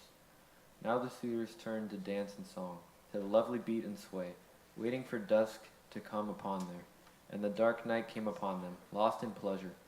They rushed, set up the 3 blazers along the wall, to give them light, piled them high with kindling, sear well seasoned, just split with an axe, and mixed in chips to keep the torches flaring. The maids of Odysseus, steady man, took turns to keep the fires up, but the king himself, dear to the gods and cunning to the core, gave them orders brusquely. Maids of Odysseus, your master gone so long, quick now, off you go, to sit to the room where your queen and mistress waits. Sit with her there and try to lift her spirits, combing wool in her hands and spinning yarn. But I will trim the torches for all her suitors, even if they would like to revel on till morning, mount her throne. They will never wear me down. I have a name that outlasts the worst. At that the women burst into laughter, glancing back and forth. Flushed with beauty, Melantho mocked him shamelessly. Dolius was her father, but Penelope brought her up. She treated her like her own child and gave her toys to cheer her heart. But despite that, her heart felt nothing for all her mistress's anger now. She was Eurymachus' lover, always slept with him. She was the one who mocked her king and taunted. Cock of the walk, did someone beat your brains out? Why not go bed down at the blacksmith's cozy forest, or a public place where tramps collect? Why here, blithering on non-stop, bold as brass in the face of all those lords? No fear in your heart? Wine's got to your wits? Or do you always play the fool and babble nonsense? Lost your head, have you, because you drubbed that hobo Iris? You wait, a better man than Iris will take you on. He'll box both sides of your skull with heavy fists, and cart you from the palace gushing blood. You wait, you bitch. The hardened veteran flashed a killing look. I'll go straight to the prince with your foul talk. The prince will chop you to pieces here and now. The fury sent the woman fluttering off, scattering down the hall with panic shaking every limb, but he knew they spoke the truth. But he took up the post by flaring braziers, tending the fires closely, looking after them all. Through the heart inside him stirred with other things, ranging now to all that must be done. But Athena had no mind to let the brazen suitors hold back now from her heart-rending insults. She meant to make the anguish cut still deeper into the core of Laertes' son Odysseus. Polybus' son Eurymachus launched in first, baiting the king to give his friends a laugh. Listen to me, you lords who court our noble queen. I simply have to say what's on my mind. Look, surely the gods have fetched this beggar here to Odysseus' home. At least our torchlight seems to come from the sheen of the man's own head. There is not a hair on his bald pate, not a wisp. Then he wheeled on Odysseus, raider of cities. Stranger, how would you like to work for me if I took you on? I'd give you decent wages, picking up the stones to lay a tight, dry wall, or planting tall trees on the edge of my estate. I'll give you rations to last you year-round, clothes on your body, sandals for your feet. Oh no, you've learned your lazy ways too well. You've got no itch to stick to hard, good work. You'd rather go scrounging round the countryside, begging for crust to stuff your greedy gut. Ah, Eurymachus, Odysseus, master of exploits, answered firmly. If only the two of us could go man to man in the labors of the field. In the late spring, when the long days come round out the meadow, I swinging a well-curved scythe, and you swinging yours, we test our strength for work, fasting right till dusk, with lots of hay to mow, or give us team of oxen to drive, purebreds, hulking, ruddy beasts, both lusty with fodder. Paired for her age and pulling power that never flags, with 4 acres to work, the loam churning under the plow, you'd see what a straight unbroken furrow I could cut you then. Or if Zeus would bring some battle on out of the blue this very day, and give me a shield and 2 spears and a broad helmet to fit this soldier's temples. Then you'd see me fight from where ranks clash. No more mocking this belly of mine, not then. Enough. You're sick with pride, you brutal fool. No doubt you count yourself a great powerful man, because you sport with a puny crowd, ill-bred to boot. If only Odysseus came back home and stood right here in a flash, you'd find those doors, broad as they are, too cramped for your race to safely through the porch. That made Eurymachus' fury seethe and burst, and he gave the beggar a dark look and let fly. You odious, I'll make you pay for your ugly rant. Bold as brass in the face of all those lords, no fear in your heart? Wine's got to your wits, or do you always play the fool and babble nonsense? Lost your head, have you, because you've jumped in that hobo Iris? As he shouted and seized a stool, but Odysseus feared the blow, crouched at Amphinomus' knees, and Eurymachus hurled and hit the wine steward. Clipping his right hand, his cup dropped, clattered on the floor, and his flat back he went, groaning in the dust. The suitors broke into uproar through the shadowed halls, glancing at one another, trancing angry outcries. Would to God this drifter has dropped dead, anywhere else before he landed here. Then he'd never lose such pandemonium. Now we're scrabbling over beggars. No more joy in the sumptuous feast, now riot rules the day. But now Prince Telemachus dressed them down. Fools, you're out of your minds, no hiding it. Food and wine have got to your heads. Some god has got your blood up. Come, now you've eaten well, go home to bed. When your spirit moves, that is. I, for one, I drive no guests away. So he declared, and they all bit his lips. Amazed the prince could speak with so much daring. At last Amphinomus rose to take the floor, the noted son of Nisus, King Aristeus' grandson. Fair enough, my friends. When a man speaks well, we have no grounds for wrangling, no cause for abuse. Hands off the stranger, and any other servant in King Odysseus' palace. Come, steward, pour first drops in the god in every cup. Let's make libations, then go home to bed. The stranger? Leave him here in Odysseus' halls, and have his host. Telemachus, tend him well. It's the royal prince's house the man has reached. And he said, his proposal pleased them all.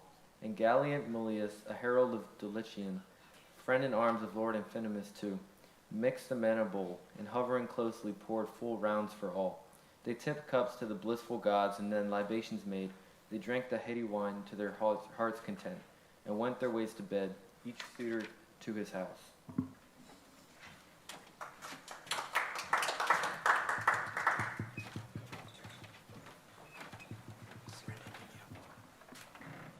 Book 19. Penelope and her guest. That left the great Odysseus waiting in his hall as Athena helped him plot the slaughter of the suitors. He turned at once to Telemachus, brisk with orders. Now we must stow the weapons out of reach, my boy, all the arms and armor, and when the suitors miss them and ask you questions, put them off with a winning story. I stowed them away, clear of the smoke. A far cry from the arms Odysseus left when he went to Troy. Fire-damaged equipment, black with reeking fumes. And a god reminded me of something darker, too. When you're in your cups, a quarrel might break out. You'd wound each other, shame your feasting here, and call a pall on your courting. Iron has powers to draw a man to ruin. Telemachus did his father's will at once, calling out to his old nurse, Euryclea. Quick, dear one, close the women up in their own quarters till I can stow my father's weapons in the storeroom. Splendid gear lying about, neglected, black with soot, since father sailed away. I was only a boy then. Now I must safeguard them from the smoke. High time, child, the loving nurse replied. If only you'd bother to tend your whole house and safeguard all your treasures. Tell me, who's to fetch and carry the torch for you? You won't let out the maids who'd light your way. Our friend here will, Telemachus answered coolly. I won't put up with a man who shirks his works. Not if he takes his ration from my stores, even if he's miles away from home. That silenced the old nurse. She barred the doors that led from the long hall, and up they sprang. Odysseus and his princely son, and began to carry off the helmets. Studded shields and pointed spears, and Pallas Athena strode before them, lifting a golden lamp that cast a dazzling radiance round about. Father, Telemachus suddenly burst out to Odysseus, oh, what a marvel fills my eyes. Look, look there, all the sides of the halls, the handsome crossbeams, pinewood rafters, the tall columns towering, all glow in my eyes like flaming fire. Surely a god is here, one of those who rule the vaulting skies. Quiet, his father, the old soldier, warned him. Get a grip on yourself. No more questions now. It's just the way of the gods who rule Olympus. Off you go to bed. I'll stay here behind to test the women. Test your mother, too. She in her grief will ask me everything I know. Under the flaring torchlight, through the hall, Telemachus made his way to his own bedroom now, where he always went when welcome sleep came on him. There he lay tonight as well, till dawn's first light. That left the great king still waiting in his hall, as Athena helped him plot the slaughter of the suitors. Now down from her chamber came reserved Penelope, looking for all the world like Artemis or golden Aphrodite. Close to her fire, her women drew her favorite chair, with its whorls of silver and ivory, inlaid rings. The craftsman who made it years ago, Icmalius, added a footrest under the seat itself, mortised into frame, and over it was draped a heavy fleece. Here Penelope took her place, discreet, observant. The women, arms barred, pressing from their quarters, cleared away the tables, the heaped remains of the feast and the cups from which the vacuous lords had drunk. Raking embers from the braziers onto the ground, they piled them high with seasoned wood, providing light and warmth. And yet again, Melantho lashed out at Odysseus. You still here, you pest, slinking around the house all night, leering up at the women? Get out, you tramp. Be glad of the food you got, or we'll sling a torch at you, rout you out at once. A killing glance, and the old trooper countered. What possessed you, woman? Why lay into me? Such abuse. Just because I'm filthy, because I wear such rags, roving around the country, living hand to mouth? But it's fate that drives me on. That's the lot of the beggars, homeless drifters. I too once lived in a lofty house that men admired, rolling in wealth. I'd often give to a vagabond like myself, whoever he was, whatever need that brought him to my door. All crowds of servants I had, and lots of all it takes to live the life of ease, to make men call you rich. But Zeus ruined it all, God's will, no doubt. So beware, woman, or one day you may lose it all your glitter that puts your workmates in the shade, or your mistress may just fly in a rage and dress you down, or Odysseus may return. There's still room for hope, or if he's dead as you think and never coming home, well, there's his son Telemachus, like father, like son. Thanks to God Apollo. No women's wilderness here in the house escapes the prince's eye. He's come of age at last. So he warned, and alert Penelope heard him, wheeled on the maid and tongue lashed her smartly. Make no mistake, you brazen, shameless bitch. None of your ugly works escape me either. You will pay for it with your life, you will. How well you knew, you heard from my own lips that I meant to probe this stranger in our house and ask about my husband. My heart breaks for him. She turned to her housekeeper, Eurynomy, and asked, now bring us a chair and spread it soft with fleece so our guest can sit and tell me his whole story and hear me out as well. I'd like to ask him questions, point by point. Eurynomy bustled off to fetch a polished chair and set it down and spread it soft with fleece. Here Odysseus sat, the man of many trials, as cautious Penelope began the conversation. Stranger, let me start our questioning myself. Who are you? Where are you from? Your city? Your parents? My good woman, Odysseus, master of craft, replied. No man on the face of the earth could find fault with you. Your fame, believe me, has reached the vaulting skies. Fame like a flawless king's who dreads the gods, who governs a kingdom vast, proud and strong, who upholds justice, true, in the black earth bears wheat and barley. Trees bow down with fruit, and the sheep drop lambs and never fail, and the sea teems with fish. Thanks to his descent, upright rule, and under his sovereign sway, the people flourish. So then, here in your house, ask me anything else. But don't, please, search out my birth, my land, or you'll fill my heart to overflowing even more as I bring back the past. I am a man who's had his share of sorrows. It's wrong for me in someone else's house to sit here moaning and groaning, sobbing so. It makes things worse, this grieving, on and on. One of your maids or you yourself might scold me, think it's just the wine that had doused my wits and made me drown in tears. No, no, stranger, wise Penelope demurred. Whatever form and feature I had, what praise I'd won, the deathless gods destroyed that day the Achaeans sailed away to Troy, my husband in their ships. Odysseus, if he could return to tend my life, the renown I had would only grow in glory. Now my life is torment. Look at the grief some god has loosed against me. All the nobles who rule the islands round too, Dulichion, same, and wooded Zakynthus too, and all the lord who in sunny Ithaca itself. They court me against my will, they lay waste at my house, so I pay no heed to strangers, suppliants at my door, not even heralds out on their public errands here. I yearn for Odysseus, always, my heart pines away. They rush the marriage on, and I spin out my wiles. A god from the blue it was inspired me first to set upon a great loom in our royal halls, and I began to weave. And the weaving fine spun the yarns endless, and I would lead them on. Young men, my suitors, now that King Odysseus is no more, go slowly, keen as you are to marry me, until I can finish off this web, so my weavings won't all fray and come to nothing. This is a shroud for old Lord Laertes, for that day when the deadly fate that lays us all out at last will take him down.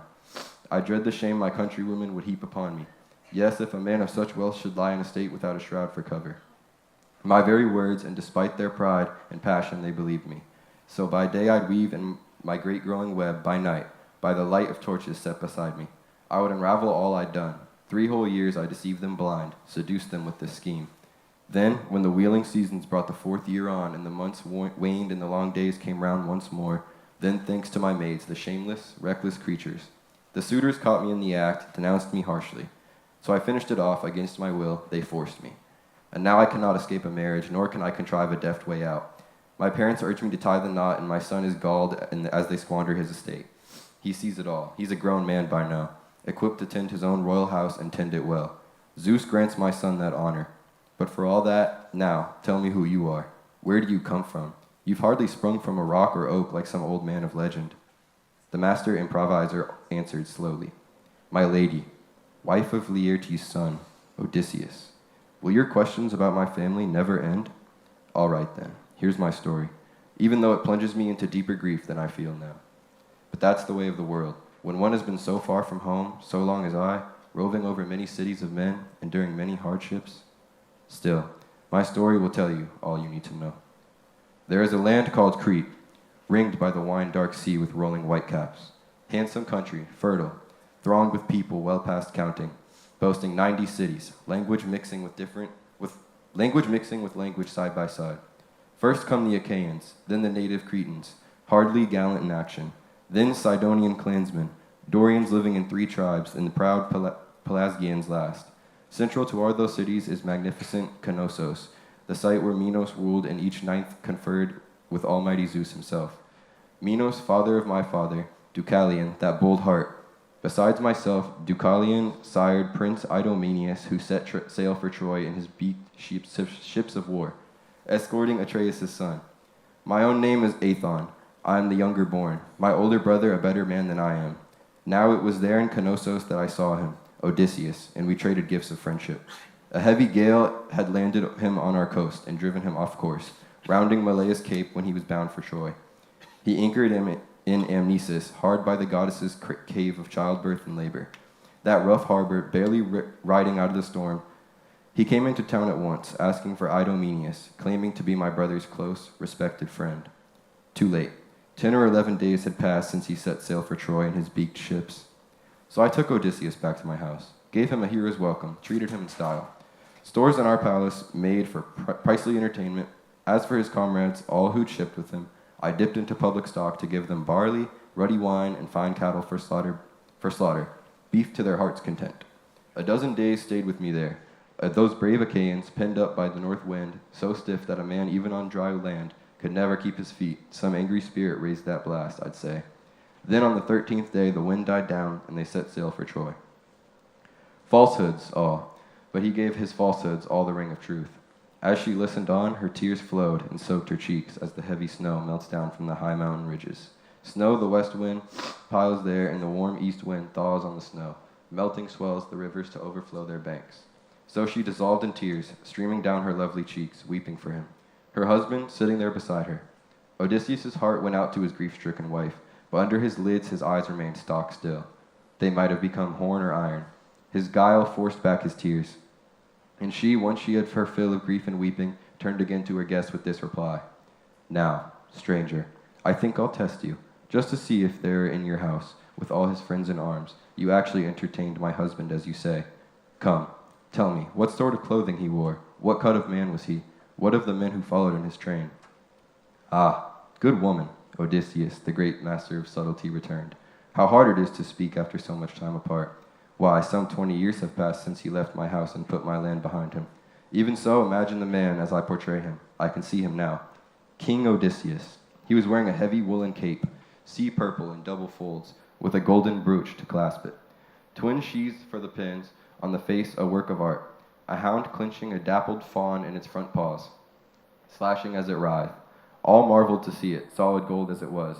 The hound slashing, throttling the fawn in its dead throes, host flailing to break free. I noticed his glossy tunic, too, clinging to his skin, like the thin, glistening skin of a dried onion, silky, soft, the glint of the sun itself. Women galore would gaze on it with relish, and this, too. Bear it in mind, won't you? I've no idea if Odysseus wore these things at home, or a comrade gave him these as he boarded ship, or a host, perhaps. The man was loved by many. There were few Achaeans to equal him. And I gave him a bronze sword myself, a lined cloak, elegant, deep red, and a fringed shirt as well, and I saw him off in his long bent ship of war in lordly style. Something else. He kept a herald beside him, a man a little older than himself. I'll try to describe him to you, best I can. Round-shouldered he was, swarthy, curly-haired. His name? Eurybates, and Odysseus prized him most of all his men. Their minds worked as one. His words renewed her deep desire to weep, recognizing the strong, clear signs Odysseus offered. But as soon as she'd had her fill of tears and grief, Penelope turned again to her guest and said, Now, stranger, much as I pitied you before, now in my house you'll be my special friend, my honored guest. I am the one, myself, who give him the very clothes that you describe.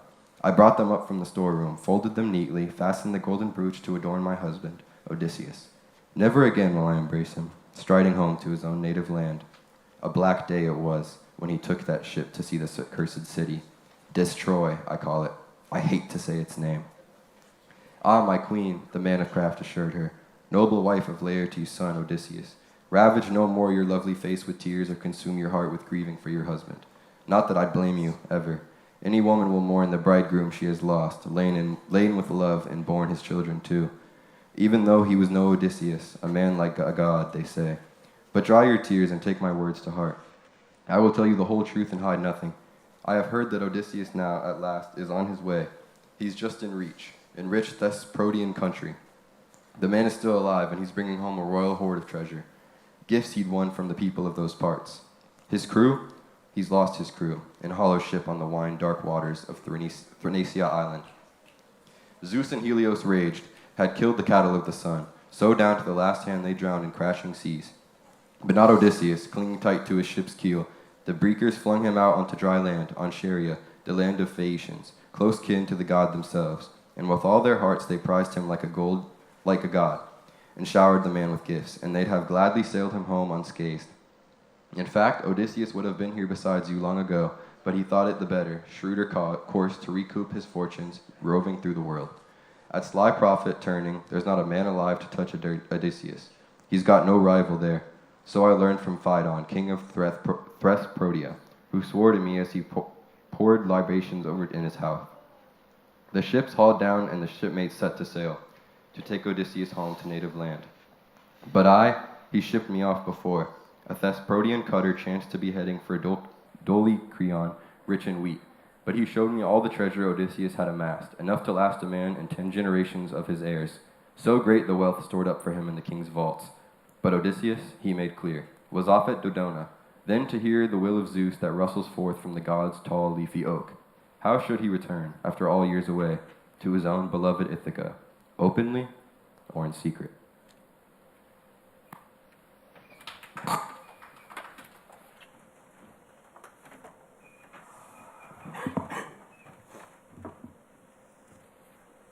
And so the man is safe.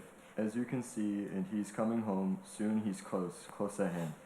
He won't be severed long from kin and country. No, not now. I give you my solemn blinding oath, I swear by Zeus, the first, the greatest god, by Odysseus her, where I have come for help. All will come to pass, I swear, exactly as I say. True, this very month, just as the old moon dies, and the new moon rises into life, Odysseus will return. If only my friend, reserved Penelope exclaimed, everything you say would come to pass. You know my affection, know my gifts.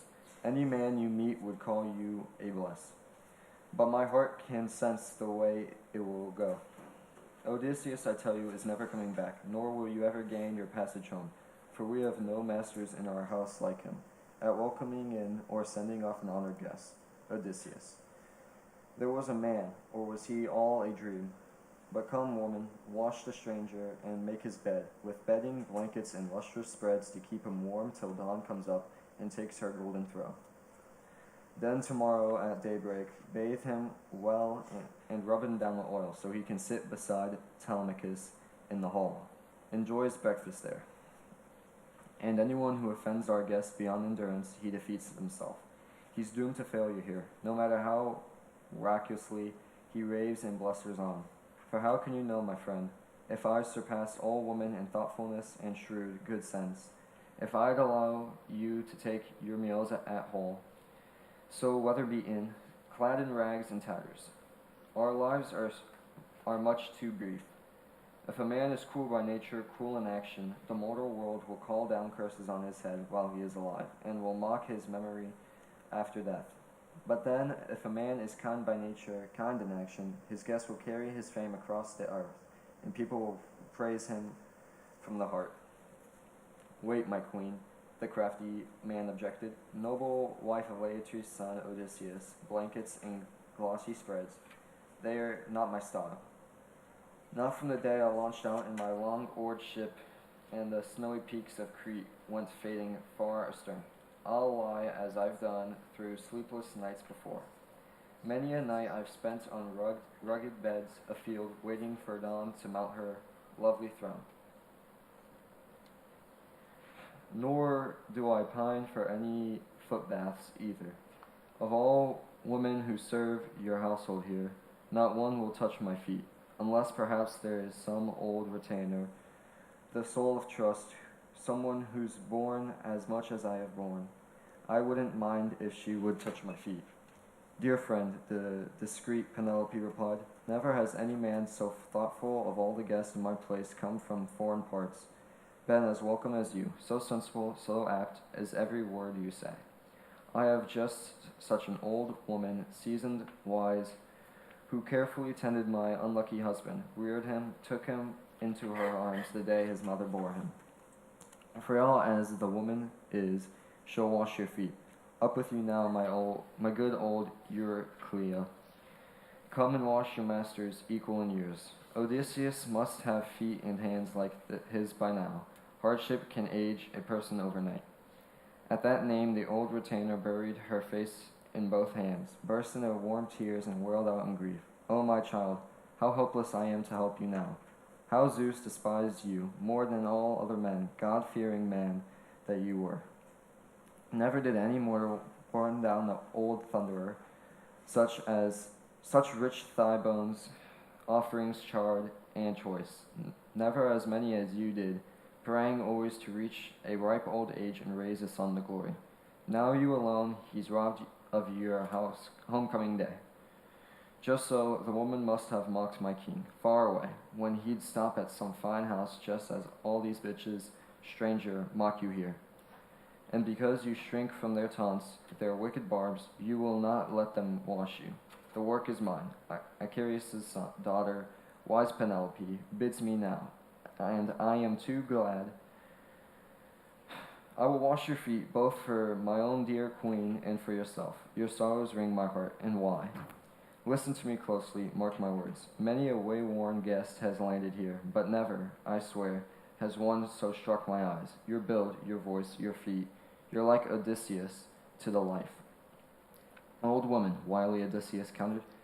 That's what they all say who've been us both. We bear a striking resemblance to each other, as you have had with the wit to say yourself.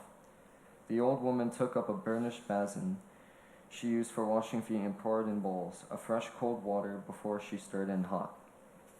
Odysseus, sitting full in firelight, suddenly swerved round to the dark, gripped by a quick misgiving. Soon as she touched him, she might spot the scar. The truth would all come out.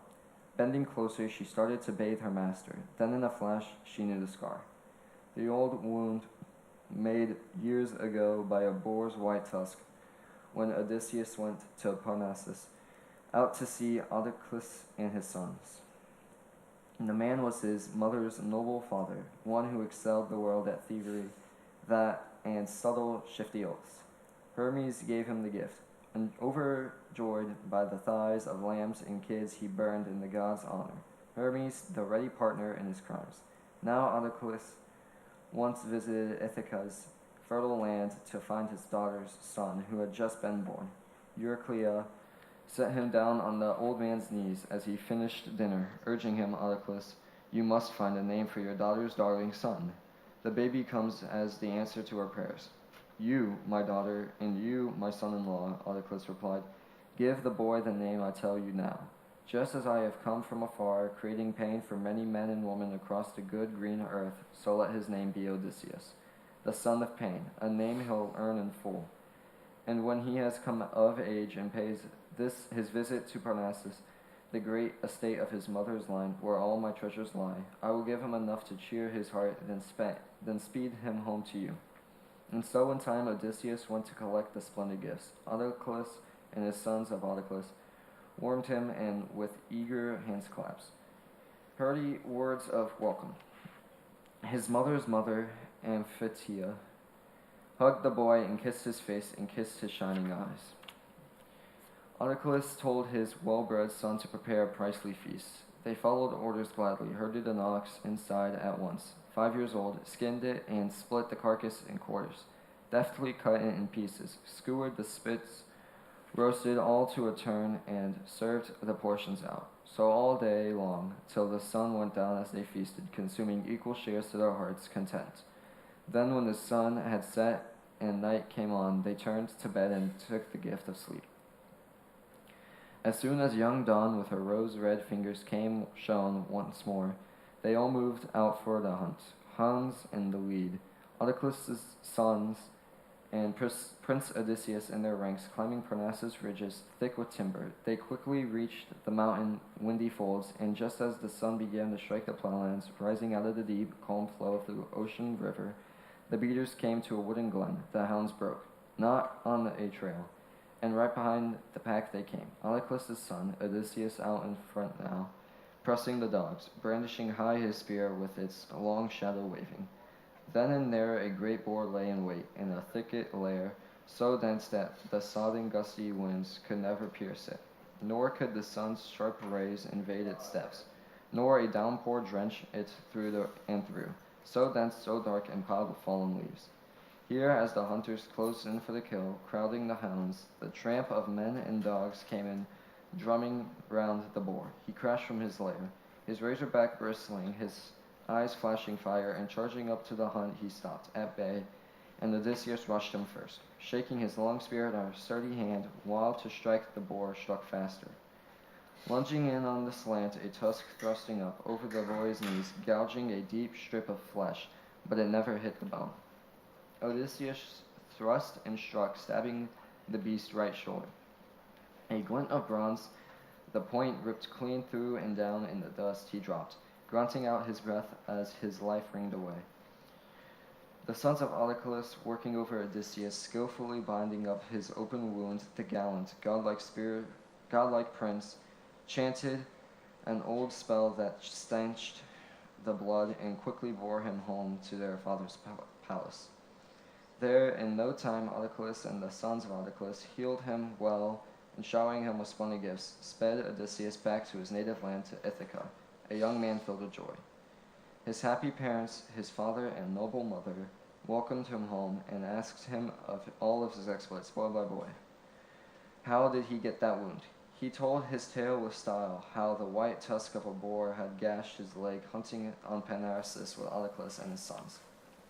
That scar, as the old nurse cradled his leg in her hands, passed down, she felt it, knew it, suddenly let his foot fall down, and dropped into the basin. The bronze clanged, tipping over, spilling water across the floor. Joy and torment gripped her heart at once. Tears rushed to her eyes, a voice choked in her throat. She reached for Odysseus' chin and whispered quickly, "Yes, yes, you are Odysseus, oh dear boy. I couldn't know you before, not till I touched the body of my king." She glanced at Penelope, keen to signal her that here was her own dear husband, here and now, but she could not catch the glance. She took no heed. Athena turned her attention elsewhere. But Odysseus, his right hand shot out, clutching the nurse's throat with his left. He hugged her to himself and muttered, "Nurse, you want to kill me? You suckled me yourself at your own breast, and now I'm home at last, after bearing 20 years of brutal hardship, home on native ground, but now you know now that a god has flashed it in your mind. Quiet. Not a word to anyone in this house, or else I warn you, and I mean business too. If a god beats down these brazen suitors at my hands, I will not spare you, my old nurse that you are, when I kill the other woman in my house." "Child," shrewd old Eucleria posted, "what nonsense you let slip through your teeth. You know me, I'm stubborn, never give an inch. I'll keep still as a solid rock or iron. One more thing, take it to heart, I tell you. If a god beats down these brazen suitors at your hands, I'll report in full on the women in your house who are disloyal to you, who are guiltless." "Nurse," the cool tactician Odysseus said, "why bother to count them off? A waste of breath. I'll observe them, judge each one myself. Just be quiet. Keep your tales to yourself. Leave the rest to the gods." Hushed, so the old nurse went padding along in the halls to fetch more water. Her basin had all spilled, and once she bathed and rubbed him down with oil, Odysseus drew his chair up near the fire again, trying to keep warm. But he hid his scars behind his beggar's rags as cautious Penelope resumed their conversation. "My friend, I have only one more question for you, something slight. Now the hours draw on for welcome sleep for those who can yield to sweet repose. That is, heartsick as they are. As for myself, though some god has sent me pain, then knows no bounds. All day long I indulge myself in sighs and tears as I see to my task, direct the household woman. When night falls and the world lies lost in sleep, I take to my bed, my heart throbbing about to break, anxiety storming, piercing. I may go mad with grief.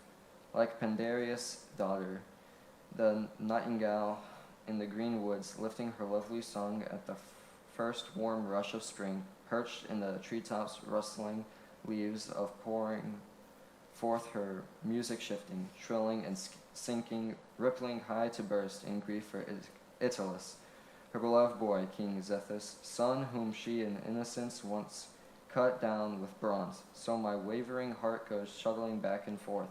Do I stay beside my son and keep all things secure? My lands, my serving woman, the grand high-roofed house, true to my husband's bed, the people's voice as well? Or do I follow at last the best man who courts me, here in the halls, who gives the greatest gifts, my son? When he was a boy and light-hearted, urged me on not to marry and leave my husband's house. But now he has grown and reached his young prime. He begs me to leave our palace, travel home, Telemachus, so obsessed with his own estate and the wealth my princely suitors bleed away. But please read this stream for me, won't you? Listen closely. I keep 20 geese in the house from the water trough. They come and peck their wheat. I love to watch them all. But down from a mountain swooped this great hook-beaked eagle. Yes, and he snapped their necks and killed them all in one. And they lay in heaps throughout the halls, while he, back to the clear blue sky, he soared at once. But I wept and wailed, only a dream, of course. And our well-groomed ladies came and clustered round me, sobbing, stricken. The eagle killed my geese. But down he swooped again, and settling onto a jutting rafter, called out in a human voice that dried my tears. Courage, daughter of famous King Icarus. There is no dream, but a happy waking vision. Real as day that will come true for you, the geese were suitors. I was once the eagle, but now I am your husband, back again at last, about to launch a terrible fate against them all. So we vowed, and the soothing sleep released me. I peered around and saw my geese in the house, pecking at their wheat, at the same trough where they had been taking their last meal. Dear woman, quick Odysseus answered, twist it however you like. Your dream can only mean one thing. Odysseus told you himself. He'll make it to come to pass. Destruction is clear for each and every suitor. Not a soul escapes his death and doom. Ah, my friend, seasoned Penelope dissented. Dreams are hard to unravel, wayward, drifting things. Not all we glimpse in them will come to pass. Two gates there are for our evanescent dreams. One is made of ivory, the other made of horn. Those that pass through the ivory cleanly carved are will-o'-wisps. Their message bears no fruits. The dreams that pass through the gates of polished horn are fraught with truth, for the dreamer who can see them. But I can't believe my strange dream has come that way, much as my son and I would love to have it so. One more thing I'll tell you. Weigh it well. The day that dawns today, this cursed day, will cut me off from Odysseus' house. Now I mean to announce a contest with those axes. The ones he would often line up here inside the hall, 12 in a straight, unbroken line like blocks to shore a keel. Then stand well back and whip an arrow through the lot. Now I will bring them on as trial for my suitors, the hand that can string the bow with greatest ease, that shoots an arrow clean through the 12 axes. He's the man I follow. Yes, forsaking this house where I was once a bride, this gracious house so filled with the best that life can offer. I shall always remember it, that I know even in my dreams. O my queen, Odysseus, man of exploits, urged her on. Royal wife of Laertes' son Odysseus now, don't put off this test in the halls a moment. Before that crew can handle the polished bow, string it taut, and shoot through all those axes. Odysseus, man of exploits, will be home with you. If only, my friend, the wise Penelope replied, you were willing to sit beside me in your house, indulging me in the comfort of your presence. Sleep would never drift across my eyes. But one can't go without one's sleep forever. The immortals give each thing to proper place in our mortal lives throughout the good green earth. So now I'm going back to my room upstairs and lie down on my bed. That bed of pain my tears have streaked year in, year out, from the day Odysseus sailed away to sea. Destroy, I call it. I hate to see its name. There I'll rest, while you lie here in the hall, spreading your blankets somewhere on the floor, or the woman will prepare a decent bed. With that, the queen went up to her lofty, well-lit room, and not alone. Her woman followed close behind. Penelope, once they reached the upper story, fell to weeping for Odysseus, her beloved husband. To watchful Athena sealed her eyes with welcome sleep.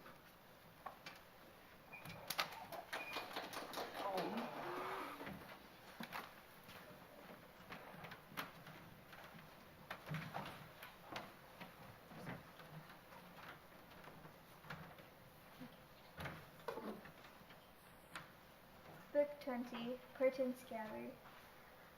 Off in the entrance hall, the great king made his bed, spreading out on the ground the raw hide of an ox, heaping over it fleece from sheep of the suitors, butchered day and night. Then Eurynome threw a blanket over him once he'd nestled down. And there Odysseus lay, plotting within himself the suitor's death, awake, alert, as the women slipped from the house, the maids who hoard in the suitors' beds each night, tittering, linking arms and frisking as before. The master's anger rose inside his chest, torn in thought, debating, head and heart. Should he up and rush them, kill them one and all, or let them rut with their lovers one last time. The heart inside him grew low with rage, as a bitch mounting over her weak, defenseless puppies growls, facing a stranger bristling for a showdown. So he growled from his depths, hackles rising at their outrage, but he struck his chest and curbed his fighting heart. Bearable heart, you've borne worse, far worse. That day the Cyclops man mountain bolted your hardy comrades down, but you held fast. Nobody but your cunning pulled you through the monster's cave you thought would be your death. So he forced his spirit into submission, the rage in his breast reined back, unswerving, all endurance. But he himself kept tossing, turning, intent as a cook before some white-hot blazing fire, who rolls his sizzling sausage back and forth, packed with fat and blood, keen to broil it quickly, tossing, turning it, this way, that way, so he cast about. How could he get these shameless suitors in his clutches, one man facing a mob? When close to his side she came, Athena swooping down from the sky in a woman's build, and hovering at his head, the goddess spoke. Why still awake, the unluckiest man alive? Here is your house, your wife at home, your son as fine a boy as one could hope to have. True. Oh, the wily fighter replied. How right you are, goddess, but still the worry haunts me, heart and soul. How can I get these shameless suitors out of in my clutches? Single-handed, braving an army, always cramped inside. There's another worry that haunts me even more. What if I killed them, thanks to you and Zeus? How do I run from under their avengers? Show me the way, I ask you. Impossible, man, Athena bantered, the goddess's eyes ablaze. Others are quick to trust a weaker comrade, some poor mortal far less cunning than I. But I am a goddess, look, the very one who guards you in all your trials to the last. I tell you this straight out. Even if 50 bands of mortal fighters closed around us, hot to kill us off in battle, still you could drive away their herds in sleek flocks. So surrender to sleep at last. What a misery, keeping watch through the night, wide awake. You'll soon come up from under all your troubles. With that she showered sleep across his eyes, and back to Olympus went the lustrous goddess. As soon as sleep came upon him, losing his limbs, slipping the toils of anguish from his mind, his devoted wife awoke, and sitting up in her soft bed returned to tears. When the queen had wept to her heart's content, she prayed to the huntress Artemis first of all. Artemis, goddess, noble daughter of Zeus, if only you'd whip an arrow through my breast and tear my life out, now at once, or let some whirlwind pluck me up and sweep me away along those murky paths, and fling me down where the ocean river running round the world rolls back upon itself. Quick as the whirlwind swept away Pandarus's daughters years ago, when the gods destroyed their parents, leaving the young girls orphans in their house. But radiant Aphrodite nursed them well on cheese and luscious honey and heady wine, and Hera gave them beauty and sound good sense, more than other women. Virgin Artemis made them tall, and Athena honed their skills to fashion lovely work. But then, when Aphrodite approached Olympus's peaks, to ask for the girls their crowning day as brides, from Zeus who loves the lightning, Zeus who knows all that's faded, all not faded for mortal man. Then the storm spirit snatched them away and passed them on to the hateful Furies, yes, for all their living care. Just so may the gods who rule Olympus blot me out. Artemis, with your glossy braids, come shoot me dead, so I can plunge beneath this loathsome earth with the image of Odysseus vivid in my mind. Never let me warm the heart of a weaker man. Even grief is bearable, true, when someone weeps through the days, sobbing, heart convulsed with pain, yet embraced by sleep all night. Sweet oblivion, sleep dissolving all, the good and the bad, once it seals our eyes. But even my dreams torment me, sent by wicked spirits. Again, just this night, someone lay beside me, like Odysseus to the life, when he embraced with his men-at-arms. My heart raced with joy. No dream, I thought, the waking truth at last. At those words, dawn rose on her golden throne in a sudden gleam of light. And great Odysseus caught the sound of his wife's cry and began to daydream. Deep in his heart, it seemed she stood beside him, knew him now, at last. Gathering up the fleece and the blankets where he'd slept, he laid them on a chair in the hall, He took the ox-hide out and spread it down, lifted his hands and prayed to Zeus. Father Zeus, if you really willed it so to bring me home over land and sea lanes, home to native ground, after the pain that you brought me, show me a sign, a good omen voiced by someone awake indoors, another sign outside from Zeus himself. And Zeus in all his wisdom heard that prayer. He thundered at once. The cloud out of his clear blue heavens, high above the clouds, and Odysseus' spirit lifted. Then from within the halls a woman grinding grain let fly a lucky bird. Close at hand she was where the good commander set the hand mills once, and now 12 women in all performed their tasks, grinding the wheat and barley, marrow of men's bones. The rest were abed by now. They'd milled their stint. This one alone, the frailest of all, kept working on. Stopping her mill, she spoke an omen for her master. Zeus, Father, King of gods and men, now there was a crack of thunder out of the starry sky, and not a cloud in sight. Sure it's a sign you're showing me someone now. So, poor as I am, grant me my prayer as well. Let this day be the last these suitors bolt their groaning feasts in King Odysseus' house. These brutes who break my knees, heart-wrenching labor, grinding their grain. Now let them eat their last. A lucky omen, linked with Zeus's thunder. Odysseus' heart leapt up, the man convinced he'd grind the scoundrels' lives out in revenge. By now the other maids were gathering in Odysseus' royal palace, raking up on the hearth, the fire still going strong. Telemachus climbed from bed and dressed at once, brisk as a young god. Over his shoulder he slung his well-honed sword. He fastened rawhide sandals under his smooth feet. He seized his tough spear tipped with a bronze point, and took his stand at the threshold, calling Euryclea. Dear nurse, how do you treat a stranger in our house? With bed and board, or leave him to lie unattended? That would be my mother's way, sensible as she is, all impulse, dotting over some worthless stranger, turning a good man out to face the worst. Please, child, his calm old nurse replied, don't blame her. Your mother's blameless this time.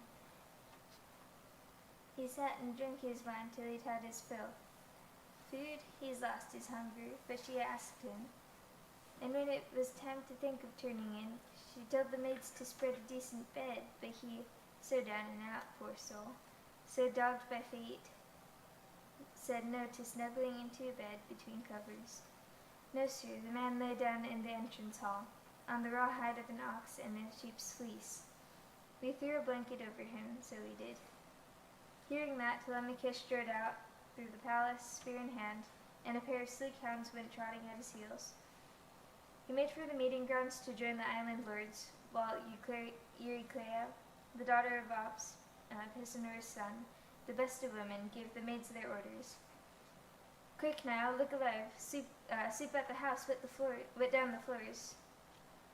You, those purple coverlets, fling them over the fancy chairs.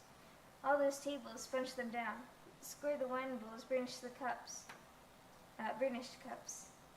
The rest, now off you go to the spring and fetch some water, fast as your legs can run.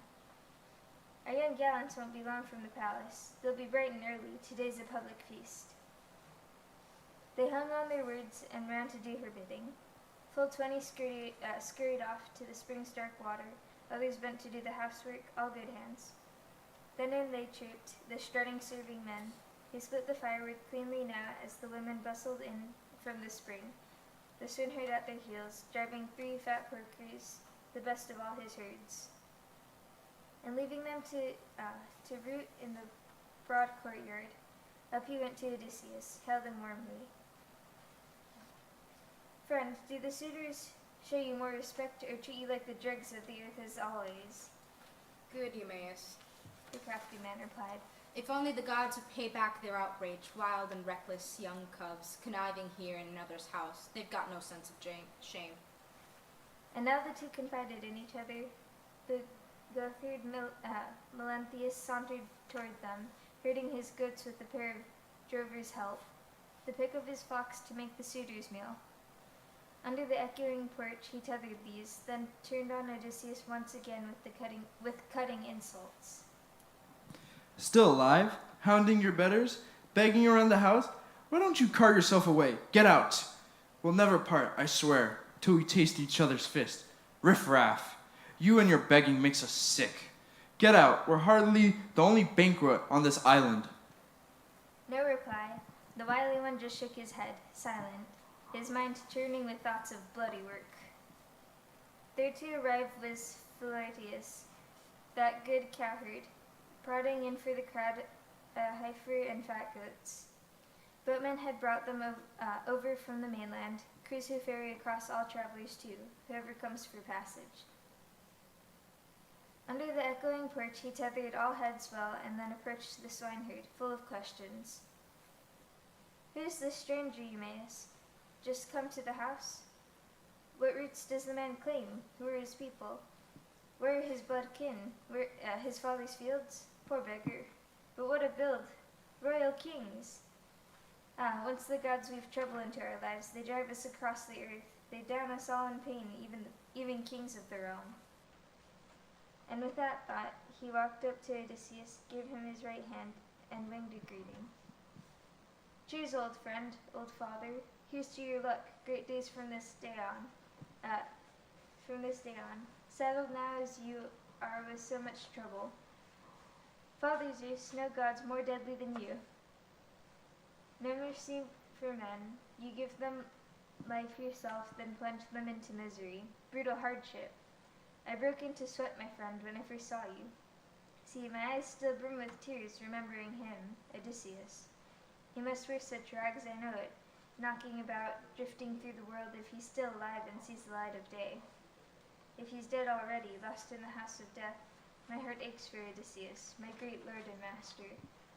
He set me in charge of his herds in Cephallenian country when I was just a youngster. Now how they've grown by now, past counting. No mortal on earth could breed a finer stock of oxen. Broad in the brow, they thrive like ears of corn.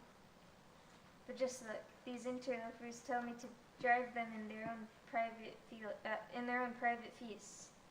Not a thought for the young prince in the house. They never flinch. No regard for the gods' wrath, in their mad rush to carve up his goods. My master gone so long. I'm tossed from horn to horn in my own mind. What a traitor I'd be, with the prince still alive, if I'd run off to some other country, herds and all, to a new set of strangers. But isn't it worse to hold out here, tending the herds for upstarts, not their owners, suffering all the pains of hell? I could have fled ages ago, to some great king who'd give me shelter. It's unbearable here. True, but I still dream of my old master, unlucky man. If only he'd drop in from the blue and drive these suitors all on a route throughout the halls. Cowherd. The court tactician Odysseus answered. You're no cowherd, and nobody's fool, I'd say. Even I can see that there's some sense in that old head, so that I tell you that this on my solemn binding oath, I swear by Zeus, in the first of all gods, by the table of hospitality waiting for us, by Odysseus' hearth, where I have come for help. Odysseus will come home while you're still here. You'll see him with your own eyes. If you have the heart, these suitors who lord it here will be cut down in blood. Stranger, if only, the cowherd cried aloud. If only Zeus would make that oath come true, you'd see my power, my fighting arms in action. Eumaeus echoed his prayer to all the gods, that their wise king would soon come home again. Now as they spoke and urged each other on, and once more their suitors were plotting certain doom for the young prince. Suddenly, banking high on the left, an omen flew past, an eagle clutching a trembling dove, and Amphinomus rose in haste to warn them all. My friends, we'll never carry off this plot to kill the prince. Let's concentrate on feasting. His timely invitation pleased them all. The suitors ambled into Odysseus' royal house, and flinging down their cloaks on a chair or bench, they butchered hulking sheep and fatted goats, full-grown hogs, and a young cow from the herd. They roasted all the innards, served them round and filled the bowls with wine and mixed it well. Eumaeus passed out cups. Herodotus, trusty herdsman, brought on loaves of bread and ample wicker trays. Melanthius poured the wine. The whole company reached out for the good things that lay at hand. Telemachus, maneuvering shrewdly, sat his father down on the stone threshold, just inside the timbered hall, and set a rickety stool and cramped table there. He gave him a share of innards, poured his wine in a golden cup, and added a bracing invitation. Now sit right there. Drink your wine with the crowd. I'll defend you from their taunts and blows, these young bucks. This is no public place. This is Odysseus' house. My father won it for me, so it's mine. You suitors, control yourselves. No insults now. No brawling, no. Or it's war between us all.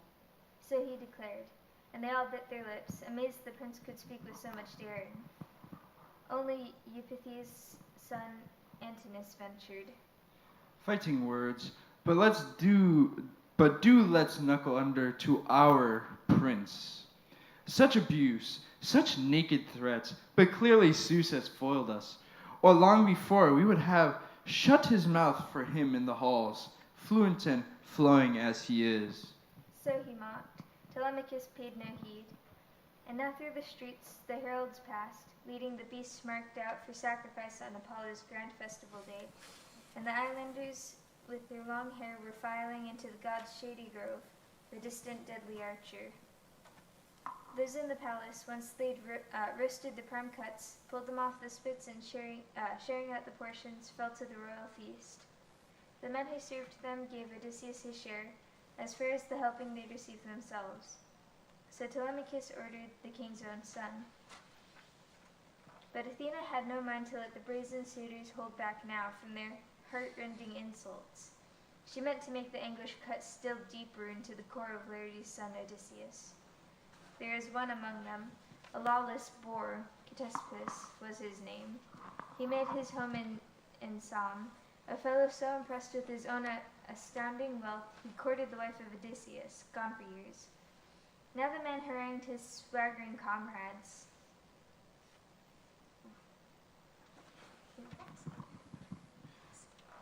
Listen to me, my fine friends. Here's what I say. From the start, our guest has had his fair share. It's only right, you know. How impolite it would be. How wrong to scamp. Whatever guest Telemachus welcomes to his house. Look here, I'll give him a proper guest gift too. A prize he can hand the crone who bathes his feet, or a tip for another slave who haunts the halls of our great king Odysseus. On that note, grabbing an ox hoof out of the basket where it lay, with a brawny hand he flung it straight at the king. But Odysseus ducked his head a little, dodging the blow, and seething just as the ox hoof hit the solid wall, he clenched his teeth in a wry, sardonic grin. Telemachus dressed Ctesippus down at once. Ctesippus, you can thank your lucky stars you missed our guest. He ducked your blow, by God. Else I would have planted my sharp spear in your bowels. Your father would have been busy with your funeral, not your wedding here. Enough. Don't let me see more offenses in my house, not from anyone. I'm alive to it all now, the good and the bad. The boy that you knew was gone. But I still must bear with this lovely sight. Sheep flocks butchered, wine swilled, food squandered. How can a man fight off so many single-handed? But no more of your crimes against me, please, unless you're bent on cutting me down now, and I'd rather die, yes. Better that by far than to have to look about your outrage day by day, guests threatened to blows, men dragging the serving women through our noble house, exploiting them all, no shame. Dead quiet. The suitors all fell silent, hushed. At last the master's son Agelaus rose and said, Fair enough, my friends. When a man speaks well, we have no grounds for wrangling, no cause for abuse. Hands off this stranger, or any servant in King Odysseus' palace. But now a word of friendly advice for Telemachus and his mother. Here's hoping it proves congenial to them both. So long as your hearts still kept a spark alive, that Odysseus would return, that great, deep man. Who could blame you, playing the waiting game at home and holding off the suitors? The better course, it's true. What if Odysseus had returned, had made it home at last? But now it's clear as day, the man will come no more. So go, Telemachus, sit with your mother, coax her to wed the best man here, the one who offers most, so you can have and hold your father's estate, eating and drinking here, your mind at peace while mother plays the wife in another house. The young prince, keeping his poise, replied, I swear by Zeus, said Jaelus, by all my fathers suffered, dead no doubt or wandering far from Ithaca these days, I don't delay my mother's marriage, not a moment. I press her to wed the man who takes her heart. I'll shower her myself with boundless gifts, but I shrink from driving my mother from our house, issuing harsh commands against her will. God forbid it ever comes to that. So he vowed, and Athena set off uncontrollable laughter in the suitors, cursed them out of their minds. Mad, hysterical laughter seemed to break from the jaws of strangers, not their own, and the meat they were eating oozed red with blood. Tears flooded their eyes, hearts possessed by grief. The inspired seer Theoclymenus wailed out in their midst. Poor men, what terror is this that overwhelms you so? Night shroud your heads, your faces, down to your knees. Cries of mourning are bursting into fire, cheeks riveting tears, the walls and the handsome crossbeams dripping dank with blood.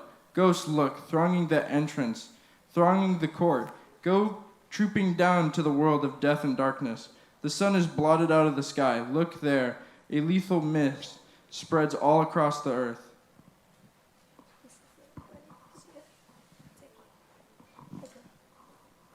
At that they all broke into peals of laughter, aimed at the seer, Polybus' son, Eurymachus, braying first and foremost. Our guest just in from abroad. The man is raving. Quick, my boys, hustle him out of the house, into the meeting grounds. The light of day, everything here he thinks is dark as night.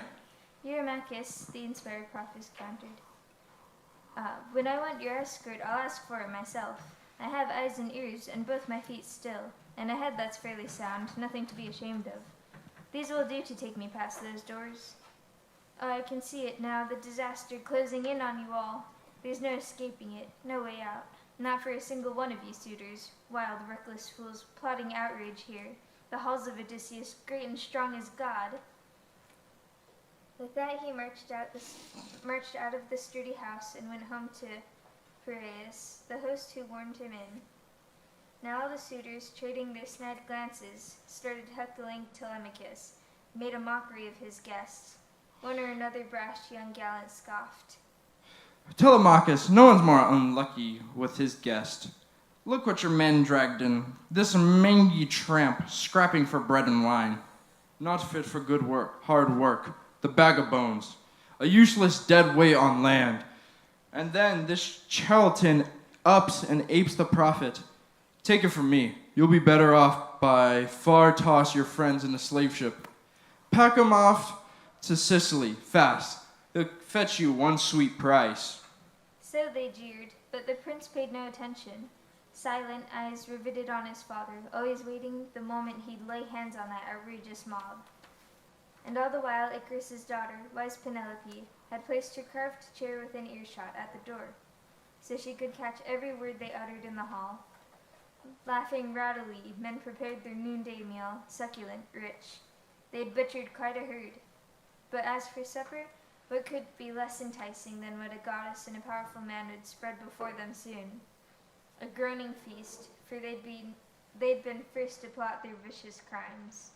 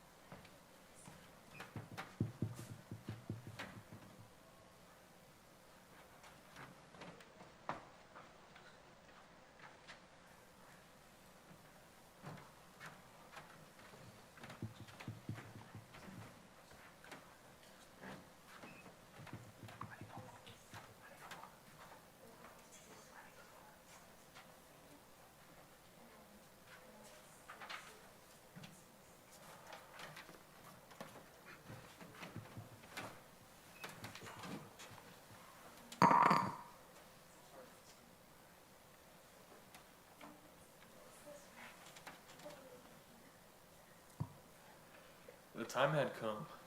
The goddess Athena with her blazing eyes inspired Penelope, Icarus's daughter, wary, poised, to set the bow and the gleaming iron axes out before her suitors waiting in Odysseus' hall, to test their skill and bring their slaughter on. Up the steep stairs to her room she climbed, and grasped in a steady hand the curved key, fine bronze with ivory half detached, and then with her chamber woman made her way to a hidden storeroom far in the palace depths. And there they lay, the royal master's treasures, bronze, gold, and a wealth of hard wrought iron, and there it lay as well, his back-sprung bow with its quiver-bristling arrows, shafts of pain.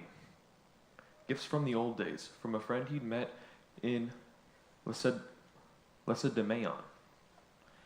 Iphitus, Eurytus' gallant son. Once in Messene, the two struck up together. In sly Ortilochus' house, that time Odysseus went to collect a debt the whole realm owed him. For Messenian raiders had lifted flocks from Ithaca, 300 head in their oar-swept ships, the herdsmen too. So his father and island elders sent Odysseus off, a young boy on a mission. A distant embassy made to right that wrong. Iphitus went there hunting the stock that he had lost, a dozen mares still nursing their hardy suckling mules. The same mares that would prove his certain death when he reached the son of Zeus, that iron heart, Heracles, the past master of monstrous works, who killed the man, a guest in his own house. Brutal. Not a care for the wrathful eyes of God or rites of hospitality he had spread before him. No, he dined him, then he murdered him, commandeered those hard-hoofed mares for the hero's own grange. Still on the trail of these, when he met Odysseus, Iphitus gave him the bow his father, mighty Eurytus, used to wield as a young man, but when he died in his lofty house he left it to his son. In turn, Odysseus gave his friend a sharp sword and a rugged spear to mark the start of friendship, treasured ties that bind. But before they got to know the warmth of each other's board, the son of Zeus had murdered Iphitus, Eurytus' magnificent son, who gave the prince the bow. That great weapon, King Odysseus never took it abroad with him when he sailed off to war in his long black ships. He kept it stored away in his stately house, guarding the memory of a cherished friend, and only took that bow on hunts at home. Now, the lustrous queen soon reached the hidden vault and stopped at the oaken doorsill, work an expert sanded smooth and true to the line some years ago, planting the door jambs snugly, hanging shining doors. At once, she loosed the thong from around its hook, inserted the key, and aiming straight and true, shot back the bolts, and the rasping doors groaned as loud as a bull with bellow, champing grass at pasture. So as the key went home, those handsome double doors rang out now and sprang wide before her. She stepped onto a plank where chests stood tall, brimming with clothing scented sweet with cedar, reaching tiptoe, lifting the bow down off its peg, still secure in the burnished case that held it. Down she sank, laying the case across her knees, and dissolved in tears with a high thin wail as she drew her husband's weapon from its sheath. Then, having wept and sobbed to her heart's content, off she went to the hall to meet her proud admirers, cradling her husband's back-sprung bow in her arms, its quiver-bristling arrows, shafts of pain. Her women followed, bringing a chest that held the bronze and the iron axes, trophies won by the master. That radiant woman, when she reached her suitors, drawing her glistening veil across her cheeks, paused now where a column propped the sturdy roof, with one of her loyal handmaids stationed either side, and delivered an ultimatum to her suitors. Listen to me, my overbearing friends, you who plague this place night and day, drinking, eating us out of house and home, with the lord and master absent, gone so long. The only excuse that you can offer is your zest to me as your bride, to win me as your bride. So to arms, my gallants. Here is the prize at issue. Right before you, look. I set before you the great bow of King Odysseus now. The hand that can string this bow with great ease, that shoots an arrow clean through all 12 axes, he is the man I follow. Yes, forsaking this house where I was once a bride, this gracious house so filled with the best that life can offer, I shall always remember it, that I know even in my dreams. She turned to Emmaus, ordered the good swineherd now to set the bow and the gleaming iron axes out before the suitors. He broke into tears as he received them, laid them down. The cowherd wept too when he saw his master's bow, but Antinous wheeled on both and let them have it. Yokels, fools, you can't tell night from day. You mawkish idiots, why are you sniveling here? You're stirring up your mistress. Isn't she drowned in grief already? She's lost her darling husband. Sit down, eat in peace, or take your snuffling out of doors. But leave that bow right here, our crucial test that makes or breaks us all. No easy game, I wager, to string his polished bow. Not a soul in the crowd can match Odysseus. What a man he was. I saw him once, remembering him to this day, though I was young and foolish way back then. Smooth talk, but deep in the suitor's heart, his hopes were bent on stringing the bow and shooting through the axes. Antinous, fated to be the first man to taste an arrow whipped from great Odysseus' hands, the king he mocked at ease in the king's house, edging comrades on to mock him too. Amazing, Prince Telemachus waded in with a laugh. Zeus up there has robbed me of my wits. My own dear mother, sensible as she is, says she'll marry again, forsake our house, and look at me, laughing for all I'm worth, giggling like some fool. Step up, my friends. Here is the prize at issue, right before you. Look, a woman who has no equal now in all Achaean country, neither in holy Pylos, nor in Argos or Mycenae, not even Ithaca itself or the loamy mainland. You know it well. Why sing my mother's praises? Come, let the games begin. No dodges, no delays, no turning back from the stringing of the bow. We'll see who wins, we will. I'd even take a crack at the bow myself. If I string it and shoot through all the axes, I'd worry less if my noble mother left our house with another man and left me here behind, man enough at last to win my father's splendid prizes. With that, he leapt to his feet and dropped his bright red cloak, slipping his sword and sword belt off his shoulders. First he planted the axes, digging a long trench, one for all, and trued them all to a line, then tamped the earth to bed them. Wonder took the revelers looking on, his work so firm, precise, though he'd never seen the axes ranged before. He stood at the threshold, poised to try the bow. 3 times he made it shudder, straining to bend it. 3 times his power flagged. But his hopes ran high, he'd string his father's bow and shoot through every iron, and now, struggling with all his might for the 4th time. He would have strung the bow, but Odysseus shook his head and stopped him short despite his tensing zeal. God help me, the inspired prince cried out. Must I be a weakling, a failure all my life? Unless I'm just too young to trust my hands to fight off any man who rises up against me? Come, my betters, so much stronger than I am, try the bow and finish off the contest.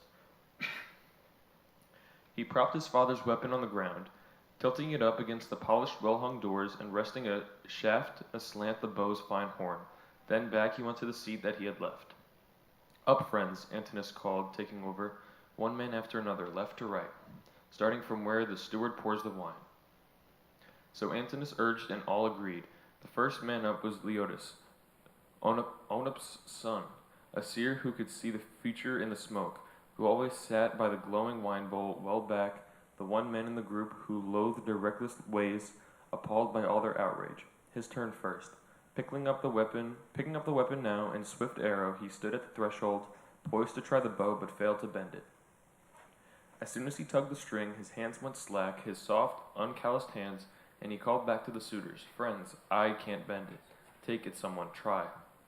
Here is a bow to rob our best of life and breath, all our best contenders. Still better be dead than live on here, never winning the prize that tempts us all. Forever in pursuit, burning with expectation every day. If there's still a suitor here who hopes, who aches to marry Penelope, Odysseus' wife, just let him try the bow. He'll see the truth. He'll soon lay siege to another Argive woman, trailing her long robes, and shower her with gifts. And then our queen can marry the one who offers most, the man marked out by fate to be her husband." With those words, he thrust the bow aside, tilting it up against the polished, well-hung doors, and resting a shaft to slant the bow's fine horn. Then back he went to the seat that he had left. But Antinous turned on the seer, abuses flying. "Leotus, what are you saying? What's got past your lips? What awful, grisly nonsense. It shocks me to hear it." The guzzard buzzled up about to rake the fire and still going strong. He pulled up a big stool, heaped it with fleece, and fetched the hefty ball of lard from the stores inside, and the young men limbered the bow, rubbing it down with hot grease, then struggled to bend it back but failed. No use, they fell far short of the strength the bow required. Antinous still held off, dashing Eurymachus too, the ringleaders of all the suitors, head and shoulders the strongest of the lot. But now the king's 2 men, the cowherd and the swineherd, had slipped out of the palace side by side, and great Odysseus left the house to join them. Once they were past the courtyard and the gates, he probed them deftly, surely. "Cowherd, swineherd, what, shall I blurt this out or keep it to myself?" "No, speak out. The heart inside me says so. How far would you go to fight beside Odysseus? Say he dropped like that from a clear blue sky and a god brought him back. Would you fight for the suitors or your king? Tell me how you feel inside your hearts. Father Zeus, the trusty cowherd shouted, bring my prayer to pass. Let the master come, some god guide him now. You see my power, my fighting arms in action. Eumaeus echoed his prayer to all the gods that their wise king would soon come home again, certain at least these two men were loyal to the death. Odysseus reassured them quickly. I'm right here, here in the flesh, myself and home at last, after bearing 20 years of brutal hardship. Now I know that all of my men, you two alone, long for my return. From the rest I've heard not one real prayer that I come back again. So now I'll tell you what's in store for you. If a god beats down the lofty suitors at my hands, I'll find you wives, both of you, grant you property, sturdy houses beside my own, and in my eyes you'll be comrades to Prince Telemachus, brothers from then on. Come, I'll show you something, living proof. Know me for certain, put your minds at rest. This scar, look, where a boar's white tusk gored me years ago, hunting on Parnassus, Autolycus' sons and I. With that, pushing back his rags, he revealed the great scar, and the men gazed at it, scanned it, knew it well, broke into tears, and threw their arms around their master, lost in affection, kissing his head and shoulders, and so Odysseus kissed their heads and hands. Now the sun would have set upon their tears if Odysseus had not called a halt himself. No more weeping. Come out of the house, a man might see us. Tell the men inside. Let's slip back in, singly, not in a pack. I'll go first. You're next. Here's our signal. When all the rest in there, our lordly friends, are dead against my having the bow and quiver. Good Eumaeus, carrying the weapon down the hall and put it in my hands. Then tell the serving women to lock the snugly fitted doors to their own rooms. If anyone hears from there the jolting blows and groans of men caught in our huge net, not one of them show her face. Sit tight, keep to her weaving, not a sound. You, my good Herodotus, here are your orders. Shoot the bolt of the courtyard's outer gate. Lock it, lash it fast. With that command, the master entered his well-constructed house, and back he went to the stool that he had left. The king's two men in turn slipped in as well. Just now Eurymachus held the bow in his hands, turning it over tip to tip before the blazing fire to heat the weapon, but he failed to bend it, even so the suitor's high heart groaned to bursting. A black day, he exclaimed in wounded pride. A blow to myself, a blow to each man here. It's less the marriage that mortifies me now. That's gailing too, but lots of women are left. Some in Sigurd Ithaca, some in other cities. What breaks my heart is the fact we fall so short of great Odysseus' strength, we cannot string his bow. A disgrace to ring in the ears of men to come. Eurymachus, Euphrates' son, Antinous countered. It will never come to that, as you well know. Today is a feast day up and down the aisles in honor of the archer god, who flexes bows today. Set it aside, rest easy now, and all the axes, let's just leave them planted where they are. Trust me, no one's about to crash the gates of Laertes' son and carry off these trophies. Steward, pour some drops for the god in every cup. We'll tip the wine, then put the bow to bed. And first thing in the morning, have Melanthius bring up the pig of his goats from all his herds so we can burn the thighs to Apollo, god of archers, then try the bow and finish off the contest.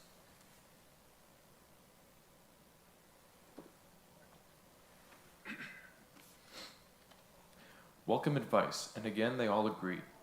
Harold sprinkled water over their hands for rinsing. The young men brimmed the mixing bowls with wine. They tipped first drops for the god in every cup, then poured full rounds for all. And now, once they tipped libations out and drunk their fill, the king of craft Odysseus said with all his cunning, Listen to me, you lords who court the noble queen. I have to say what the heart inside me urges. I appeal especially to Eurymachus, and you know brilliant Antinous, who spoke so shrewdly now. Give the bow a rest for today, leave it to the gods. At dawn, the archer god will grant a victory to the man he favors most. For the moment, give me the polished bow now, won't you? So to amuse you all, I can try my hand, my strength. Is the old force still alive inside these gnarled limbs? Or as a life of roaming years of rough neglect destroyed it long ago?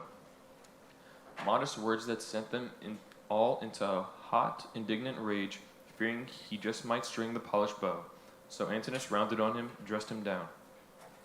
Not a shred of sense in your head, you filthy drifter. No, not contest to feed at your ease with us, the island's pride. Never denied your full share of the banquet. Never. You can listen in on our secrets. No one else can eavesdrop on our talk. No tramp, no beggar. The wine has overpowered you. Heady wine. The ruin of another man. Whoever gulps it down and drinks beyond his limit. Wine. It drove the centaur famous Eurytion mad in the halls of the lion-hearted Perithous. There to visit the Lapiths, crazed with wine, the headlong centaur bent to his ugly work in the prince's own house. His host sprang up, seized with fury, dragged him across the forecourt, flung him out of doors, hacking his nose and ears off with their knives, no mercy. The creature reeled away, still blind with his drink, his heart like a wild storm, loaded with all the frenzy in his mind.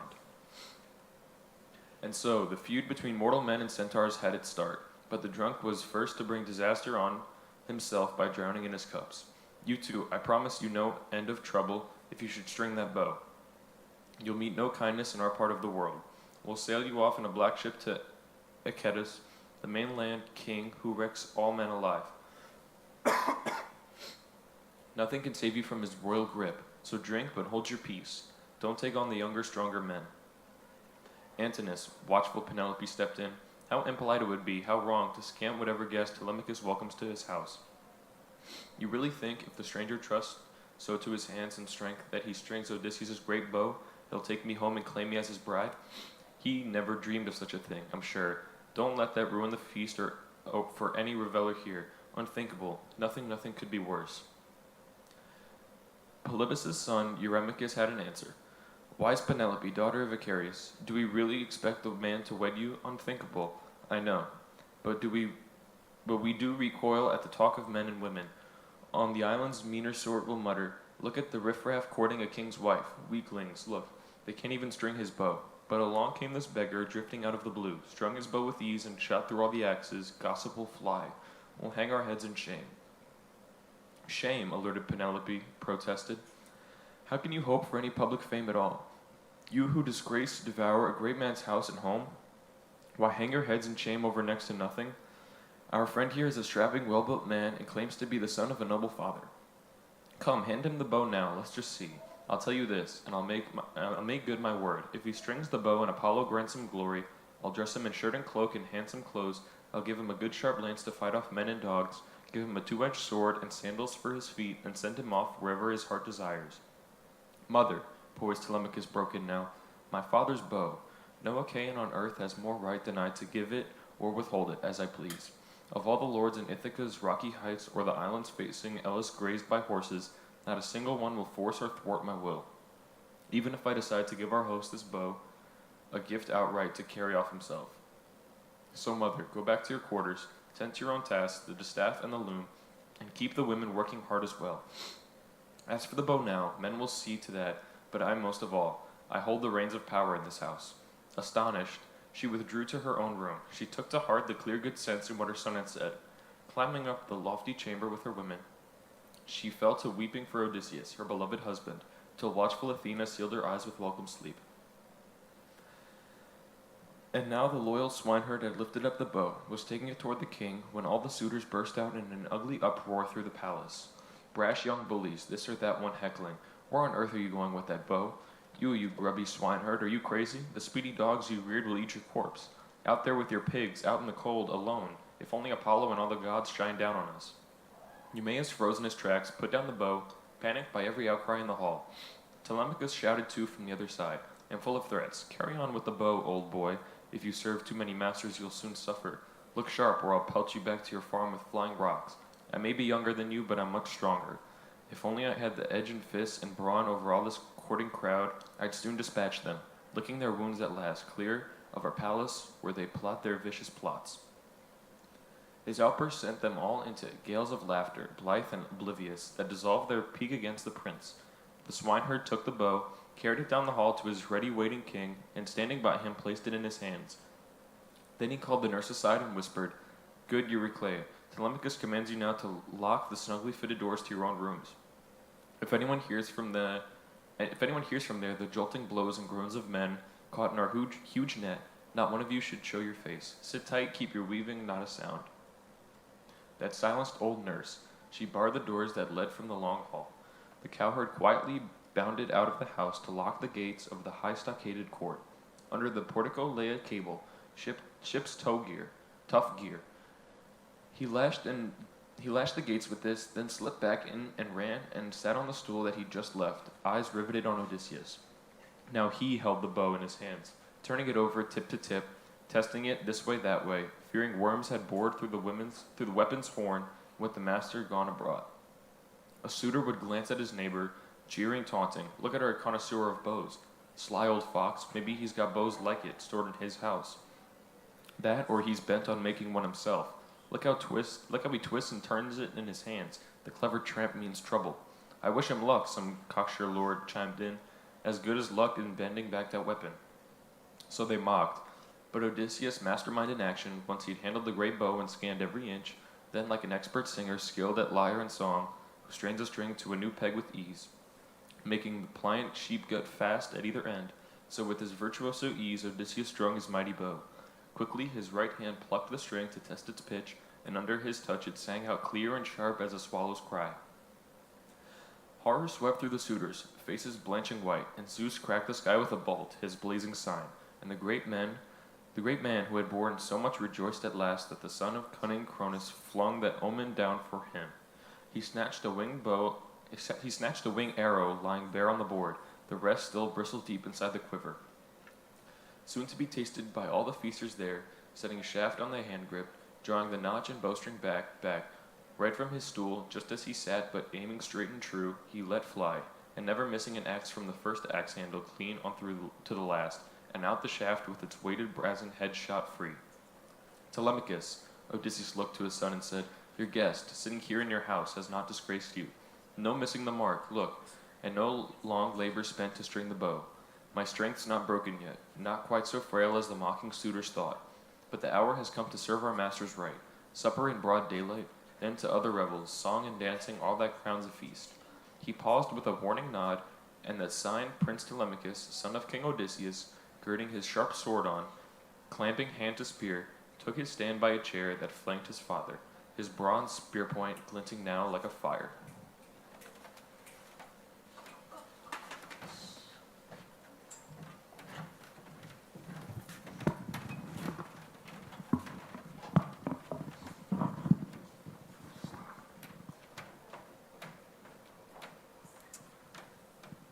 Now, stripping back his rags, Odysseus, master of craft and battle, vaulted onto the great threshold, gripping his bow and quiver, bristling arrows, and poured his flashing shafts before him, loose at his feet, and thundered out to all the suitors, look, your crucial test is finished now at last, but another target's left that no one's hit before. We'll see if I can hit it. Apollo, give me glory. With that, he trained a stabbing arrow on Antinous, just lifting a gorgeous golden loving cup in his hands, just tilting the two-handed goblet back to his lips, about to drain the wine and slaughter the last thing on the suitor's mind. Who could dream that one foe in that crowd of feasters, however great his power, would bring down death on himself and black doom? But Odysseus aimed and shot Antinous straight in the throat, and the point went stabbing clean through the soft neck. And out and off to the side he pitched, the cup dropped from his grasp as the shaft sank home, and the man's lifeblood came spurting from his nostrils. Thick red jets. A sudden thrust of his foot, he kicked away the table. Food showered across the floor, the bread and meat soaked in a swirl of bloody filth. The suitors burst into uproar all throughout the house when they saw their leader down. They leapt from their seats, milling about, desperate, scanning the stone walls. Not a shield in sight, no rugged spear to seize. They wheeled on Odysseus, lashing out in fury. Stranger, shooting at men will cost your life. Your game is over. You've shot your last. You'll never escape your own headlong death. You killed the best in Ithaca, our fine prince. Vultures will eat your corpse. Groping, frantic, each one persuading himself the guest had killed the man by chance. Poor fools, blind to the fact that all their necks were in the noose, their doom sealed. With a dark look, the wily fighter Odysseus shouted back, you dogs, you never imagined I'd return from Troy so cocksure that you bled my house to death, ravished my serving women, wooed my wife behind my back while I was still alive. No fear of the gods who rule the skies up there, No fear that men's revenge might arrive someday. Now all your necks are in the noose. Your doom is sealed. Terror gripped them all, blanched their faces white, each man glancing wildly how to escape his instant death. Only Eurymachus had the breath to venture. If you're truly Odysseus of Ithaca, home at last, you're right to accuse these men of what they've done. So much reckless outrage here in your palace, so much on your lands, but here he lies quite dead, and he incited it all. Antinous, look, the man who drove us all to crime. Not that he needed marriage, craved it so, he'd bigger game in mind. Though Zeus barred his way, he'd lorded over Ithaca's handsome country. King himself once he'd lain in wait for your son and cut him down. But now he's received the death that he deserved. So spare your own people. Later we'll recoup your cost with a tax laid down upon the land, covering all we ate and drank inside your halls. And each of us here will pay full measure too. 20 oxen in value, bronze and gold we'll give, until we melt your heart, before we've settled. Who on earth could blame you for your rage? But the battlemaster kept on glaring, seething. No, Eurymachus, not if you paid me with all your father's wealth, all you possess now, and all that could pour in from the world's end. No, not even then would I stay my hands from slaughter, till all your suitors had paid for your crimes. Now, life or death, your choice, fight me or flee. If you hope to escape your sudden bloody doom, I doubt that one man in the lot will save his skin. His menace shook their knees, their hearts too, but Eurymachus spoke again, now to the suitors. Friends, this man will never restrain his hands, invincible hands, now that he's seized that polished bow and quiver. Look, he'll shoot from the still. He's killed us all. So fight, call up joy of battle, swords out, tables lifted, block his arrows' winged death. Charge him, charge in a pack. Try to rout the man from the sill, the doors, race through town and sound an alarm at once. Our friend would soon see he shot his bolt. Brave talk. He drew his two-edged sword, bronze, honed for the kill, and hurled himself at the king with a raw, savage cry. In the same breath that Odysseus loosed an arrow, ripping his breast beside the nipple so hard it lodged in the man's liver. Out of his grasp, the sword dropped to the ground. Over his table, head over heels, he tumbled, doubled up, flinging his food and his two-handled cup across the floor. He smashed the ground with his forehead, writhing in pain, both feet flailing out, and his high seat tottered. The mist of death came swirling down his eyes. Amphinomus rushed the king in all his glory, charging him face to face, a slashing sword drawn. If only he could force him clear of the doorway now. But Telemachus, too quick,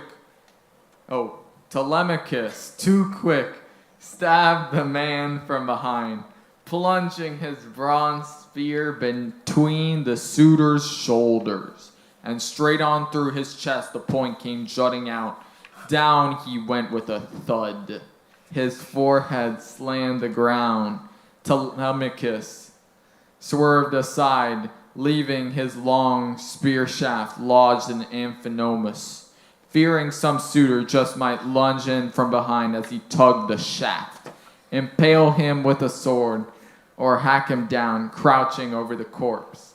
He went on the run, reached his father at once, and halting right beside him, let fly. Father, now I'll get you a shield and a pair of spears, a helmet of solid bronze to fit your temples.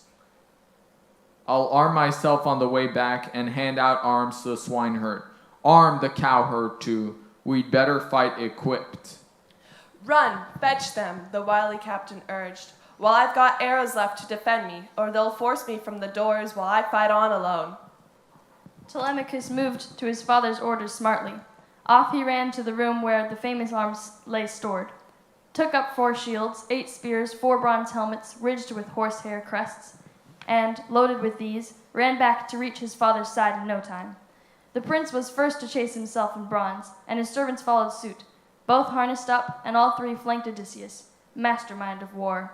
And he, as long as he'd arrows left to defend himself, kept picking up off suitors in the palace one by one, and down they went, corpse on corpse, in droves. Then, when the royal archer's shafts ran out, he leaned his bow on a post in the massive doors, where walls of the hallway catch the light, and armed, across his shoulder he slung a buckler 4 plies thick. Over his powerful head he set a well-forged helmet, the horsehair crest atop it tossing, bristling terror, and grasped 2 rugged lances tipped with fiery bronze. Now a side door was fitted into the main wall, right at the edge of the great hall's stone sill, and led to a passage always shut by good tight boards. But Odysseus gave the swineherd strict commands to stand hard by the side door, guard it well, the only way the suitors might break out. Agallus called to his comrades with a plan. Friends, can't someone climb through the hatch? Tell men outside to sound the alarm. Be quick, our guest would soon see he'd shot his last. The goatherd, Melanthius, answered, Not a chance, my lord, the door to the courtyard's much too near, dangerous too.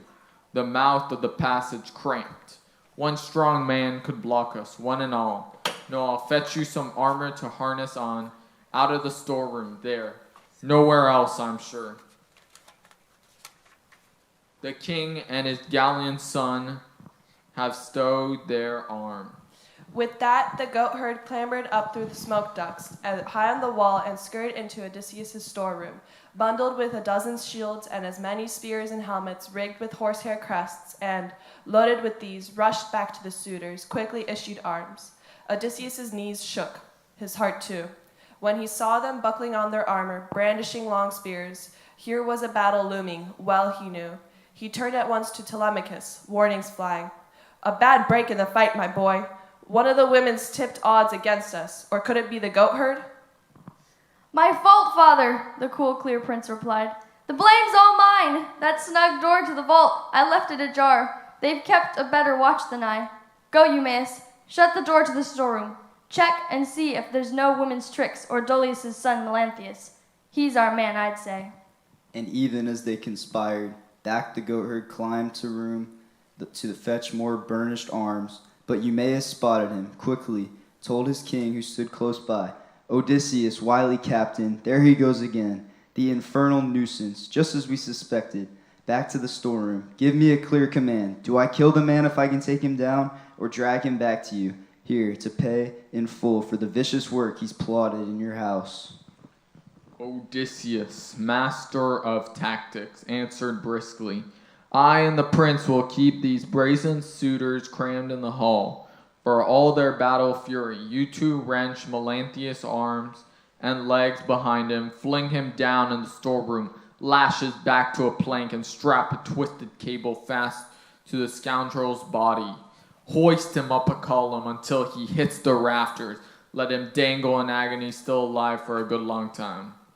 They hung on his shoulders, keen to do his will. Off they ran to the storeroom, unseen by him inside. Melanthius, rummaging after arms, deep in a dark recess. As the 2 men took their stand, either side of the doorposts, poised till the goatherd tried to cross the doorsill. One hand clutching a crested helmet, the other an ample old buckler blotched with mildew. The shield Laertes bore as a young soldier once. But there it lay for ages, seams on the hand straps split. Quick, they rushed him, seized him, haled him back by the hair, flung him down on the door, writhing with terror, bound him hand and foot with a chafing cord, wrenched his limbs back till the joints locked tight. Just as Laertes' cunning son commanded, they strapped a twisted cable round his body, hoisted him up a column until he hit the rafters. Then you mocked him, Eumaeus, my good swineherd. Now stand guard through the whole night, Melanthius, stretched out on a soft bed fit for you, your highness. You're bound to see the morning rising up from the ocean, mounting her golden throne, just as the hour you always drive in goats to feast the suitors in the hall. So they left him. Trussed in his agonizing sling, they clapped on our armor again, shut the gleaming doors, and ran to rejoin Odysseus, mastermind of war. And now as the ranks squared off, breathing fury, 4 at the sill, confronting a larger, stronger force arrayed inside the hall. Now Zeus's daughter Athena, taking the build and voice of Mentor, swept in, and Odysseus, thrilled to see her, cried out, Rescue us, Mentor! Now it's life or death! Remember your old comrade, all the service I offered you? We were boys together. So he cried, yet knew in his bones it was Athena, driver of armies. But across the hall the suitors brayed against her. Agallus first, his outburst full of threats. Mentor, never let Odysseus trick you into siding with him to fight against the suitors. Here's our plan of action, and we will see it through. Once we've killed them both, the father and the son, we'll kill you too. For all you're bent on doing here in the halls, you'll pay with your own head.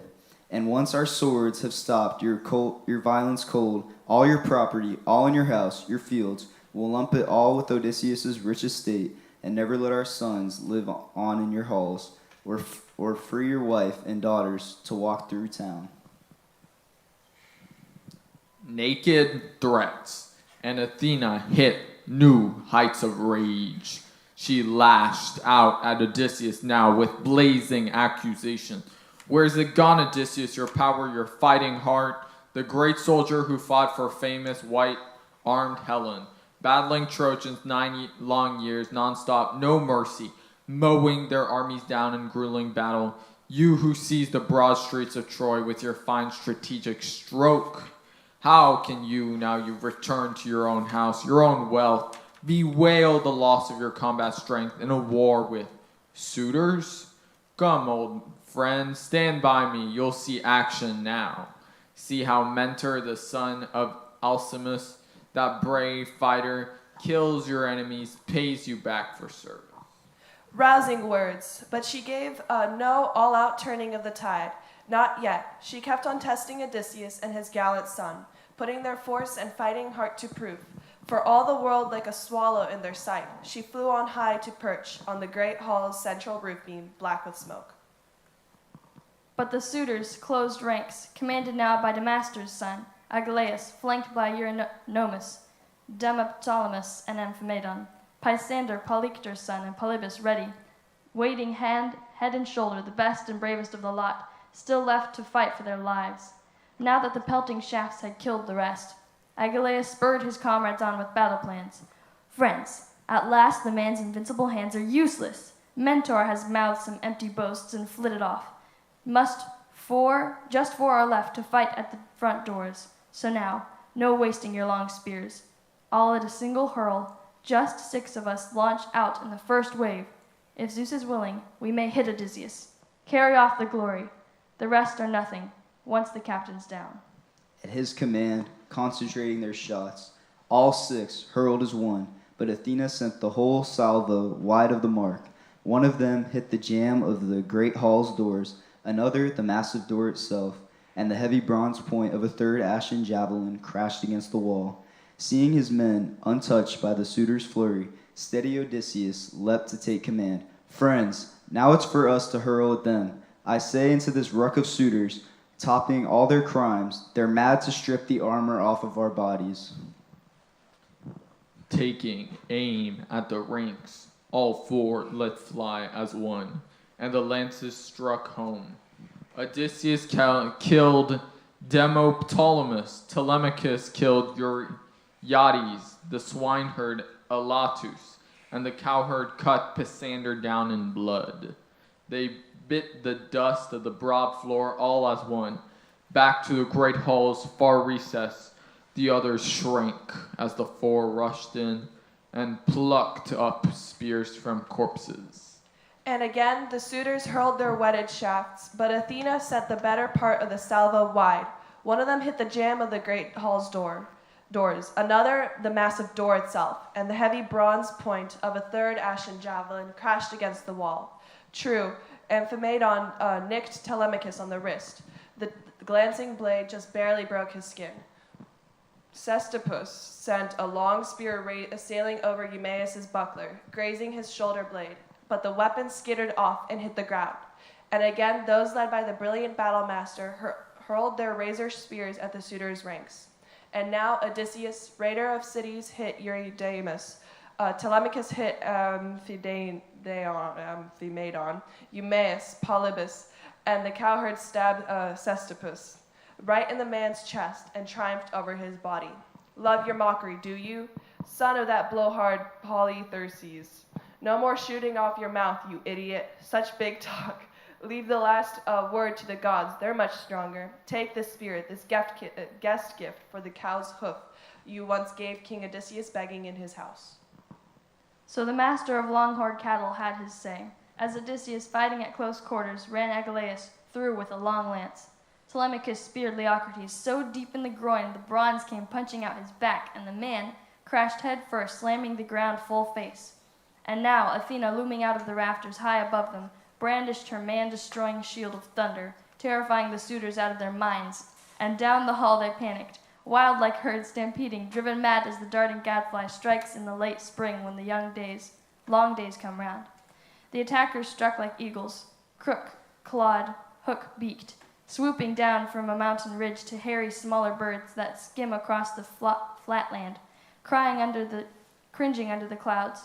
But the eagles plunge in fury, rip their lives out, hopeless, never a chance of flight or rescue, and people love the sport.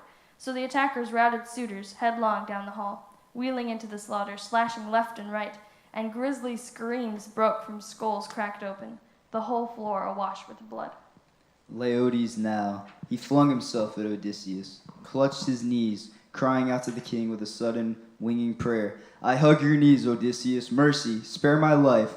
Never, I swear, did I harass any women in your house. Never a word, a gesture, nothing. No, I tried to restrain the suitors. Whoever did such things, they wouldn't listen, keep their hands to themselves, so reckless, so they earned their shameful fate. But I was just their prophet. My hands are clean, and I'm to die their death. Look at the thanks I get for years of service. A killing look, and the wry soldier answered, Only a priest, a prophet for this mob, you say? How hard you must have prayed in my own house, that the heady day of my return would never dawn. My dear wife would be yours, would beat your children. Oh, would bear your children. For that there's no escape. From grueling death you die. And snatching up in one powerful hand a sword left on the ground, Agelaus dropped it when he fell. Odysseus hacked the prophet square across the neck, and the praying head went tumbling in the dust. Now one was left, trying still to escape black death. Phemius, Turpus' son, the bard who always performed among the suitors. They forced the man to sing. There he stood, backing into the side door, still clutching his ringing lyre in his hands. His mind turmoil, turn. What should he do? Steal from the hall and crouch at the altar stone of Zeus who guards the court, where time and again Odysseus and Laertes burn the long thighs of oxen? Or throw himself on the master's mercy, clasp his knees? That was the better way, or so it struck him. Yes, grasp the knees of Laertes' royal son. And so, cradling his hollow lyre, he laid it on the ground between the mixing bowl and the silver-studded throne, then rushed up to Odysseus, and yes, clutched his knees, singing into his knees with a stirring, winged prayer. I hug your knees, Odysseus. Mercy, spare my life. What a grief it will be to you for all the years to come if you kill the singer now, who sings for gods and men. I taught myself the craft, but a god has planted deep in my spirit all the paths of song. Song I'm fit for you as a god. Calm your bloodlust now. Don't take my head. He'd bear me out, your own dear son Telemachus. Never of my own will. Never for any gain did I perform in your house, singing after the suitors had their feasts. They were too strong, too many. They forced me to come and sing. I had no choice. The inspired Prince Telemachus heard his pleas and quickly said to his father close beside him, Stop! Don't cut him down! This one's innocent. So is the herald Medon, the one who always tended me in the house when I was a little. Spare him too, unless he's dead by now, killed by Philoetius or Eumaeus here, or ran into you, rampaging through the halls. The herald picked up his anxious ears at that cautious soul. He cowered, trembling under a chair, wrapped in an ox hide, freshly stripped, to dodge black death. He jumped in a flash from there, threw off the smelly hide, and scuttling up to Telemachus, clutching his knees, the herald begged for life in words that fluttered. Here I am, dear boy, spare me. Tell your father, flushed with victory, not to kill me with a sword, enraged as he is with these young lords who bled his palace white and showed you no respect, the reckless fools. Breaking into a smile, the canny Odysseus reassured him. Courage! The prince has pulled you through. He saved you now. so you can take it to heart and tell the next man too. Clearly doing good puts doing bad to shame. Now leave the palace, go and sit outside, out in the courtyard, clear of the slaughter. You and the bard with all his many songs, wait till I've done some household chores that call for my attention. The two men scurried out of the house at once and crouched at the altar stone of mighty Zeus, glancing left and right, fearing death would strike at any moment. Odysseus scanned his house to see if any men still skulked alive and still hoped to avoid black death. But he found them, one and all in blood and dust, great hauls of them, down and out like fish that fishermen drag from the churning gray surf in looped and coiling nets, and fling ashore on a sweeping hook of beach. Some noble catch heaped on the sand, twitching, lusting for fresh salt sea. But the sun god hammers down and burns their lives out. So the suitors lay in heaps, corpse covering corpse. At last the seasoned fighter turned to his son. Telemachus, go, call the old nurse here. I must tell her all that's on my mind. Telemachus ran to his father's bidding, shook the woman's doors, calling Euryclea. Come out now, up with you, good old woman. You who watch over all the household hands. Quick, my father wants you, needs to have a word. Crisp command that left the old nurse hushed. She spread the doors to the well-constructed hall, slipped out in haste, and the prince led her on. She found Odysseus in the thick of slaughtered corpses, splattered with bloody filth like a lion that's devoured some ox of the field and lopes home, covered with blood. His chest streaked, both jaws glistening, dripping red, a sight to strike terror. So Odysseus looked now, splattered with gore, his thighs, his fighting hands, and she, when she saw the corpses, all the pooling blood, was about to lift a cry of triumph. Here was a great exploit, was about to look, but the soldier held her back and checked her zeal, with warnings winging home. Rejoice in your heart, old woman, peace, no cries of triumph now. It's unholy to glory over the bodies of the dead. These men, the doom of the gods has brought low, and their own indecent acts. They had no regard for any man on earth, good or bad, who chanced to come their way. And so thanks to their reckless work, they met this shameful fate. Quick, report in full on the women in my halls who are disloyal to me, who are guiltless. Surely, child, his fond old nurse replied. Now here is the truth. 50 women you have inside your house. Women we've trained to do their duties well, to card the wool and bear the yoke of service. Some dozen in all went tramping to their shame, thumbing their noses at me at the queen herself. And Telemachus, just now come of age, his mother would never let the boy take charge of the maids.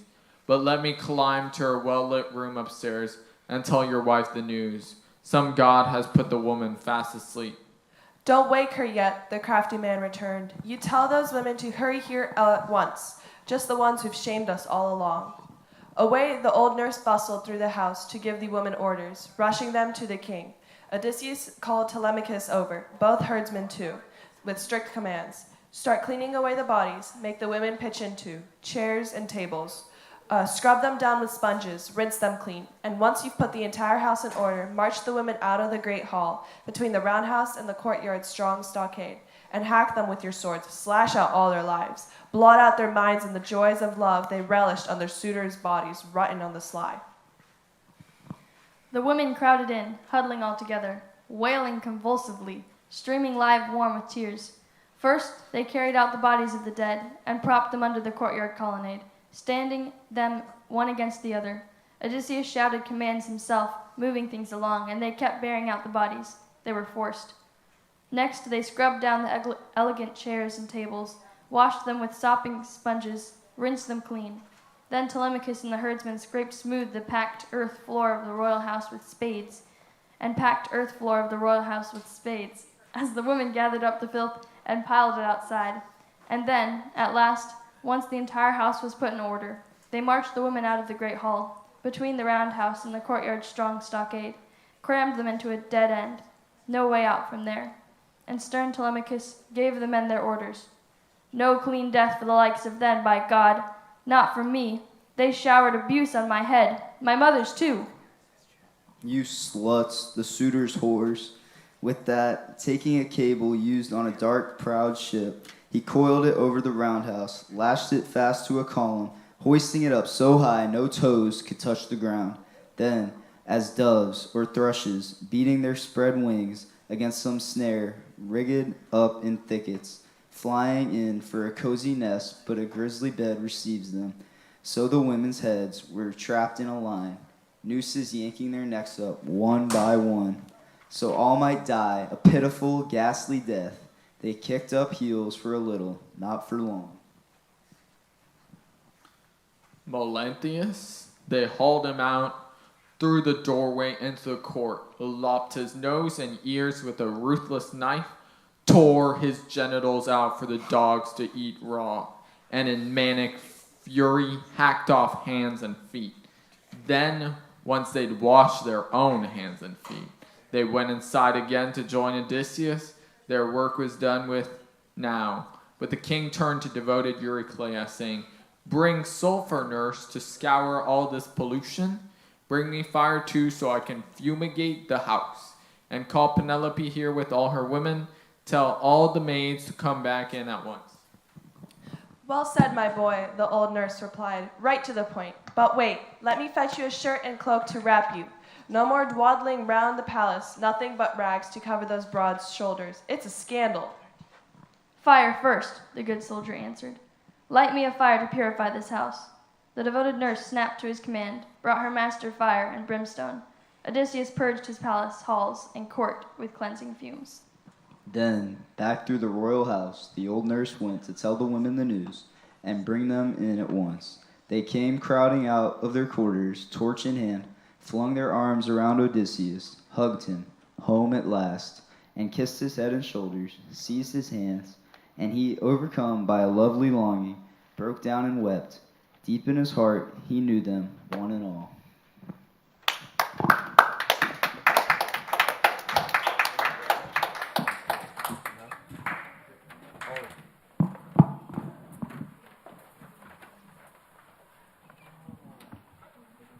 Up to the room the old nurse clambered, chuckling all the way, to tell the queen her husband was here now, home at last.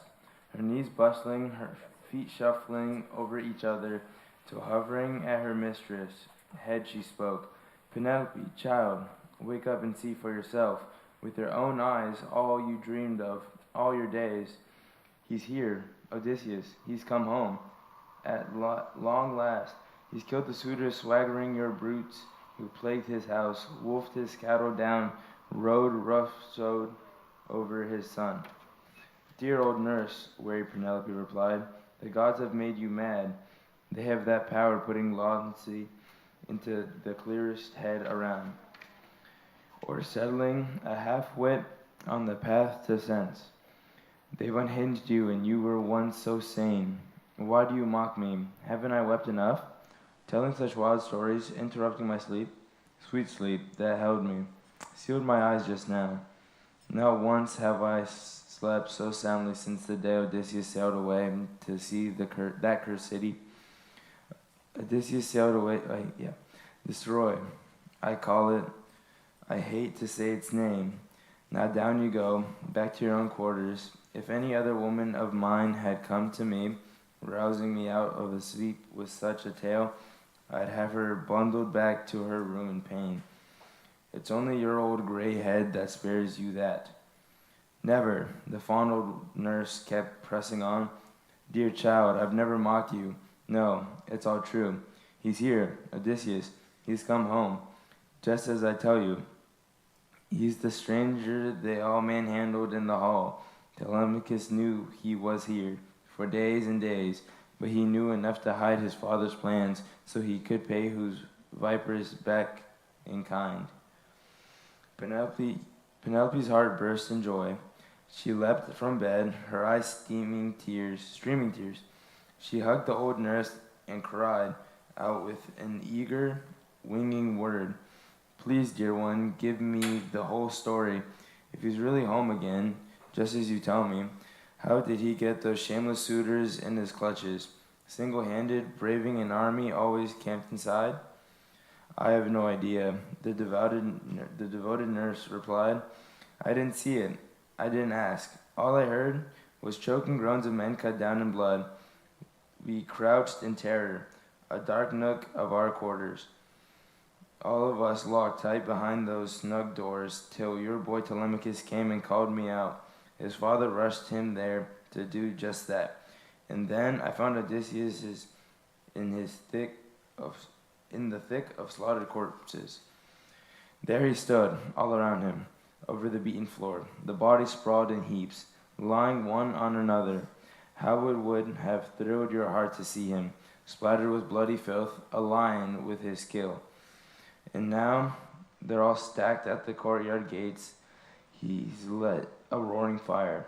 He's purifying the house with cleansing fumes, and he sent me here to bring you back to him. Follow me down. So now, after all these years of grief, you too can embark, loving hearts, along the road to joy. Look, your dreams, put off so long, come true at last. He's back alive, home at his hearth, and found his son still here. All those suitors who did him wrong, he's paid them back. He is right in his own house. Hush, dear woman, guarded Penelope, cautioned her at once. Don't laugh, don't cry in triumph. No, not yet. To all in the house, and to me most of all, and the son we bore together. But the story can't be true, not as you tell it. No, it must be a god who's killed our brazen friends, up in arms at their outrage, heartbreaking crimes. They had no regard for any man on earth, good or bad. He chanced to come their way. So thanks to their reckless work, they died their death. Odysseus, far from Achaia now, he's lost all hope from coming home. He's lost and gone himself. Child, the devoted nurse protested. What nonsense you let slip through your teeth. Here's your husband, warming his hands at his own hearth. Here, and you say he'll never come home again. Always the soul of trust. All right, this too. I'll give you a sign, a proof, that plain as day, that scar made years ago by a boar's white tusk. Spotted the scar myself when I washed his feet. And I tried to tell you, but he, the crafty rascal, clamped his hand on my mouth. I couldn't say a word. Follow me down. I'll stake my life on it. If I am lying to you, kill me with 1,000 knives of pain. Dear old nurse, composed Penelope responded, deep as you are, my friend, you'll find it hard to plumb the plans of everlasting gods all the same. Let's go and join my son, so I can see the suitors lying dead, and see the one who killed them. With that thought, Penelope stared down from her lofty room, her heart in turmoil torn. Should she keep her distance, probe her husband, or rush up to the man at once, and kiss his head and climb to both of his hands? As soon as she stepped across the stone threshold, slipping in, she took a seat at the closet wall, and radiant in the firelight, faced Odysseus. There he sat, leaning against the great central column, his eyes fixed on the ground, waiting, poised for whatever words his hardy wife might say when he caught sight of him. A long while she sat in silence. Numbing wonder filled her heart as her eyes explored his face. One moment he seemed Odysseus to the life, the next, no, he was not the man she knew. A huddled mass of rags was all she saw. "O mother," Telemachus reproached her, "cruel mother, you with your hard heart. Why do you spurn my father so? Why don't you sit beside him, engage him, ask him questions? What other wife could have a spirit so unbending, holding back from her husband, home at last for her? After bearing 20 years of brutal suffrage, your heart was always harder than a rock. My child." Penelope, well aware, exclaimed, "I am stunned with wonder, powerless, cannot speak to him, ask him questions, look him in the eyes. But if he is truly Odysseus, home at last, make no mistake, we two will know each other even better, we two have secret signs. known to both of us, but hidden from the world. Odysseus, long enduring, broke into a smile and turned to his son with pointed winged words. Leave your mother here in the hall to test me, as she will. She soon will know me better. Better. Now because I am filthy, wear such grimy rags, she spurns me. Your mother still can't bring herself to believe I am her husband. But you and I put heads together. What's our best defense? When someone kills a lone man in the realm, who leaves behind no great band of avengers, still the killer flees. Goodbye to kin and country. But we brought down the best of the island's princes, the pillars of Ithaca's. Weigh it well, I urge you. Look to it all yourself now. Father, his son deferred at once. You are the best on earth, they say. When it comes to the mapping tactics, no one, no mortal man can touch you there. But we're behind you, hearts intent on battle, nor do I think you will find us short on courage, as long as strength will last. Then here's our plan.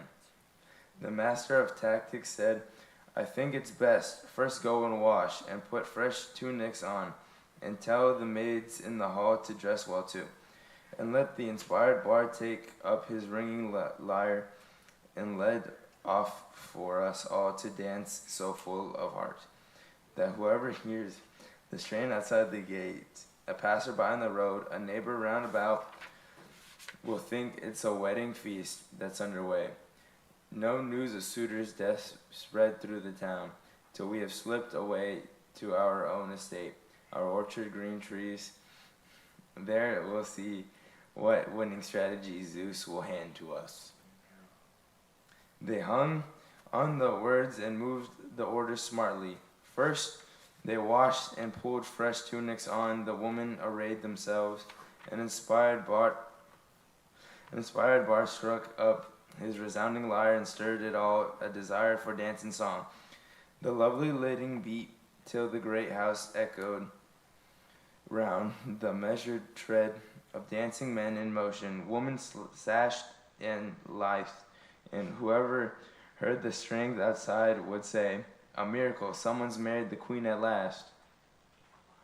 One of her 100 suitors, the callous woman, too faithless to keep her lord and master's house to a bitter end, till he came sailing home.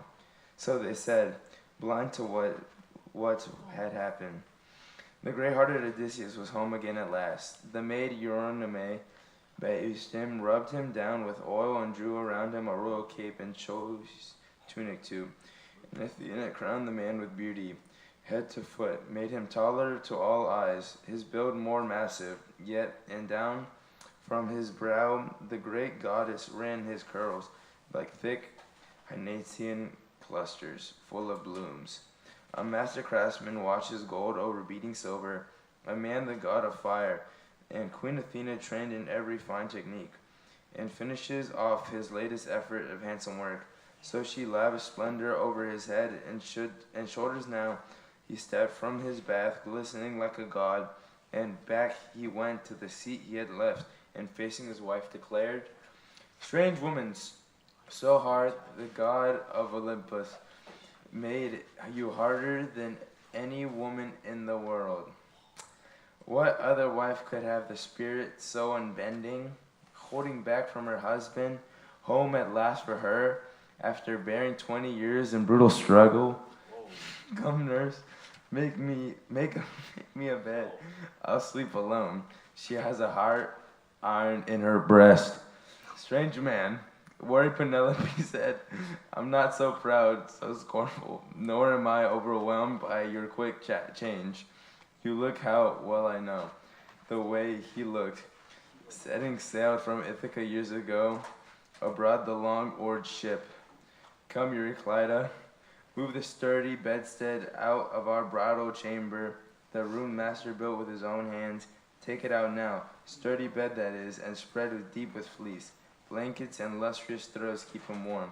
Putting her husband to the proof, but Odysseus blazed up in fury, lashing out at his loyal wife.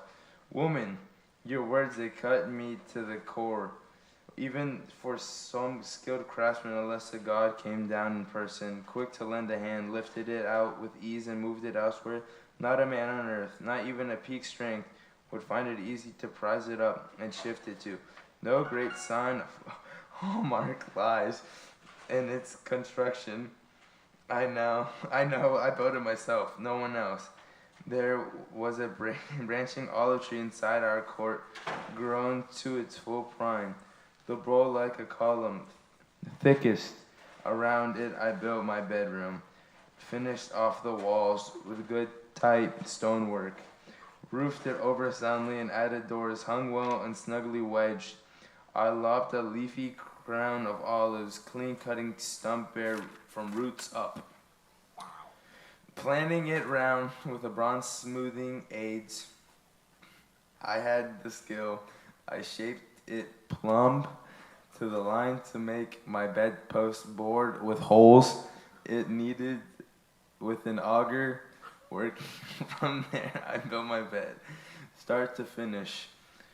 I gave it ivory inlays, gold and silver fittings, wove the straps across it, oxide gleaming red. There's our secret sign, I tell you, our life story. Does the bed, my lady, still stand planted firm? I don't know. Or has someone chopped away that olive trunk and hollowed our bedside off? Living proof. Penelope fell to her knees, got slack, her heart surrendered, recognizing the strong, clear signs of Odysseus' offer.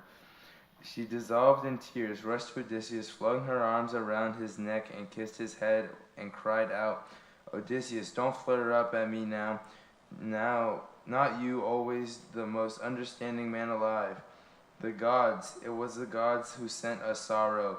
They grudged us both a life in each other's arms, from the heady zest of youth to the stoop of old age. But don't fault me, angry with me now because I failed at first glimpse. I greet you, hold you, so in my heart of hearts I'll always cringed with fear. Some fraud might come, beguile me with his talk. The world's full of the sort. Cunning ones who plot their own dark ends. Remember Helen of Argos, Zeus's daughter. Would she have sported in a stranger's bed? If I had dreamed that Achaea's sons were doomed to fight and die to bring her home again, some god spurred her to do her shameless work. Not till then did her mind conceive that madness, blinding madness that caused her anguish, ours as well. But now since you have revealed such overwhelming proof, the secret sign of our bed, which no one's ever seen, but you and I, single handmaid, Arcturus, the servant my father gave me when I came, who kept the doors of our room you built so well. You've conquered my heart at last. The more she spoke, the more deep desire from tears welled up inside her breast. He wept as he left the wife he loved. The soul of loyalty in his arms at last. Joy, warm as the joy the shipwrecked sailors feel when they catch a sight of land. Poseidon has struck their well-rigged ship, won the open seas with a gale winds and crushing walls of waves, and only a few escape, swimming, struggling out the frothing surf to reach the shore, their bodies crusted with salt but buoyed up with joy. As they plant their feet on soil ground again, spare a deadly fate, so joyous to her, the sight of her husband, vivid in her gaze, that her white arms embracing his neck would never for a moment let him go. Dawn with her rose-red fingers might have shone upon their tears if with her glinting eyes Athena had not thought one more thing. She held back the night, and night lingered long at the western edge of the earth, while in the east she reigned in dawn of the golden throne that ocean's banks, commanding her not to yoke the wind-swift team that brings men light, blaze and aura, the young colts that race the morning on. Yet Odysseus, seasoned veteran, said to his wife, Dear woman, we have still not reached the end of our trials. One more labor lies in store, boundless, laden with danger, great and long, and I must brave it out from start to finish. The ghost of Tiresias prophesies to me the day that I went down to the house of death to learn our best route home, my comrades and my own. But come, let's go to bed, dear woman. At long last, delight in sleep, delight in each other. Come, if it's the bed you want, reserved Penelope replied. It's the bed you'll have. Whenever the spirit moves you now that the gods have brought you home again to a native land, you grant a gracious house. But since you have eluded it, since a god has put you in your mind, please tell me about this trial still to come. I'm bound to learn of it later, I am sure. Of what's harm if I hear of it tonight? Still, so strange. Odysseus, the old master of stories, answered, Why again? Why force me to tell you all? Well, I shall. I'll hide nothing now, but little joy it will bring you. I'm afraid as little joy for me. The prophet said that I must rove through towns on towns of men, that I must carry a well-planned oar until I come to a people who know nothing of the sea, whose food is never seasoned with salt, strangers all to ships with their crimson prows and long slim oars, wings that could make ships fly. And here is my sign, he told me, clear, so clear I cannot miss it, and I will share it with you now. When another traveler falls in with me and calls that weight across my shoulder a fan of winnow grain, then, he told me, I must plant my oar in the earth and sacrifice fine beasts to the Lord God of the sea, Poseidon, a ram, a bull, and a ramping wild boar. Then journey home and render noble offerings up to the deathless gods who rule vaulting skies, to all the gods in order. And at last my own death will steal upon me, a gentle, painless death. Far from the sea it comes, to take me down, borne down with years in ripe old age, with all my people here in blessed peace around me. Around me. All this, the prophet said, will come to pass. And so, Penelope said, in her great wisdom, if the gods will really grant a happier old age, there is hope that we'll escape our trials at last. So husband and wife confided in each other while Nerth and Eurymene, under the flaring brands, were making up the bed with coverings deep and soft, and working briskly soon as they'd make it snug. Back to her room, the old nurse went to sleep, and as Eurymene, their attendant, torch in hand, lighted the royal couplets' way to bed, and leading them to the chamber slipped away. Rejoicing in each other, they returned to their bed, the old familiar place they loved so well.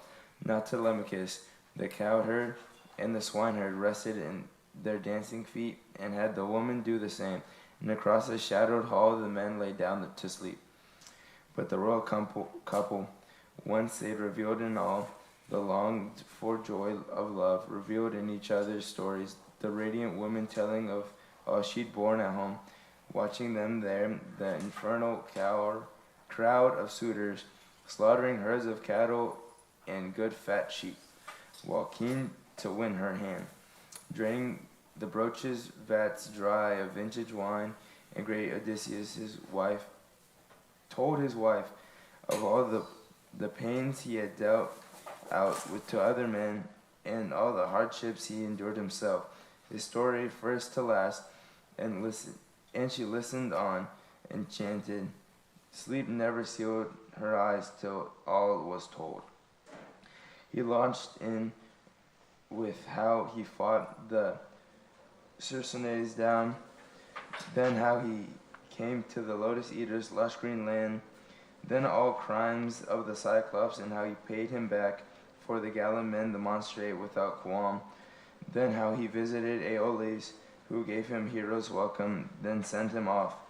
But the homeward run was not his fate, not yet. Some sudden squall snatched him away once more, and drove him over the swarming sea, groaning in despair.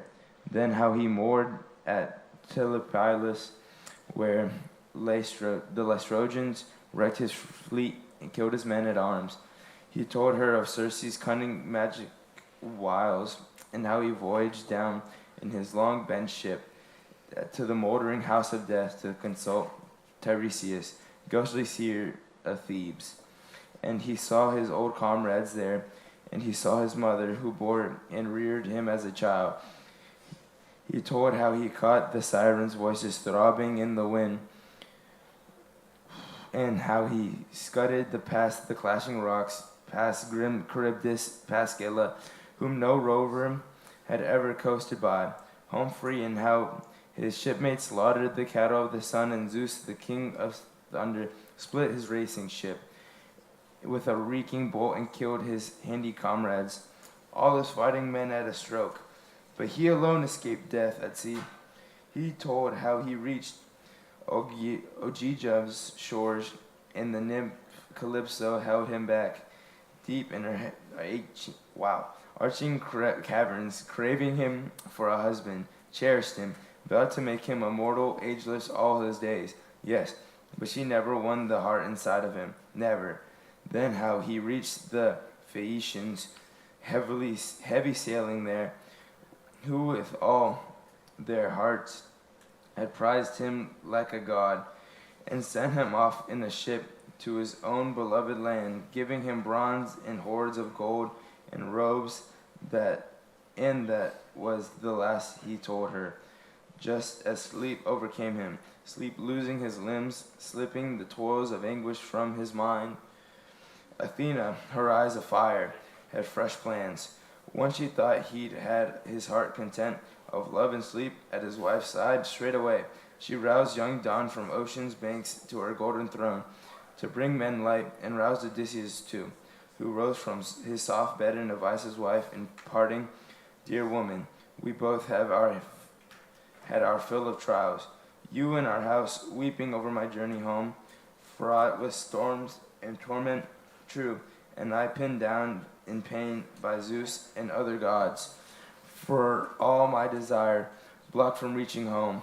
But now that we've arrived to our bed together, the reunion that we yearned for all those years, look after the things still left me in our house. But as for the flocks those brazen suitors plundered, much I recoup myself, making my raids.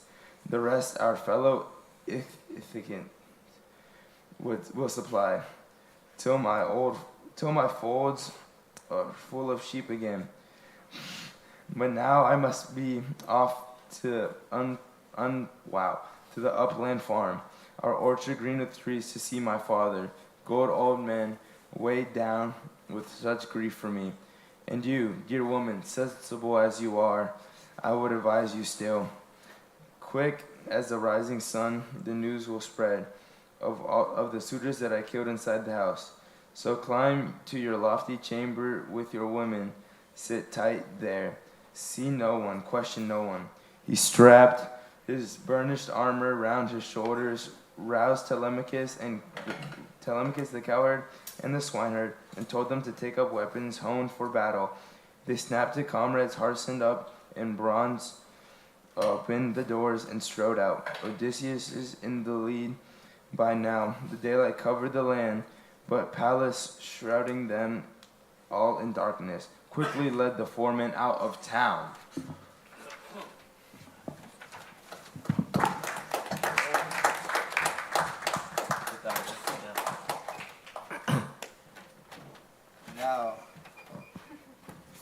Now, Selene and Hermes called away the suitors' ghosts, holding firm in his hand the wand of fine, pure gold that enchants the eyes of men whenever Hermes wants or wakes us up from sleep. With a wave of this, he stirred and led them on, and the ghosts trailed after with high, thin cries, as bats cry in the depths of a dark, haunted cavern, shrilling, flittering, wild when one drops from the chain, slip from the rock face, while the rest cling tight. So with their high, thin cries, the ghosts flocked now, and Hermes the healer led them on. And down the dank, moldering paths, and past the ocean streams, they went and past the white rock, and the sun's western gates, and past the land of dreams. And they soon reached the fields of asphodel, where the dead the burnt-out wraiths of mortals make their home. There they found the ghosts of Peleus' son Achilles, Patroclus, fearless Antilochus, and great Ajax too, the first in stature, first in build and bearing of all the Argives after Peleus' matchless son. They had grouped around Achilles' ghost, and now the shade of Atreus' son Agamemnon marched towards them, fraught with grief and flanked by all his comrades. Troops of his men-at-arms who died beside him, who met their fate in Lord Aegisthus' halls. Achilles' ghost was first to greet him. Agamemnon, you were the one we thought. Of all our fighting princes, Zeus, who loves the lightning, favored most all your days, because you commanded such a powerful host of men on the fields of Troy where we Achaeans suffered. But you were doomed to encounter fate so early. You too, yet no one born escapes its deadly force. If only you had died your death in the full flush of the glory you had mastered, died on Trojan soil, then all united Achaea would have raised your tomb, and you'd have won your son a great fame for years to come. Not so. You are fated to die a wretched death. And the ghost of Atreides, Agamemnon, answered, Son of Peleus, great godlike Achilles, happy man, you died on the fields of Troy, a world away from home, and the best of Trojan and Argive champions died around you, fighting for your corpse. And you, there you lay in the whirling dust, overpowered in all your power, and wiped from memory all your horseman skills, that the whole day we fought. We'd never have stopped if Zeus had not stopped with us sudden gales. Then we bore you out the fighting onto the ships. We laid you down on a litter, cleansed your handsome flesh with warm water and soothing oils, and round your body troops of Danaans wept hot tears and cut their locks. Hearing the news, your mother Thetis rose from the sea, immortal sea nymphs in her wake, and a strange unearthly cry came throbbing over the ocean. Terror gripped Achaea's armies. They would have leapt in panic, boarded the long hollow ships, if one man, deep in his age-old wisdom, had not checked them. Nestor, from the first, his counsel always seemed the best, and now concerned for the ranks, he rose and shouted, Hold fast, Argives, sons of Achaea, don't run now. This is Achilles' mother, rising from the sea, with all her immortal sea nymphs. She longs to join her son who died in battle. That stopped our panic forces in their tracks, as the old man of the sea's daughters gathered round you, wailing heartsick, dressed you in ambrosial, deathless robes, and the muses, 9 in all, voice to voice in choirs, their vibrant music rising, raised your dirge. Not one soldier would you have seen dry-eyed. The muses' song so pierced us to the heart. For 17 days unbroken, days and nights, we mourned you, immortal gods and mortal men. At the 18th dawn, we gave you the flames, and slaughtered around your body droves of fat sheep and shambling longhorn cattle, and you were burned in the garments of the gods, and laid with soothing oils, and honey running sweet, and a long cordage of Argive heroes paraded in review, in battle armor round your blazing pyre. Men in chariots, men on foot, a resounding roar went up, and once the god of fire had burned your corpse to ash, at first light we gathered your white bones, Achilles, cured them in strong, neat wine and seasoned oils. Your mother gave us a gold, 2-handled urn, a gift from Dionysus, she said, a masterwork of the famous smith, the god of fire. Your white bones rest in that, my brilliant Achilles, mixed with the bones of dead Patroclus, Menoetius' son, apart from those of Antilochus, whom you treasured more than any other comrades, once Patroclus died. Over your bones were reared a grand noble tomb, devoted veterans all, Achaea's combat forces, high on its jutting headland over the Hellespont's broad reach, a landmark glimpsed from far out at sea by men of our own day and men of days to come. And then your mother, begging the gods for priceless trophies, set them out in the ring for all our champions. You in your day have witnessed funeral games for many heroes, games to honor the death of kings, which young men cinch their belts, tends to win some prize. But if you'd laid eyes on these, it would have thrilled your heart. Magnificent trophies the goddess, glistening-footed Thetis, held out in your honor. You were dear to the gods, so even in death your name will never die. Great glory is yours, Achilles, for all time in the eyes of all mankind. But I, what joy for me when the coil of war had worn down. For my return, Zeus hatched a pitiful death at the hands of Aegisthus and my accursed wife. As they exchanged the stories of their fates, Hermes the guide and giant killer drew up close to both, leading down the ghosts of the suitors King Odysseus killed.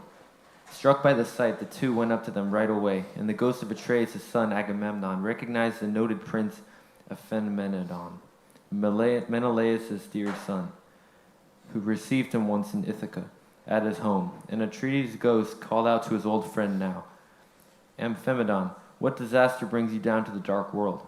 All of you good-picked men, and all in your prime, no captain out to recruit the best in any city could have chosen better. What laid you low? Wrecked in the ships when Lord Poseidon roused some punishing blast of gales and heavy breakers? Or did ranks of enemies mow you down on land as you tried to raid and cut off herds and flocks, or fought to win their city, take their women? Answer me, tell me. I was once your guest. Don't you recall the day I came to visit your house in Ithaca? King Menelaus came too, to urge Odysseus to sail with us in the ships on our campaign to Troy. And the long, slow voyage crosses the wastes of ocean, cost us 1 whole month. That's how it was hard to bring him round, Odysseus, raider of cities. Famous Atreides, Amphimedon's ghost called back, Lord of Agamemnon, I remember it all, your majesty, as you say, and I will tell you, start to finish now, the story of our death. The brutal end contrived to take us off. We were courting the wife of Odysseus, gone so long. She neither spurned nor embraced the marriage she despised. No, she simply planned our death, our black doom. This was her latest masterpiece of guile. She set up a great loom in the royal halls, and she began to weave, and the weaving fine spun, the yarns endless, and she would lead us on. Young men, my suitors, now that King Odysseus is no more, go slowly, keen as you are to marry me, until I can finish off this web, so my weaving won't all fray and come to nothing. This is a shroud for old Laertes, for that day when the deadly fate that lays us out at last will take him down. I dread the shame my countrywomen would heap upon me. Yes, if a man of such wealth should lie in state without a shroud for cover. Her very words, and despite our pride and passion we believed her. So by day she'd weave her great and growing web. By night, by the light of torches set beside her, she would unravel all she'd done. 3 whole years she deceived us blind, seduced us with this scheme. Then, when the wheeling seasons brought the 4th year on, and the month waned, and long days came round once more, one of her women, in the queen's secret, told the truth, and we caught her in the act, unweaving her gorgeous web. So she finished it off. Against her will, we forced her. But just as she bound off that great shroud and washed it, spread it out, glistening like the sunlight or the moon, just then some wicked spirit brought Odysseus back, from God knows where, to the edge of his estate, where the swineherd kept his pigs. And back, too, to the same place came Odysseus' dear old son, scudding home in his black ship from sandy Pylos. The pair of them schemed our doom and our death trap, and then lit out for town. Telemachus first, in fact. Odysseus followed lather, led by the swineherd and clad in tatters, looking for all the world like an old and broken beggar, disguised so none of us, not even the older ones, could spot that tramp for the man he really was, bursting in on us there, out of the blue. No, we attacked him, blows and insults flying fast, and he took it for all the time, in his own house, all the taunts and blows. He had a heart of iron. But once the will of thundering Zeus had roused his blood, he and Telemachus bore off the burnished weapons and stowed them deep in a storeroom, shot the bolts, and he, the soul of cunning, told his wife to set the great bow and the gleaming iron axes out before the suitors. All of us doomed now to test our skill and bring our slaughter on. None of us had the strength to string that powerful weapon. All of us fell short of what it took. But then when the bow was coming round to Odysseus' hands, we raised a hue and cry. He must not have it. No matter how he begged, only Telemachus urged him to take it up. And once he got it in his clutches, long-suffering great Odysseus strung his bow with ease and shot through all the axes. Then, vaulting onto the threshold, stood there poised, and pointing his flashing arrows out before him, glaring for the kill, he cut Antinous down and shot his painful arrows into the rest of us, aiming straight and true. And down we went, corpse on corpse, and drove. Clearly a god was driving him and all his henchmen, routing us headlong in their fury down the hall, wheeling into the slaughter, slashing left and right, and grisly screams broke from skulls cracked open, the whole floor awash with blood. So we died, Agamemnon. Our bodies lie untended, even now, strewn in Odysseus' palace. They know nothing yet.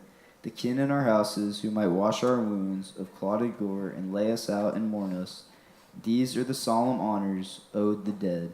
Happy Odysseus, Agamemnon's ghost cried out, son of old Laertes, mastermind, what a fine, faithful wife you won. What good sense resided in your Penelope. How well Icarius' daughter remembered you. Odysseus, the man she married once. The fame of her great virtue will never die.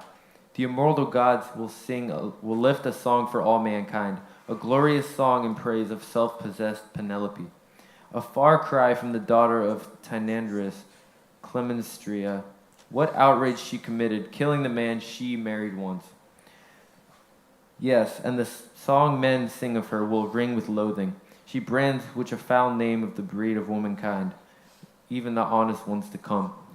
So they traded stories, the two ghosts standing there in the house of death, far in the hidden depths below the earth. Odysseus and his men had stridden down from town and quickly reached Laertes' large, well-tended farm that the old king himself had wrested from the wilds years ago, laboring long and hard. His lodge was here, and around it stretched a row of fields, of sheds, where field hands, bondsmen who did his bidding, sat and ate and slept. And an old Sicilian woman was in charge, who faithfully looked after her aged master, out on his good estate remote from town. Odysseus told his servants and his son, into the timberland lodge now, go quickly. Kill us the fattest pork or fix our meal, and I will put my father to the test. See if the old man knows me now on sight, or fails to after 20 years apart. With that, he passed his armor to his men, and in they went at once, his son as well. Odysseus wandered off, approaching the thriving vineyard, searching, picking his way down to the great orchard, searching, but found neither Dolius nor his sons, nor any hand. They just gone off, old Dolius in the lead, to gather stones for a dry retaining wall to shore the vineyard up. But he did find his father alone on that well-worked plot, spading round a sapling, clad in filthy rags, in a patched, unseemly shirt, and round his shins, too, he had some ox-hide leggings strapped, patched, too, to keep from getting scraped, and gloves on his hands to fight against the thorns, and on his head he wore a goatskin skull-cap to cultivate his misery that much more. Long-enduring Odysseus, catching sight of him now, a man worn down with years, his heart racked with sorrow, halted under a branching pear-tree, paused and wept, debating, head and heart, what should he do now? Kiss and embrace his father, pour out the long tale, how he had made the journey home to the native land, or probe him first and test him every way. Torn, mulling it over, this seemed better. Test the old man first, reproach him with words that cut him to the core. Convinced, Odysseus went right up to his father. Laertes was digging round the sapling head, bent low at his famous offspring, hovered over him and began, "You want no skill, old man, at tending a garden. All's well kept here. Not one thing in the plot. No plant, no fig, no pear, no olive, no vine, not a vegetable lacks your tender, loving care. But I must say, and don't be offended now, your plants are doing better than yourself, enough to be stooped with age. But look how squalid you are. Those shabby rags. Surely it's not for sloth your master lets you go to seed. There's nothing of slave about your build or bearing. I have eyes. You look like a king to me, the sort entitled to bathe, sup well, then sleep in a soft bed. That's the right and pride of you old-timers. Come now, tell me in no uncertain times, whose slave are you?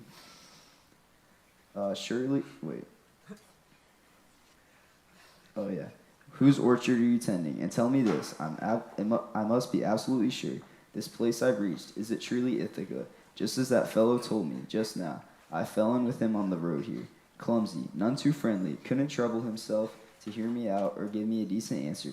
When I asked about a long-lost friend of mine, whether he's still alive somewhere in Ithaca or dead and gone already, lost in the house of death. Do you want to hear his story? Listen, catch my draft. I once played host to a man in my own country.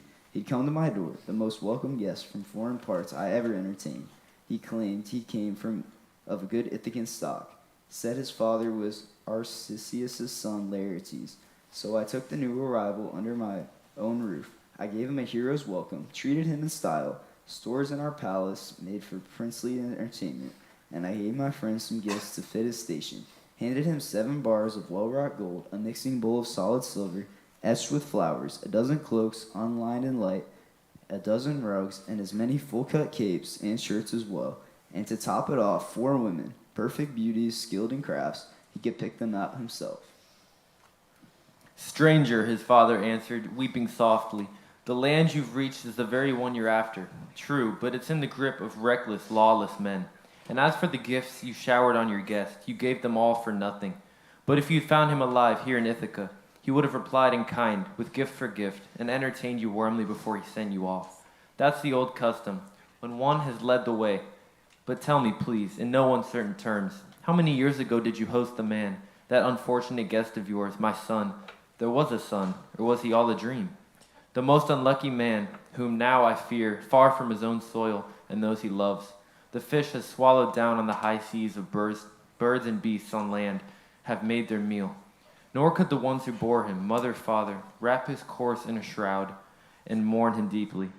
Nor could his warm, generous wife, so self-possessed, Penelope, ever keen for her husband on his deathbed, the fit and proper way, or close his eyes at last. These are the solemn honors owed the dead, but tell me your own story. That I'd like to know. Who are you? Where are you from? Your city? Your parents?